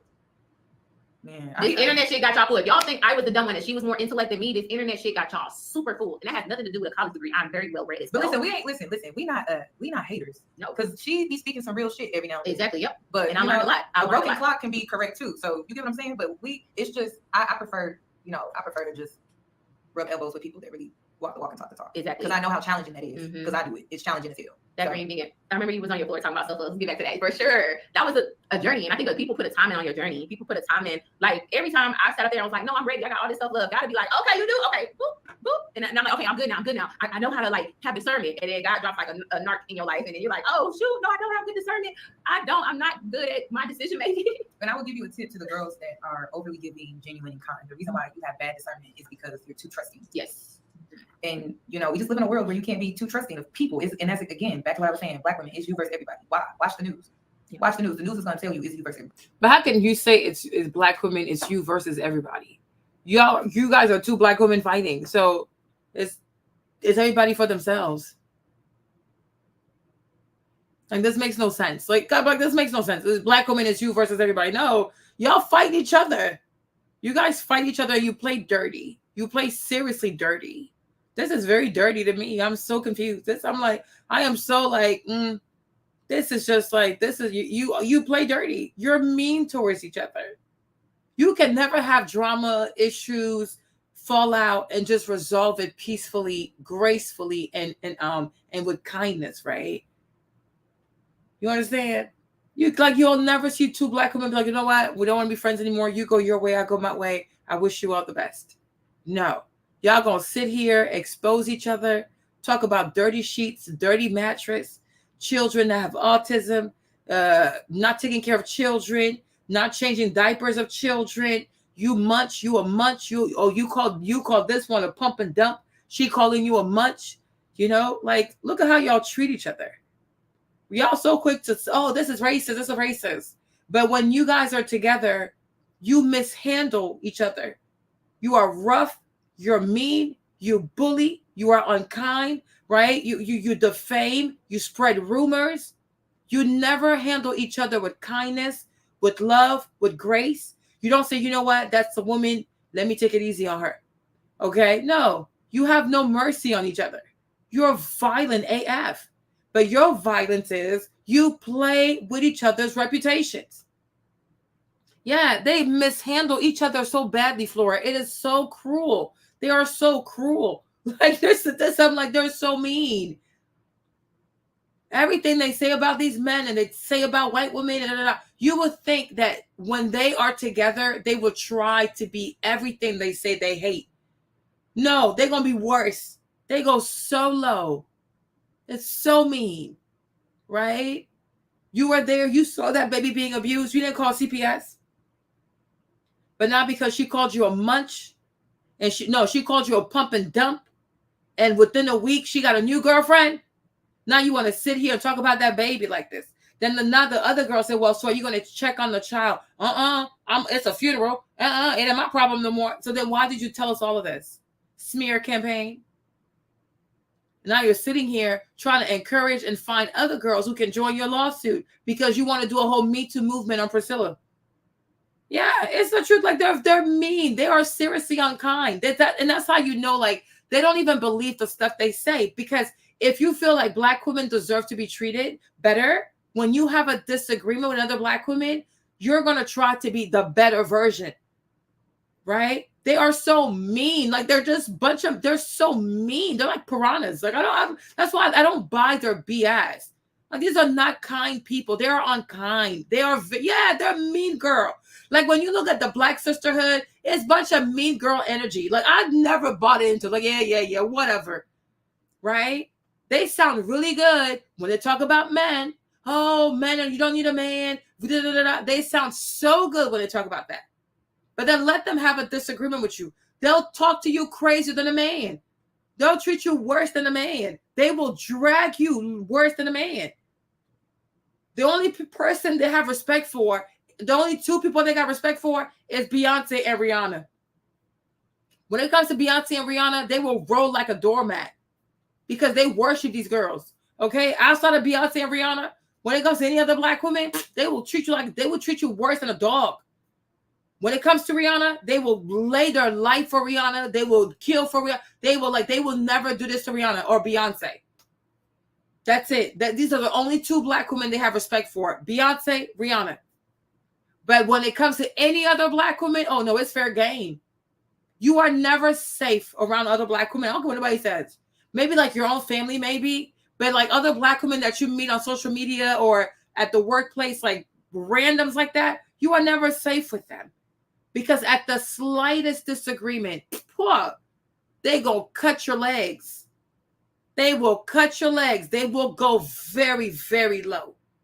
As if they don't think about, like, you know what if tomorrow I need her? What if like 2 months from now I need her? They never think about that. They're so short-sighted. They're upset, they're angry, they turn on their phone, and they just go straight to fame mode because they're upset. No wisdom, no self-control. They never control their emotions. And they wonder why a lot of men walk away. Because when you get upset, you are a tempest. You're worse than a hurricane. I told y'all, there's a reason why all these hurricanes always have female names. Katrina, Sandra, Paula, Naomi. They always name a hurricane after a girl. Because that's exactly how a woman acts when she's in her feelings. Just go blow everything, just blow everything. The roof, this, that, because she's mad. Gotta calm down. You gotta calm down and give it time. Just because something happens now and you're in your feelings now and you're hurting now, you don't have to respond right now. Give it some time. Right? Oh no, she called me a pump and dump. Now you're gonna sit here for 3 hours. Didn't even plan what you were gonna say. Just rambling for 3 hours because you made this video because you were in your feelings. You were hurt. And you are bothered because she moved on really fast after she told you you were her soulmate. And you believe that goofy shit. Right? Men are easy. Men can bamboozle y'all, and so can females because y'all want to be worshipped so bad. And you think about she's a narcissist. You're a narcissist too. How can somebody come and tell you, oh, I spoke to a psychic and the psychic said you my soulmate, and you believe that? Like you're that gullible because you want to feel special. You wanted to feel like a rare diamond, a rare gem. So when she said that, it made you feel so special. Oh my gosh. Oh my gosh. Phoenix rising. A psychic told you? Oh, girl, shut up. You don't need a psychic. You barely know this woman. Like you've known her for 6 months. Like, well, how you do all this within 6 months? Because a psychic told you. Like, girl, what? But a psychic didn't tell you to go fix it with your baby daddy? Okay? You make no sense. Like, these people make no sense. Yeah. No, they were not. No, they're not. Like, it's just like, they're just crazy. They're so mean. They're just so mean. You know what I mean? They're so mean. Like, they're just cruel. I'm like, this is just cruelty. This is so cruel. You know? You got a decision to make. You see a baby girl being abused. You got to decide. You're either going to call the police, get the thing involved, or you're going to help it. You're going to help. You chose to help. And now you're sitting here and you're using that to talk bad about the girl. You know? So when you guys were having sex, the baby would just sleep outside. So when y'all want to have sex, you make a baby sleep on the couch.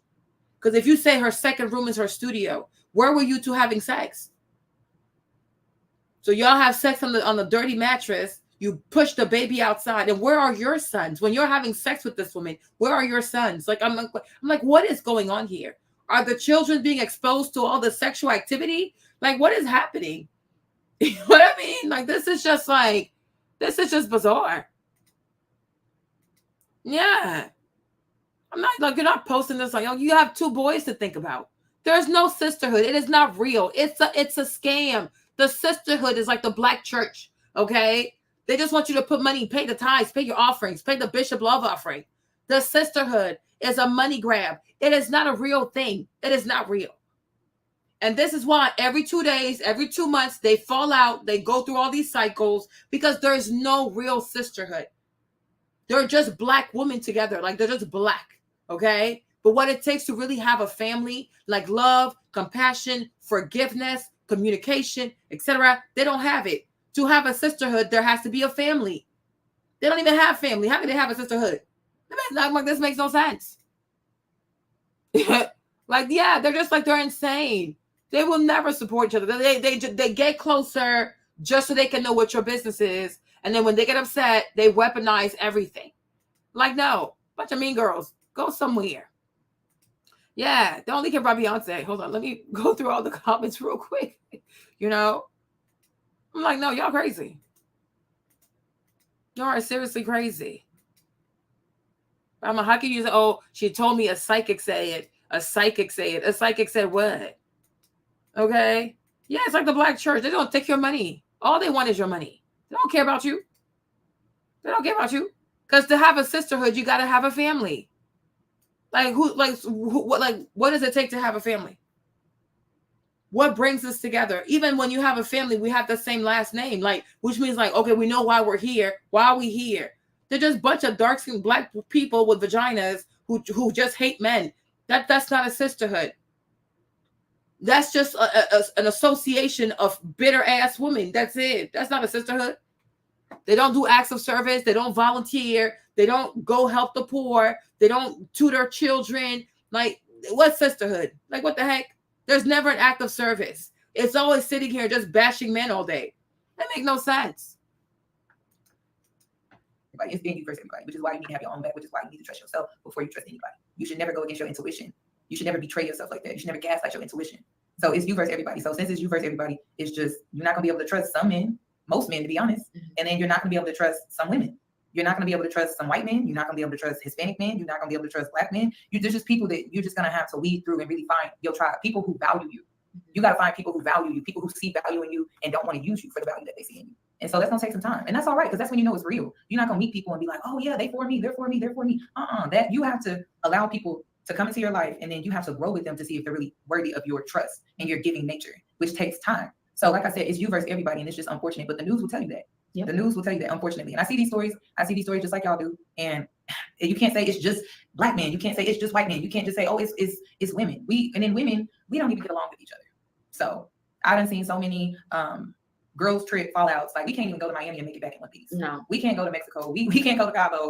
There was a video that I saw of a girl where her friends tricked her into getting out the car. She hopped out the car and then they drove off and left her. Like, that's just the world that we live in. So when I said it's you versus everybody, it's because of what I'm seeing. And so you got to discern better, and you got to discern against everybody. You can't disarmor yourself because she's a woman. You can't disarmor yourself because he's a white man. It's you versus everybody. And I'm sorry, it's like that. And that's why you need real sisterhood. And it's not gonna always just be, oh, she's black and that's it. No, you're gonna have to discern her as well. Yeah. Okay, so it's gonna take time. And once you find your people though, once you find your people, man, it's all worth it. So it takes time, but take your time. And yes, it's you versus everybody. And yes, I completely understand that it's a hard hand to be dealt, but out of everybody, you can handle this shit. You can handle it. And I know it sucks, but man. So yeah. No, that was a word. No, I didn't know that. Yeah, and I just, as you were talking, support system, true support system, like not trauma bonding, not looking for somebody to come and save you, not male bashing, not coming together. Talk about each other's goals. Talk about things outside of men and dating. But you see all the things they say, oh, not male bashing, not trauma bonding, but this is exactly how y'all build your platforms. Y'all build your platform by bashing men, trauma bonding, et cetera, et cetera. But then when it turns around and bites you in the butt, now you want to sit here and be like, oh, no. But you guys, you are known on the internet for bashing men. You are known on the internet for trauma bonding.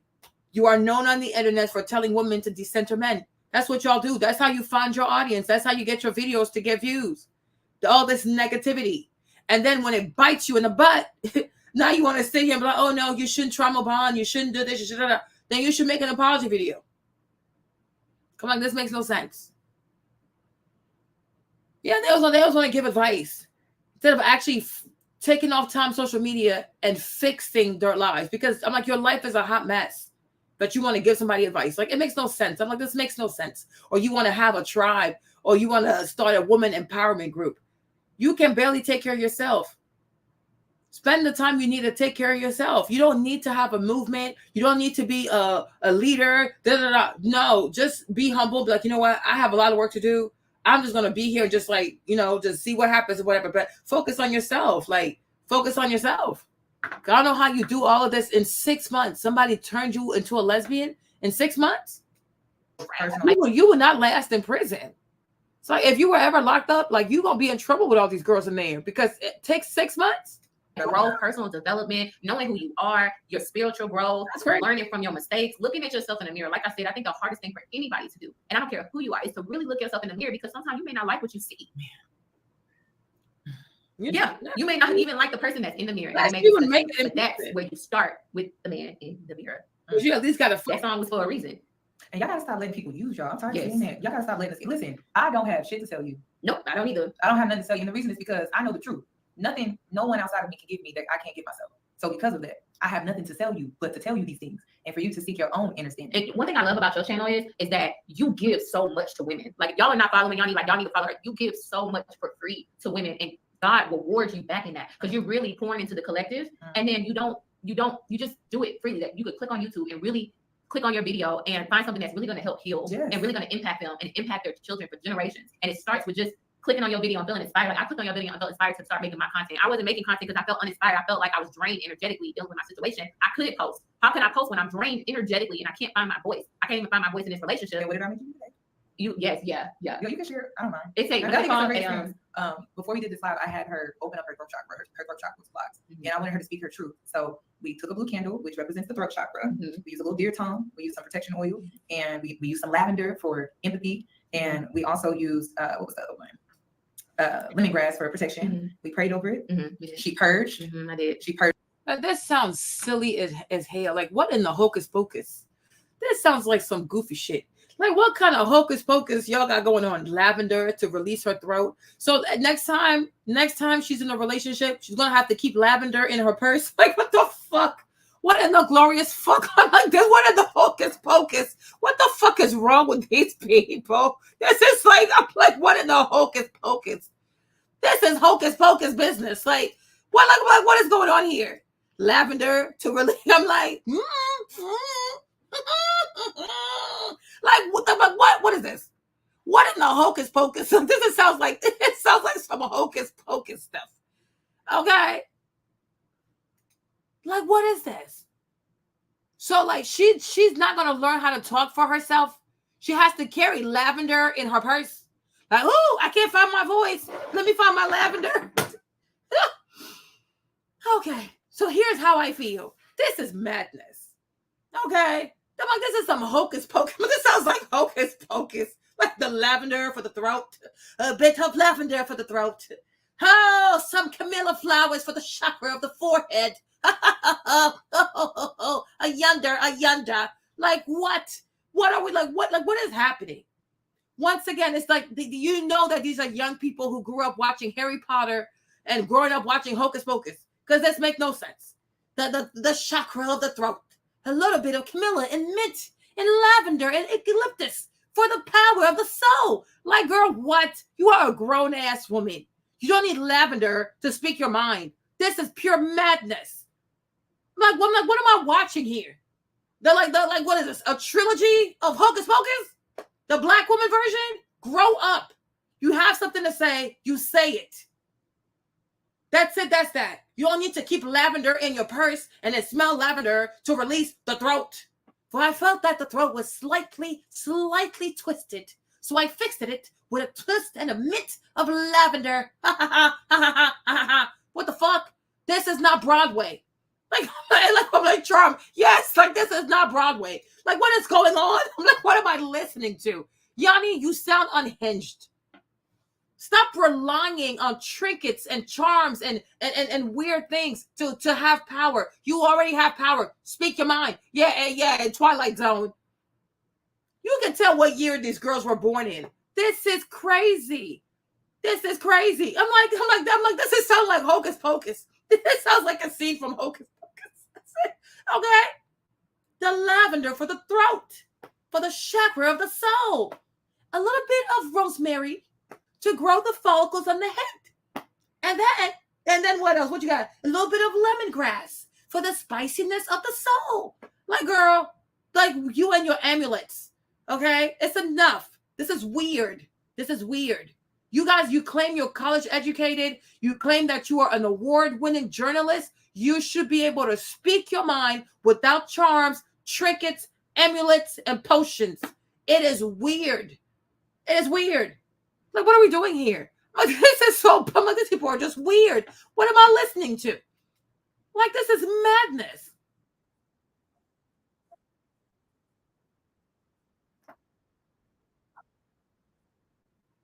No one outside of me can give me that I can't give myself. So because of that, I have nothing to sell you but to tell you these things and for you to seek your own understanding. And one thing I love about your channel is that you give so much to women. Like, if y'all are not following Yanni, like, y'all need to follow her. You give so much for free to women, and God rewards you back in that because you're really pouring into the collective. And then you just do it freely. That you could click on YouTube and really click on your video and find something that's really going to help heal and really going to impact them and impact their children for generations. And it starts with just clicking on your video and feeling inspired. Like I clicked on your video and I felt inspired to start making my content. I wasn't making content because I felt uninspired. I felt like I was drained energetically dealing with my situation. I couldn't post. How can I post when I'm drained energetically and I can't find my voice? I can't even find my voice in this relationship. What did I make you do today? Yeah.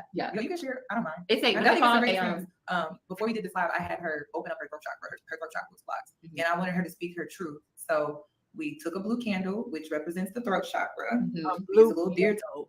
So how many blue candles are you gonna have to buy for the rest of your life? A blue candle for the throat chakra. A blue candle. Why not a pink one? Why gotta be blue? Okay, the throat chakra. Why not red? Why not pink? Your esophagus is pink. Why blue? Like what the fuck? A blue candle. I'm like, what kind of weird? Do not do trauma bonding. Now y'all want to do some weird esoteric, okay, witchcraft-ish type of bonding. Y'all just love slavery. Like I'm just like, this is just pure madness. Like this is just bizarre. We use some protection oil, and we use some lavender for empathy. Lavender for empathy. What in the world? Lavender for empathy? Like what? If you don't have lavender oil, you don't know how to practice empathy by yourself. You need lavender to help you practice empathy. Wow, this is sad. I mean, this is really sad. Like I'm like, imagine like we're in 2024. This girl says that she's an acclaimed journalist and she has a job and this and that. She's an intellectual. She has degrees. And in order for her to practice or receive empathy, she needs lavender. Like, this is crazy. She said what you said. Look at them, gorgeous, and look at you, a hot mess, running like a lunatic. Okay, I'm a hot mess. But at least nobody turned me into a lesbian in 6 months. Right? I'm okay with that. Look at them. Exactly. Look at them. You are right. They are very gorgeous. So how do you end up being celibate and being turned into a lesbian in 6 months? That's exactly the point. Why do pretty girls always get got? Right? I'm ranting like a lunatic, but at least I'm not making a 3-hour video with 2 boys at home talking about I used to trim a woman on a dirty bed with a dirty mattress. Right? I know I'm unattractive. I know I'm ugly. I know I look a hot mess. But at least I didn't come out the closet for some crazy on TikTok. Imagine being pumped and dumped and munched by a crazy woman on TikTok. Right? Come on now. I know I'm ugly. So I do ugly people business. I practice humility. You understand me? Because I'm so ugly, I practice heterosexuality with just one person. No, let it be. It's okay. Listen, not everybody's pretty. I can be ugly to somebody. It don't bother me. My self-worth is not wrapped up in how I look. Okay? My self-worth is wrapped in me closing my legs to unwanted tongues from serpentine females. Nobody ate my vagina. Right? I'm not making a 3-hour-long video crying about how a woman on TikTok who's a whole grifter and has to use ChatGPT to write books ate my coochie and then left me unread. And in my life and in my story. So that's what I do. I do ugly girl business, hot mess business, hot mess in my house. You understand? So why is it that all these pretty girls are always getting taken advantage of? Why are they so damn dumb? Why are they so damn stupid? You answer that question, right? I got married. My man didn't walk away. I'm not a single mother of 2. Okay, could have been a marriage. That's not me. I am married with my ugly ass. Okay. A little bit of lavender for my throat chakra. Okay. Like y'all better go somewhere with that. Like y'all think it's you think somebody is hurt. You think somebody is hurt. Talk about somebody's looks. These girls are very pretty. Okay. And look at them. Miserable AF. Gullible AF. In 6 months, she let a girl who talks to psychics every day turn her into a lesbian. She let somebody play female corn in front of her and she sat there and watched it. Okay, but yeah, she's so pretty. What is the point? What is the point? Okay, this forever beauty is forever stupid. Okay, y'all think y'all hurting somebody. Oh, you look at you. You look like a hot mess. I look like a hot mess with some closed legs. I can tell you that. Okay, y'all insane. Like seriously, go try that with somebody else. like go try that with somebody else. They look gorgeous. Gorgeous and dumb. Gorgeous and broken heart. Imagine a lesbian you didn't even want breaks your heart. Like what? Girl, I was celibate for a year and I came out to trim. Girl, please. Imagine having sex with a woman you don't even want on a dirty mattress with dirty sheets while her daughter is sleeping on the floor in the living room and she hasn't eaten since yesterday. Like, go somewhere with that. Child, maybe, maybe not. I don't know. Why would anyone listen to you? I don't know. At least the ones who listen to me, they gonna hold on to their coochie. Okay? A little bit of rosemary for the strength of my soul. Okay? Next. Child,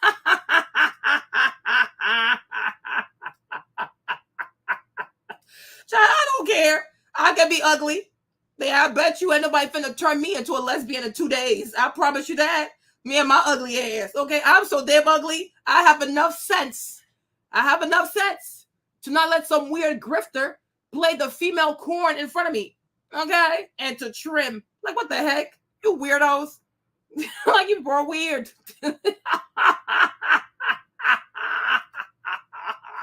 Oh, Lord Jesus. Cracking me up. You wish I would feel some type of way, wouldn't you? You wish I would feel some type of way. Y'all so damn crazy. Y'all think every woman is sensitive. I am stupid. I am very stupid. This one time, this guy was like, oh, he said, what he said to me? That you're not even he said, I'm not even a what? A 4 or a 3? I was like, my. You are too generous. I would have rated myself a 0. Okay? He was like, what? I'm like, because you thought it was going to hurt. I don't give a fuck. I don't give a fuck about how I look. I don't care. What the heck?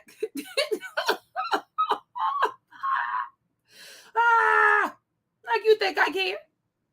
Like, no, like, imagine. Like, shoot, I do ugly girl business. When you ugly, you stay in your lane. And my lane is the heterosexual one. That's where all the ugly girls be at. Like, these people are crazy. Like, these people are really crazy. These people are insane. They're crazy. Like, what the heck? Like, we're all here. We confused. Do not block them. I don't block people, child. They can write their madness. I can handle these people. They're insane. I'm like, you are insane. You are really crazy. I'm like, a throat. Like, you need lavender for your throat. Like, what? You can't, like, you don't know how to speak up for yourself. This is bizarre. We also used, what was the other one? Lemongrass for protection. We prayed over it. She purged. I did. She purged really, really well. I did. And she was able to let. And watch, in 2 weeks, she gonna go back to her same habits. She two different. She purged. Girl, she didn't purge for shit. That was her sweat. Okay, that was her sweating. She didn't purge nothing. Lemongrass is not gonna make you smarter. Okay, the stuff that got her in trouble with that girl, lemongrass is not gonna fix it. You guys have a brain. You actually have a brain. Learn to use it, right? You meet someone, you see all these red flags, and you choose to ignore the red flags. Lemongrass ain't gonna save you. Lavender is not gonna save you. Eucalyptus is not gonna save you, right? Burning blue candles are not gonna save you.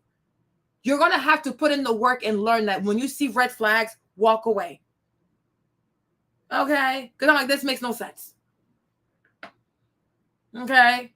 This makes no sense. Like, because if you can purge all you want. If next time you get in a relationship and you see red flags and you ignore them again, you're going to fall for it. Lemongrass cannot fix you like that.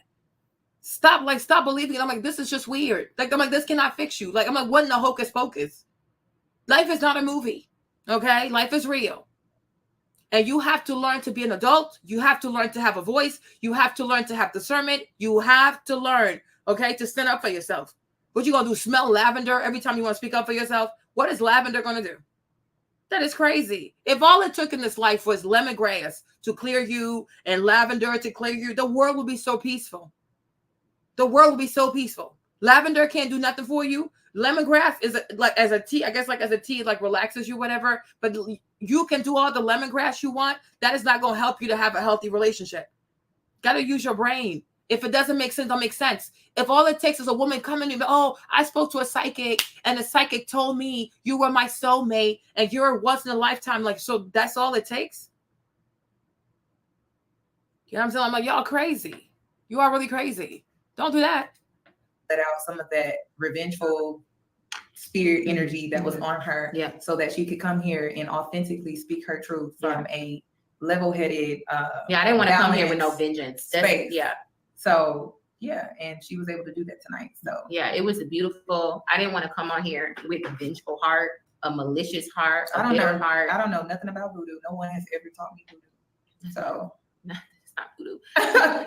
People who don't understand, like, it's not meant for them. It's not meant for you to understand. But I will say that my voice. You guys are deceiving yourself. You burned the blue candle. You did the whole rosemary and the lavender. This woman, she's still butthurt, like me.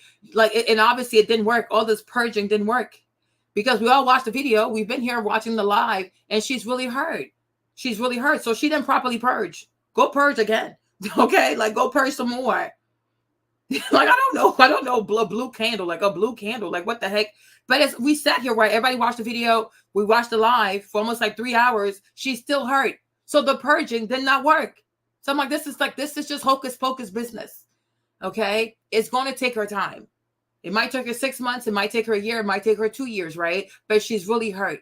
And there's no amount of burning lemongrass or burning blue candles or eucalyptus and rosemary and lavender that is going to do what time needs to do. What she needs is time by herself, time to reflect, time to forgive, time to move on, right? She needs time. It's not going to happen overnight. So y'all did all this weird, you just wasted money. You just burned a bunch of very expensive essential oils for foolishness. She sat there, she made the video, and we can all tell that she's very hurt. Okay? She really hurts. She's still hurting.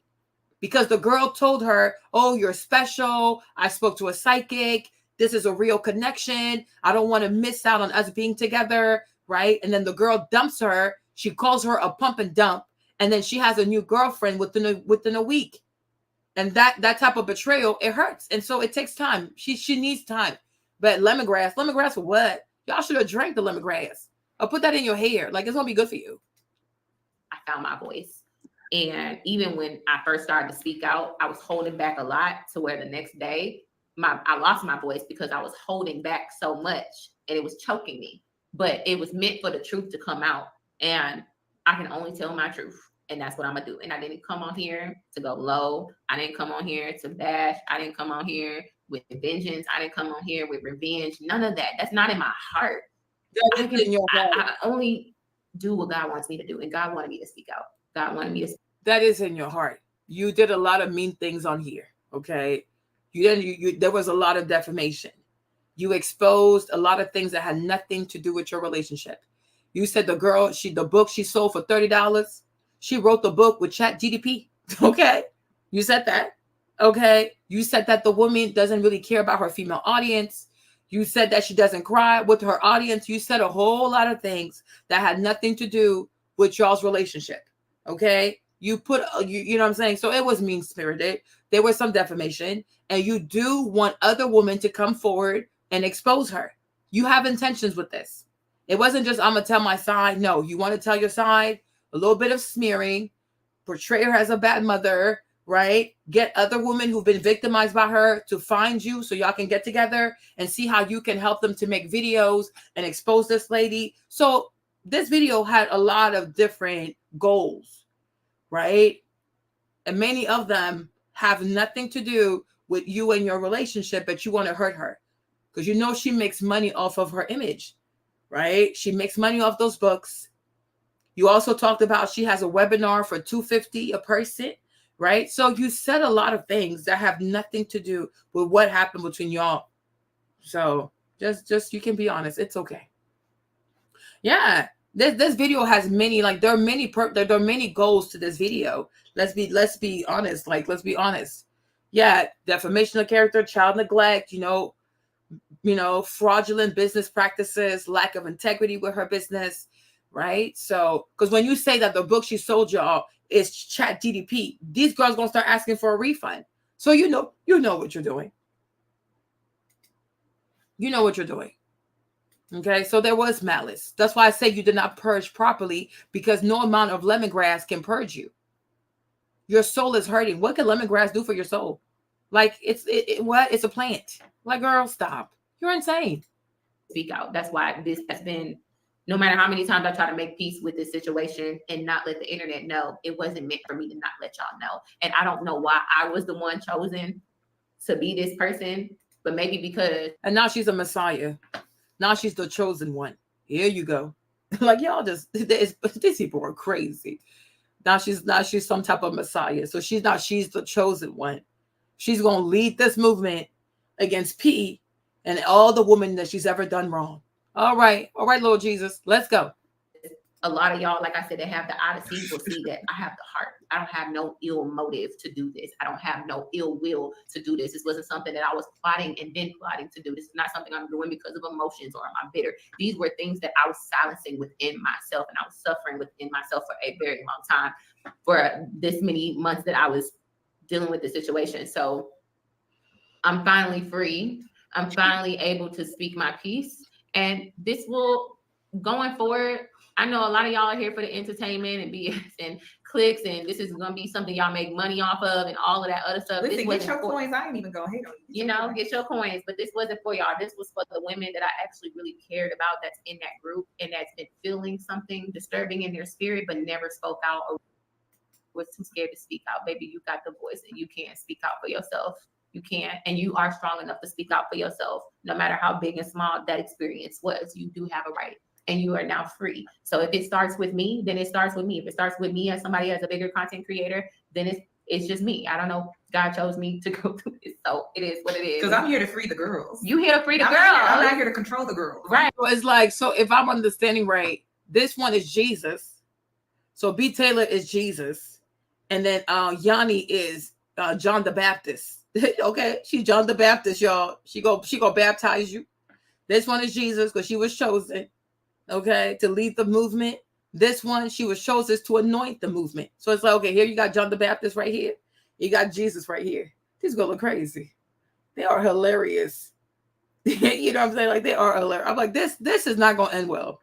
These two right here, it's not going to end well. You'll see. You will see. And you'll see that all this lemongrass and blue candles and rosemary water and eucalyptus is a bunch of bullshit. You'll see. Hey, you hit a freedom, actual real freedom. And why? Because I freed myself first. I'm just showing you the way, bro. Just keep coming this way. Come this way. Yes. That way. There you go. Yes. This is my sister. You shouldn't be feeling bound. You should not be feeling controlled. You should be in alignment. You should be centered. You should be self-reliant. You should be self-assured. You should be confident. You should be worthy, like you should. It's all about you standing on your own 2 feet, and it's nobody controlling you. It's you being in the flow and being one with self. That's what it's all about. So let's go. So free women, and like I said, my trigger finger is happy, baby. I don't even care. My trigger finger is happy, baby. I will ban you for life on my channel. Don't play with me and don't hit me in the DM. Oh, block me. No, you will be banned for life. Like, this ain't about being liked. This ain't about being liked. This ain't about people. Look, you're going to have the low vibrational people that are going to take this and use people pain as a show and fun and whatever. That's their karmic. That's their karmic energy that they're bringing on their life. And let me just let you say, spiritually, I am very, very protected. I am very protected. You fuck with me, my ancestors is coming to hunt the fuck out of you. And I promise you that. I promise you that. And that's not even a threat. That's not even a warning. I'm just letting you know my ancestors don't play about me. My spirit guides and God don't play about me. Every person that's ever screwed me over has had their day. And I didn't gloat. I just sit back and said, you know what, God, you did tell me to say what's gonna come. And I'm gonna keep on walking and concentrating on myself. I don't wait on revenge. I don't wait. God is my revenge. God will. Then why are you making this video? But like, if you're so convinced that your ancestors are working, your ancestors work really hard for you, your ancestors don't play about you, you are very well protected, God doesn't play about you, why even make the video? Because if P is lying on you and she's calling you a pump and dump, whatever, then your ancestors are going to take care of her. And publicly, she will be shamed. You don't even have to say a thing. Right? Don't have to say anything. Like if everything you're saying is true and like what you witnessed is true, like her mothering, her this and that, right? And then at the same time, your ancestors are working, God is working, your chakras are working, the blue candles are working, the rosemary is working, the sanctified water is working. Why are you even responding to her? Right? Let those spiritual things do the work. And one day we're going to wake up and we'll see that everything she has is unraveling. People who truly have confidence in higher power. No, it's true.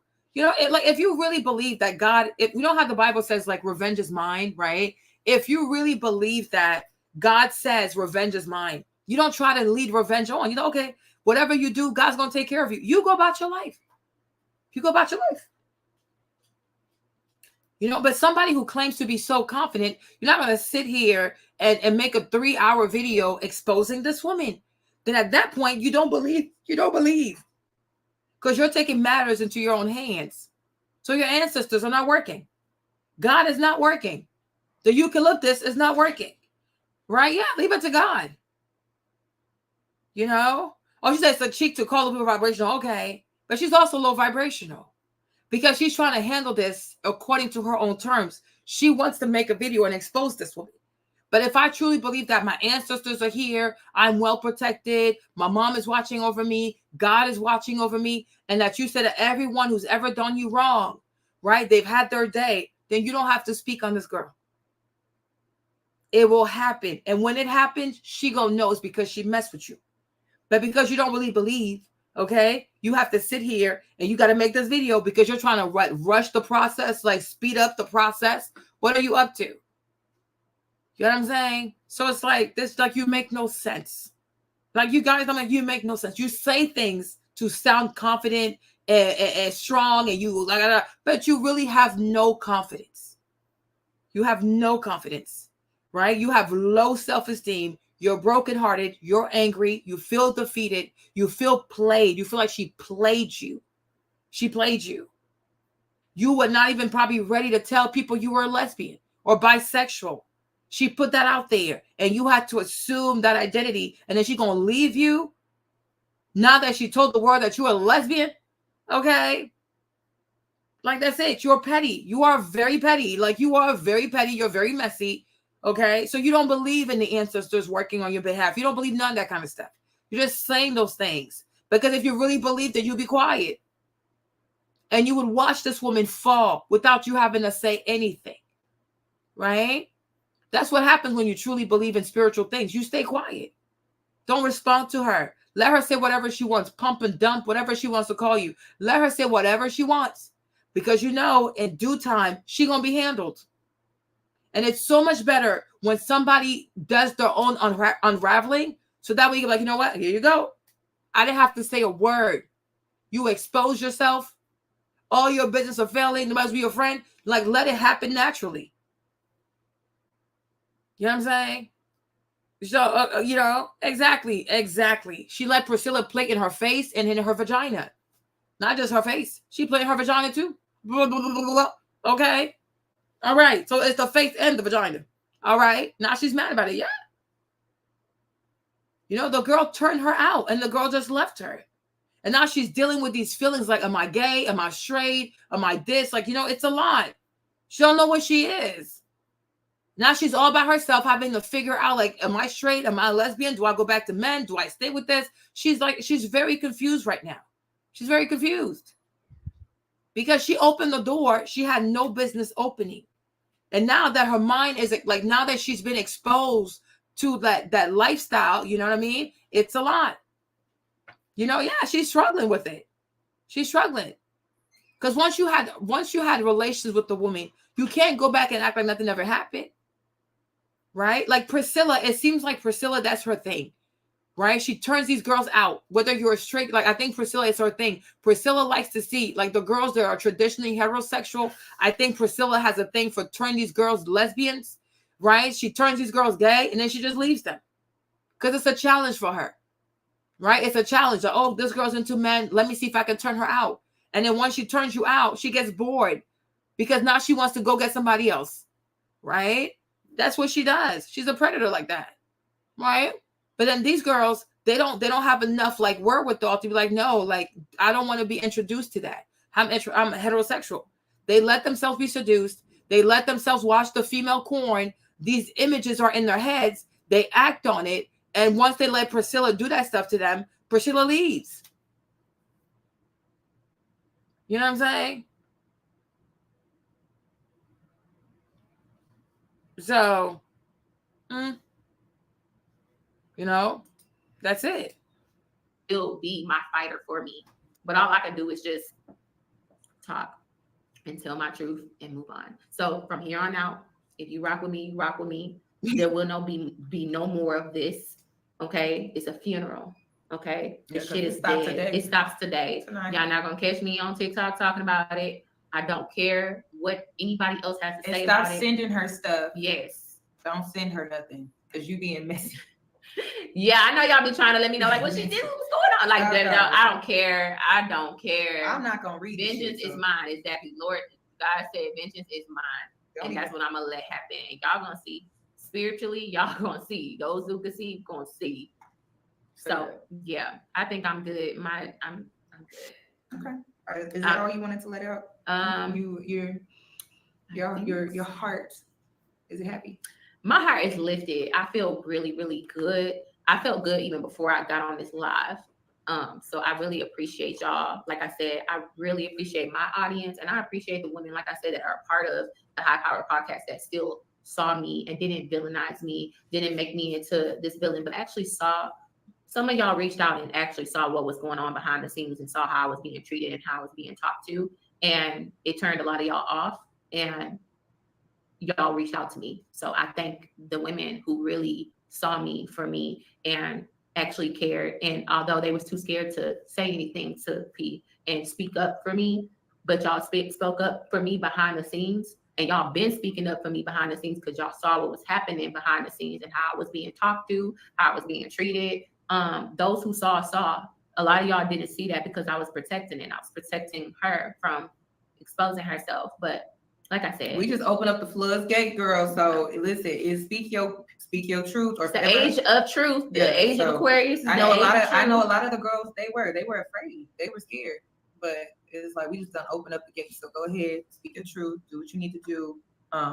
But it's time for you to speak up and defend yourself as well. And I know you've been in the shadows. Mm-hmm. You felt silence because of her following, but it's time for you to go ahead. Or you felt like you couldn't speak against something that didn't feel right in your spirit and you was blocked. Mm-hmm. Or your comment was deleted or you were timed out and you're like, damn, like, what is this? Do we have a voice? If you feel like you're a part of a community where you do not have a voice, you don't need to be a part of that community. You do not need to be a part. If you feel like because one thing about me, y'all holding me accountable. Y'all saying, BTaylor, you should have known better. You blocked the comments on the video, girl. Like, what are you talking about? You blocked the comments. The people that are on the live right now are like people who support you, but the people who can really hold you accountable, you block the comments. So people can't really comment on the video. The warning's there, and I should have, and I take accountability in that, and I understand I made a mistake in that, and I didn't listen. But guess what? Look at me now. Like, obviously, I had to learn the hard way, and I accept that, and I understand that, and I take accountability. Sometimes that's the play when it comes to accountability. Sometimes that's the play. So sometimes that's the play. Yeah, so I understand that, and I thank y'all for holding me accountable. But when you feel like you don't have a voice and you can't hold that person accountable, you need to be a part of a healthy community where everybody voice matters. Everybody voice matters. You should not be silenced because you disagree with me. Disrespect is one thing, but if you don't I'm not going to insult you. I'm not going to insult your intelligence. We just may not agree on this topic. I have men all the time be like, BTaylor, that's not right. I can't stand. What are you talking about? I'm like, calm down, baby. It's okay. You'll be fine for the next video. You know, when you reach out to black males that stop dating black ladies due to P message, her message disturbed me and I canceled my BTaylor gang message membership. I don't know any. It depends on what part of her message disturbed you. That's my question. Cause listen, I mean, she said some really crazy shit. I ain't gonna lie, but what part? That's why, for me, like when it comes to her message overall, because people keep asking me this and I've been quiet. When it comes to her overall message, I don't agree, but there are some points in there that I do agree with. So me personally, I just weed through the stuff that resonates with me, and then the rest, I just leave it alone. Like I was never with the whole lesbian thing. I'm not lesbian. I'm not gonna force myself to be something that I'm not. I'm not gonna force myself to be something I'm not either. I'm also not gonna force myself to believe that I'm not gonna put limitations on myself. And sometimes her messaging can put limitations on your life, and you're not allowing yourself to be open and just be discerning and receive great things. Like you're kind of blocking yourself off. So I peak game. I take the things that resonate with me, my life, where I'm going, and then I just keep it pushing. That's all I got.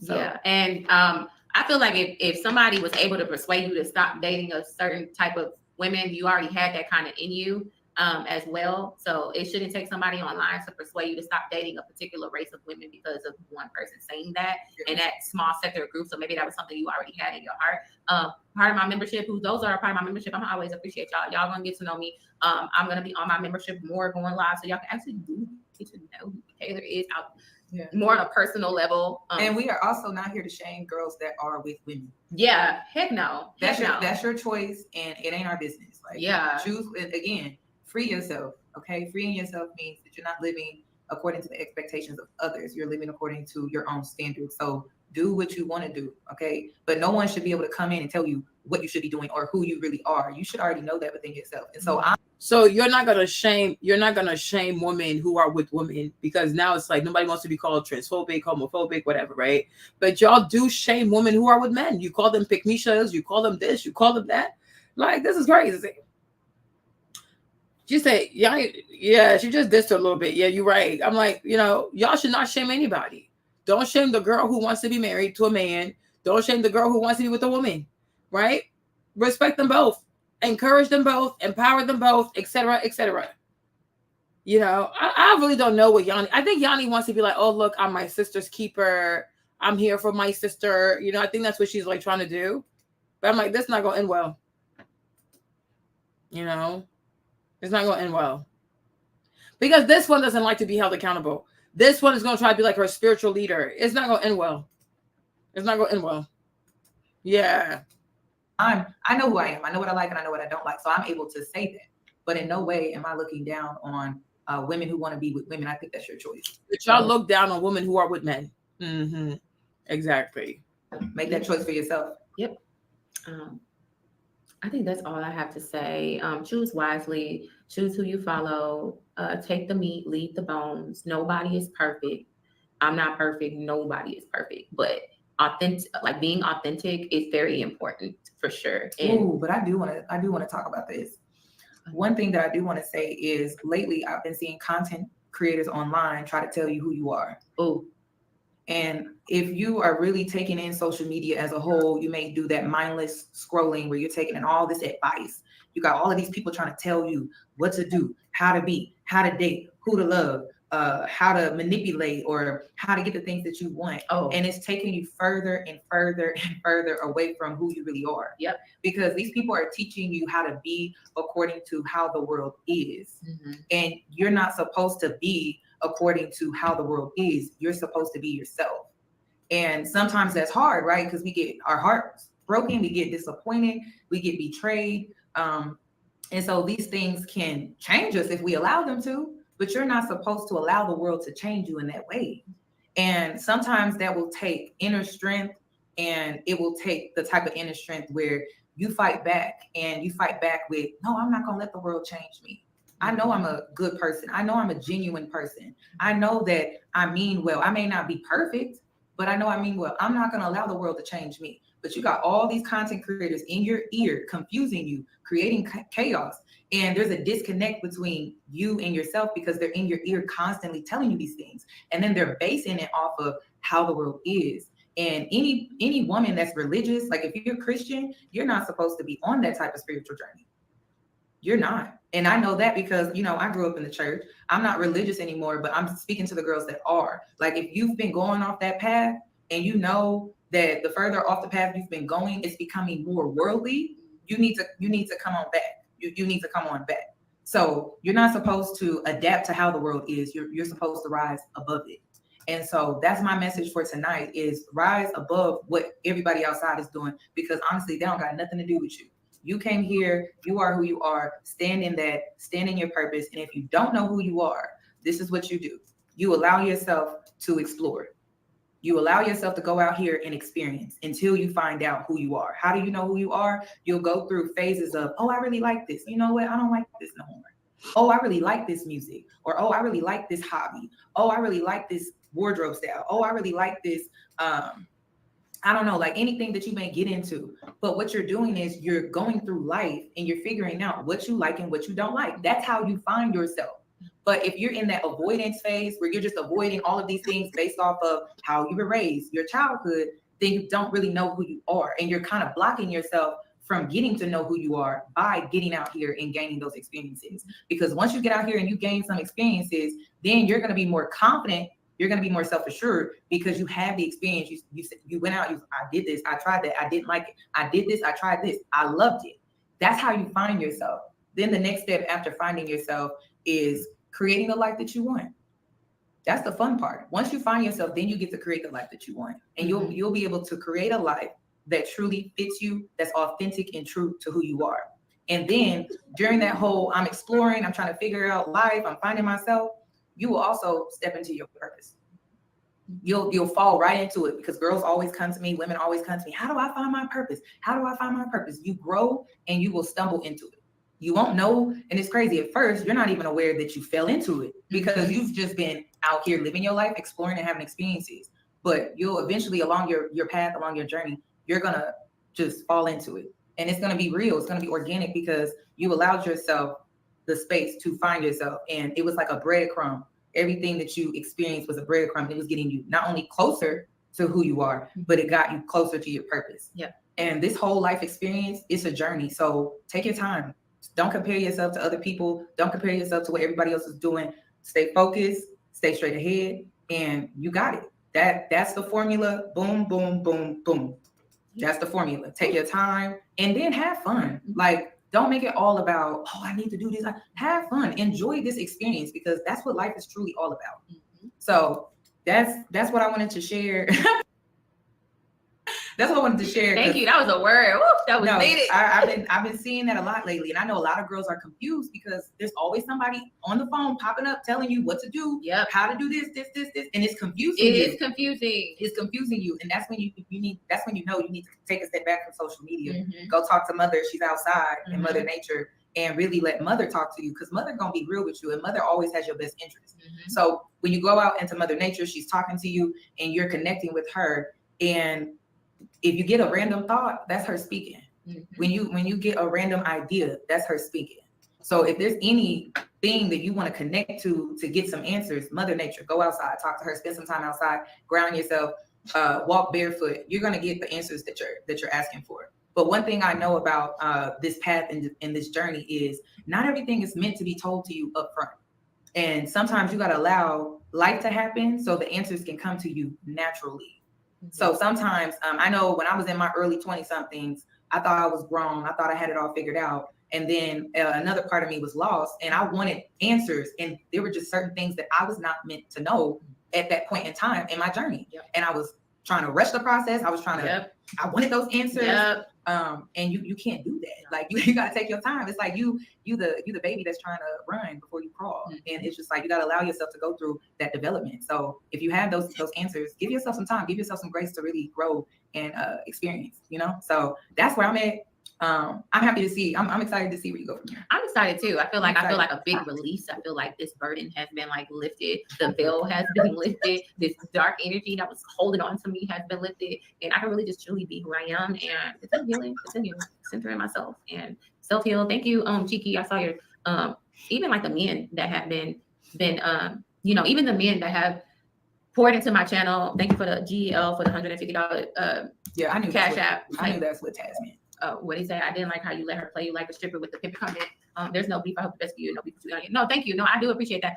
That's why when I see you like getting on my ass and you was mad, it was like, I played myself like a bimbo. Like I should never got up there letting nobody throw no motherfucking money on me. Like I'm just a stripper when I am a very, very professional in the real world. I work really hard to get my degrees. I work really hard in my career. I have written amazing articles that have won me awards in my team. I've done so much and I've traveled and experienced things. And y'all really haven't had a chance to get to know me outside of here. So I did introduce myself to that platform as a dumb bimbo. And that's why a lot of women, it's unfortunate, but a lot of women did see me like, oh, it wasn't a matching on a level because I was just a cute face. I'm so much more than that. And I'm going to continue elevating my education and continue reading and bettering myself and whatnot. So me is I learned what I learned, and I learned a lot, and I learned about new books. I learned about books that I want to read to my own interpretation, not somebody else's, but I want to read it on my own interpretation. Maybe God has a message for me in that book that read differently for you, you know? So I'm very well read. I'm very well book read as well. So it's unfortunate that you guys think that I didn't have any intelligence. Listen, if y'all got issues with him, that's on y'all. We are trying to carry ourselves like adults. Yeah. Yeah. Okay. Yeah. My goodness. I don't want no beef with nobody. We are nobody, and I just we are being adults and we are being amicable about our shit. Okay. My goodness. People saw what they saw, and I tolerated a lot. And I played myself, like I said, you know, on camera. I'm, you know, when people look at you like a pretty girl with no brain, and I played into that part. But I gotta take accountability in that. I played a part in it. I can't go backwards. All I can do is move forward and take accountability. And this is what this video is about: is taking accountability in the part that I played in this whole debacle, and then my part that I played and the things that I saw. And I can only speak my truth. Like I said, so I think you don't need to explain who you are. Yeah. Don't do that because they're not gonna believe you anyway. Yeah, that's true. The people that don't like, yeah, they're gonna create a narrative. They swear I'm a mean girl. What? Yes, they do a mean girl. I think I'm mean as hell. Girl, I don't take no bullshit, but I'm not gonna be mean for no reason. Yeah, so let them think whatever they want to think. Yeah, they're gonna think what they think. You keep showing up. I'm gonna keep showing up, and when I'm gonna keep the content rolling, and just let's keep the discussion going. Like the collective needs healing, and that's what I'm gonna be doing myself. So y'all want to come on my healing journey with me, and as I grow and learn myself and find my voice and heal, and the things that I want to share with y'all on a personal level will be on my membership, and that's about my gifts that God has given. It was a special live. So Priscilla asked her to dress a certain way, like dress really sexy and stuff like that. And they went on a live with the manosphere, and then Priscilla started making it rain on her. And so she feels like, I mean, it definitely like it, you know, it diminished her. You know, it turned to like a sexual object. So that's what she's talking about. Okay. Like, this is crazy. Like, imagine like you actually need to learn to work on yourself, and you think walking outside with no shoes on in the grass is going to fix your problems. You know, Gen Z is crazy. This is crazy. Yeah. Oh, walk outside in the grass, smell some lavender, purge with rosemary and lemongrass. It's like, you cannot make this stuff up.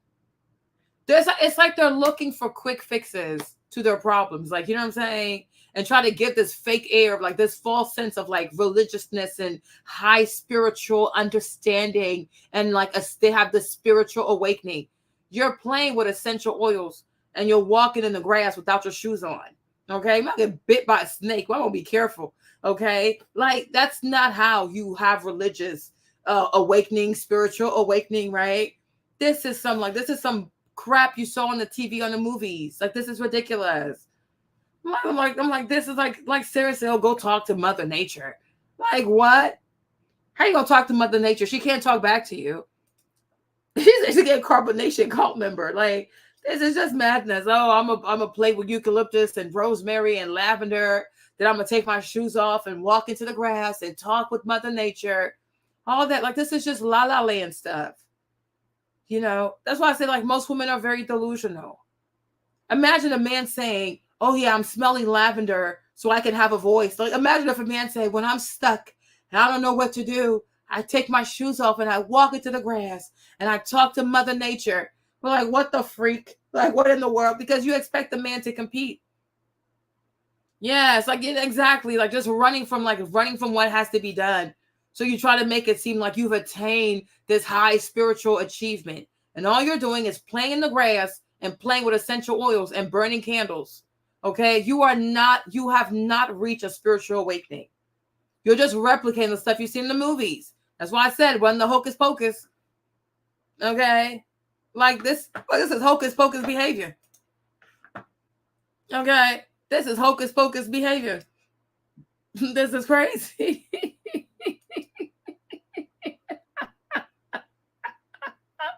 Okay, these sisters, what's the name again? These little sisters, I forgot their name. All right, this is crazy. This is really crazy. I'm like, what? What in the Hocus Pocus? This is madness. Gifted me with. So I was just resting my face. Listen, you're resting face. I know I'm intimidating. I'm gonna keep this. What's next will be Taylor. Taylor's gonna continue posting. Look, my post 1 minute I'll get all these views, next minute I don't. Like, look, it's just a work in progress. It's a work in progress. It's a hit or miss. Sometimes y'all gonna see me fall on my face flat and fail, and then the next minute y'all gonna see me doing great. Like, but I'm gonna continue pumping out content because I'm passionate about it. I just don't. I don't Tolerate, do this for the money. I don't post enough for the money. I just don't tolerate the bullshit. I just be seeing a lot of that. So I just, if you don't see me out here mingling with somebody, it's for a reason. That's all you need to know. It's for a reason. Yeah. And I got higher understanding. That's all. She do. She has really good discernment. I do not deal with the bullshit. Yeah, you was like, I don't want to have nothing to do with. Yeah. Do not involve me in no mess. Which is why we're over here. So please do not bring that over there. Her name gonna get blocked anyway. So don't even matter. If you come with the bullshit, you're gonna get blocked. So be careful. I'm warning you right now because I'm not responding. This is just me supporting her. Me also telling my truth. Like I said, I got those emails about a year ago, and at the time, I didn't know what to believe, and I didn't want to just jump to believing people that I don't know like that, and we're saying all of these things about her, and I didn't know what to think, and I didn't feel comfortable speaking out because of her following. So I think a lot of people can relate to that. But there are other women out here, and it is what it is, and it's gonna be interesting to see how Black women. Let's see if they actually walk in the walk of protecting Black women. Protecting Black women. Yeah, because that's what I'm doing right now. So a Black woman that don't know. Why did she protect who? Protect what? Protect Black women. Protect you. We're supposed to protect you from what? You're not in danger. Girl, you are fine. Y'all just being petty and messy. You need no protection. Yeah, she's not. Yeah, she's involved. She's made herself involved. Exactly. Yanni is so involved. She needs to stop. You don't need protection.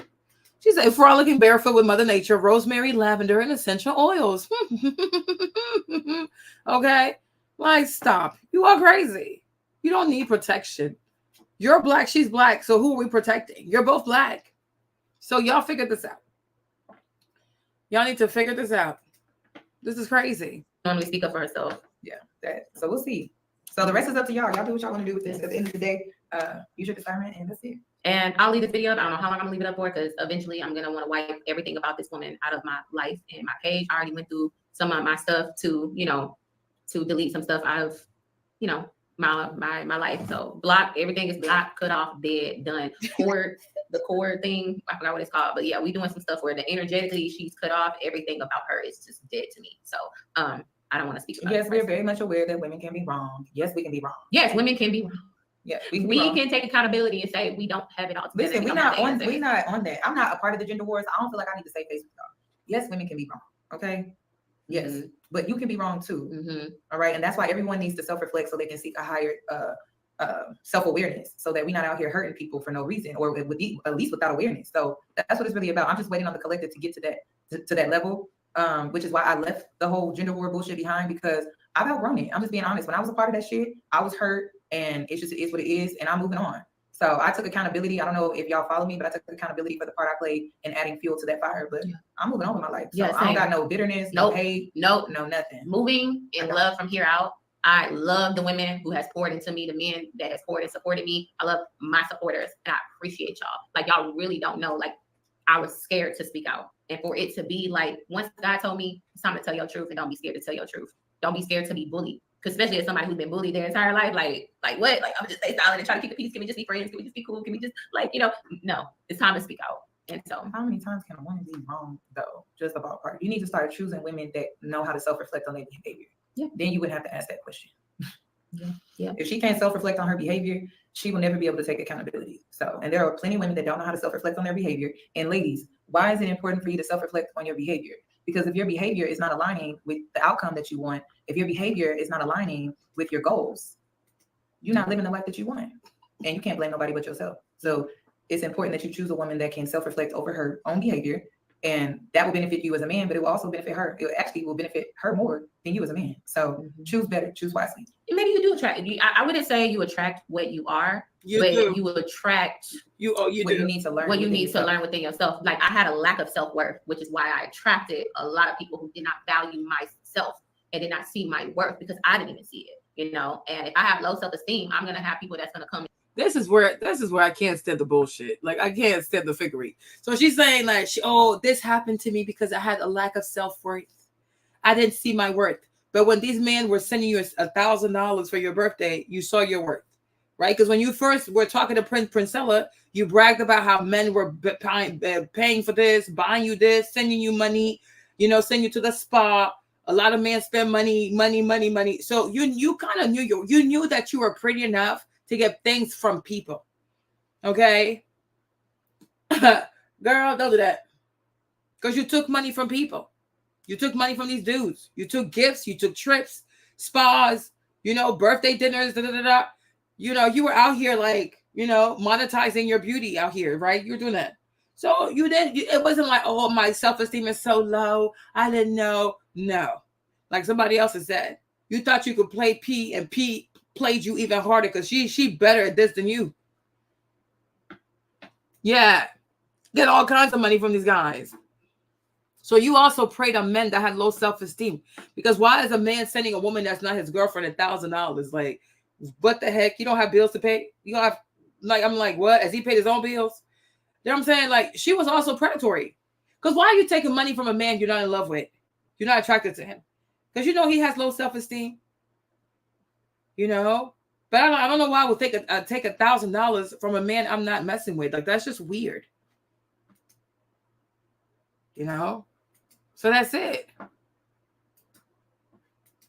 You know, play on that. If I have, if I'm naive, I'm gonna have people that's gonna be master manipulators coming in, so I can attract certain things. Don't mean that I'm a manipulator, but it means that I am easily manipulated because I am so naive and there's some maturity that needs to happen there. And I do agree, like, this is a part of my growth to mature into the woman that I need to be for myself, not for anybody else, not for marriage, not for myself as a woman and as a mother. These are things that in discernment that I had learned from. So yeah, we saying she said it in the beginning of the live. She said that men will send her money like on her birthday. So she was telling Priscilla, oh, you know, men will really spend money on you. Like she has men that send her $1,000, men that, you know, like book like spa visits for her, men that do X, Y, and Z for her. Like she was saying all of that. So it's like she also preyed on people that had low self-esteem. Because if you're not going to be with this man, you're not going to love this man, you're not attracted to this man, why are you taking his money? You know, y'all lead people on. You know, and that's the thing, is like people do stuff to other people, and then when it gets done to them, they start crying. But she was leading these boys on because they're a bunch of simps. I'm like, why are you sending this woman money? Have you paid your bills? Have you paid all your bills? Can you really afford to send this woman $1,000? Okay. Right? But I think like P is a bigger manipulator than her. So she's used to like playing with these men, but now she met a woman that's even better at her own game, because nobody manipulates better than a woman. But P has way more experience. Okay, P has way more experience. So P did something to her that she's like, oh dang. You know what I'm saying? So. And it's not to get married and not to get a man. We say this shit to reach our higher selves. It don't have shit to do with these men. So please don't revert this back to a man commitment and relationship. And me personally, I'm not really sold on the whole commitment thing. That's a conversation for another day. Listen, I want to reach my higher self, and if I never get married, that's fine with me too. Like I'm actually very content with that. Like I said, I don't put my whole life around what society has tried to make me seem like. I'm genuinely just want to be a better person. I want to be a better friend. I want to be a better, like everything around, everything in my life. I want to grow and be better in. And I want to be better to myself. I think it starts with her inside of here, because I haven't been good to her. And if you're triggered by accountability, you got to put your ego down. Yes. Oof, the ego. That's why you're triggered, because accountability. Ego dying is not easy. Accountability is not about I want her to feel shame. I want her to feel bad about herself. Yeah. No. You got to put that ego down. The reason why you feel that way is because of your ego. Okay. So once you tame the ego and you balance it out, you get a healthier ego, you will be able to take accountability, and it won't feel like an injury to like your character or how you view yourself. It's just ownership. That's what it is. So once you do that, like you're not going to get triggered by accountability. Now, one thing though is a lot of you feel like accountability has to come from outside of yourself. And sometimes people who try to hold you accountable, they don't always have your best interests. So you got to have dedicated people. I say tribe members that can hold you accountable, not just random people online, some fly-by-night guy that you just met. Accountability is truly for those that care about you. They are the only ones that can give you accountability and hold you accountable because they care about you. But you can't go out into the world and seek accountability from other people outside of people you know care about you. Yeah. I don't agree with that. That is very silly. That she talked about the ego, but that's also ego. Oh, the only people who can hold me accountable are people who are close to me. Yeah, sure. The majority of people who are close to you do not hold you accountable. That's the problem, right? There are people that are not close to you that can hold you accountable. If you're speeding and a police officer pulls you aside and gives you a ticket, he just held you accountable. Okay? If you're at work and your supervisor writes you up, okay, because you have low performance, they're holding you accountable. Okay? If you're at the airport and people tell you like you're being loud, they're holding you accountable. Like, it doesn't have to be just from the people that are close to you, right? It can be from anybody who's witnessing that you are not operating at your higher self and does not have ill intent, but really wants you to do better. But it's like, if you play basketball, your coach might tell you like you're not working hard enough. Your teachers can hold you accountable, right? Many people can hold you accountable. It's not just people that are, oh, you gotta be close to me and da-da-da. The majority of people who are close to you, your family, your friends, most of them do not hold you accountable. They make excuses for you. They enable you. So if you wait for close people to tell you what you should do, it probably not going to happen. The majority of the time, people who really hold you accountable are people who don't like you.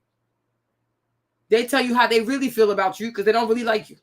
Family and friends, they will lie to you, enable you, make excuses for you, tell you that, oh, no, it's not you. You did nothing wrong. You did nothing wrong. Okay? So it's like, be quiet. Yeah. Like, what the heck? No. That's the only place that you can really get that resource, because it's a resource to you. That's the only place you can And get then you got to also from. have discernment of people who actually care about you, like genuinely care about you. Yeah, and they have to be vetted though. They have to be vetted. And you jumping into a relationship, like my fault was meeting somebody and jumping as quick as I jumped. I think I just went with it because it was just like, oh shit, like, okay. Like I ain't never jumped in a situation with somebody that I met and within 2 weeks be like together. Like in the way. That is a lie. That is a lie. Girl, that is a lie. Stop.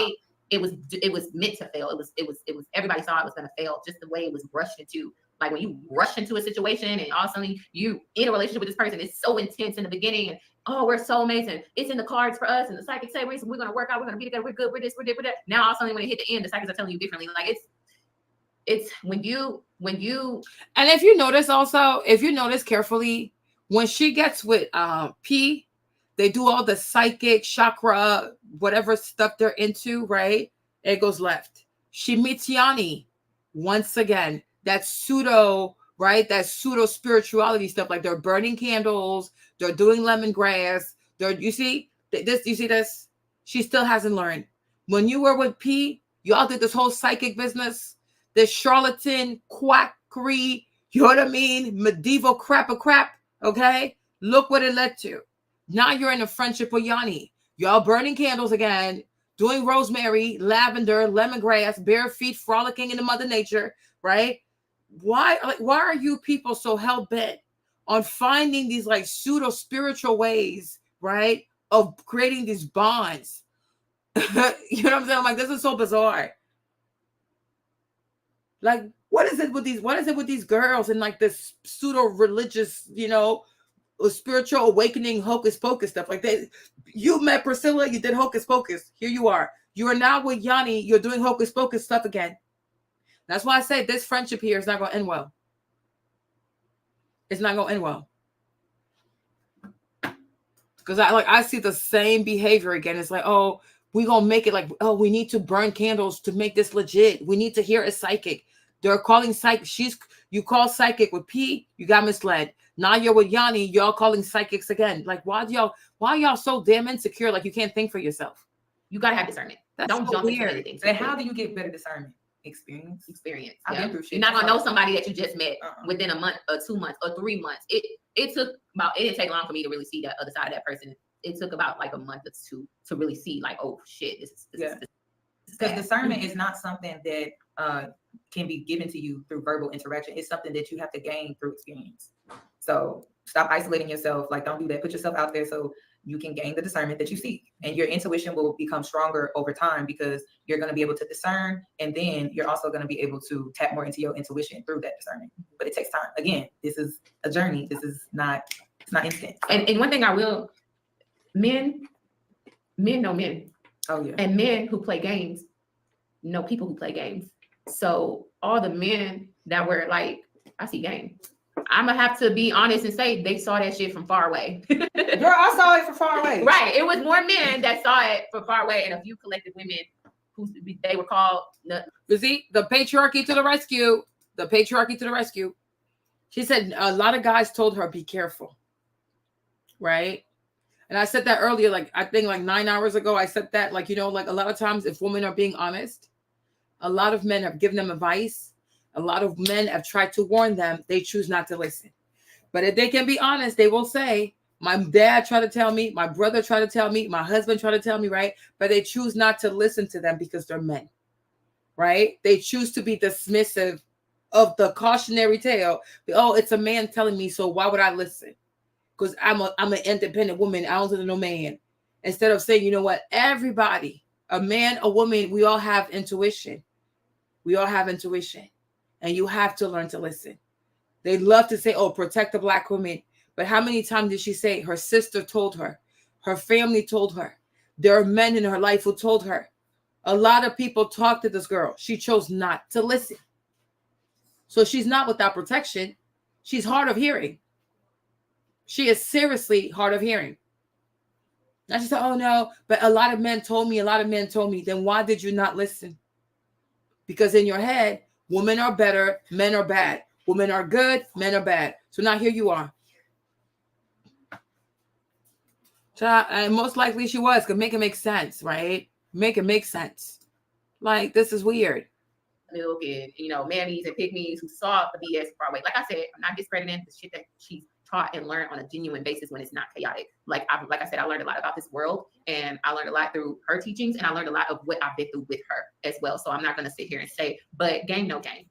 Why y'all asking personal questions like this? Y'all ever want to marry based on today's society? No, not on today's society. Listen, I'm not putting limitations on myself. Whatever's meant to be is meant to be, and it's gonna happen the way it's supposed to. So I'm gonna let God handle the rest of that. So yeah, I don't want to marry based on today's society. If I decide to marry somebody, it's because that's who God made for me, and I really do think God made a specific person for me. That's so. If you believe that God made a specific person for you, why you let that girl turn you into a lesbian? That make no sense. Like, you make no sense. I don't believe in God, nothing. This one sounds so spiritual. Like, oh, God, if I married to God, okay? Like, girl, please. And honestly, BTaylor, you're not wife material. Like, no man should suffer being married to you. You're very silly. You are seriously silly. Nobody's son, nobody's nephew, nobody, nah. No man deserves this. A woman who's not sure of her sexuality, you can turn her lesbian into 2 days because all you gotta say is, oh, some psychic say it, and play a little bit of corn in front of her. Like, no, you're not wife material. There are a lot of girls out there who are very serious and who truly know what they want, and they know how to be wives, and they are ready to be wives. They're the ones who need to get married. You should be by yourself. You need to stay by yourself because you're crazy. Crazy. Also appreciate the essence of my beauty, and not outer beauty, but I'm talking about the inner beauty in my heart. Like, genuinely have somebody that's going to be genuine and loving and I think not dismissive. I will say that people who feel like marrying in today's society is for the birds is because society has taken purpose out of marriage. Mm-hmm. Yeah, society has taken purpose out of marriage, which is why it's for the birds.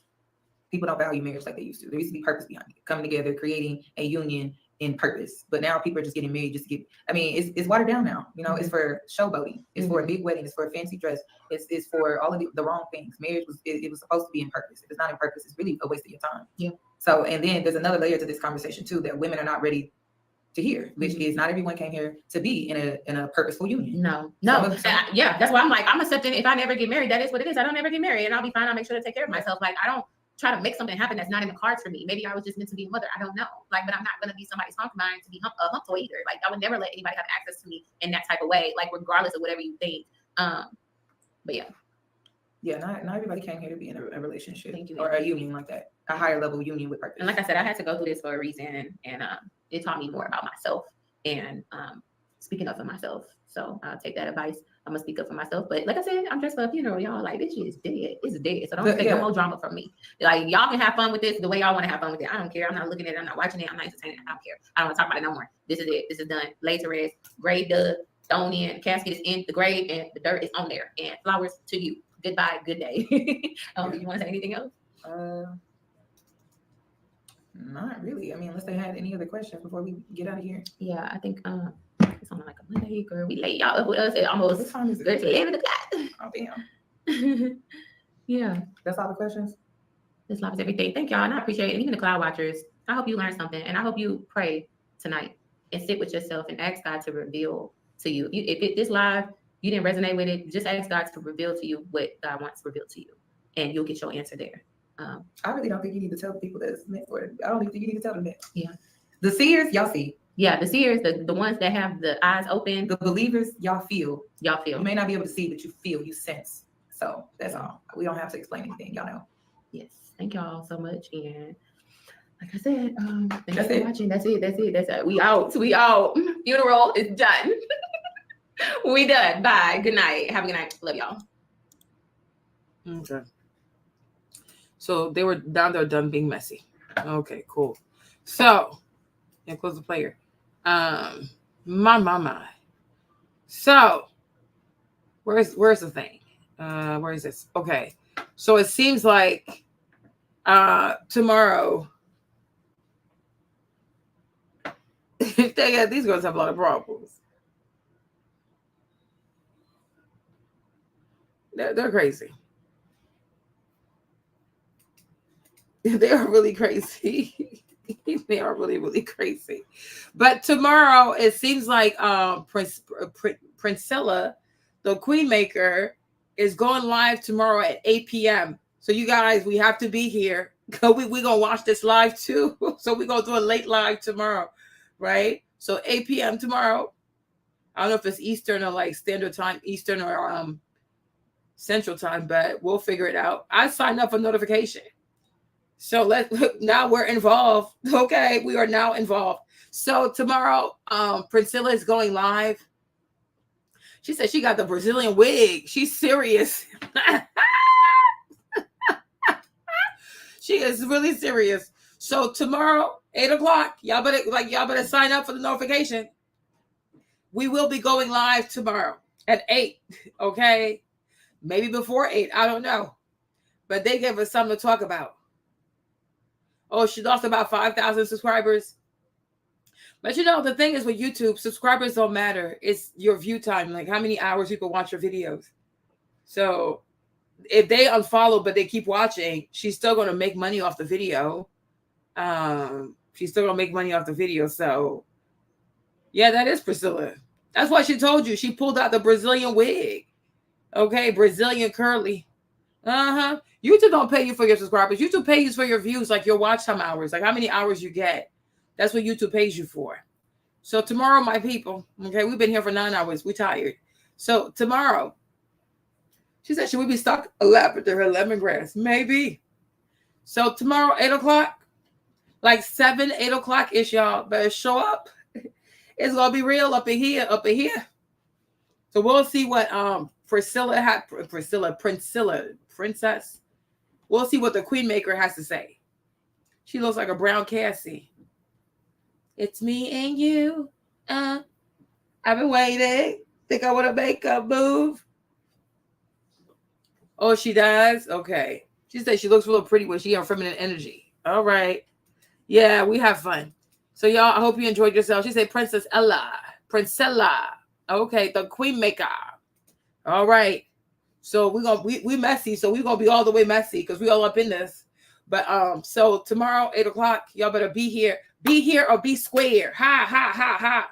Bring your lavender, your blue candles, your rosemary, your eucalyptus, whatever else you got going on.